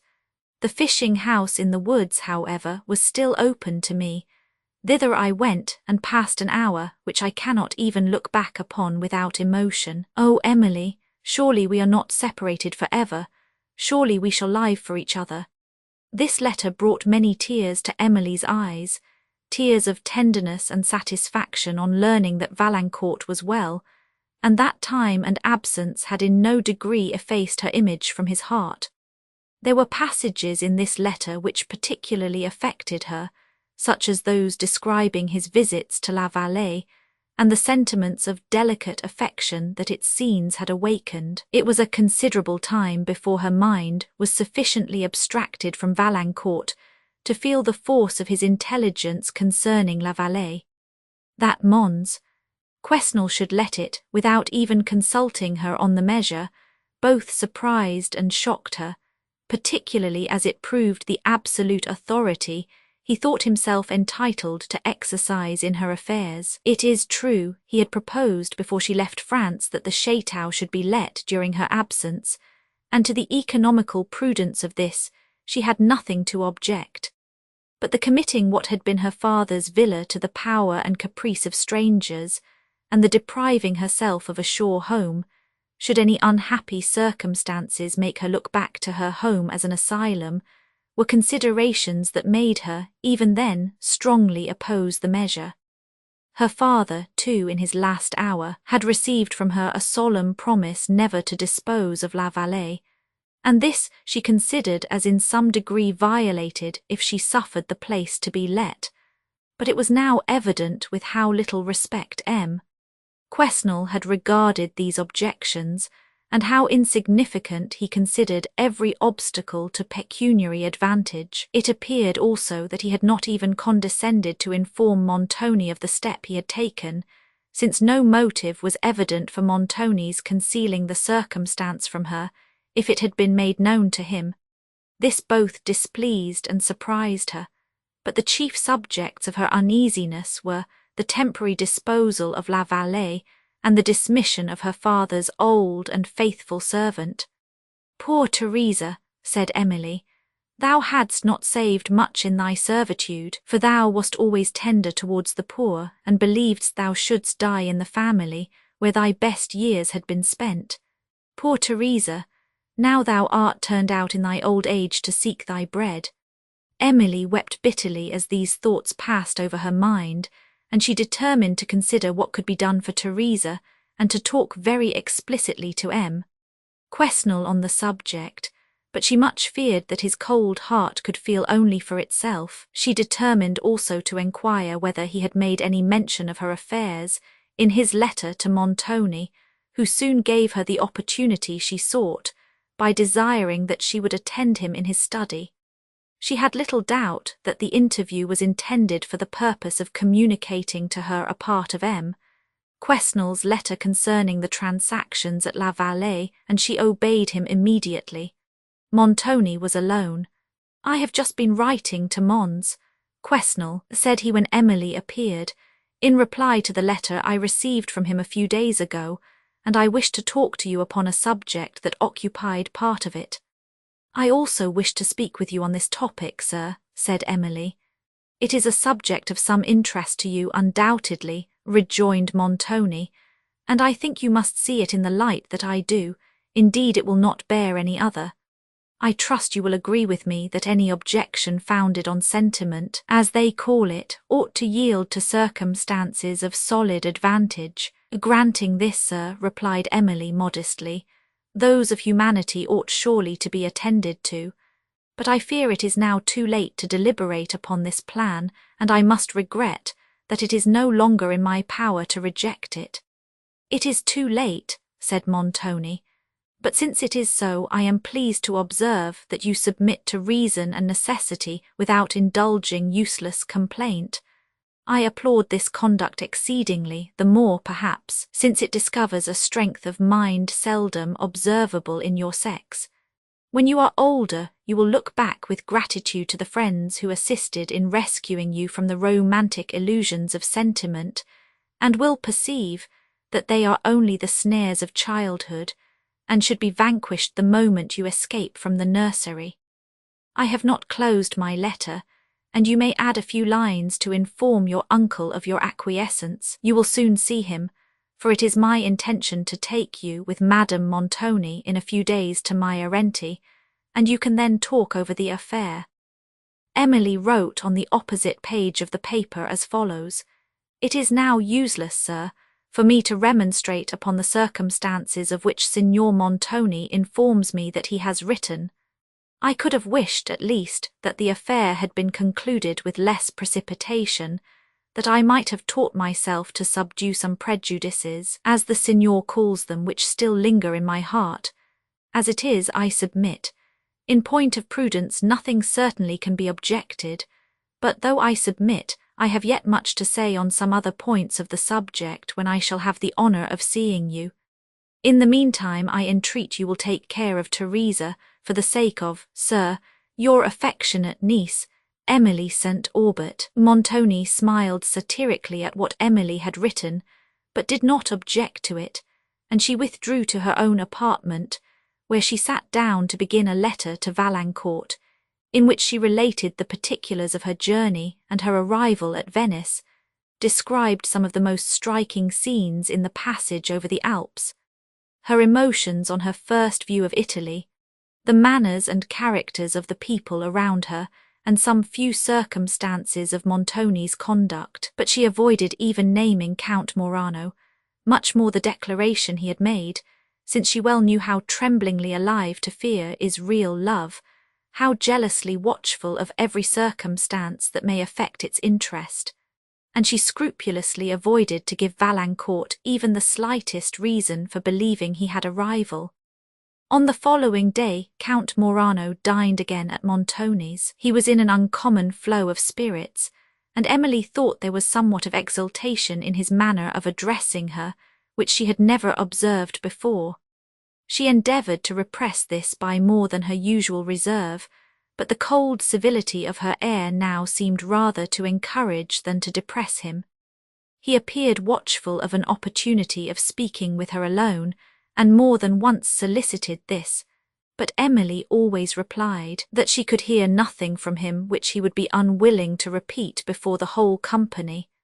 In the evening, Madame Montoni and her party went out upon the sea, and as the Count led Emily to his zendaletto, he carried her hand to his lips, and thanked her for the condescension she had shown him. Emily, in extreme surprise and displeasure, hastily withdrew her hand and concluded that he had spoken ironically. But on reaching the steps of the terrace and observing by the livery that it was the Count's zendaletto which waited below, while the rest of the party, having arranged themselves in the gondolas, were moving on, she determined not to permit a separate conversation, and, wishing him a good evening, returned to the portico. The Count followed to expostulate and entreat, and Montoni, who then came out, rendered solicitation unnecessary, for without condescending to speak he took her hand and led her to the zendaletto. Emily was not silent. She entreated Montoni in a low voice to consider the impropriety of these circumstances, and that he would spare her the mortification of submitting to them. He, however, was inflexible. "This caprice is intolerable," said he, "and shall not be indulged. There is no impropriety in the case." At this moment, Emily's dislike of Count Morano rose to abhorrence.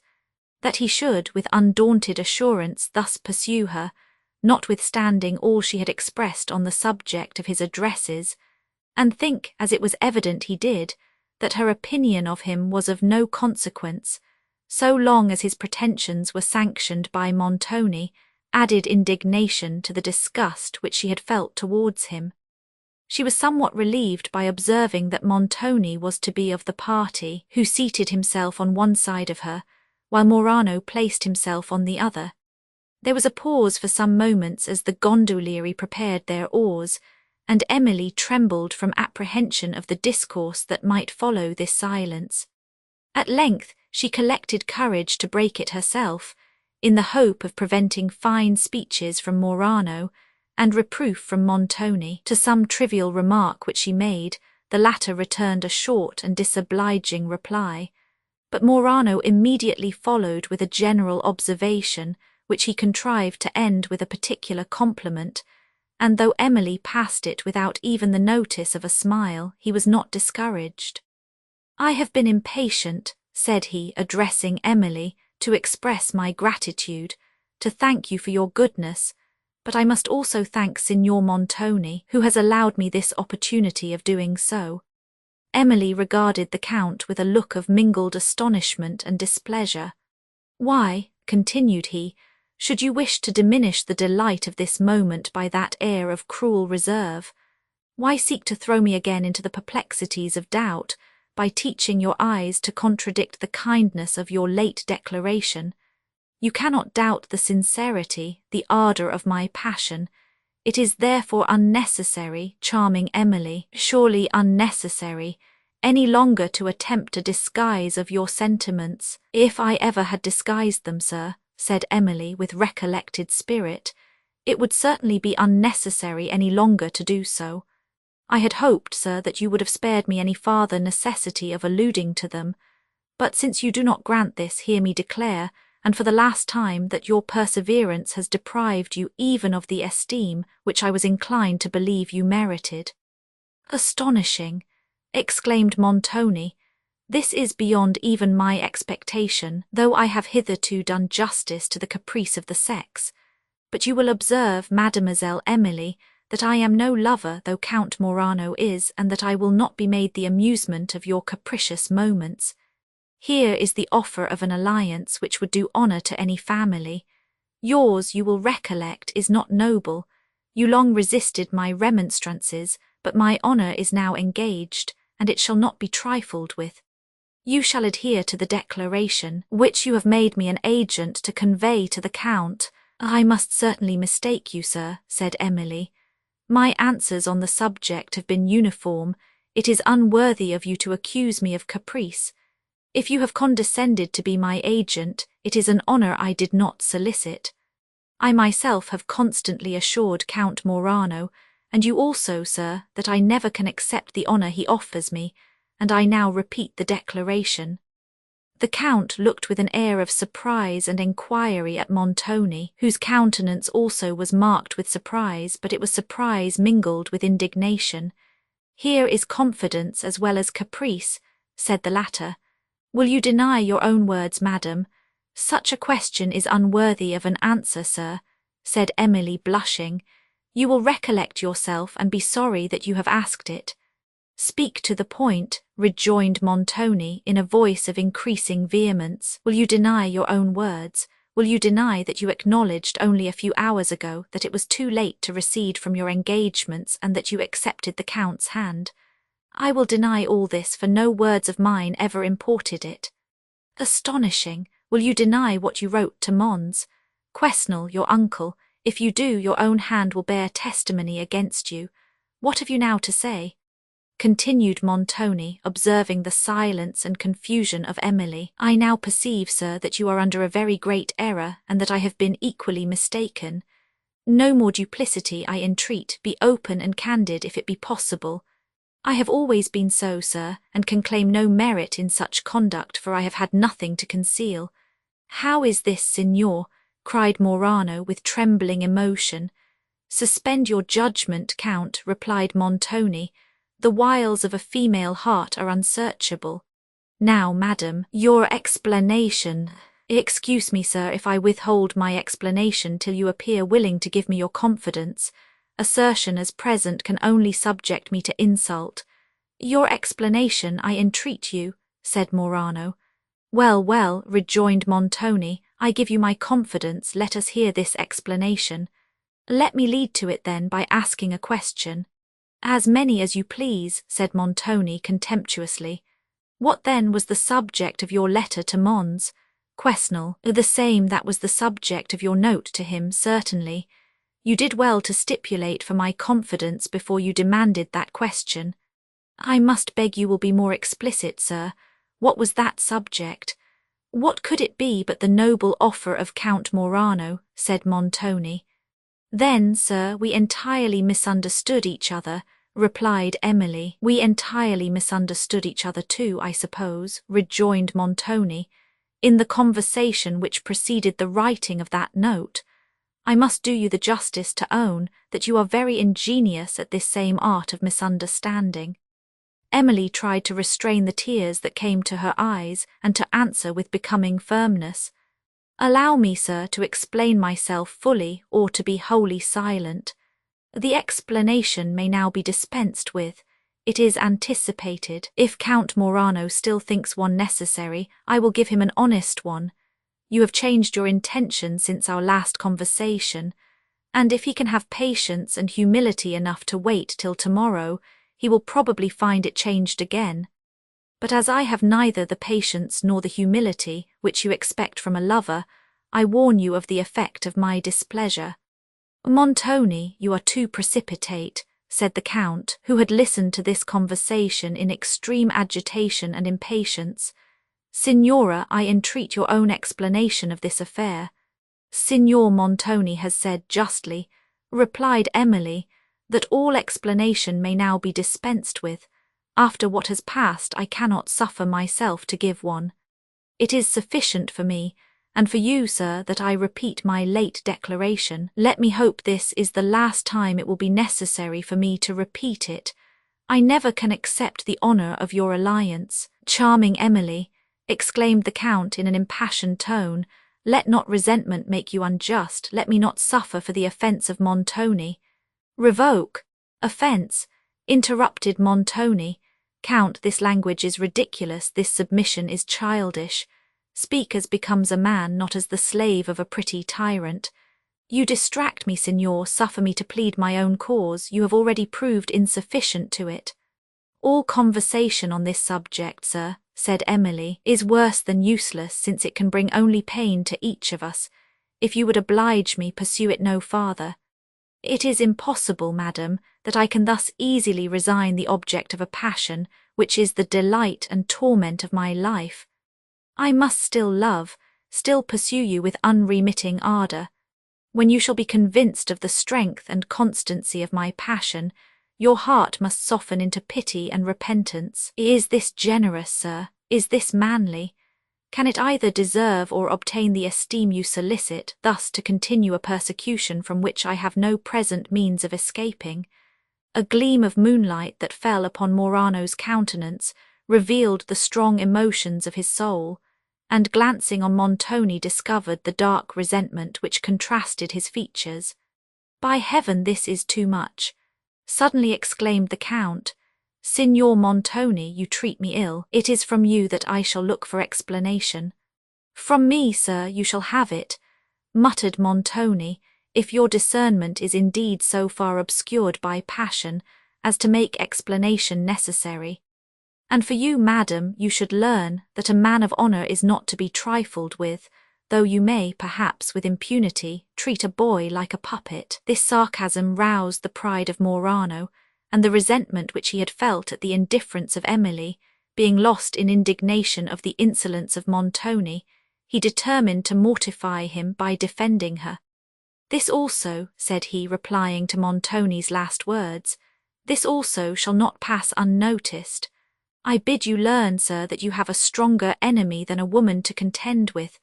I will protect Signora St. Aubert from your threatened resentment. You have misled me, and would revenge your disappointed views upon the innocent." "Misled you?" retorted Montoni with quickness. "Is my conduct my word?" Then pausing while he seemed endeavouring to restrain the resentment that flashed in his eyes, in the next moment he added in a subdued voice, "Count Morano, this is a language, a sort of conduct to which I am not accustomed. It is the conduct of a passionate boy. As such, I pass it over in contempt." "In contempt, signor. The respect I owe myself," rejoined Montoni, "requires that I should converse more largely with you upon some points of the subject in dispute. Return with me to Venice, and I will condescend to convince you of your error." "Condescend, sir, but I will not condescend to be so conversed with." Montoni smiled contemptuously, and Emily, now terrified for the consequences of what she saw and heard, could no longer be silent. She explained the whole subject upon which she had mistaken Montoni in the morning, declaring that she understood him to have consulted her solely concerning the disposal of La Vallée, and concluding with entreating that he would write immediately to M. Quesnel and rectify the mistake. But Montoni either was, or affected to be, still incredulous, and Count Morano was still entangled in perplexity. While she was speaking, however, the attention of her auditors had been diverted from the immediate occasion of their resentment, and their passion consequently became less.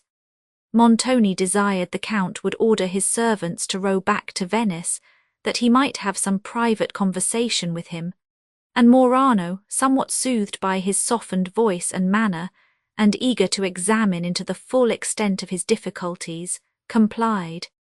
Emily, comforted by this prospect of release, employed the present moments in endeavouring, with conciliating care, to prevent any fatal mischief between the persons who so lately had persecuted and insulted her. Her spirits revived when she heard once more the voice of song and laughter, resounding from the Grand Canal, and at length entered again between its stately piazzas. The zendaletto stopped at Montoni's mansion, and the Count hastily led her into the hall, where Montoni took his arm, and said something in a low voice, on which Morano kissed the hand he held, notwithstanding Emily's effort to disengage it, and wishing her a good evening, with an accent and look she could not misunderstand, returned to his zendaletto with Montoni. Emily, in her own apartment, considered with intense anxiety all the unjust and tyrannical conduct of Montoni, the dauntless perseverance of Morano, and her own desolate situation, removed from her friends and country. She looked in vain to Valancourt, confined by his profession to a distant kingdom as her protector, but it gave her comfort to know that there was at least one person in the world who would sympathize in her afflictions and whose wishes would fly eagerly to release her. Yet she determined not to give him unavailing pain by relating the reasons she had to regret the having rejected his better judgment concerning Montoni. Reasons, however, which could not induce her to lament the delicacy and disinterested affection that had made her reject his proposal for a clandestine marriage. The approaching interview with her uncle she regarded with some degree of hope, for she determined to represent to him the distresses of her situation, and to entreat that he would allow her to return to France with him and Madame Quesnel. Then, suddenly remembering that her beloved La Vallée, her only home, was no longer at her command, her tears flowed anew, and she feared that she had little pity to expect from a man who, like M. Quesnel, could dispose of it without deigning to consult with her, and could dismiss an aged and faithful servant, destitute of either support or asylum. But though it was certain that she had herself no longer a home in France, and few, very few friends there, she determined to return if possible, that she might be released from the power of Montoni, whose particularly oppressive conduct towards herself, and general character as to others, were justly terrible to her imagination. She had no wish to reside with her uncle M. Quesnel, since his behaviour to her late father and to herself had been uniformly such as to convince her that in flying to him she could only obtain an exchange of oppressors.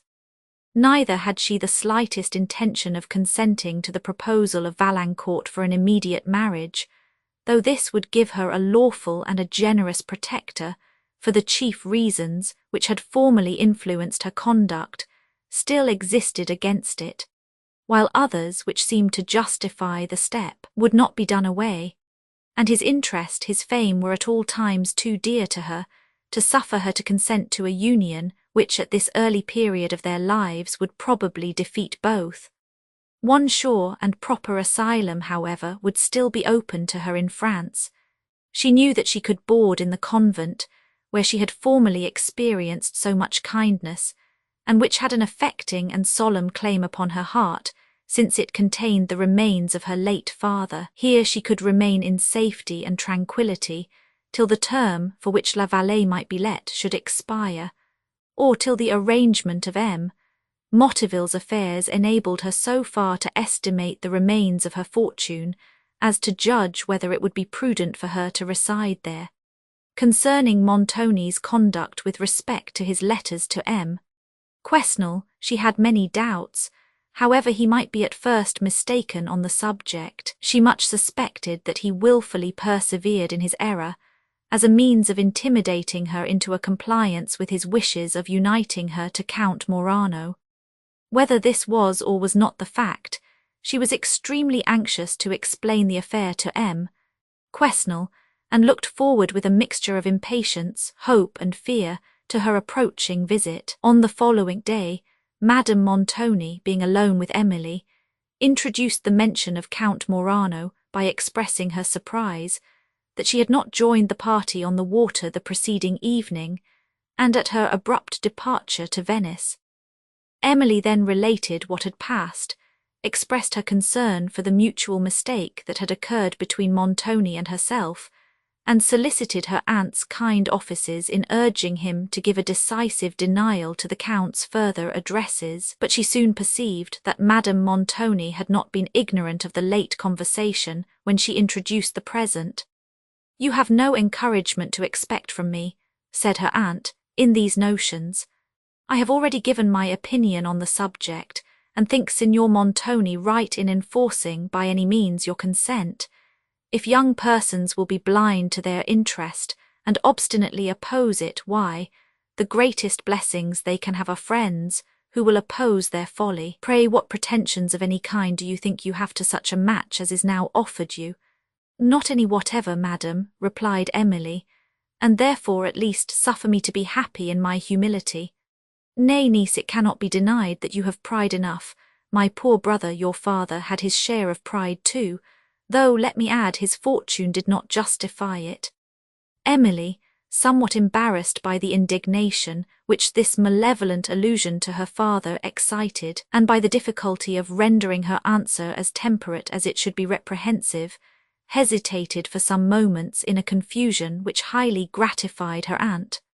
At length she said, "My father's pride, madam, had a noble object, the happiness which he knew could be derived only from goodness, knowledge, and charity. As it never consisted in his superiority, in point of fortune, to some persons, it was not humbled by his inferiority, in that respect, to others. He never disdained those who were wretched by poverty and misfortune. He did sometimes despise persons who, with many opportunities of happiness, rendered themselves miserable by vanity, ignorance, and cruelty. I shall think it my highest glory to emulate such pride. I do not pretend to understand anything of these high-flown sentiments, niece. You have all that glory to yourself. I would teach you a little plain sense, and not have you so wise as to despise happiness. That would indeed not be wisdom, but folly," said Emily, "for wisdom can boast no higher attainment than happiness. But you will allow, madam, that our ideas of happiness may differ. I cannot doubt that you wish me to be happy, but I must fear you are mistaken in the means of making me so. I cannot boast of a learned education, niece, such as your father thought proper to give you, and therefore do not pretend to understand all these fine speeches about happiness. I must be contented to understand only common sense, and happy would it have been for you and your father if that had been included in his education." Emily was too much shocked by these reflections on her father's memory to despise this speech as it deserved.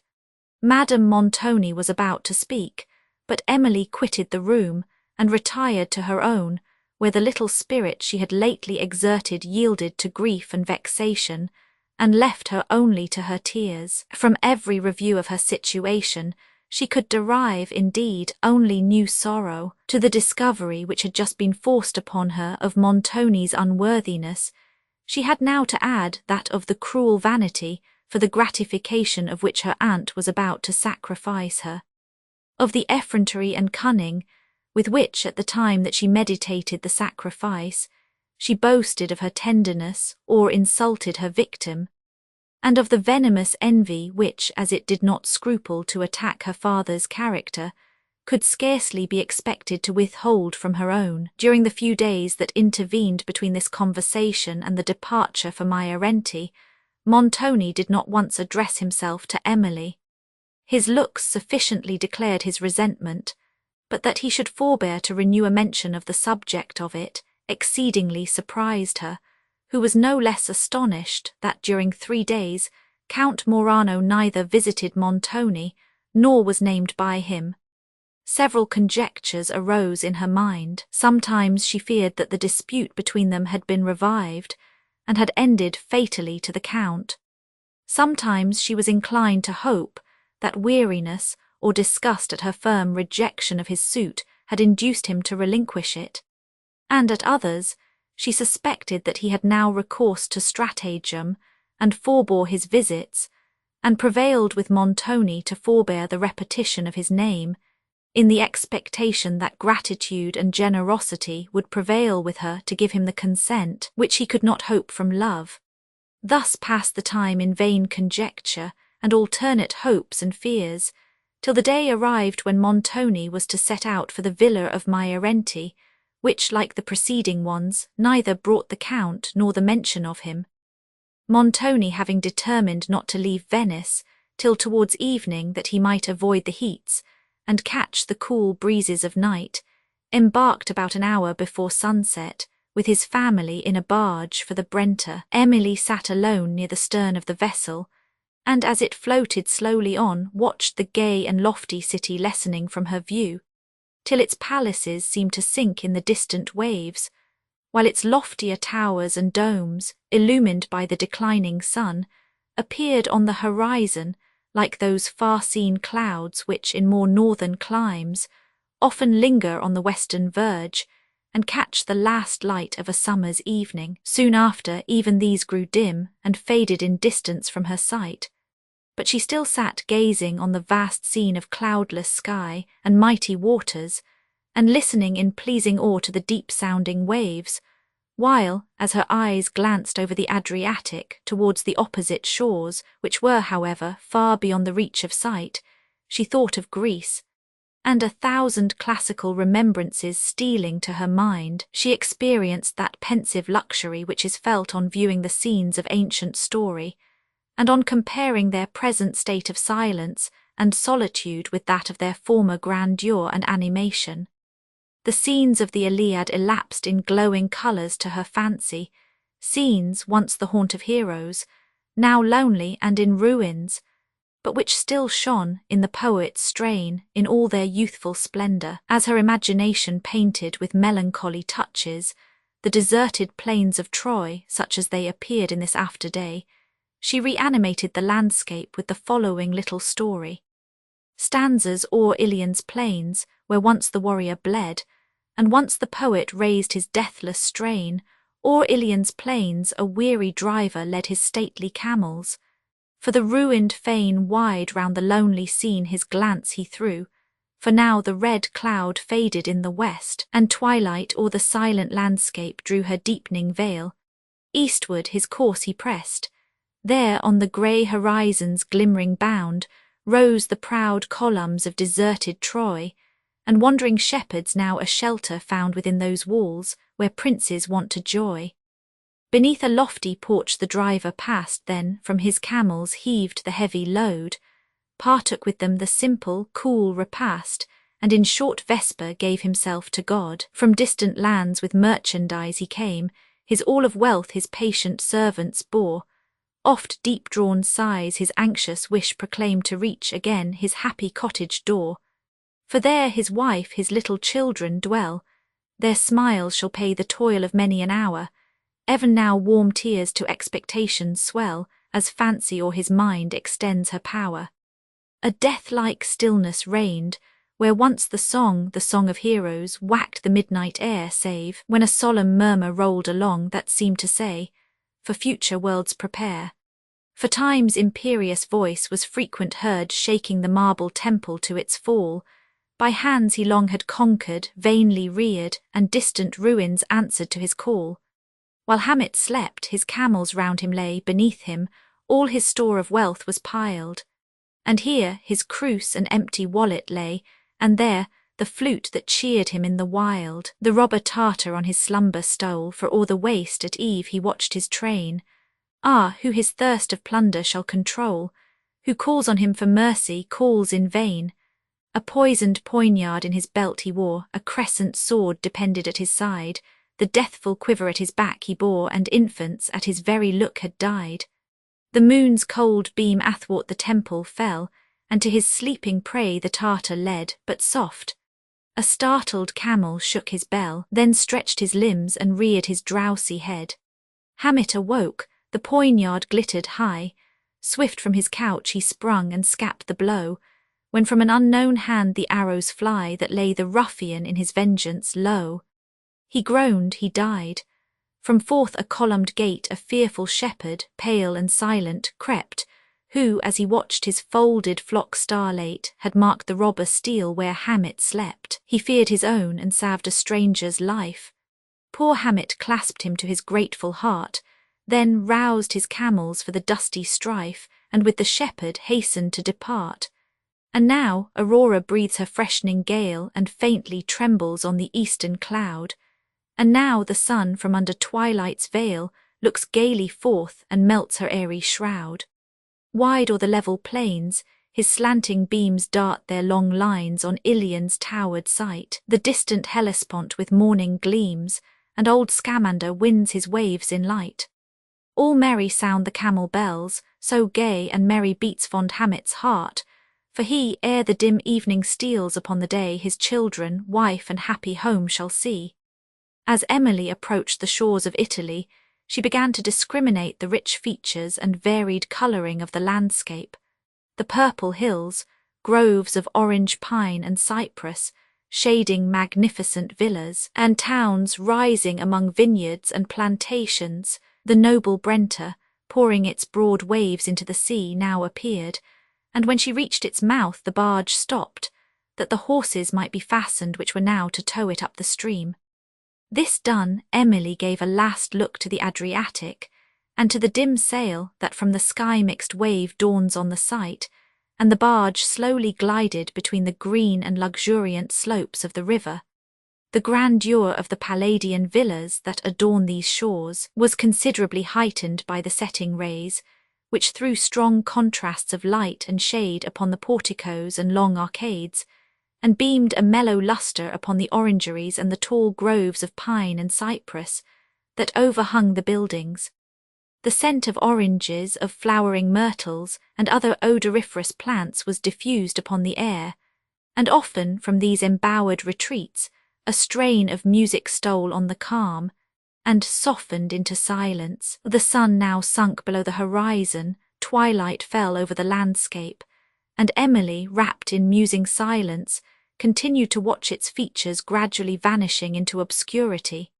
She remembered her many happy evenings, when with St. Aubert she had observed the shades of twilight steal over a scene as beautiful as this, from the gardens of La Vallée, and a tear fell to the memory of her father. Her spirits were softened into melancholy by the influence of the hour, by the low murmur of the wave passing under the vessel, and the stillness of the air that trembled only at intervals with distant music. Why else should she at these moments have looked on her attachment to Valancourt with presages so very afflicting, since she had but lately received letters from him that had soothed for a while all her anxieties? It now seemed to her oppressed mind that she had taken leave of him for ever, and that the countries which separated them would never more be retraced by her.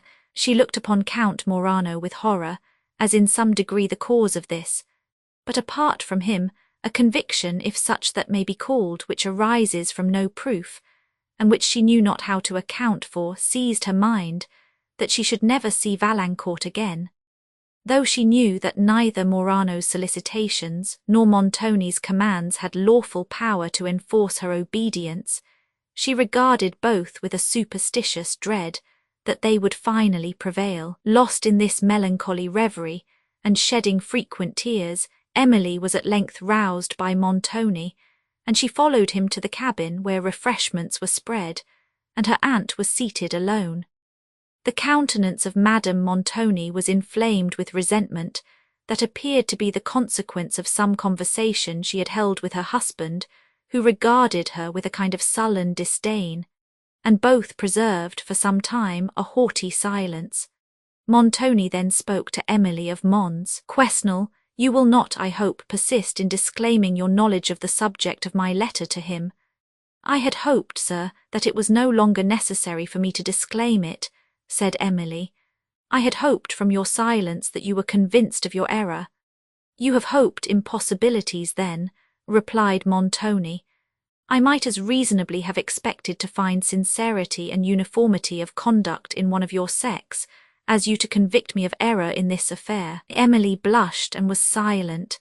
She now perceived too clearly that she had hoped an impossibility, for where no mistake had been committed no conviction could follow, and it was evident that Montoni's conduct had not been the consequence of mistake, but of design. Anxious to escape from conversation which was both afflicting and humiliating to her, she soon returned to the deck, and resumed her station near the stern without apprehension of cold, for no vapour rose from the water, and the air was dry and tranquil. Here at least the benevolence of nature allowed her the quiet which Montoni had denied her elsewhere. It was now past midnight. The stars shed a kind of twilight that served to show the dark outline of the shores on either hand, and the grey surface of the river, till the moon rose from behind a high palm grove and shed her mellow lustre over the scene. The vessel glided smoothly on.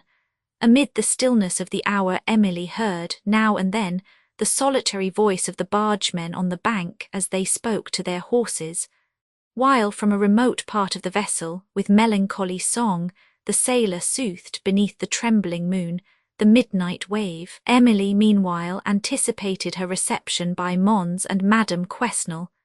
considered what she should say on the subject of La Vallée, and then, to withhold her mind from more anxious topics, tried to amuse herself by discriminating the faint-drawn features of the landscape, reposing in the moonlight. While her fancy thus wandered, she saw at a distance a building peeping between the moonlight trees, and as the barge approached, heard voices speaking, and soon distinguished the lofty portico of a villa, overshadowed by groves of pine and sycamore, which she recollected to be the same that had formerly been pointed out to her as belonging to Madame Quesnel's relative. The barge stopped at a flight of marble steps which led up the bank to a lawn. Lights appeared between some pillars beyond the portico. Montoni sent forward his servant, and then disembarked with his family. They found Mons and Madame Quesnel with a few friends seated on sofas in the portico, enjoying the cool breeze of the night and eating fruits and ices, while some of their servants at a little distance on the river's bank were performing a simple serenade. Emily was now accustomed to the way of living in this warm country, and was not surprised to find Mons and Madame Quesnel in their portico 2 hours after midnight. The usual salutations being over, the company seated themselves in the portico, and refreshments were brought them from the adjoining hall, where a banquet was spread, and servants attended. When the bustle of this meeting had subsided, and Emily had recovered from the little flutter into which it had thrown her spirits, she was struck with the singular beauty of the hall, so perfectly accommodated to the luxuries of the season. It was of white marble, and the roof, rising into an open cupola, was supported by columns of the same material, 2 opposite sides of the apartment, terminating in open porticos, admitted to the hall a full view of the gardens and of the river scenery. In the centre a fountain continually refreshed the air, and seemed to heighten the fragrance that breathed from the surrounding orangeries, while its dashing waters gave an agreeable and soothing sound. Etruscan lamps, suspended from the pillars, diffused a brilliant light over the interior part of the hall, leaving the remoter porticos to the softer lustre of the moon. Mons Quesnel talked apart to Montoni of his own affairs in his usual strain of self-importance, boasted of his new acquisitions, and then affected to pity some disappointments which Montoni had lately sustained. Meanwhile the latter, whose pride at least enabled him to despise such vanity as this, and whose discernment at once detected under this assumed pity the frivolous malignity of Quesnel's mind, listened to him in contemptuous silence till he named his niece, and then they left the portico and walked away into the gardens. Emily, however, still attended to Madame Quesnel, who spoke of France, for even the name of her native country was dear to her, and she found some pleasure in looking at a person who had lately been in it. That country, too, was inhabited by Valancourt, and she listened to the mention of it with a faint hope that he also would be named. Madame Quesnel, who, when she was in France, had talked with rapture of Italy, now that she was in Italy, talked with equal praise of France, and endeavoured to excite the wonder and the envy of her auditors by accounts of places which they had not been happy enough to see. In these descriptions she not only imposed upon them but upon herself, for she never thought a present pleasure equal to one that was past, and thus the delicious climate, the fragrant orangeries and all the luxuries which surrounded her slept unnoticed, while her fancy wandered over the distant scenes of a northern country. Emily listened in vain for the name of Valancourt.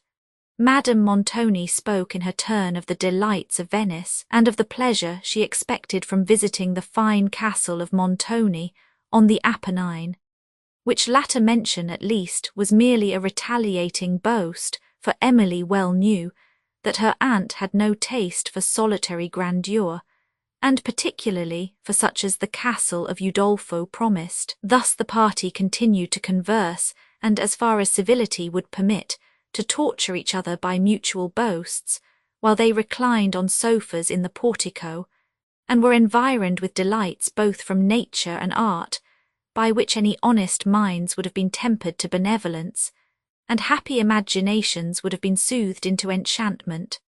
The dawn, soon after, trembled in the eastern horizon, and the light tints of morning, gradually expanding, showed the beautifully declining forms of the Italian mountains and the gleaming landscapes, stretched at their feet.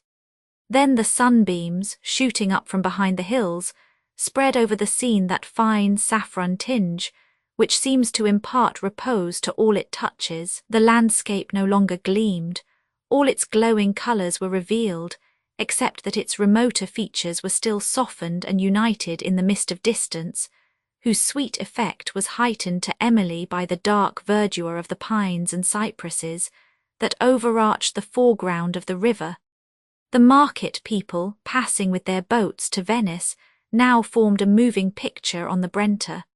Most of these had little painted awnings to shelter their owners from the sunbeams, which, together with the piles of fruit and flowers displayed beneath, and the tasteful simplicity of the peasant girls who watched the rural treasures, rendered them gay and striking objects. The swift movement of the boats down the current, the quick glance of oars in the water, and now and then the passing chorus of peasants who reclined under the sail of their little bark, or the tones of some rustic instrument played by a girl as she sat near her sylvan cargo, heightened the animation and festivity of the scene. When Montoni and M. Quesnel had joined the ladies, the party left the portico for the gardens, where the charming scenery soon withdrew Emily's thoughts from painful subjects. The majestic forms and rich verdure of cypresses she had never seen so perfect before. Groves of cedar, lemon, and orange, the spiry clusters of the pine and poplar, the luxuriant chestnut and oriental plane, threw all their pomp of shade over these gardens, while bowers of flowering myrtle and other spicy shrubs mingled their fragrance with that of flowers, whose vivid and various colouring glowed with increased effect beneath the contrasted umbrage of the groves. The air also was continually refreshed by rivulets, which, with more taste than fashion, had been suffered to wander among the green recesses. Emily often lingered behind the party to contemplate the distant landscape that closed a vista, or that gleamed beneath the dark foliage of the foreground. The spiral summits of the mountains, touched with a purple tint, broken and steep above, but shelving gradually to their base, the open valley marked by no formal lines of art, and the tall groves of cypress, pine, and poplar, sometimes embellished by a ruined villa, whose broken columns appeared between the branches of a pine that seemed to droop over their fall.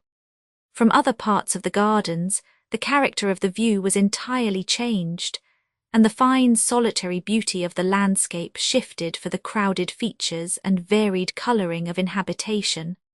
The sun was now gaining fast upon the sky, and the party quitted the gardens and retired to repose. Chapter 18. And poor misfortune feels the lash of vice. Thompson Emily seized the first opportunity of conversing alone with Mons Quesnel concerning La Vallée.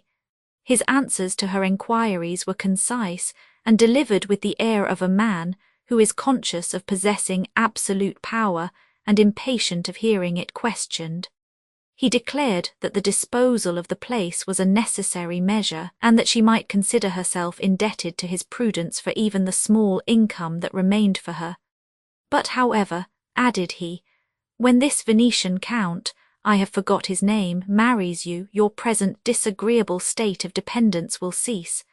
As a relation to you I rejoice in the circumstance, which is so fortunate for you, and I may add, so unexpected by your friends. For some moments Emily was chilled into silence by this speech, and when she attempted to undeceive him concerning the purport of the note she had enclosed in Montoni's letter, he appeared to have some private reason for disbelieving her assertion, and for a considerable time persevered in accusing her of capricious conduct.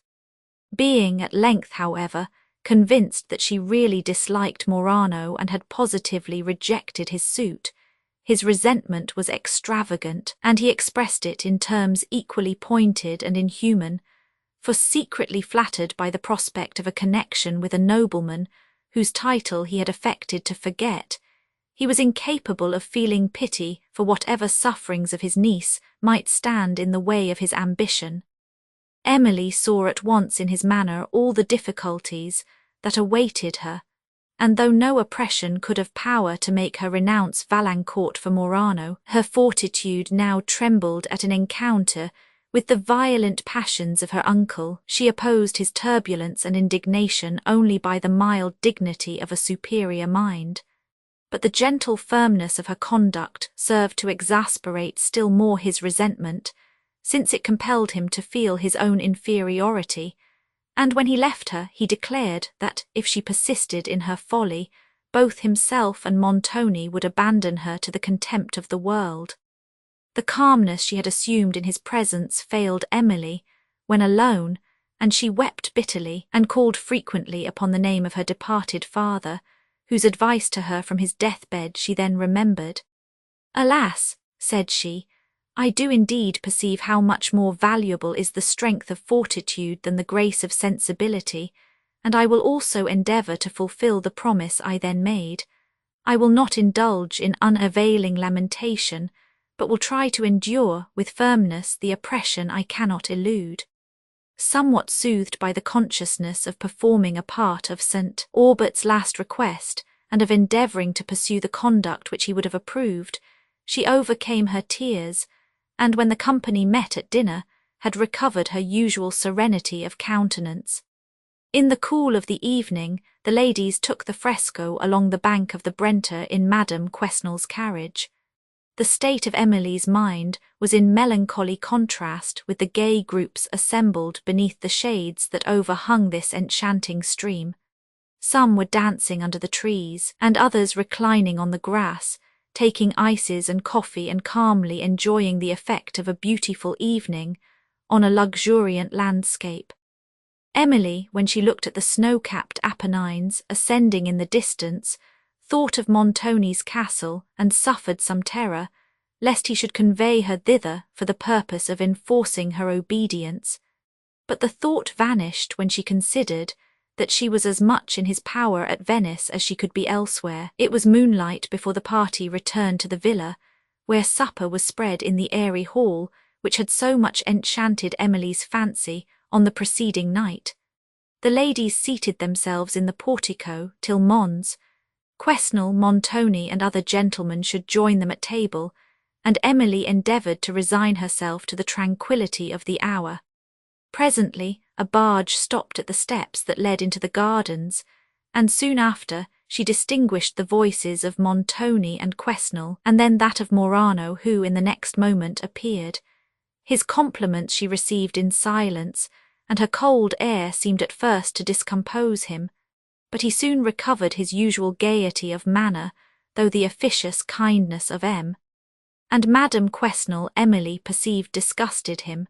Such a degree of attention she had scarcely believed could be shown by Quesnel, for she had never before seen him otherwise than in the presence of his inferiors or equals. When she could retire to her own apartment, her mind almost involuntarily dwelt on the most probable means of prevailing with the Count to withdraw his suit, and to her liberal mind none appeared more probable than that of acknowledging to him a prior attachment and throwing herself upon his generosity for a release.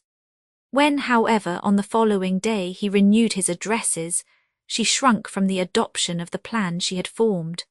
There was something so repugnant to her just pride in laying open the secret of her heart to such a man as Morano, and in suing to him for compassion, that she impatiently rejected this design and wondered that she could have paused upon it for a moment. The rejection of his suit she repeated in the most decisive terms she could select, mingling with it a severe censure of his conduct.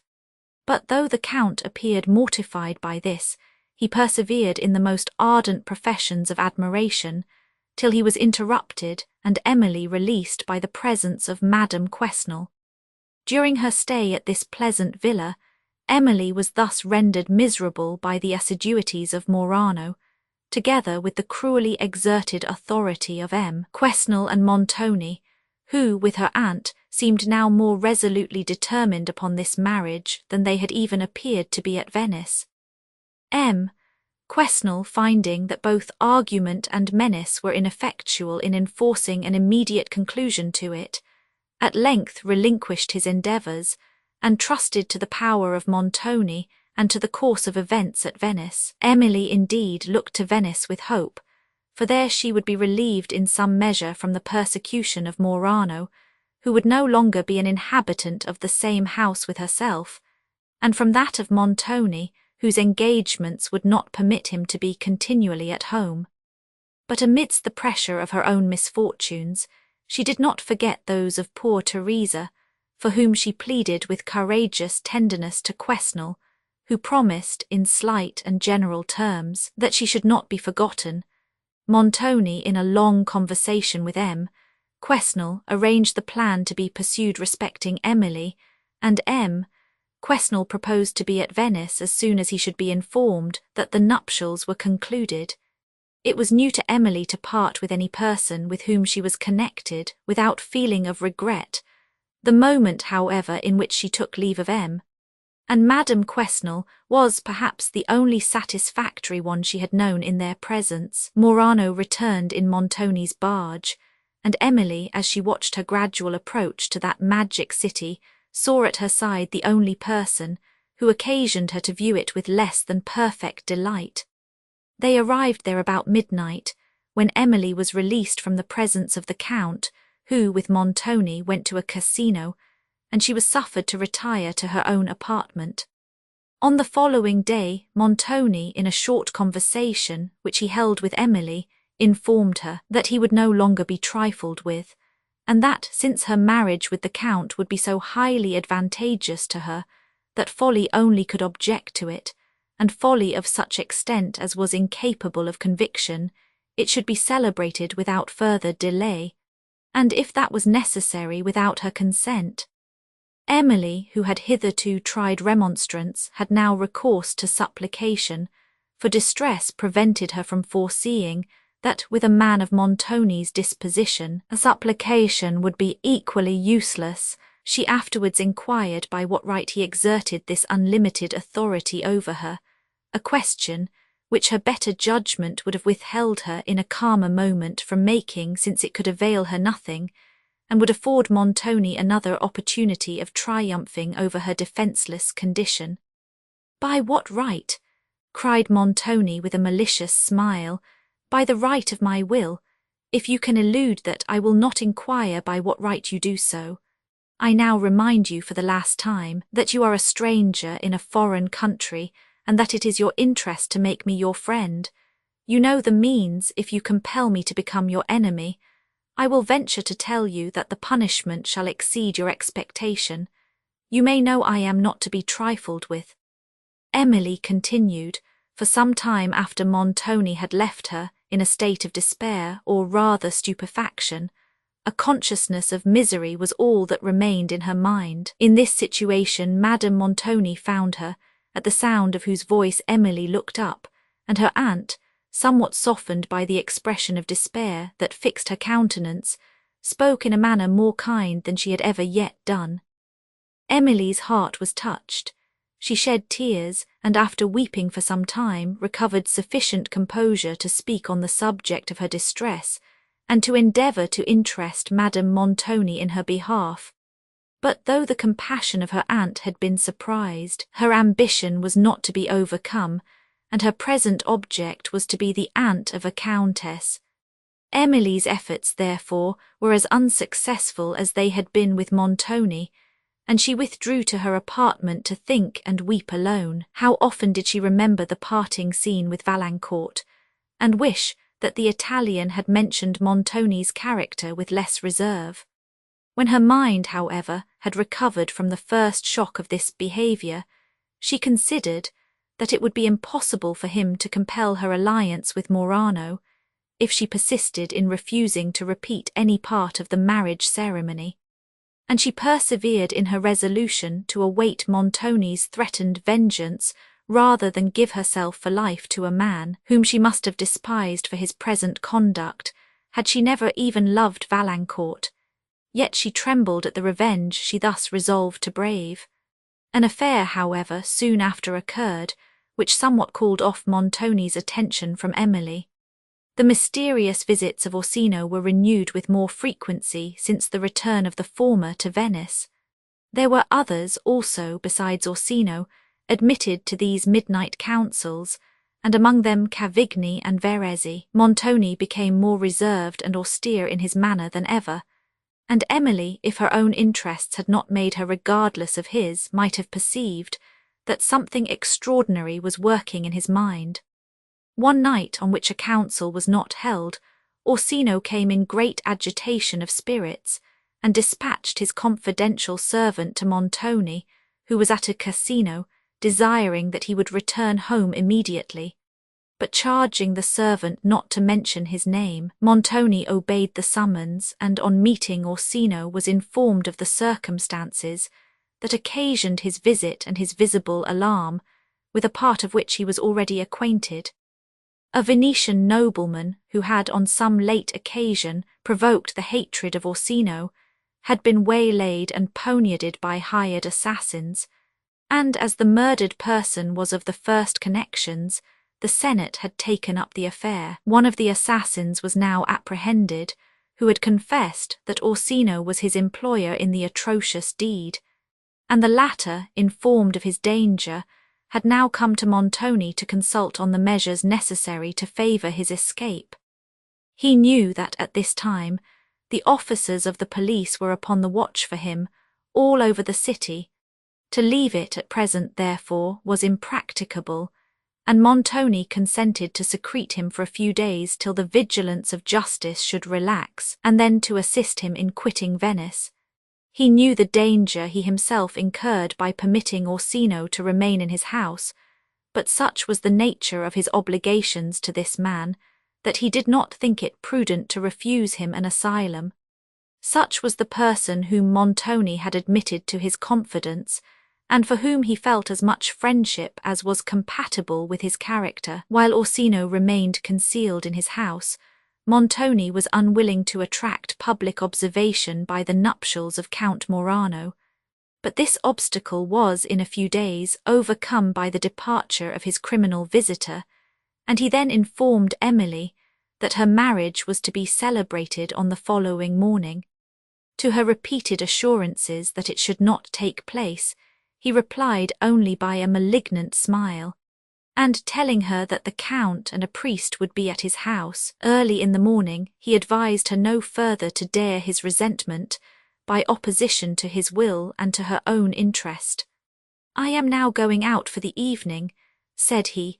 "Remember that I shall give your hand to Count Morano in the morning." Emily, having, ever since his late threats, expected that her trials would at length arrive to this crisis, was less shocked by the declaration that she otherwise would have been, and she endeavoured to support herself by the belief that the marriage could not be valid so long as she refused before the priest to repeat any part of the ceremony.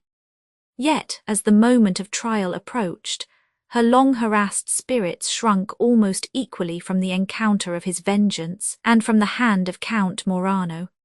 She was not even perfectly certain of the consequence of her steady refusal at the altar, and she trembled more than ever at the power of Montoni, which seemed unlimited as his will, for she saw that he would not scruple to transgress any law, if by so doing he could accomplish his project. While her mind was thus suffering and in a state little short of distraction, she was informed that Morano asked permission to see her, and the servant had scarcely departed with an excuse before she repented that she had sent one.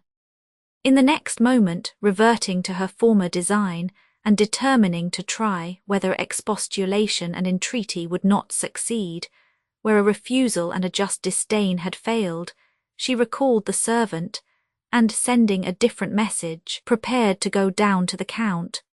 The dignity and assumed composure with which she met him, and the kind of pensive resignation that softened her countenance, were circumstances not likely to induce him to relinquish her, serving as they did to heighten a passion which had already intoxicated his judgment. He listened to all she said with an appearance of complacency and of a wish to oblige her, but his resolution remained invariably the same, and he endeavoured to win her admiration by every insinuating art he so well knew how to practice.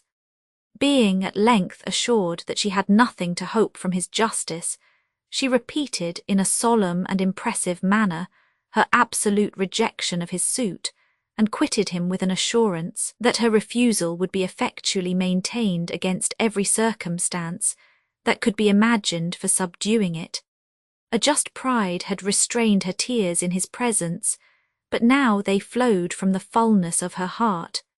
She often called upon the name of her late father, and often dwelt with unutterable anguish on the idea of Valancourt. She did not go down to supper, but remained alone in her apartment, sometimes yielding to the influence of grief and terror, and at others endeavouring to fortify her mind against them, and to prepare herself to meet with composed courage the scene of the following morning, when all the stratagem of Morano and the violence of Montoni would be united against her.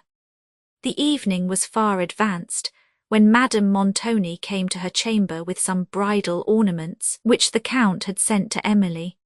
She had this day purposely avoided her niece, perhaps because her usual insensibility failed her, and she feared to trust herself with a view of Emily's distress, or possibly, though her conscience was seldom audible, it now reproached her with her conduct to her brother's orphan child, whose happiness had been entrusted to her care by a dying father. Emily could not look at these presents, and made a last though almost hopeless effort to interest the compassion of Madame Montoni, who, if she did feel any degree of pity or remorse, successfully concealed it, and reproached her niece with folly in being miserable concerning a marriage which ought only to make her happy. "I am sure," said she, "if I was unmarried and the Count had proposed to me, I should have been flattered by the distinction, and if I should have been so, I am sure, niece, you who have no fortune ought to feel yourself highly honoured, and show a proper gratitude and humility towards the Count for his condescension. I am often surprised, I must own, to observe how humbly he deports himself to you, notwithstanding the haughty airs you give yourself. I wonder he has patience to humour you so. If I was he, I know, I should often be ready to reprehend you, and make you know yourself a little better. I would not have flattered you, I can tell you, for it is this absurd flattery that makes you fancy yourself of so much consequence, that you think nobody can deserve you, and I often tell the Count so, for I have no patience to hear him pay you such extravagant compliments which you believe every word of. Your patience, madam, cannot suffer more cruelly on such occasions than my own," said Emily. "Oh, that is all mere affectation," rejoined her aunt. "I know that his flattery delights you and makes you so vain that you think you may have the whole world at your feet, but you are very much mistaken. I can assure you, niece, you will not meet with many such suitors as the Count. Every other person would have turned upon his heel and left you to repent at your leisure long ago." "Oh, that the Count had resembled every other person then," said Emily with a heavy sigh. "It is happy for you that he does not," rejoined Madame Montoni, "and what I am now saying is from pure kindness. I am endeavouring to convince you of your good fortune, and to persuade you to submit to necessity with a good grace. It is nothing to me, you know, whether you like this marriage or not, for it must be. What I say, therefore, is from pure kindness. I wish to see you happy, and it is your own fault if you are not so. I would ask you now, seriously and calmly, what kind of a match you can expect, since a Count cannot content your ambition." "I have no ambition whatever, madam," replied Emily. "My only wish is to remain in my present station." "Oh, that is speaking quite from the purpose," said her aunt. "I see you are still thinking of Mons. Valancourt, pray get rid of all those fantastic notions about love and this ridiculous pride, and be something like a reasonable creature. But however, this is nothing to the purpose, for your marriage with the Count takes place tomorrow, you know, whether you approve it or not. The Count will be trifled with no longer." Emily made no attempt to reply to this curious speech. She felt it would be mean, and she knew it would be useless. Madame Montoni laid the Count's presents upon the table on which Emily was leaning, and then, desiring she would be ready early in the morning, bade her good night. "Good night, madam," said Emily, with a deep sigh as the door closed upon her aunt, and she was left once more to her own sad reflections. For some time she sat so lost in thought as to be wholly unconscious where she was. At length, raising her head and looking round the room, its gloom and profound stillness awed her. She fixed her eyes on the door through which her aunt had disappeared, and listened anxiously for some sound that might relieve the deep dejection of her spirits. But it was past midnight, and all the family except the servant who sat up for Montoni had retired to bed. Her mind, long harassed by distress, now yielded to imaginary terrors. She trembled to look into the obscurity of her spacious chamber, and feared she knew not what. A state of mind which continued so long that she would have called up Annette, her aunt's woman, had her fears permitted her to rise from her chair and to cross the apartment. These melancholy illusions at length began to disperse, and she retired to her bed, not to sleep, for that was scarcely possible, but to try, at least, to quiet her disturbed fancy, and to collect strength of spirits sufficient to bear her through the scene of the approaching morning. Chapter 19. Dark power, with shuddering, meek submitted thought be mine to read the visions old which thy awakening bards have told, and lest they meet my blasted view, hold each strange tale devoutly true. Collins' Ode to Fear Emily was recalled from a kind of slumber, into which she had at length sunk by a quick knocking at her chamber door. She started up in terror, for Montoni and Count Morano instantly came to her mind, but, having listened in silence for some time, and recognizing the voice of Annette, she rose and opened the door. "What brings you hither so early?" said Emily, trembling excessively. She was unable to support herself and sat down on the bed. "Dear ma'amselle," said Annette, "do not look so pale. I am quite frightened to see you. Here is a fine bustle below stairs, all the servants running to and fro, and none of them fast enough. Here is a bustle, indeed, all of a sudden, and nobody knows for what." "Who is below besides them?" said Emily. "Annette, do not trifle with me." "Not for the world, ma'amselle, I would not trifle for the world, but one cannot help making one's remarks, and there is the signor in such a bustle as I never saw him before, and he has sent me to tell you, ma'am, to get ready immediately." "Good God, support me!" cried Emily, almost fainting. "Count Morano is below, then?" "No, ma'amselle, he is not below that I know of," replied Annette. "Only his Excellenza sent me to desire you would get ready directly to leave Venice, for that the gondolas would be at the steps of the canal in a few minutes. But I must hurry back to my lady, who is just at her wit's end, and knows not which way to turn for haste." "Explain, Annette, explain the meaning of all this before you go," said Emily, so overcome with surprise and timid hope that she had scarcely breath to speak. "Nay, ma'amselle, that is more than I can do. I only know that the signor is just come home in a very ill humour, that he has had us all called out of our beds, and tells us we are all to leave Venice immediately." "Is Count Morano to go with the signor?" said Emily, "and whither are we going?" "I know neither, ma'am, for certain, but I heard Ludovico say something about going, after we get to terra firma, to the signor's castle among some mountains that he talked of." "The Apennines," said Emily eagerly. "Oh, then I have little to hope."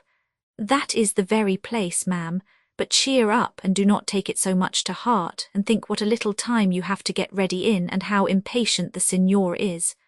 Holy Saint, mark, I hear the oars on the canal, and now they come nearer, and now they are dashing at the steps below. It is the gondola, sure enough." Annette hastened from the room, and Emily prepared for this unexpected flight, as fast as her trembling hands would permit, not perceiving that any change in her situation could possibly be for the worse. She had scarcely thrown her books and clothes into her travelling trunk, when, receiving a second summons, she went down to her aunt's dressing-room, where she found Montoni impatiently reproving his wife for delay. He went out soon after to give some further orders to his people, and Emily then enquired the occasion of this hasty journey, but her aunt appeared to be as ignorant as herself, and to undertake the journey with more reluctance. The family at length embarked, but neither Count Morano nor Cavigni was of the party. Somewhat revived by observing this, Emily, when the gondolieri dashed their oars in the water and put off from the steps of the portico, felt like a criminal who receives a short reprieve. Her heart beat yet lighter when they emerged from the canal into the ocean, and lighter still when they skimmed past the walls of St. Mark without having stopped to take up Count Morano. The dawn now began to tint the horizon and to break upon the shores of the Adriatic. Emily did not venture to ask any questions of Montoni, who sat for some time in gloomy silence, and then rolled himself up in his cloak, as if to sleep, while Madame Montoni did the same. But Emily, who could not sleep, undrew one of the little curtains of the gondola and looked out upon the sea. The rising dawn now enlightened the mountain tops of Friuli, but their lower sides and the distant waves that rolled at their feet were still in deep shadow. Emily, sunk in tranquil melancholy, watched the strengthening light spreading upon the ocean, showing successively Venice and her islets, and the shores of Italy, along which boats with their pointed Latin sails began to move. The gondolieri were frequently hailed at this early hour by the market people as they glided by towards Venice, and the lagune soon displayed a gay scene of innumerable little barks, passing from terra firma with provisions. Emily gave a last look to that splendid city, but her mind was then occupied by considering the probable events that awaited her in the scenes to which she was removing, and with conjectures concerning the motive of this sudden journey. It appeared upon calmer consideration that Montoni was removing her to his secluded castle, because he could there, with more probability of success, attempt to terrify her into obedience, or that, should its gloomy and sequestered scenes fail of this effect, her forced marriage with the Count could there be solemnized with the secrecy which was necessary to the honour of Montoni. The little spirit which this reprieve had recalled now began to fail, and when Emily reached the shore, her mind had sunk into all its former depression. Montoni did not embark on the Brenta, but pursued his way in carriages across the country towards the Apennine, during which journey his manner to Emily was so particularly severe that this alone would have confirmed her late conjecture, had any such confirmation been necessary. Her senses were now dead to the beautiful country through which she travelled. Sometimes she was compelled to smile at the naivete of Annette in her remarks on what she saw, and sometimes to sigh, as a scene of peculiar beauty recalled Valancourt to her thoughts, who was indeed seldom absent from them, and of whom she could never hope to hear in the solitude to which she was hastening. At length the travellers began to ascend among the Apennines. The immense pine forests which at that period overhung these mountains, and between which the road wound, excluded all view but of the cliffs aspiring above, except that now and then an opening through the dark woods allowed the eye a momentary glimpse of the country below. The gloom of these shades, their solitary silence, except when the breeze swept over their summits, the tremendous precipices of the mountains that came partially to the eye, each assisted to raise the solemnity of Emily's feelings into awe. She saw only images of gloomy grandeur or of dreadful sublimity around her. Other images, equally gloomy and equally terrible, gleamed on her imagination. She was going she scarcely knew whither, under the dominion of a person from whose arbitrary disposition she had already suffered so much, to marry, perhaps, a man who possessed neither her affection nor esteem, or to endure, beyond the hope of succour, whatever punishment revenge, and that Italian revenge, might dictate. The more she considered what might be the motive of the journey, the more she became convinced that it was for the purpose of concluding her nuptials with Count Morano with that secrecy which her resolute resistance had made necessary to the honour, if not to the safety, of Montoni. From the deep solitudes into which she was emerging, and from the gloomy castle of which she had heard some mysterious hints, Her sick heart recoiled in despair, and she experienced that, though her mind was already occupied by peculiar distress, it was still alive to the influence of new and local circumstance. Why else did she shudder at the idea of this desolate castle? As the travellers still ascended among the pine forests, steep rose over steep, the mountains seemed to multiply as they went, and what was the summit of one eminence proved to be only the base of another. At length they reached a little plain where the drivers stopped to rest the mules, whence a scene of such extent and magnificence opened below as drew even from Madame Montoni a note of admiration. Emily lost for a moment her sorrows in the immensity of nature. Beyond the amphitheatre of mountains that stretched below, whose tops appeared as numerous almost as the waves of the sea, and whose feet were concealed by the forests, extended the Campagna of Italy, where cities and rivers and woods and all the glow of cultivation were mingled in gay confusion. The Adriatic bounded the horizon, into which the Po and the Brenta, after winding through the whole extent of the landscape, poured their fruitful waves. Emily gazed long on the splendours of the world she was quitting, of which the whole magnificence seemed thus given to her sight only to increase her regret on leaving it. For her, Valancourt alone was in that world. To him alone her heart turned, and for him alone fell her bitter tears.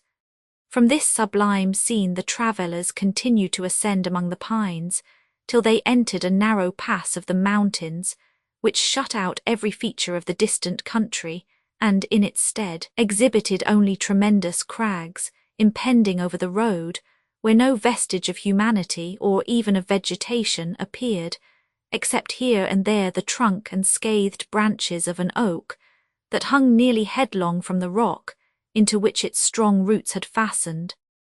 This pass, which led into the heart of the Apennine, at length opened to day, and a scene of mountains stretched in long perspective, as wild as any the travellers had yet passed. Still vast pine forests hung upon their base, and crowned the ridgy precipice that rose perpendicularly from the vale, while above the rolling mists caught the sunbeams, and touched their cliffs with all the magical colouring of light and shade.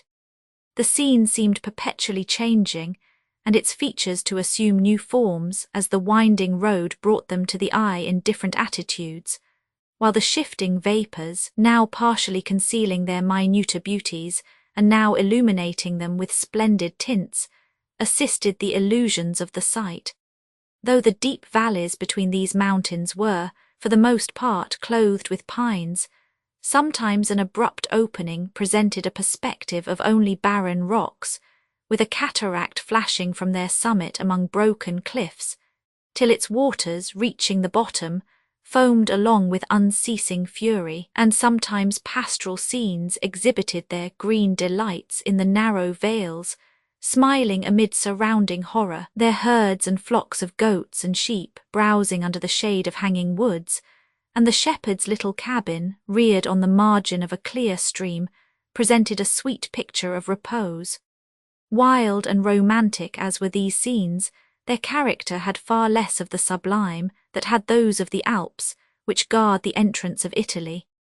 Emily was often elevated, but seldom felt those emotions of indescribable or which she had so continually experienced in her passage over the Alps. Towards the close of day, the road wound into a deep valley. Mountains, whose shaggy steeps appeared to be inaccessible, almost surrounded it.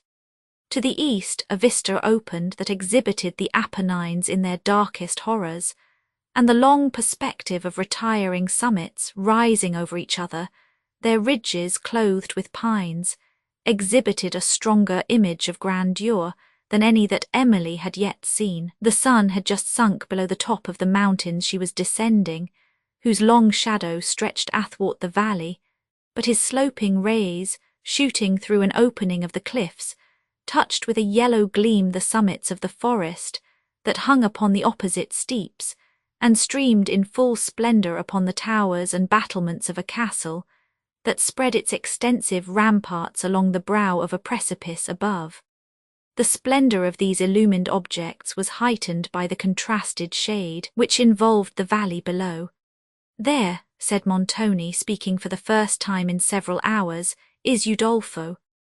Emily gazed with melancholy awe upon the castle, which she understood to be Montoni's, for though it was now lighted up by the setting sun, the Gothic greatness of its features, and its mouldering walls of dark grey stone, rendered it a gloomy and sublime object. As she gazed, the light died away on its walls, leaving a melancholy purple tint, which spread deeper and deeper as the thin vapour crept up the mountain, while the battlements above were still tipped with splendour. From those, too, the rays soon faded, and the whole edifice was invested with the solemn duskiness of evening. Silent, lonely, and sublime, it seemed to stand the sovereign of the scene, and to frown defiance on all who dared to invade its solitary reign. As the twilight deepened, its features became more awful in obscurity, and Emily continued to gaze, till its clustering towers were alone seen, rising over the tops of the woods, beneath whose thick shade the carriages soon after began to ascend. The extent and darkness of these tall woods awakened terrific images in her mind, and she almost expected to see banditti start up from under the trees. At length the carriages emerged upon a heathy rock, and soon after reached the castle gates, where the deep tone of the portal bell, which was struck upon to give notice of their arrival, increased the fearful emotions that had assailed Emily. While they waited till the servant within should come to open the gates, she anxiously surveyed the edifice, but the gloom that overspread it allowed her to distinguish little more than a part of its outline, with the massy walls of the ramparts, and to know that it was vast, ancient, and dreary. From the parts she saw, she judged of the heavy strength and extent of the whole. The gateway before her, leading into the courts, was of gigantic size, and was defended by 2 round towers, crowned by overhanging turrets, embattled where, instead of banners, now waved long grass and wild plants that had taken root among the mouldering stones, and which seemed to sigh, as the breeze rolled past, over the desolation around them. The towers were united by a curtain, pierced and embattled also, below which appeared the pointed arch of a huge portcullis surmounting the gates. From these the walls of the ramparts extended to other towers, overlooking the precipice, whose shattered outline, appearing on a gleam that lingered in the west, told of the ravages of war. Beyond these all was lost in the obscurity of evening.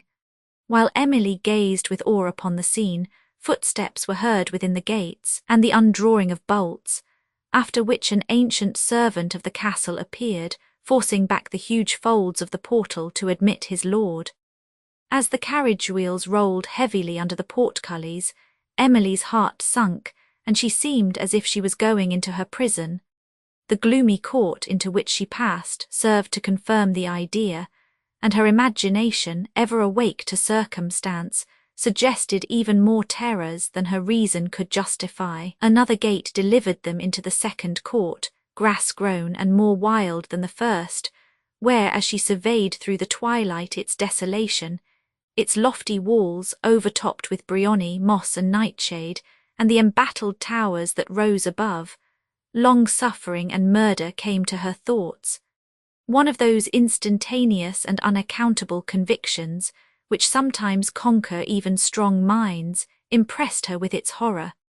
The sentiment was not diminished when she entered an extensive Gothic hall, obscured by the gloom of evening, which a light, glimmering at a distance through a long perspective of arches, only rendered more striking.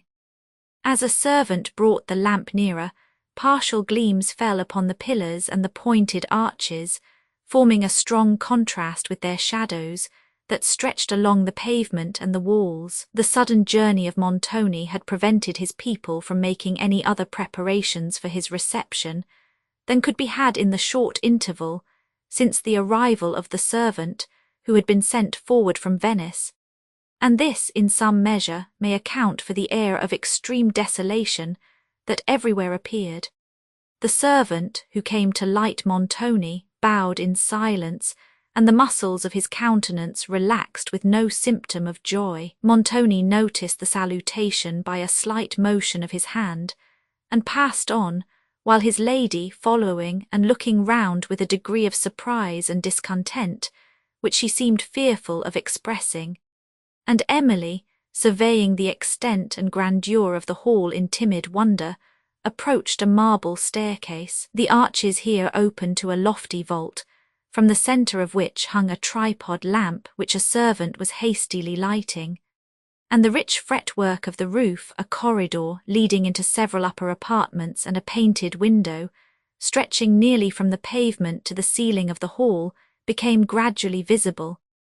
Having crossed the foot of the staircase and passed through an ante-room, they entered a spacious apartment, whose walls, wainscoted with black larch-wood, the growth of the neighbouring mountains, were scarcely distinguishable from darkness itself.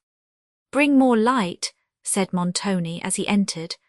The servant, setting down his lamp, was withdrawing to obey him, when Madame Montoni, observing that the evening air of this mountainous region was cold, and that she should like a fire, Montoni ordered that wood might be brought, while he paced the room with thoughtful steps, and Madame Montoni sat silently on a couch at the upper end of it, waiting till the servant returned.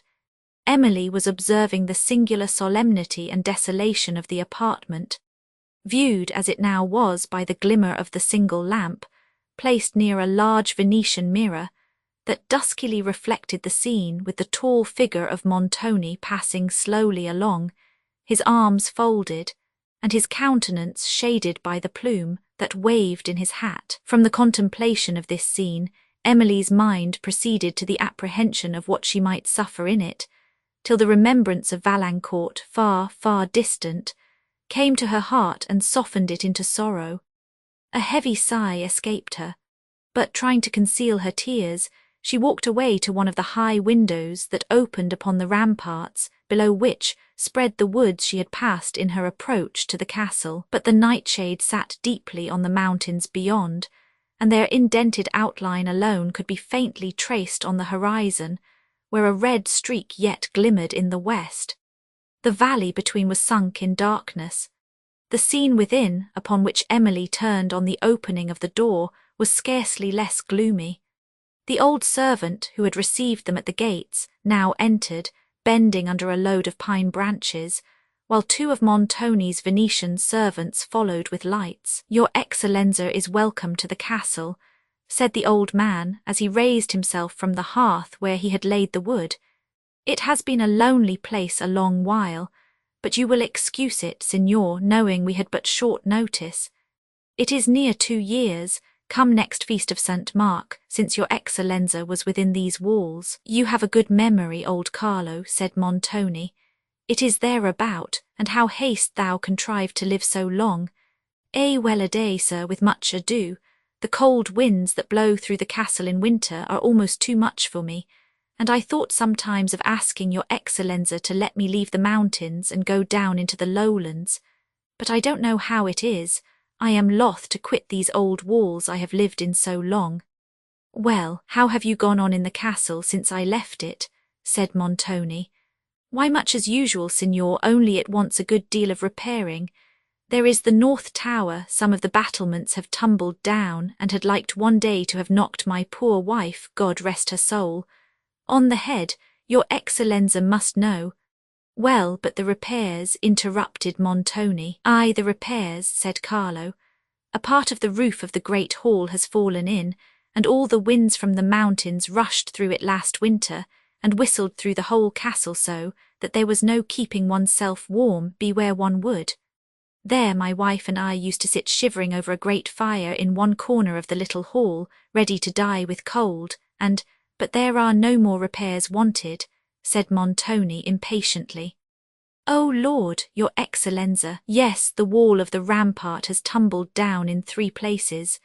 Then the stairs that lead to the west gallery have been a long time so bad that it is dangerous to go up them, and the passage leading to the great oak chamber that overhangs the north rampart. One night last winter I ventured to go there by myself, and your Excellenza—" Well, enough of this," said Montoni with quickness. "I will talk more with thee tomorrow." The fire was now lighted. Carlo swept the hearth, placed chairs, wiped the dust from a large marble table that stood near it, and then left the room. Montoni and his family drew round the fire. Madame Montoni made several attempts at conversation, but his sullen answers repulsed her, while Emily sat endeavouring to acquire courage enough to speak to him. At length, in a tremulous voice, she said, "May I ask, sir, the motive of this sudden journey?" After a long pause, she recovered sufficient courage to repeat the question. "It does not suit me to answer enquiries," said Montoni, "nor does it become you to make them. Time may unfold them all. But I desire I may be no further harassed, and I recommend it to you to retire to your chamber, and to endeavour to adopt a more rational conduct than that of yielding to fancies, and to a sensibility which, to call it by the gentlest name, is only a weakness." Emily rose to withdraw. "Good night, madam," said she to her aunt with an assumed composure that could not disguise her emotion. "Good night, my dear," said Madame Montoni in a tone of kindness which her niece had never before heard from her, and the unexpected endearment brought tears to Emily's eyes. She curtsied to Montoni and was retiring. "But you do not know the way to your chamber," said her aunt. Montoni called the servant who waited in the ante-room, and bade him send Madame Montoni's woman, with whom in a few minutes Emily withdrew. "Do you know which is my room?" said she to Annette as they crossed the hall. "Yes, I believe I do, ma'amselle, but this is such a strange, rambling place. I have been lost in it already. They call it the double chamber over the south rampart, and I went up this great staircase to it. My lady's room is at the other end of the castle." Emily ascended the marble staircase and came to the corridor, as they passed through which Annette resumed her chat. "What a wild, lonely place this is, ma'am. I shall be quite frightened to live in it. How often and often have I wished myself in France again. I little thought, when I came with my lady to see the world, that I should ever be shut up in such a place as this, or I would never have left my own country. This way, ma'amselle, down this turning, I can almost believe in giants again, and such like, for this is just like one of their castles. And some night or other I suppose I shall see fairies too, hopping about in that great old hall, that looks more like a church, with its huge pillars, than anything else." "Yes," said Emily, smiling and glad to escape from more serious thought. "If we come to the corridor about midnight and look down into the hall, we shall certainly see it illuminated with 1,000 lamps, and the fairies tripping in gay circles to the sound of delicious music. For it is in such places as this, you know, that they come to hold their revels. But I am afraid, Annette, you will not be able to pay the necessary penance for such a sight. And, if once they hear your voice, the whole scene will vanish in an instant. Oh, if you will bear me company, ma'amselle, I will come to the corridor this very night, and I promise you I will hold my tongue. It shall not be my fault if the show vanishes. But do you think they will come? I cannot promise that with certainty, but I will venture to say, it will not be your fault if the enchantment should vanish. Well, ma'amselle, that is saying more than I expected of you, but I am not so much afraid of fairies as of ghosts, and they say there are a plentiful many of them about the castle. Now I should be frightened to death if I should chance to see any of them. But hush, ma'amselle, walk softly. I have thought several times something passed by me. Ridiculous, said Emily, you must not indulge such fancies. Oh, ma'am, they are not fancies for aught I know. Benedetto says these dismal galleries and halls are fit for nothing but ghosts to live in, and I verily believe if I live long in them I shall turn to one myself. I hope, said Emily, you will not suffer Signor Montoni to hear of these weak fears. They would highly displease him. What, you know then, ma'amselle, all about it, rejoined Annette. No, no, I do no better than to do so, though, if the Signor can sleep sound, nobody else in the castle has any right to lie awake, I am sure. Emily did not appear to notice this remark. Down this passage, ma'amselle, this leads to a back staircase. Oh, if I see anything, I shall be frightened out of my wits. That will scarcely be possible. said Emily, smiling as she followed the winding of the passage which opened into another gallery. And then Annette, perceiving that she had missed her way while she had been so eloquently haranguing on ghosts and fairies, wandered about through other passages and galleries, till at length, frightened by their intricacies and desolation, she called aloud for assistance. But they were beyond the hearing of the servants who were on the other side of the castle, and Emily now opened the door of a chamber on the left.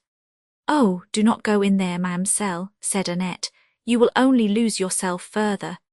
"Bring the light forward," said Emily. "We may possibly find our way through these rooms." Annette stood at the door in an attitude of hesitation, with the light held up to show the chamber, but the feeble rays spread through not half of it. "Why do you hesitate?" said Emily. "Let me see whither this room leads." Annette advanced reluctantly. It opened into a suite of spacious and ancient apartments, some of which were hung with tapestry and others wainscoted with cedar and black larch wood. What furniture there was seemed to be almost as old as the rooms, and retained an appearance of grandeur, though covered with dust and dropping to pieces with the damps and with age. "How cold these rooms are, ma'amselle," said Annette. "Nobody has lived in them for many, many years, they say. Do let us go." "They may open upon the great staircase, perhaps," said Emily, passing on till she came to a chamber hung with pictures, and took the light to examine that of a soldier on horseback in a field of battle. He was darting his spear upon a man who lay under the feet of the horse, and who held up one hand in a supplicating attitude. The soldier, whose beaver was up, regarded him with a look of vengeance, and the countenance with that expression struck Emily as resembling Montoni. She shuddered and turned from it. Passing the light hastily over several other pictures, she came to one concealed by a veil of black silk.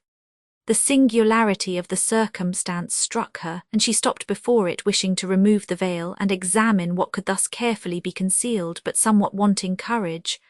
"Holy Virgin, what can this mean?" exclaimed Annette. "This is surely the picture they told me of at Venice." "What picture?" said Emily. "Why, a picture," replied Annette hesitatingly. "But I never could make out exactly what it was about either." "Remove the veil, Annette." "What, I, ma'amselle, I, not for the world." Emily, turning round, saw Annette's countenance grow pale. "And pray, what have you heard of this picture to terrify you so, my good girl?" said she. "Nothing, ma'amselle, I have heard nothing, only let us find our way out." "Certainly, but I wish first to examine the picture. Take the light, Annette, while I lift the veil." Annette took the light and immediately walked away with it, disregarding Emily's call to stay, who, not choosing to be left alone in the dark chamber, at length followed her. "What is the reason of this, Annette?" said Emily when she overtook her.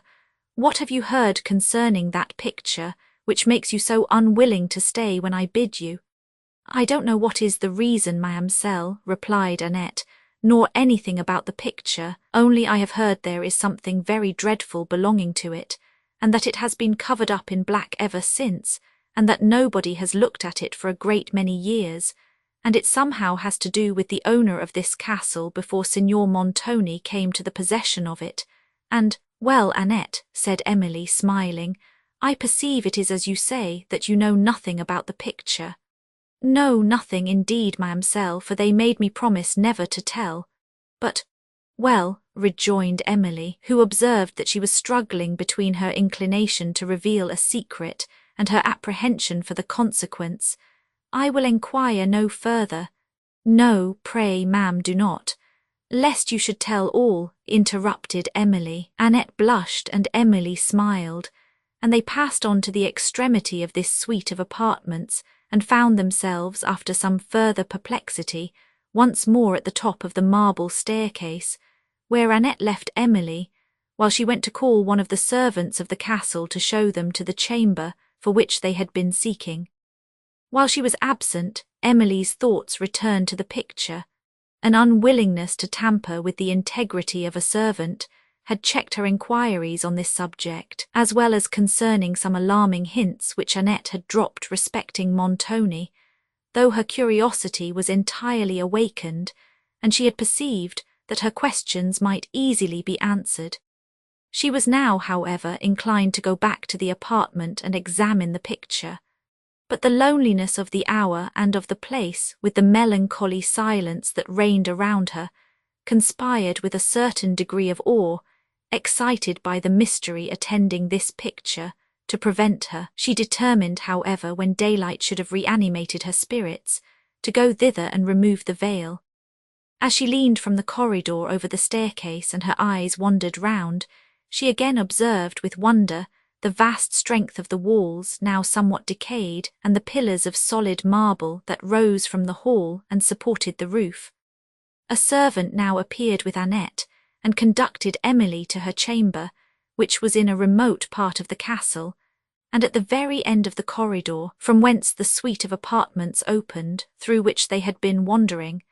The lonely aspect of her room made Emily unwilling that Annette should leave her immediately, and the dampness of it chilled her with more than fear.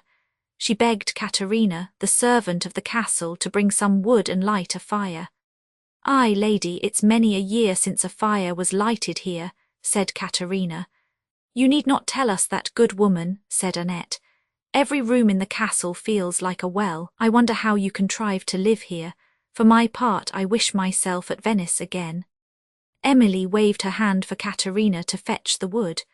"I wonder, ma'am, why they call this the double chamber," said Annette, while Emily surveyed it in silence and saw that it was lofty and spacious like the others she had seen, and like many of them, too, had its walls lined with dark larch-wood.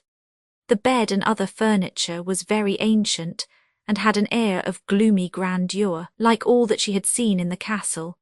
One of the high casements which she opened overlooked a rampart, but the view beyond was hid in darkness.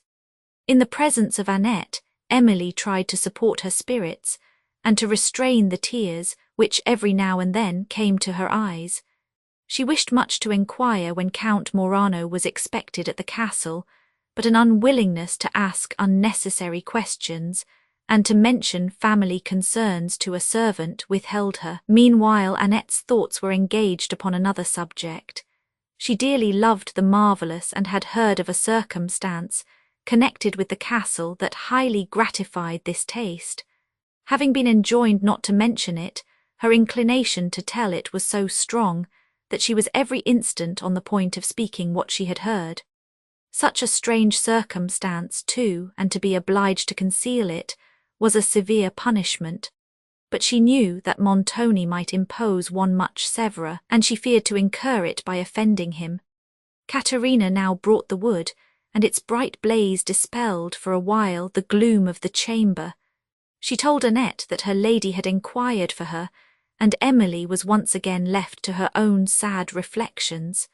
Her heart was not yet hardened against the stern manners of Montoni, and she was nearly as much shocked now as she had been when she first witnessed them. The tenderness and affection to which she had been accustomed till she lost her parents had made her particularly sensible to any degree of unkindness, and such a reverse as this no apprehension had prepared her to support.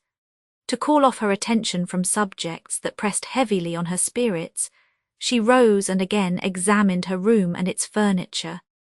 As she walked round it, she passed a door that was not quite shut, and perceiving that it was not the one through which she entered, she brought the light forward to discover whither it led.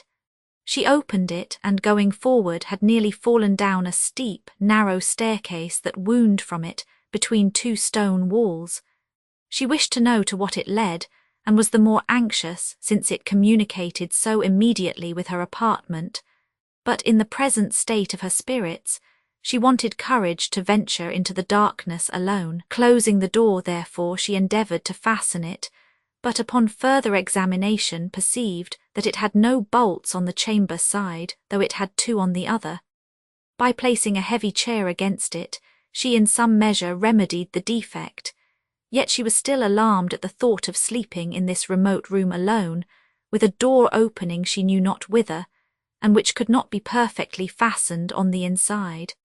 Sometimes she wished to entreat of Madame Montoni that Annette might have leave to remain with her all night, but was deterred by an apprehension of betraying what would be thought childish fears, and by an unwillingness to increase the apt terrors of Annette.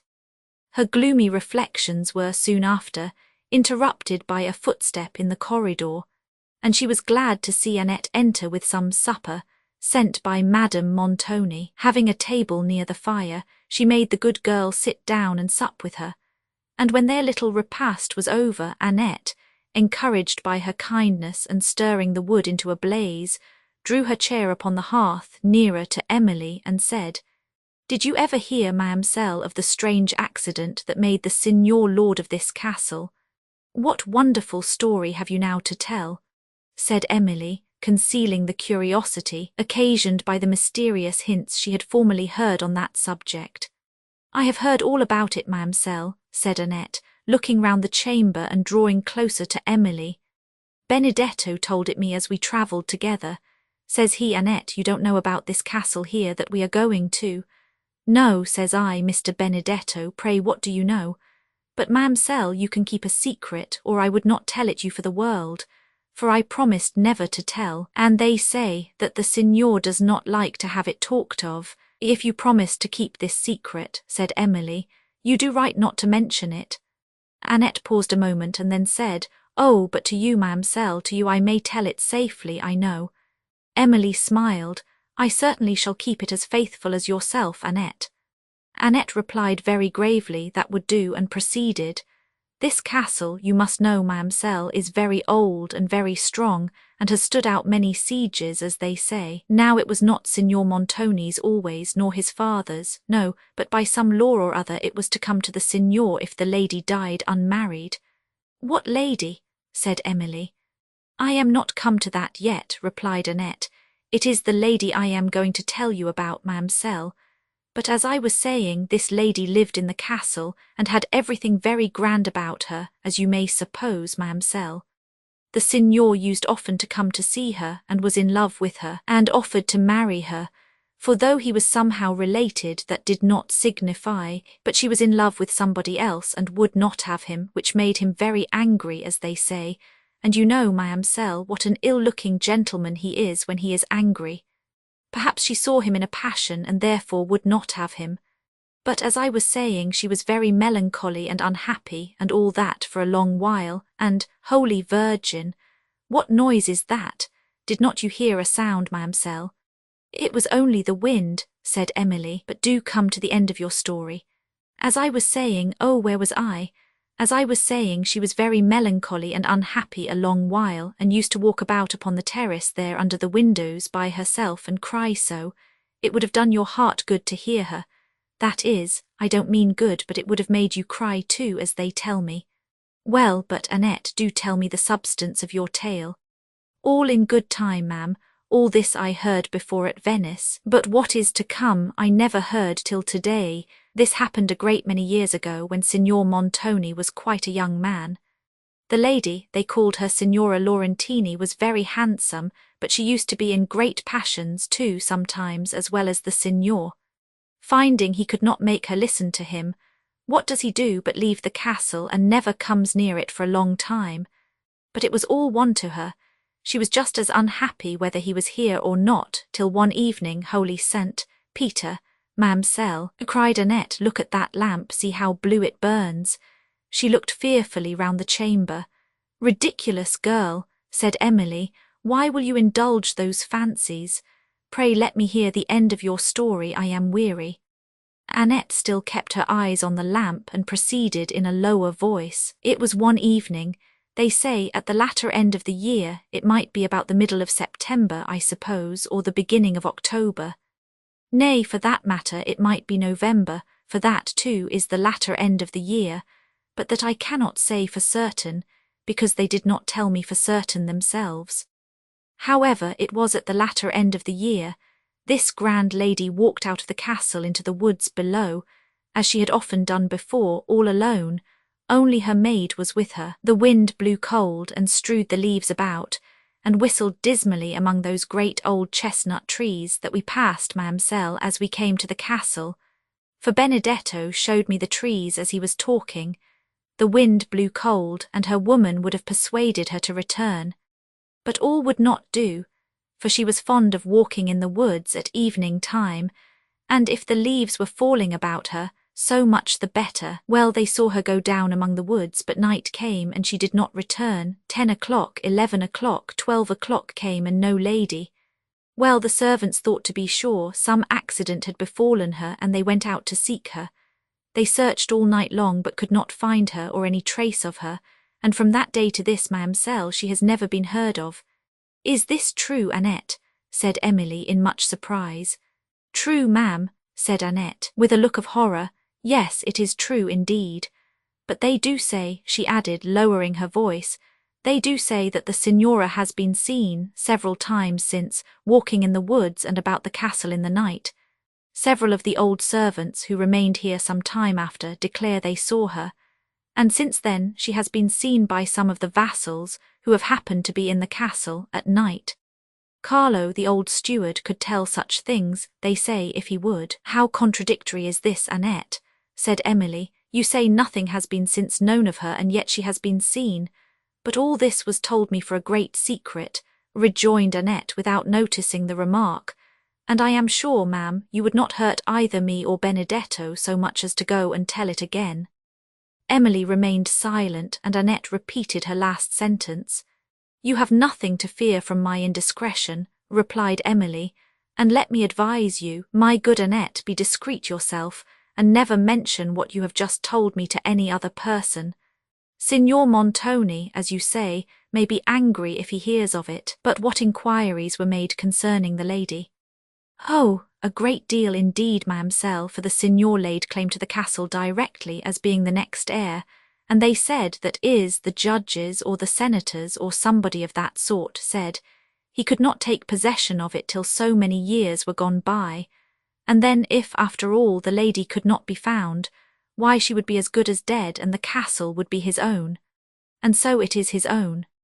But the story went round, and many strange reports were spread, so very strange, ma'amselle, that I shall not tell them. That is stranger still, Annette, said Emily, smiling and rousing herself from her reverie. But when Signora Laurentini was afterwards seen in the castle, did nobody speak to her? Speak to her, cried Annette with a look of terror. No, to be sure. And why not? Rejoined Emily, willing to hear further. Holy Mother, speak to a spirit. But what reason had they to conclude it was a spirit unless they had approached and spoken to it? Oh, ma'amselle, I cannot tell. How can you ask such shocking questions? But nobody ever saw it come in or go out of the castle, and it was in one place now, and then the next minute in quite another part of the castle. And then it never spoke, and if it was alive, what should it do in the castle if it never spoke? Several parts of the castle have never been gone into since, they say, for that very reason. What, because it never spoke? Said Emily, trying to laugh away the fears that began to steal upon her. No, ma'amselle, no, replied Annette rather angrily, but because something has been seen there. They say, too, there is an old chapel adjoining the west side of the castle, where any time at midnight you may hear such groans. It makes one shudder to think of them. And strange sights have been seen there. Prithee, Annette, no more of these silly tales, said Emily. Silly tales, ma'amselle? Oh, but I will tell you one story about this, if you please, that Caterina told me. It was one cold winter's night that Caterina, she often came to the castle then, she says, to keep old Carlo and his wife company, and so he recommended her afterwards to the signor, and she has lived here ever since. Caterina was sitting with them in the little hall, says Carlo. I wish we had some of those figs to roast that lie in the store-closet, but it is a long way off, and I am loath to fetch them. Do, Caterina, says he, for you are young and nimble, do bring us some. The fire is in nice trim for roasting them. They lie, says he, in such a corner of the storeroom at the end of the north gallery. Here, take the lamp, says he, and mind, as you go up the great staircase, that the wind through the roof does not blow it out. So with that Caterina took the lamp. Hush, ma'amselle, I surely heard a noise. Emily, whom Annette had now infected with her own terrors, listened attentively, but everything was still, and Annette proceeded. Caterina went to the north gallery, that is the wide gallery we passed, ma'am, before we came to the corridor here. As she went with the lamp in her hand, thinking of nothing at all, there again, cried Annette suddenly, I heard it again. "It was not fancy, mademoiselle." "Hush," said Emily, trembling. They listened, and continuing to sit quite still, Emily heard a low knocking against the wall. It came repeatedly. Annette then screamed loudly, and the chamber door slowly opened. It was Caterina, come to tell Annette that her lady wanted her. Emily, though she now perceived who it was, could not immediately overcome her terror, while Annette, half laughing, half crying, scolded Caterina heartily for thus alarming them, and was also terrified lest what she had told had been overheard. Emily, whose mind was deeply impressed by the chief circumstance of Annette's relation, was unwilling to be left alone in the present state of her spirits, but to avoid offending Madame Montoni and betraying her own weakness, she struggled to overcome the illusions of fear, and dismissed Annette for the night. When she was alone, her thoughts recurred to the strange history of Signora Laurentini, and then to her own strange situation, in the wild and solitary mountains of a foreign country, in the castle and the power of a man, to whom only a few preceding months she was an entire stranger, who had already exercised a usurped authority over her, and whose character she now regarded with a degree of terror apparently justified by the fears of others. She knew that he had invention equal to the conception and talents to the execution of any project, and she greatly feared he had a heart too void of feeling to oppose the perpetration of whatever his interest might suggest. She had long observed the unhappiness of Madame Montoni, and had often been witness to the stern and contemptuous behaviour she received from her husband. To these circumstances, which conspired to give her just cause for alarm, were now added those thousand nameless terrors which exist only in active imaginations, and which set reason and examination equally at defiance. Emily remembered all that Valancourt had told her, on the eve of her departure from Languedoc, respecting Montoni, and all that he had said to dissuade her from venturing on the journey. His fears had often since appeared to her prophetic, now they seemed confirmed. Her heart, as it gave her back the image of Valancourt, mourned in vain regret, but reason soon came with a consolation which, though feeble at first, acquired vigour from reflection. She considered that, whatever might be her sufferings, she had withheld from involving him in misfortune, and that whatever her future sorrows could be, she was at least free from self-reproach. Her melancholy was assisted by the hollow sighings of the wind along the corridor and round the castle. The cheerful blaze of the wood had long been extinguished, and she sat with her eyes fixed on the dying embers, till a loud gust that swept through the corridor and shook the doors and casements alarmed her, for its violence had moved the chair she had placed as a fastening, and the door leading to the private staircase stood half open. Her curiosity and her fears were again awakened. She took the lamp to the top of the steps and stood hesitating whether to go down, but again the profound stillness and the gloom of the place awed her, and determining to enquire further when daylight might assist the search, she closed the door and placed against it a stronger guard. She now retired to her bed, leaving the lamp burning on the table, but its gloomy light, instead of dispelling her fear, assisted it, for by its uncertain rays she almost fancied she saw shapes flit past her curtains and glide into the remote obscurity of her chamber. The castle clock struck 1 before she closed her eyes to sleep. Chapter 20. I think it is the weakness of mine eyes that shapes this monstrous apparition. It comes upon me.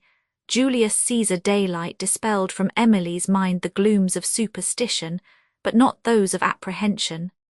The Count Morano was the first image that occurred to her waking thoughts, and then came a train of anticipated evils which she could neither conquer nor avoid. She rose, and to relieve her mind from the busy ideas that tormented it, compelled herself to notice external objects. From her casement she looked out upon the wild grandeur of the scene, closed nearly on all sides by alpine steeps, whose tops, peeping over each other, faded from the eye in misty hues, while the promontories below were dark with woods that swept down to their base and stretched along the narrow valleys. The rich pomp of these woods was particularly delightful to Emily, and she viewed with astonishment the fortifications of the castle spreading along a vast extent of rock, and now partly in decay, the grandeur of the ramparts below, and the towers and battlements and various features of the fabric above. From these her sight wandered over the cliffs and woods into the valley, along which foamed a broad and rapid stream, seen falling among the crags of an opposite mountain, now flashing in the sunbeams, and now shadowed by overarching pines, till it was entirely concealed by their thick foliage. Again it burst from beneath this darkness in one broad sheet of foam, and fell thundering into the vale. Nearer, towards the west, opened the mountain vista, which Emily had viewed with such sublime emotion on her approach to the castle. A thin dusky vapour that rose from the valley overspread its features with a sweet obscurity. As this ascended and caught the sunbeams, it kindled into a crimson tint, and touched with exquisite beauty the woods and cliffs over which it passed to the summit of the mountains. Then, as the veil drew up, it was delightful to watch the gleaming objects that progressively disclosed themselves in the valley, the green turf, dark woods, little rocky recesses, a few peasants' huts, the foaming stream, a herd of cattle, and various images of pastoral beauty. Then the pine forests brightened, and then the broad breast of the mountains, till at length the mist settled round their summit, touching them with a ruddy glow. The features of the vista now appeared distinctly, and the broad deep shadows that fell from the lower cliffs gave strong effect to the streaming splendour above, while the mountains, gradually sinking in the perspective, appeared to shelve into the Adriatic Sea, for such Emily imagined to be the gleam of bluish light that terminated the view. Thus she endeavoured to amuse her fancy, and was not unsuccessful. The breezy freshness of the morning, too, revived her. She raised her thoughts in prayer, which she felt always most disposed to do when viewing the sublimity of nature, and her mind recovered its strength.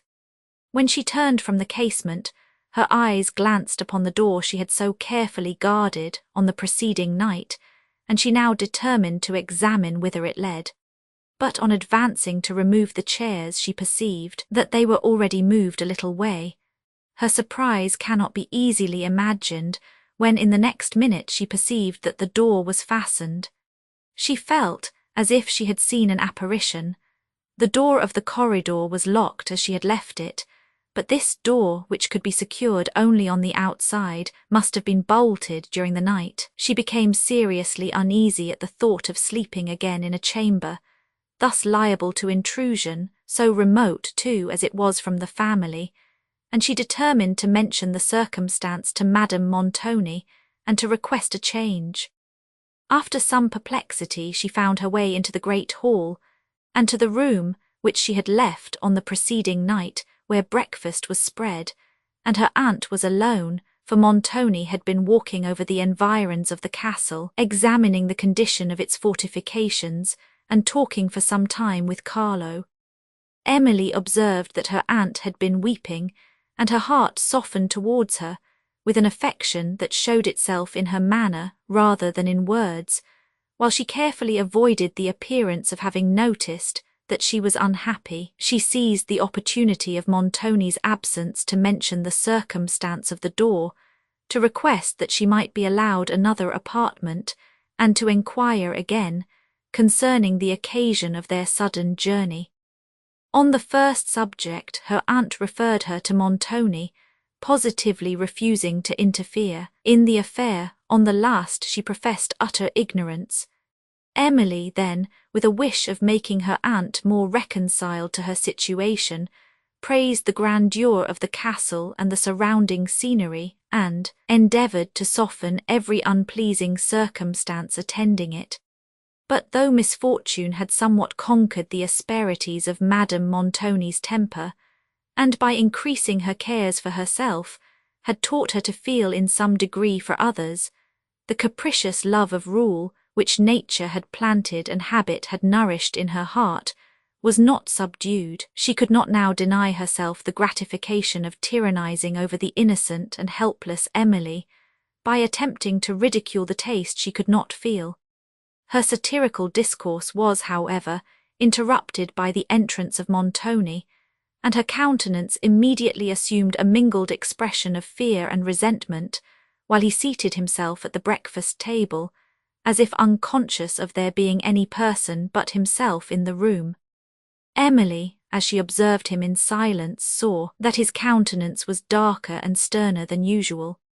"Oh, could I know," said she to herself, "what passes in that mind, could I know the thoughts that are known there, I should no longer be condemned to this torturing suspense."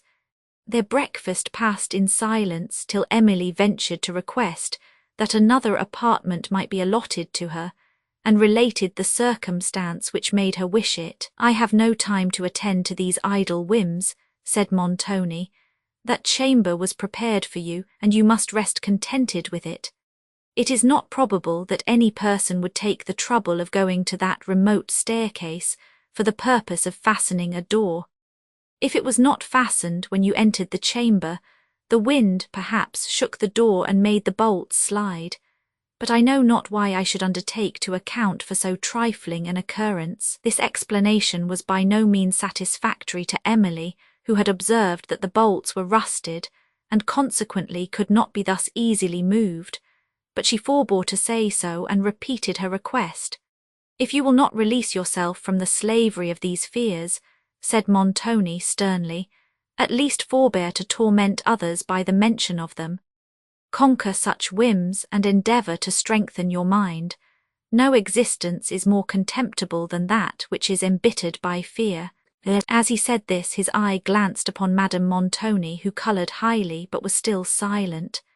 Emily, wounded and disappointed, thought her fears were in this instance too reasonable to deserve ridicule, but perceiving that however they might oppress her, she must endure them, she tried to withdraw her attention from the subject. Carlo soon after entered with some fruit. "Your Excellenza is tired after your long ramble," said he, as he set the fruit upon the table, "but you have more to see after breakfast. There is a place in the vaulted passage leading to—" Montoni frowned upon him and waved his hand for him to leave the room.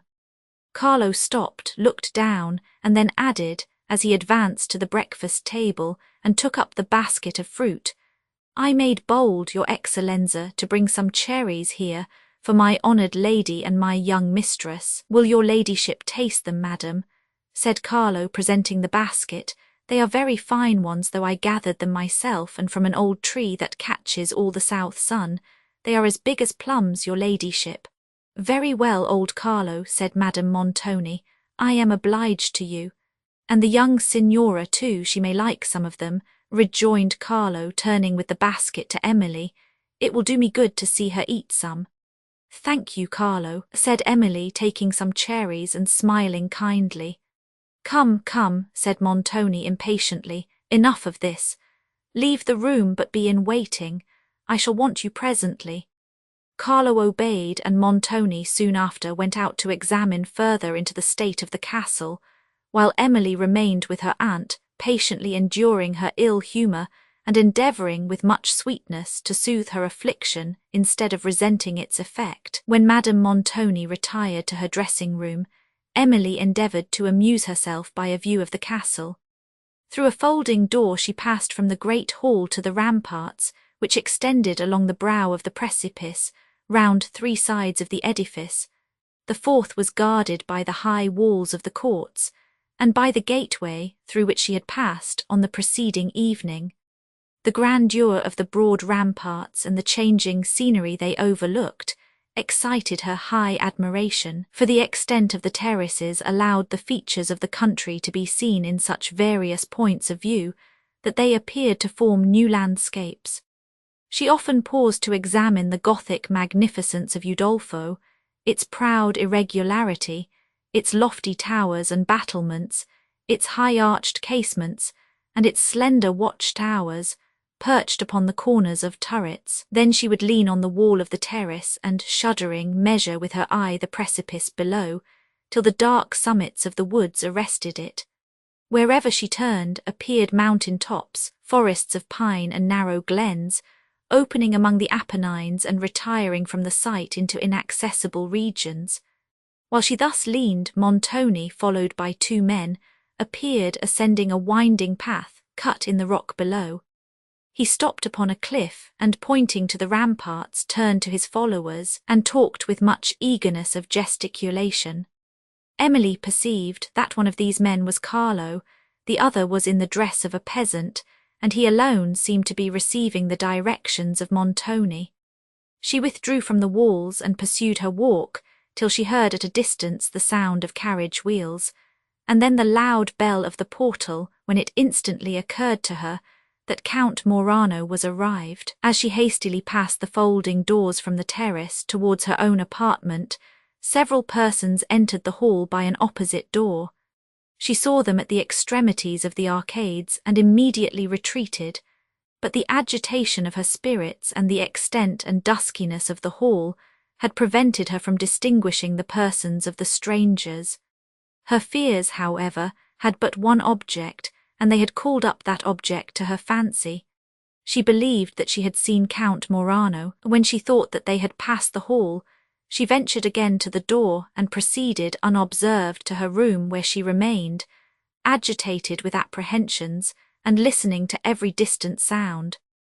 At length, hearing voices on the rampart, she hastened to her window and observed Montoni with Signor Cavigni walking below, conversing earnestly and often stopping and turning towards each other, at which time their discourse seemed to be uncommonly interesting. Of the several persons who had appeared in the hall, here was Cavigni alone, but Emily's alarm was soon after heightened by the steps of someone in the corridor, who, she apprehended, brought a message from the Count.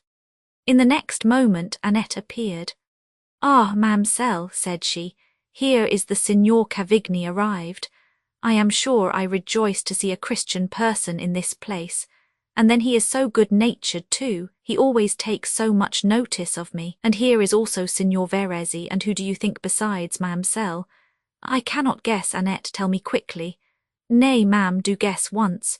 "Well then," said Emily with assumed composure, "it is Count Morano, I suppose." "Holy Virgin!" cried Annette, "are you ill, ma'amselle? You are going to faint. Let me get some water." Emily sunk into a chair. "Stay, Annette," said she feebly, "do not leave me. I shall soon be better. Open the casement. The Count, you say he is come, then?" "Who, I? The Count? No, ma'amselle, I did not say so. He is not come, then?" said Emily eagerly. "No, ma'amselle, you are sure of it?" "Lord bless me," said Annette, "you recover very suddenly, ma'am. Why, I thought you were dying just now. But the Count, you are sure, is not come?" "Oh yes, quite sure of that, ma'amselle. Why, I was looking out through the grate in the north turret when the carriages drove into the courtyard, and I never expected to see such a goodly sight in this dismal old castle. But here are masters and servants too enough to make the place ring again. Oh, I was ready to leap through the rusty old bars for joy. Oh, who would ever have thought of seeing a Christian face in this huge dreary house? I could have kissed the very horses that brought them." "Well, Annette, well, I am better now." "Yes, ma'amselle, I see you are. Oh, all the servants will lead merry lives here now. We shall have singing and dancing in the little hall, for the signor cannot hear us there, and droll stories. Ludovico's come, ma'am. Yes, there is Ludovico come with them. You remember Ludovico, ma'am, a tall, handsome young man, Signor Cavigni's lacquey, who always wears his cloak with such a grace, thrown round his left arm, and his hat set on so smartly all on one side, and—" "No," said Emily, who was wearied by her loquacity.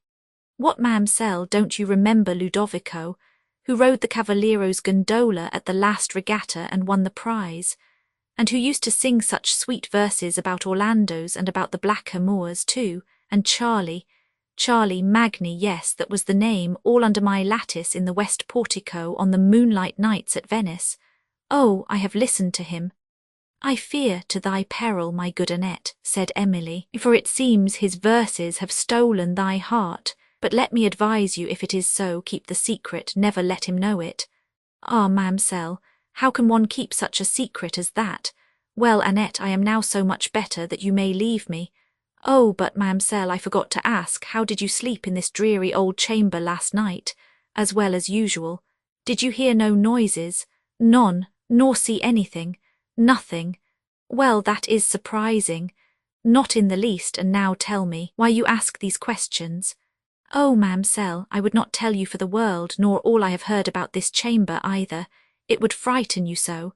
If that is all, you have frightened me already, and may therefore tell me what you know without hurting your conscience. Oh Lord, they say the room is haunted and has been so these many years. It is by a ghost, then, who can draw bolts, said Emily, endeavouring to laugh away her apprehensions, for I left the door open last night and found it fastened this morning. Annette turned pale and said not a word. Do you know whether any of the servants fastened this door in the morning before I rose? No, ma'am, that I will be bound they did not, but I don't know, shall I go and ask ma'amselle? Said Annette, moving hastily towards the corridor. Stay, Annette, I have another question to ask. Tell me what you have heard concerning this room and whither that staircase leads. I will go and ask it all directly, ma'am. Besides, I am sure my lady wants me. I cannot stay now indeed, ma'am. She hurried from the room without waiting Emily's reply, whose heart, lightened by the certainty that Morano was not arrived, allowed her to smile at the superstitious terror which had seized on Annette. For though she sometimes felt its influence herself, she could smile at it when apparent in other persons. Montoni having refused Emily another chamber, she determined to bear with patience the evil she could not remove, and in order to make the room as comfortable as possible, unpacked her books, her sweet delight in happier days, and her soothing resource in the hours of moderate sorrow. But there were hours when even these failed of their effect, when the genius, the taste, the enthusiasm of the sublimest writers were felt no longer. Her little library being arranged on a high chest, part of the furniture of the room, she took out her drawing utensils, and was tranquil enough to be pleased with the thought of sketching the sublime scenes beheld from her windows. But she suddenly checked this pleasure, remembering how often she had soothed herself by the intention of obtaining amusement of this kind, and had been prevented by some new circumstance of misfortune. How can I suffer myself to be deluded by hope, said she, and because Count Morano is not yet arrived, feel a momentary happiness? Alas, what is it to me whether he is here today or tomorrow, if he comes at all? And that he will come, it were weakness to doubt. To withdraw her thoughts, however, from the subject of her misfortunes, she attempted to read, but her attention wandered from the page, and at length she threw aside the book, and determined to explore the adjoining chambers of the castle. Her imagination was pleased with the view of ancient grandeur, and an emotion of melancholy awe awakened all its powers as she walked through rooms obscure and desolate, where no footsteps had passed probably for many years, and remembered the strange history of the former possessor of the edifice. This brought to her recollection the veiled picture, which had attracted her curiosity on the preceding night, and she resolved to examine it. As she passed through the chambers that led to this, she found herself somewhat agitated. Its connection with the late lady of the castle, and the conversation of Annette, together with the circumstance of the veil, throwing a mystery over the subject that excited a faint degree of terror. But a terror of this nature, as it occupies and expands the mind, and elevates it to high expectation, is purely sublime, and leads us by a kind of fascination to seek even the object from which we appear to shrink. Emily passed on with faltering steps, and having paused a moment at the door before she attempted to open it, she then hastily entered the chamber, and went towards the picture, which appeared to be enclosed in a frame of uncommon size, that hung in a dark part of the room. She paused again, and then with a timid hand lifted the veil, but instantly let it fall, perceiving that what it had concealed was no picture, and before she could leave the chamber she dropped senseless on the floor. When she recovered her recollection, the remembrance of what she had seen had nearly deprived her of it a second time. She had scarcely strength to remove from the room and regain her own, and when arrived there wanted courage to remain alone. Horror occupied her mind and excluded for a time all sense of past and dread of future misfortune. She seated herself near the casement, because from thence she heard voices, though distant, on the terrace and might see people pass, and these, trifling as they were reviving circumstances. When her spirits had recovered their tone, she considered whether she should mention what she had seen to Madame Montoni, and various and important motives urged her to do so, among which the least was the hope of the relief which an overburdened mind finds in speaking of the subject of its interest. But she was aware of the terrible consequences which such a communication might lead to, and dreading the indiscretion of her aunt, at length endeavoured to arm herself with resolution to observe a profound silence on the subject. Montoni and Verezzi soon after passed under the casement, speaking cheerfully, and their voices revived her. Presently the Signors Bertolini and Cavigni joined the party on the terrace, and Emily, supposing that Madame Montoni was then alone, went to seek her, for the solitude of her chamber and its proximity to that where she had received so severe a shock again affected her spirit. She found her aunt in her dressing-room, preparing for dinner. Emily's pale and affrighted countenance alarmed even Madame Montoni, but she had sufficient strength of mind to be silent on the subject that still made her shudder, and which was ready to burst from her lips. In her aunt's apartment she remained till they both descended to dinner. There she met the gentlemen lately arrived, who had a kind of busy seriousness in their looks, which was somewhat unusual with them, while their thoughts seemed too much occupied by some deep interest to suffer them to bestow much attention either on Emily or Madame Montoni. They spoke little and Montoni less. Emily, as she now looked on him, shuddered. The horror of the chamber rushed on her mind. Several times the colour faded from her cheeks, and she feared that illness would betray her emotions and compel her to leave the room, but the strength of her resolution remedied the weakness of her frame. She obliged herself to converse and even tried to look cheerful. Montoni evidently laboured under some vexation, such as would probably have agitated a weaker mind or a more susceptible heart, but which appeared, from the sternness of his countenance, only to bend up his faculties to energy and fortitude. It was a comfortless and silent meal. The gloom of the castle seemed to have spread its contagion even over the gay countenance of Cavigni, and with this gloom was mingled a fierceness such as she had seldom seen him indicate. Count Morano was not named, and what conversation there was turned chiefly upon the wars which at that time agitated the Italian states, the strength of the Venetian armies and the characters of their generals. After dinner, when the servants had withdrawn, Emily learned that the cavalier who had drawn upon himself the vengeance of Orsino had since died of his wounds, and that strict search was still making for his murderer. The intelligence seemed to disturb Montoni, who mused, and then enquired where Orsino had concealed himself. His guests, who all except Cavigni were ignorant that Montoni had himself assisted him to escape from Venice, replied that he had fled in the night with such precipitation and secrecy that his most intimate companions knew not whither. Montoni blamed himself for having asked the question, for a second thought convinced him that a man of Orsino's suspicious temper was not likely to trust any of the persons present with the knowledge of his asylum. He considered himself, however, as entitled to his utmost confidence, and did not doubt that he should soon hear of him. Emily retired with Madame Montoni soon after the cloth was withdrawn, and left the cavaliers to their secret counsels, but not before the significant frowns of Montoni had warned his wife to depart, who passed from the hall to the ramparts, and walked for some time in silence, which Emily did not interrupt, for her mind was also occupied by interests of its own. It required all her resolution to forbear communicating to Madame Montoni the terrible subject, which still thrilled her every nerve with horror, and sometimes she was on the point of doing so, merely to obtain the relief of a moment.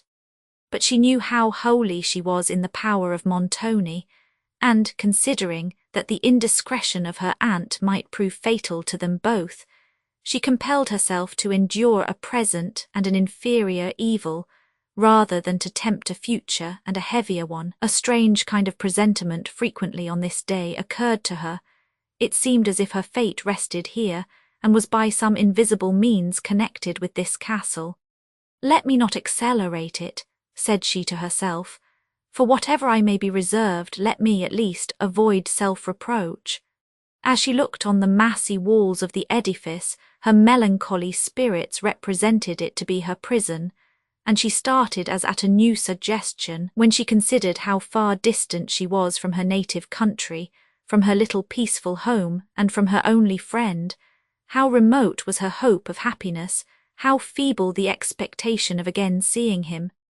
Yet the idea of Valancourt and her confidence in his faithful love had hitherto been her only solace, and she struggled hard to retain them. A few tears of agony started to her eyes, which she turned aside to conceal, while she afterwards leaned on the wall of the rampart.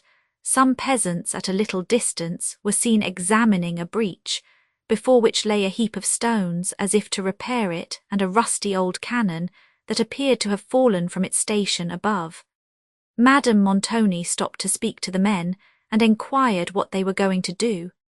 "To repair the fortifications, your ladyship," said one of them, a labour which she was somewhat surprised that Montoni should think necessary, particularly since he had never spoken of the castle as of a place at which he meant to reside for any considerable time. But she passed on towards a lofty arch that led from the south to the east rampart, and which adjoined the castle on one side, while on the other it supported a small watch-tower that entirely commanded the deep valley below. As she approached this arch, she saw beyond it, winding along the woody descent of a distant mountain, a long troop of horse and foot whom she knew to be soldiers, only by the glitter of their pikes and other arms, for the distance did not allow her to discover the colour of their liveries. As she gazed, the vanguard issued from the woods into the valley, but the train still continued to pour over the remote summit of the mountain in endless succession, while in the front the military uniform became distinguishable, and the commanders, riding first and seeming by their gestures to direct the march of those that followed, at length approached very near to the castle. Such a spectacle in these solitary regions both surprised and alarmed Madame Montoni, and she hastened towards some peasants who were employed in raising bastions before the south rampart, where the rock was less abrupt than elsewhere. These men could give no satisfactory answers to her enquiries, but being roused by them, gazed in stupid astonishment upon the long cavalcade. Madame Montoni, then thinking it necessary to communicate further the object of her alarm, sent Emily to say that she wished to speak to Montoni, an errand her niece did not approve, for she dreaded his frowns, which she knew this message would provoke, but she obeyed in silence. As she drew near the apartment in which he sat with his guests, she heard them in earnest and loud dispute, and she paused a moment, trembling at the displeasure which her sudden interruption would occasion. In the next their voices sunk altogether. She then ventured to open the door, and while Montoni turned hastily and looked at her without speaking, she delivered her message. "Tell Madame Montoni I am engaged," said he. Emily then thought it proper to mention the subject of her alarm. Montoni and his companions rose instantly and went to the windows, but these not affording them a view of the troops, they at length proceeded to the ramparts, where Cavigni conjectured it to be a legion of condottieri, on their march towards Modena. One part of the cavalcade now extended along the valley, and another wound among the mountains towards the north, while some troops still lingered on the woody precipices, where the first had appeared, so that the great length of the procession seemed to include a whole army. While Montoni and his family watched its progress, they heard the sound of trumpets and the clash of cymbals in the vale, and then others answering from the heights. Emily listened with emotion to the shrill blast that woke the echoes of the mountains, and Montoni explained the signals with which he appeared to be well acquainted, and which meant nothing hostile. The uniforms of the troops and the kind of arms they bore confirmed to him the conjecture of Cavigni, and he had the satisfaction to see them pass by without even stopping to gaze upon his castle. He did not, however, leave the rampart till the bases of the mountains had shut them from his view, and the last murmur of the trumpet floated away on the wind. Cavigni and Verezzi were inspirited by this spectacle, which seemed to have roused all the fire of their temper. Montoni turned into the castle in thoughtful silence.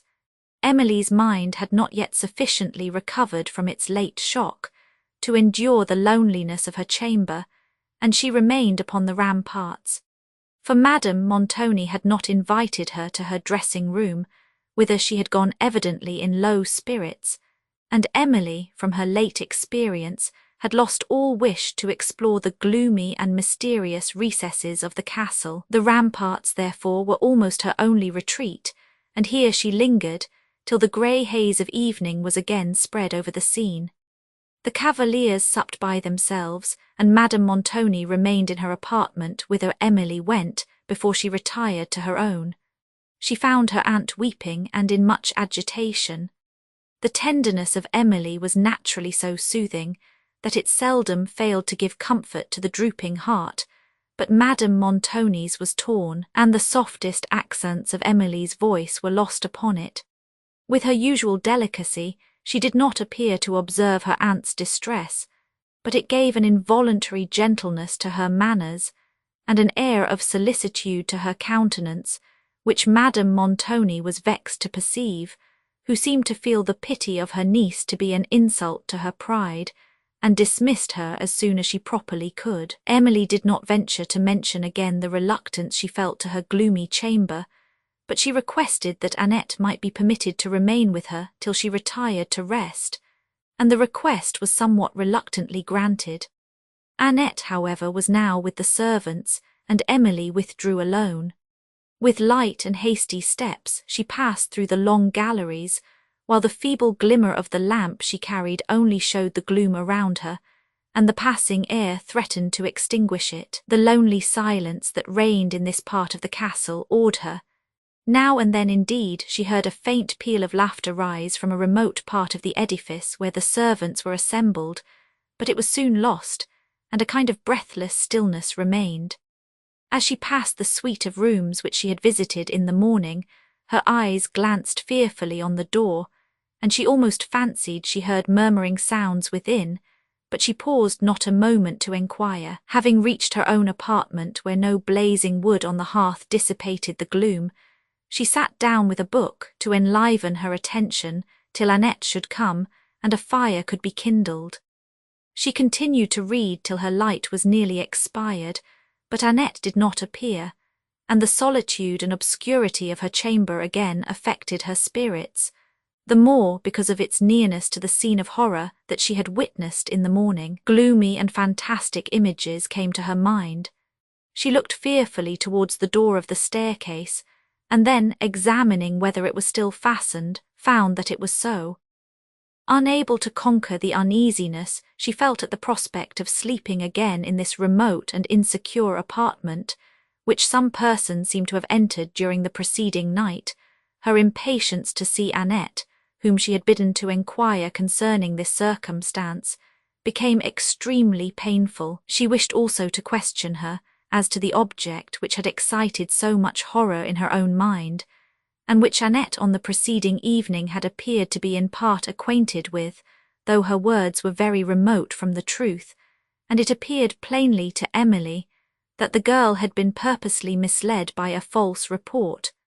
Above all, she was surprised that the door of the chamber which contained it should be left unguarded. Such an instance of negligence almost surpassed belief, but her light was now expiring. The faint flashes it threw upon the walls called up all the terrors of fancy, and she rose to find her way to the habitable part of the castle before it was quite extinguished.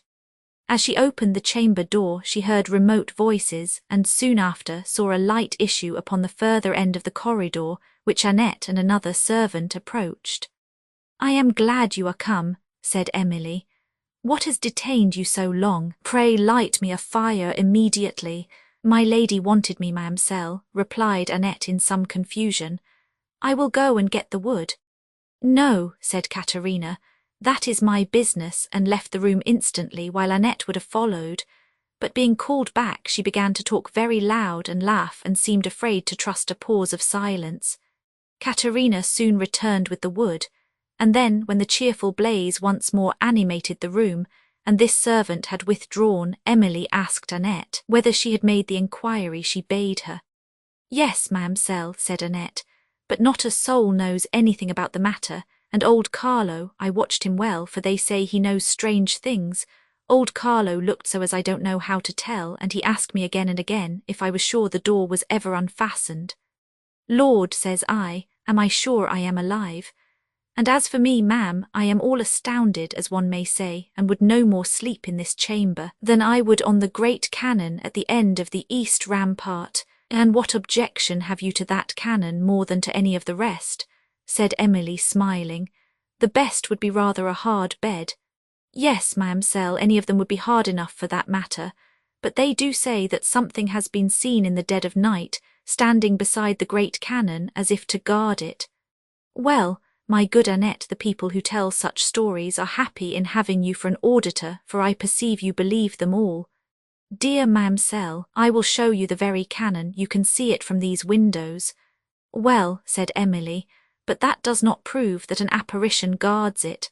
"What, not if I show you the very cannon? Dear ma'am, you will believe nothing." "Nothing probably upon this subject but what I see," said Emily. "Well, ma'am, but you shall see it if you will only step this way to the casement."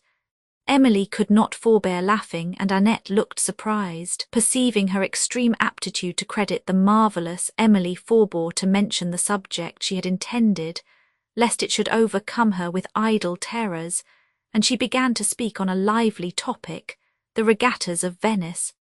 "Ay, ma'amselle, those rowing matches," said Annette, "and the fine moonlight nights are all that are worth seeing in Venice. To be sure the moon is brighter than any I ever saw, and then to hear such sweet music too, as Ludovico has often and often sung under the lattice by the west portico. Ma'amselle, it was Ludovico that told me about that picture which you wanted so to look at last night, and—" "What picture?" said Emily, wishing Annette to explain herself. "Oh, that terrible picture with the black veil over it. You never saw it then?" said Emily. "No, ma'amselle, I never did, but this morning," continued Annette, lowering her voice and looking round the room, "this morning, as it was broad daylight, do you know, ma'am, I took a strange fancy to see it, as I had heard such odd hints about it, and I got as far as the door, and should have opened it if it had not been locked." Emily, endeavouring to conceal the emotion this circumstance occasioned, enquired at what hour she went to the chamber, and found that it was soon after herself had been there. She also asked further questions, and the answers convinced her that Annette and probably her informer were ignorant of the terrible truth, though in Annette's account something very like the truth, now and then mingled with the falsehood. Emily now began to fear that her visit to the chamber had been observed, since the door had been closed so immediately after her departure, and dreaded lest this should draw upon her the vengeance of Montoni. Her anxiety also was excited to know whence, and for what purpose, the delusive report which had been imposed upon Annette had originated, since Montoni could only have wished for silence and secrecy. But she felt that the subject was too terrible for this lonely hour, and she compelled herself to leave it to converse with Annette, whose chat, simple as it was, she preferred to the stillness of total solitude. Thus they sat till near midnight, but not without many hints from Annette that she wished to go. The embers were now nearly burnt out, and Emily heard at a distance the thundering sound of the hall doors as they were shut for the night. She therefore prepared for rest, but was still unwilling that Annette should leave her.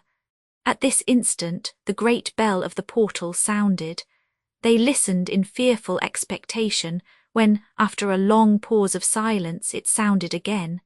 Soon after, they heard the noise of carriage wheels in the courtyard. Emily sunk almost lifeless in her chair. "It is the Count," said she. "What, at this time of night, ma'am?" said Annette. "No, my dear lady, but for that matter it is a strange time of night for anybody to come." "Nay, Prithee, good Annette, stay not talking," said Emily in a voice of agony. "Go, Prithee, go and see who it is." Annette left the room and carried with her the light, leaving Emily in darkness, which a few moments before would have terrified her in this room, but was now scarcely observed by her. She listened and waited in breathless expectation and heard distant noises, but Annette did not return. Her patience at length exhausted, she tried to find her way to the corridor, but it was long before she could touch the door of the chamber, and when she had opened it, the total darkness without made her fear to proceed. Voices were now heard, and Emily even thought she distinguished those of Count Morano and Montoni. Soon after she heard steps approaching, and then a ray of light streamed through the darkness, and Annette appeared, whom Emily went to meet. "Yes, ma'amselle," said she, "you were right, it is the Count sure enough." "It is he," exclaimed Emily, lifting her eyes towards heaven and supporting herself by Annette's arm. "Good Lord, my dear lady, don't be in such a fluster and look so pale, we shall soon hear more." "We shall, indeed," said Emily, moving as fast as she was able towards her apartment. "I am not well, give me air." Annette opened a casement and brought water. The faintness soon left Emily, but she desired Annette would not go till she heard from Montoni. "Dear ma'amselle, he surely will not disturb you at this time of night. Why, he must think you are asleep." "Stay with me till I am so, then," said Emily, who felt temporary relief from this suggestion, which appeared probable enough, though her fears had prevented its occurring to her. Annette, with secret reluctance, consented to stay, and Emily was now composed enough to ask her some questions, among others whether she had seen the Count. "Yes, ma'am, I saw him alight, for I went from hence to the grate in the north turret that overlooks the inner courtyard, you know. There I saw the Count's carriage, and the Count in it waiting at the great door, for the porter was just gone to bed, with several men on horseback, all by the light of the torches they carried." Emily was compelled to smile. "When the door was opened, the Count said something that I could not make out, and then got out, and another gentleman with him. I thought, to be sure, the Signor was gone to bed, and I hastened away to my lady's dressing-room to see what I could hear, but in the way I met Ludovico, and he told me that the Signor was up, counselling with his master and the other Signors in the room at the end of the north gallery. And Ludovico held up his finger and laid it on his lips as much as to say, 'There is more going on than you think of, Annette, but you must hold your tongue.' And so I did hold my tongue, ma'amselle, and came away to tell you directly." Emily inquired who the cavalier was that accompanied the Count, and how Montoni received them, but Annette could not inform her. Ludovico, she added, had just been to call Signor Montoni's valet that he might tell him they were arrived when I met him. Emily sat musing for some time, and then her anxiety was so much increased that she desired Annette would go to the servants' hall, where it was possible she might hear something of the Count's intention respecting his stay at the castle. "Yes, ma'am," said Annette with readiness, "but how am I to find the way if I leave the lamp with you?" Emily said she would light her, and they immediately quitted the chamber. When they had reached the top of the great staircase, Emily recollected that she might be seen by the Count, and to avoid the great hall, Annette conducted her through some private passages to a back staircase, which led directly to that of the servants. As she returned towards her chamber, Emily began to fear that she might again lose herself in the intricacies of the castle, and again be shocked by some mysterious spectacle. And though she was already perplexed by the numerous turnings, she feared to open one of the many doors that offered. While she stepped thoughtfully along, she fancied that she heard a low moaning at no great distance, and having paused a moment, she heard it again and distinctly. Several doors appeared on the right hand of the passage. She advanced and listened. When she came to the second, she heard a voice, apparently in complaint within, to which she continued to listen, afraid to open the door and unwilling to leave it. Convulsive sobs followed, and then the piercing accents of an agonizing spirit burst forth. Emily stood appalled and looked through the gloom that surrounded her in fearful expectation. The lamentations continued. Pity now began to subdue terror. It was possible she might administer comfort to the sufferer at least by expressing sympathy, and she laid her hand on the door. While she hesitated, she thought she knew this voice, disguised as it was by tones of grief. Having therefore set down the lamp in the passage, she gently opened the door, within which all was dark, except that from an inner apartment a partial light appeared, and she stepped softly on. Before she reached it, the appearance of Madame Montoni, leaning on her dressing-table, weeping, and with a handkerchief held to her eyes, struck her, and she paused. Some person was seated in a chair by the fire, but who it was she could not distinguish. He spoke now and then in a low voice that did not allow Emily to hear what was uttered, but she thought that Madame Montoni at those times wept the more who was too much occupied by her own distress to observe Emily, while the latter, though anxious to know what occasioned this, and who was the person admitted at so late an hour to her aunt's dressing-room, forbore to add to her sufferings by surprising her or to take advantage of her situation by listening to a private discourse. She therefore stepped softly back, and after some further difficulty found the way to her own chamber, where nearer interests at length excluded the surprise and concern she had felt respecting Madame Montoni. Annette, however, returned without satisfactory intelligence, for the servants among whom she had been were either entirely ignorant or affected to be so, concerning the Count's intended stay at the castle. They could talk only of the steep and broken road they had just passed, and of the numerous dangers they had escaped, and express wonder how their lord could choose to encounter all these in the darkness of night, for they scarcely allowed that the torches had served for any other purpose but that of showing the dreariness of the mountains. Annette, finding she could gain no information, left them, making noisy petitions for more wood on the fire and more supper on the table. "And now, ma'amselle," added she, "I am so sleepy. I am sure if you were so sleepy you would not desire me to sit up with you." Emily indeed began to think it was cruel to wish it. She had also waited so long without receiving a summons from Montoni that it appeared he did not mean to disturb her at this late hour, and she determined to dismiss Annette. But when she again looked round her gloomy chamber and recollected certain circumstances, fear seized her spirits, and she hesitated. "And yet it were cruel of me to ask you to stay till I am asleep, Annette," said she, "for I fear it will be very long before I forget myself in sleep." "I dare say it will be very long, ma'amselle," said Annette. "But before you go," rejoined Emily, "let me ask you, had Signor Montoni left Count Morano when you quitted the hall?" "Oh no, ma'am, they were alone together." "Have you been in my aunt's dressing-room since you left me?" "No, ma'amselle, I called at the door as I passed, but it was fastened, so I thought my lady was gone to bed." "Who, then, was with your lady just now?" said Emily, forgetting in surprise her usual prudence. "Nobody, I believe, ma'am," replied Annette. "Nobody has been with her, I believe, since I left you." Emily took no further notice of the subject, and after some struggle with imaginary fears, her good nature prevailed over them so far that she dismissed Annette for the night. She then sat, musing upon her own circumstances and those of Madame Montoni, till her eye rested on the miniature picture, which she had found after her father's death among the papers he had enjoined her to destroy. It was open upon the table before her among some loose drawings, having with them been taken out of a little box by Emily some hours before.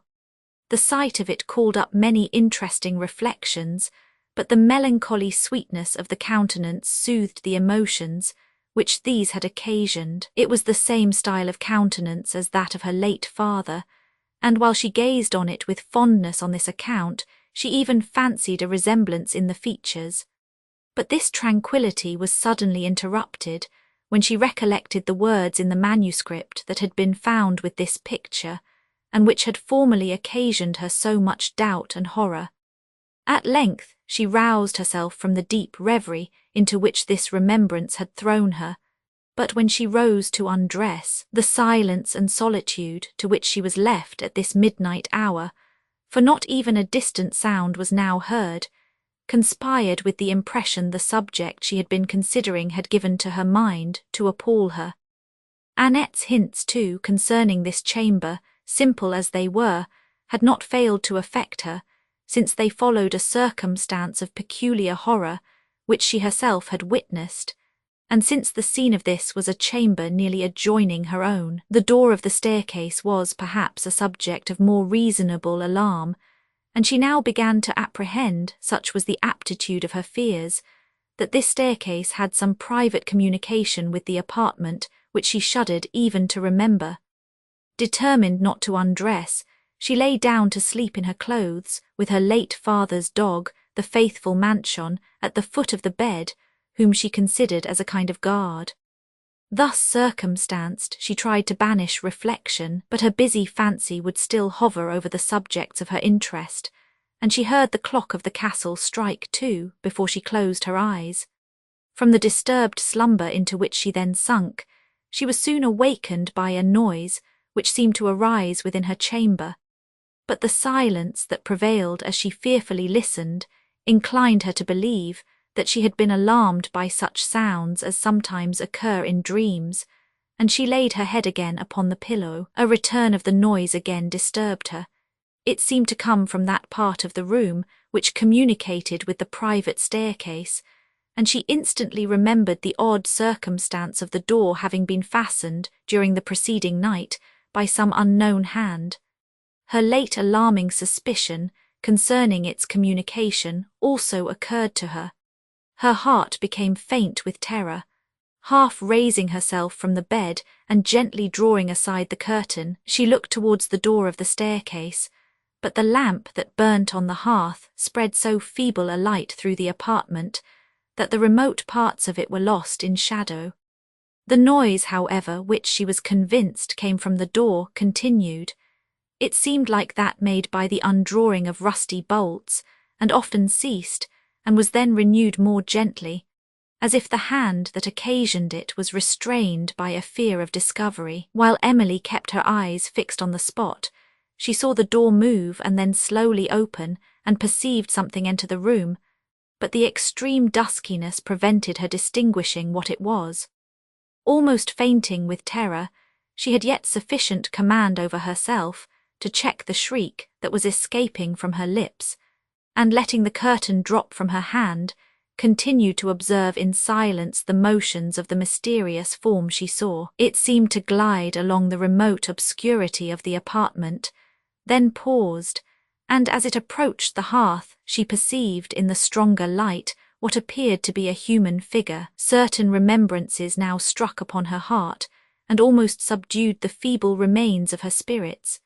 She continued, however, to watch the figure, which remained for some time motionless, but then, advancing slowly towards the bed, stood silently at the feet, where the curtains, being a little open, allowed her still to see it. Terror, however, had now deprived her of the power of discrimination, as well as of that of utterance. Having continued there a moment, the form retreated towards the hearth. When it took the lamp, held it up, surveyed the chamber for a few moments, and then again advanced towards the bed, the light at that instant awakening the dog that had slept at Emily's feet. He barked loudly, and jumping to the floor flew at the stranger, who struck the animal smartly with a sheathed sword, and springing towards the bed, Emily discovered Count Morano. She gazed at him for a moment in speechless affright, while he, throwing himself on his knee at the bedside, besought her to fear nothing, and having thrown down his sword would have taken her hand when the faculties that terror had suspended suddenly returned, and she sprung from the bed in the dress which surely a kind of prophetic apprehension had prevented her on this night from throwing aside. Morano rose, followed her to the door through which he had entered, and caught her hand as she reached the top of the staircase, but not before she had discovered by the gleam of a lamp another man halfway down the steps. She now screamed in despair, and believing herself given up by Montoni, saw indeed no possibility of escape. The Count, who still held her hand, led her back into the chamber. "Why all this terror?" said he in a tremulous voice. "Hear me, Emily, I come not to alarm you, no, by heaven, I love you too well for my own peace." Emily looked at him for a moment in fearful doubt. "Then leave me, sir," said she, "leave me instantly." "Hear me, Emily," resumed Morano, "hear me. I love and am in despair, yes, in despair. How can I gaze upon you and know that it is, perhaps, for the last time, without suffering all the frenzy of despair? But it shall not be so. You shall be mine in spite of Montoni and all his villainy." "In spite of Montoni," cried Emily eagerly. "What is it I hear?" "You hear that Montoni is a villain," exclaimed Morano with vehemence, "a villain who would have sold you to my love." "Who, and is he less, who would have bought me?" said Emily, fixing on the Count an eye of calm contempt. "Leave the room, sir, instantly," she continued in a voice trembling between joy and fear, "or I will alarm the family, and you may receive that from Signor Montoni's vengeance, which I have vainly supplicated from his pity." But Emily knew that she was beyond the hearing of those who might protect her. "You can never hope anything from his pity," said Morano. "He has used me infamously, and my vengeance shall pursue him. And for you, Emily, for you, he has new plans more profitable than the last, no doubt." The gleam of hope which the Count's former speech had revived was now nearly extinguished by the latter, and while Emily's countenance betrayed the emotions of her mind, he endeavoured to take advantage of the discovery. "I lose time," said he. "I came not to exclaim against Montoni. I came to solicit, to plead to Emily, to tell her all I suffer, to entreat her to save me from despair and herself from destruction. Emily, the schemes of Montoni are unsearchable, but, I warn you, they are terrible. He has no principle when interest or ambition leads. Can I love you and abandon you to his power? Fly, then, fly from this gloomy prison with a lover who adores you. I have bribed a servant of the castle to open the gates, and before tomorrow's dawn you shall be far on the way to Venice." Emily, overcome by the sudden shock she had received at the moment, too, when she had begun to hope for better days, now thought she saw destruction surround her on every side. Unable to reply and almost to think, she threw herself into a chair, pale and breathless. That Montoni had formerly sold her to Morano was very probable. That he had now withdrawn his consent to the marriage was evident from the Count's present conduct, and it was nearly certain that a scheme of stronger interest only could have induced the selfish Montoni to forego a plan which he had hitherto so strenuously pursued. These reflections made her tremble at the hints which Morano had just given, which she no longer hesitated to believe. And while she shrunk from the new scenes of misery and oppression that might await her in the castle of Udolpho, she was compelled to observe that almost her only means of escaping them was by submitting herself to the protection of this man, with whom evils more certain and not less terrible appeared, evils upon which she could not endure to pause for an instant. Her silence, though it was that of agony, encouraged the hopes of Morano, who watched her countenance with impatience, took again the resisting hand she had withdrawn, and as he pressed it to his heart, again conjured her to determine immediately. "Every moment we lose will make our departure more dangerous," said he. "These few moments lost may enable Montoni to overtake us." "I beseech you, sir, be silent," said Emily faintly. "I am indeed very wretched, and wretched I must remain. Leave me, I command you, leave me to my fate." "Never," cried the Count vehemently. "Let me perish first, but forgive my violence. The thought of losing you is madness. You cannot be ignorant of Montoni's character, you may be ignorant of his schemes. Nay, you must be so, or you would not hesitate between my love and his power." "Nor do I hesitate," said Emily. "Let us go, then," said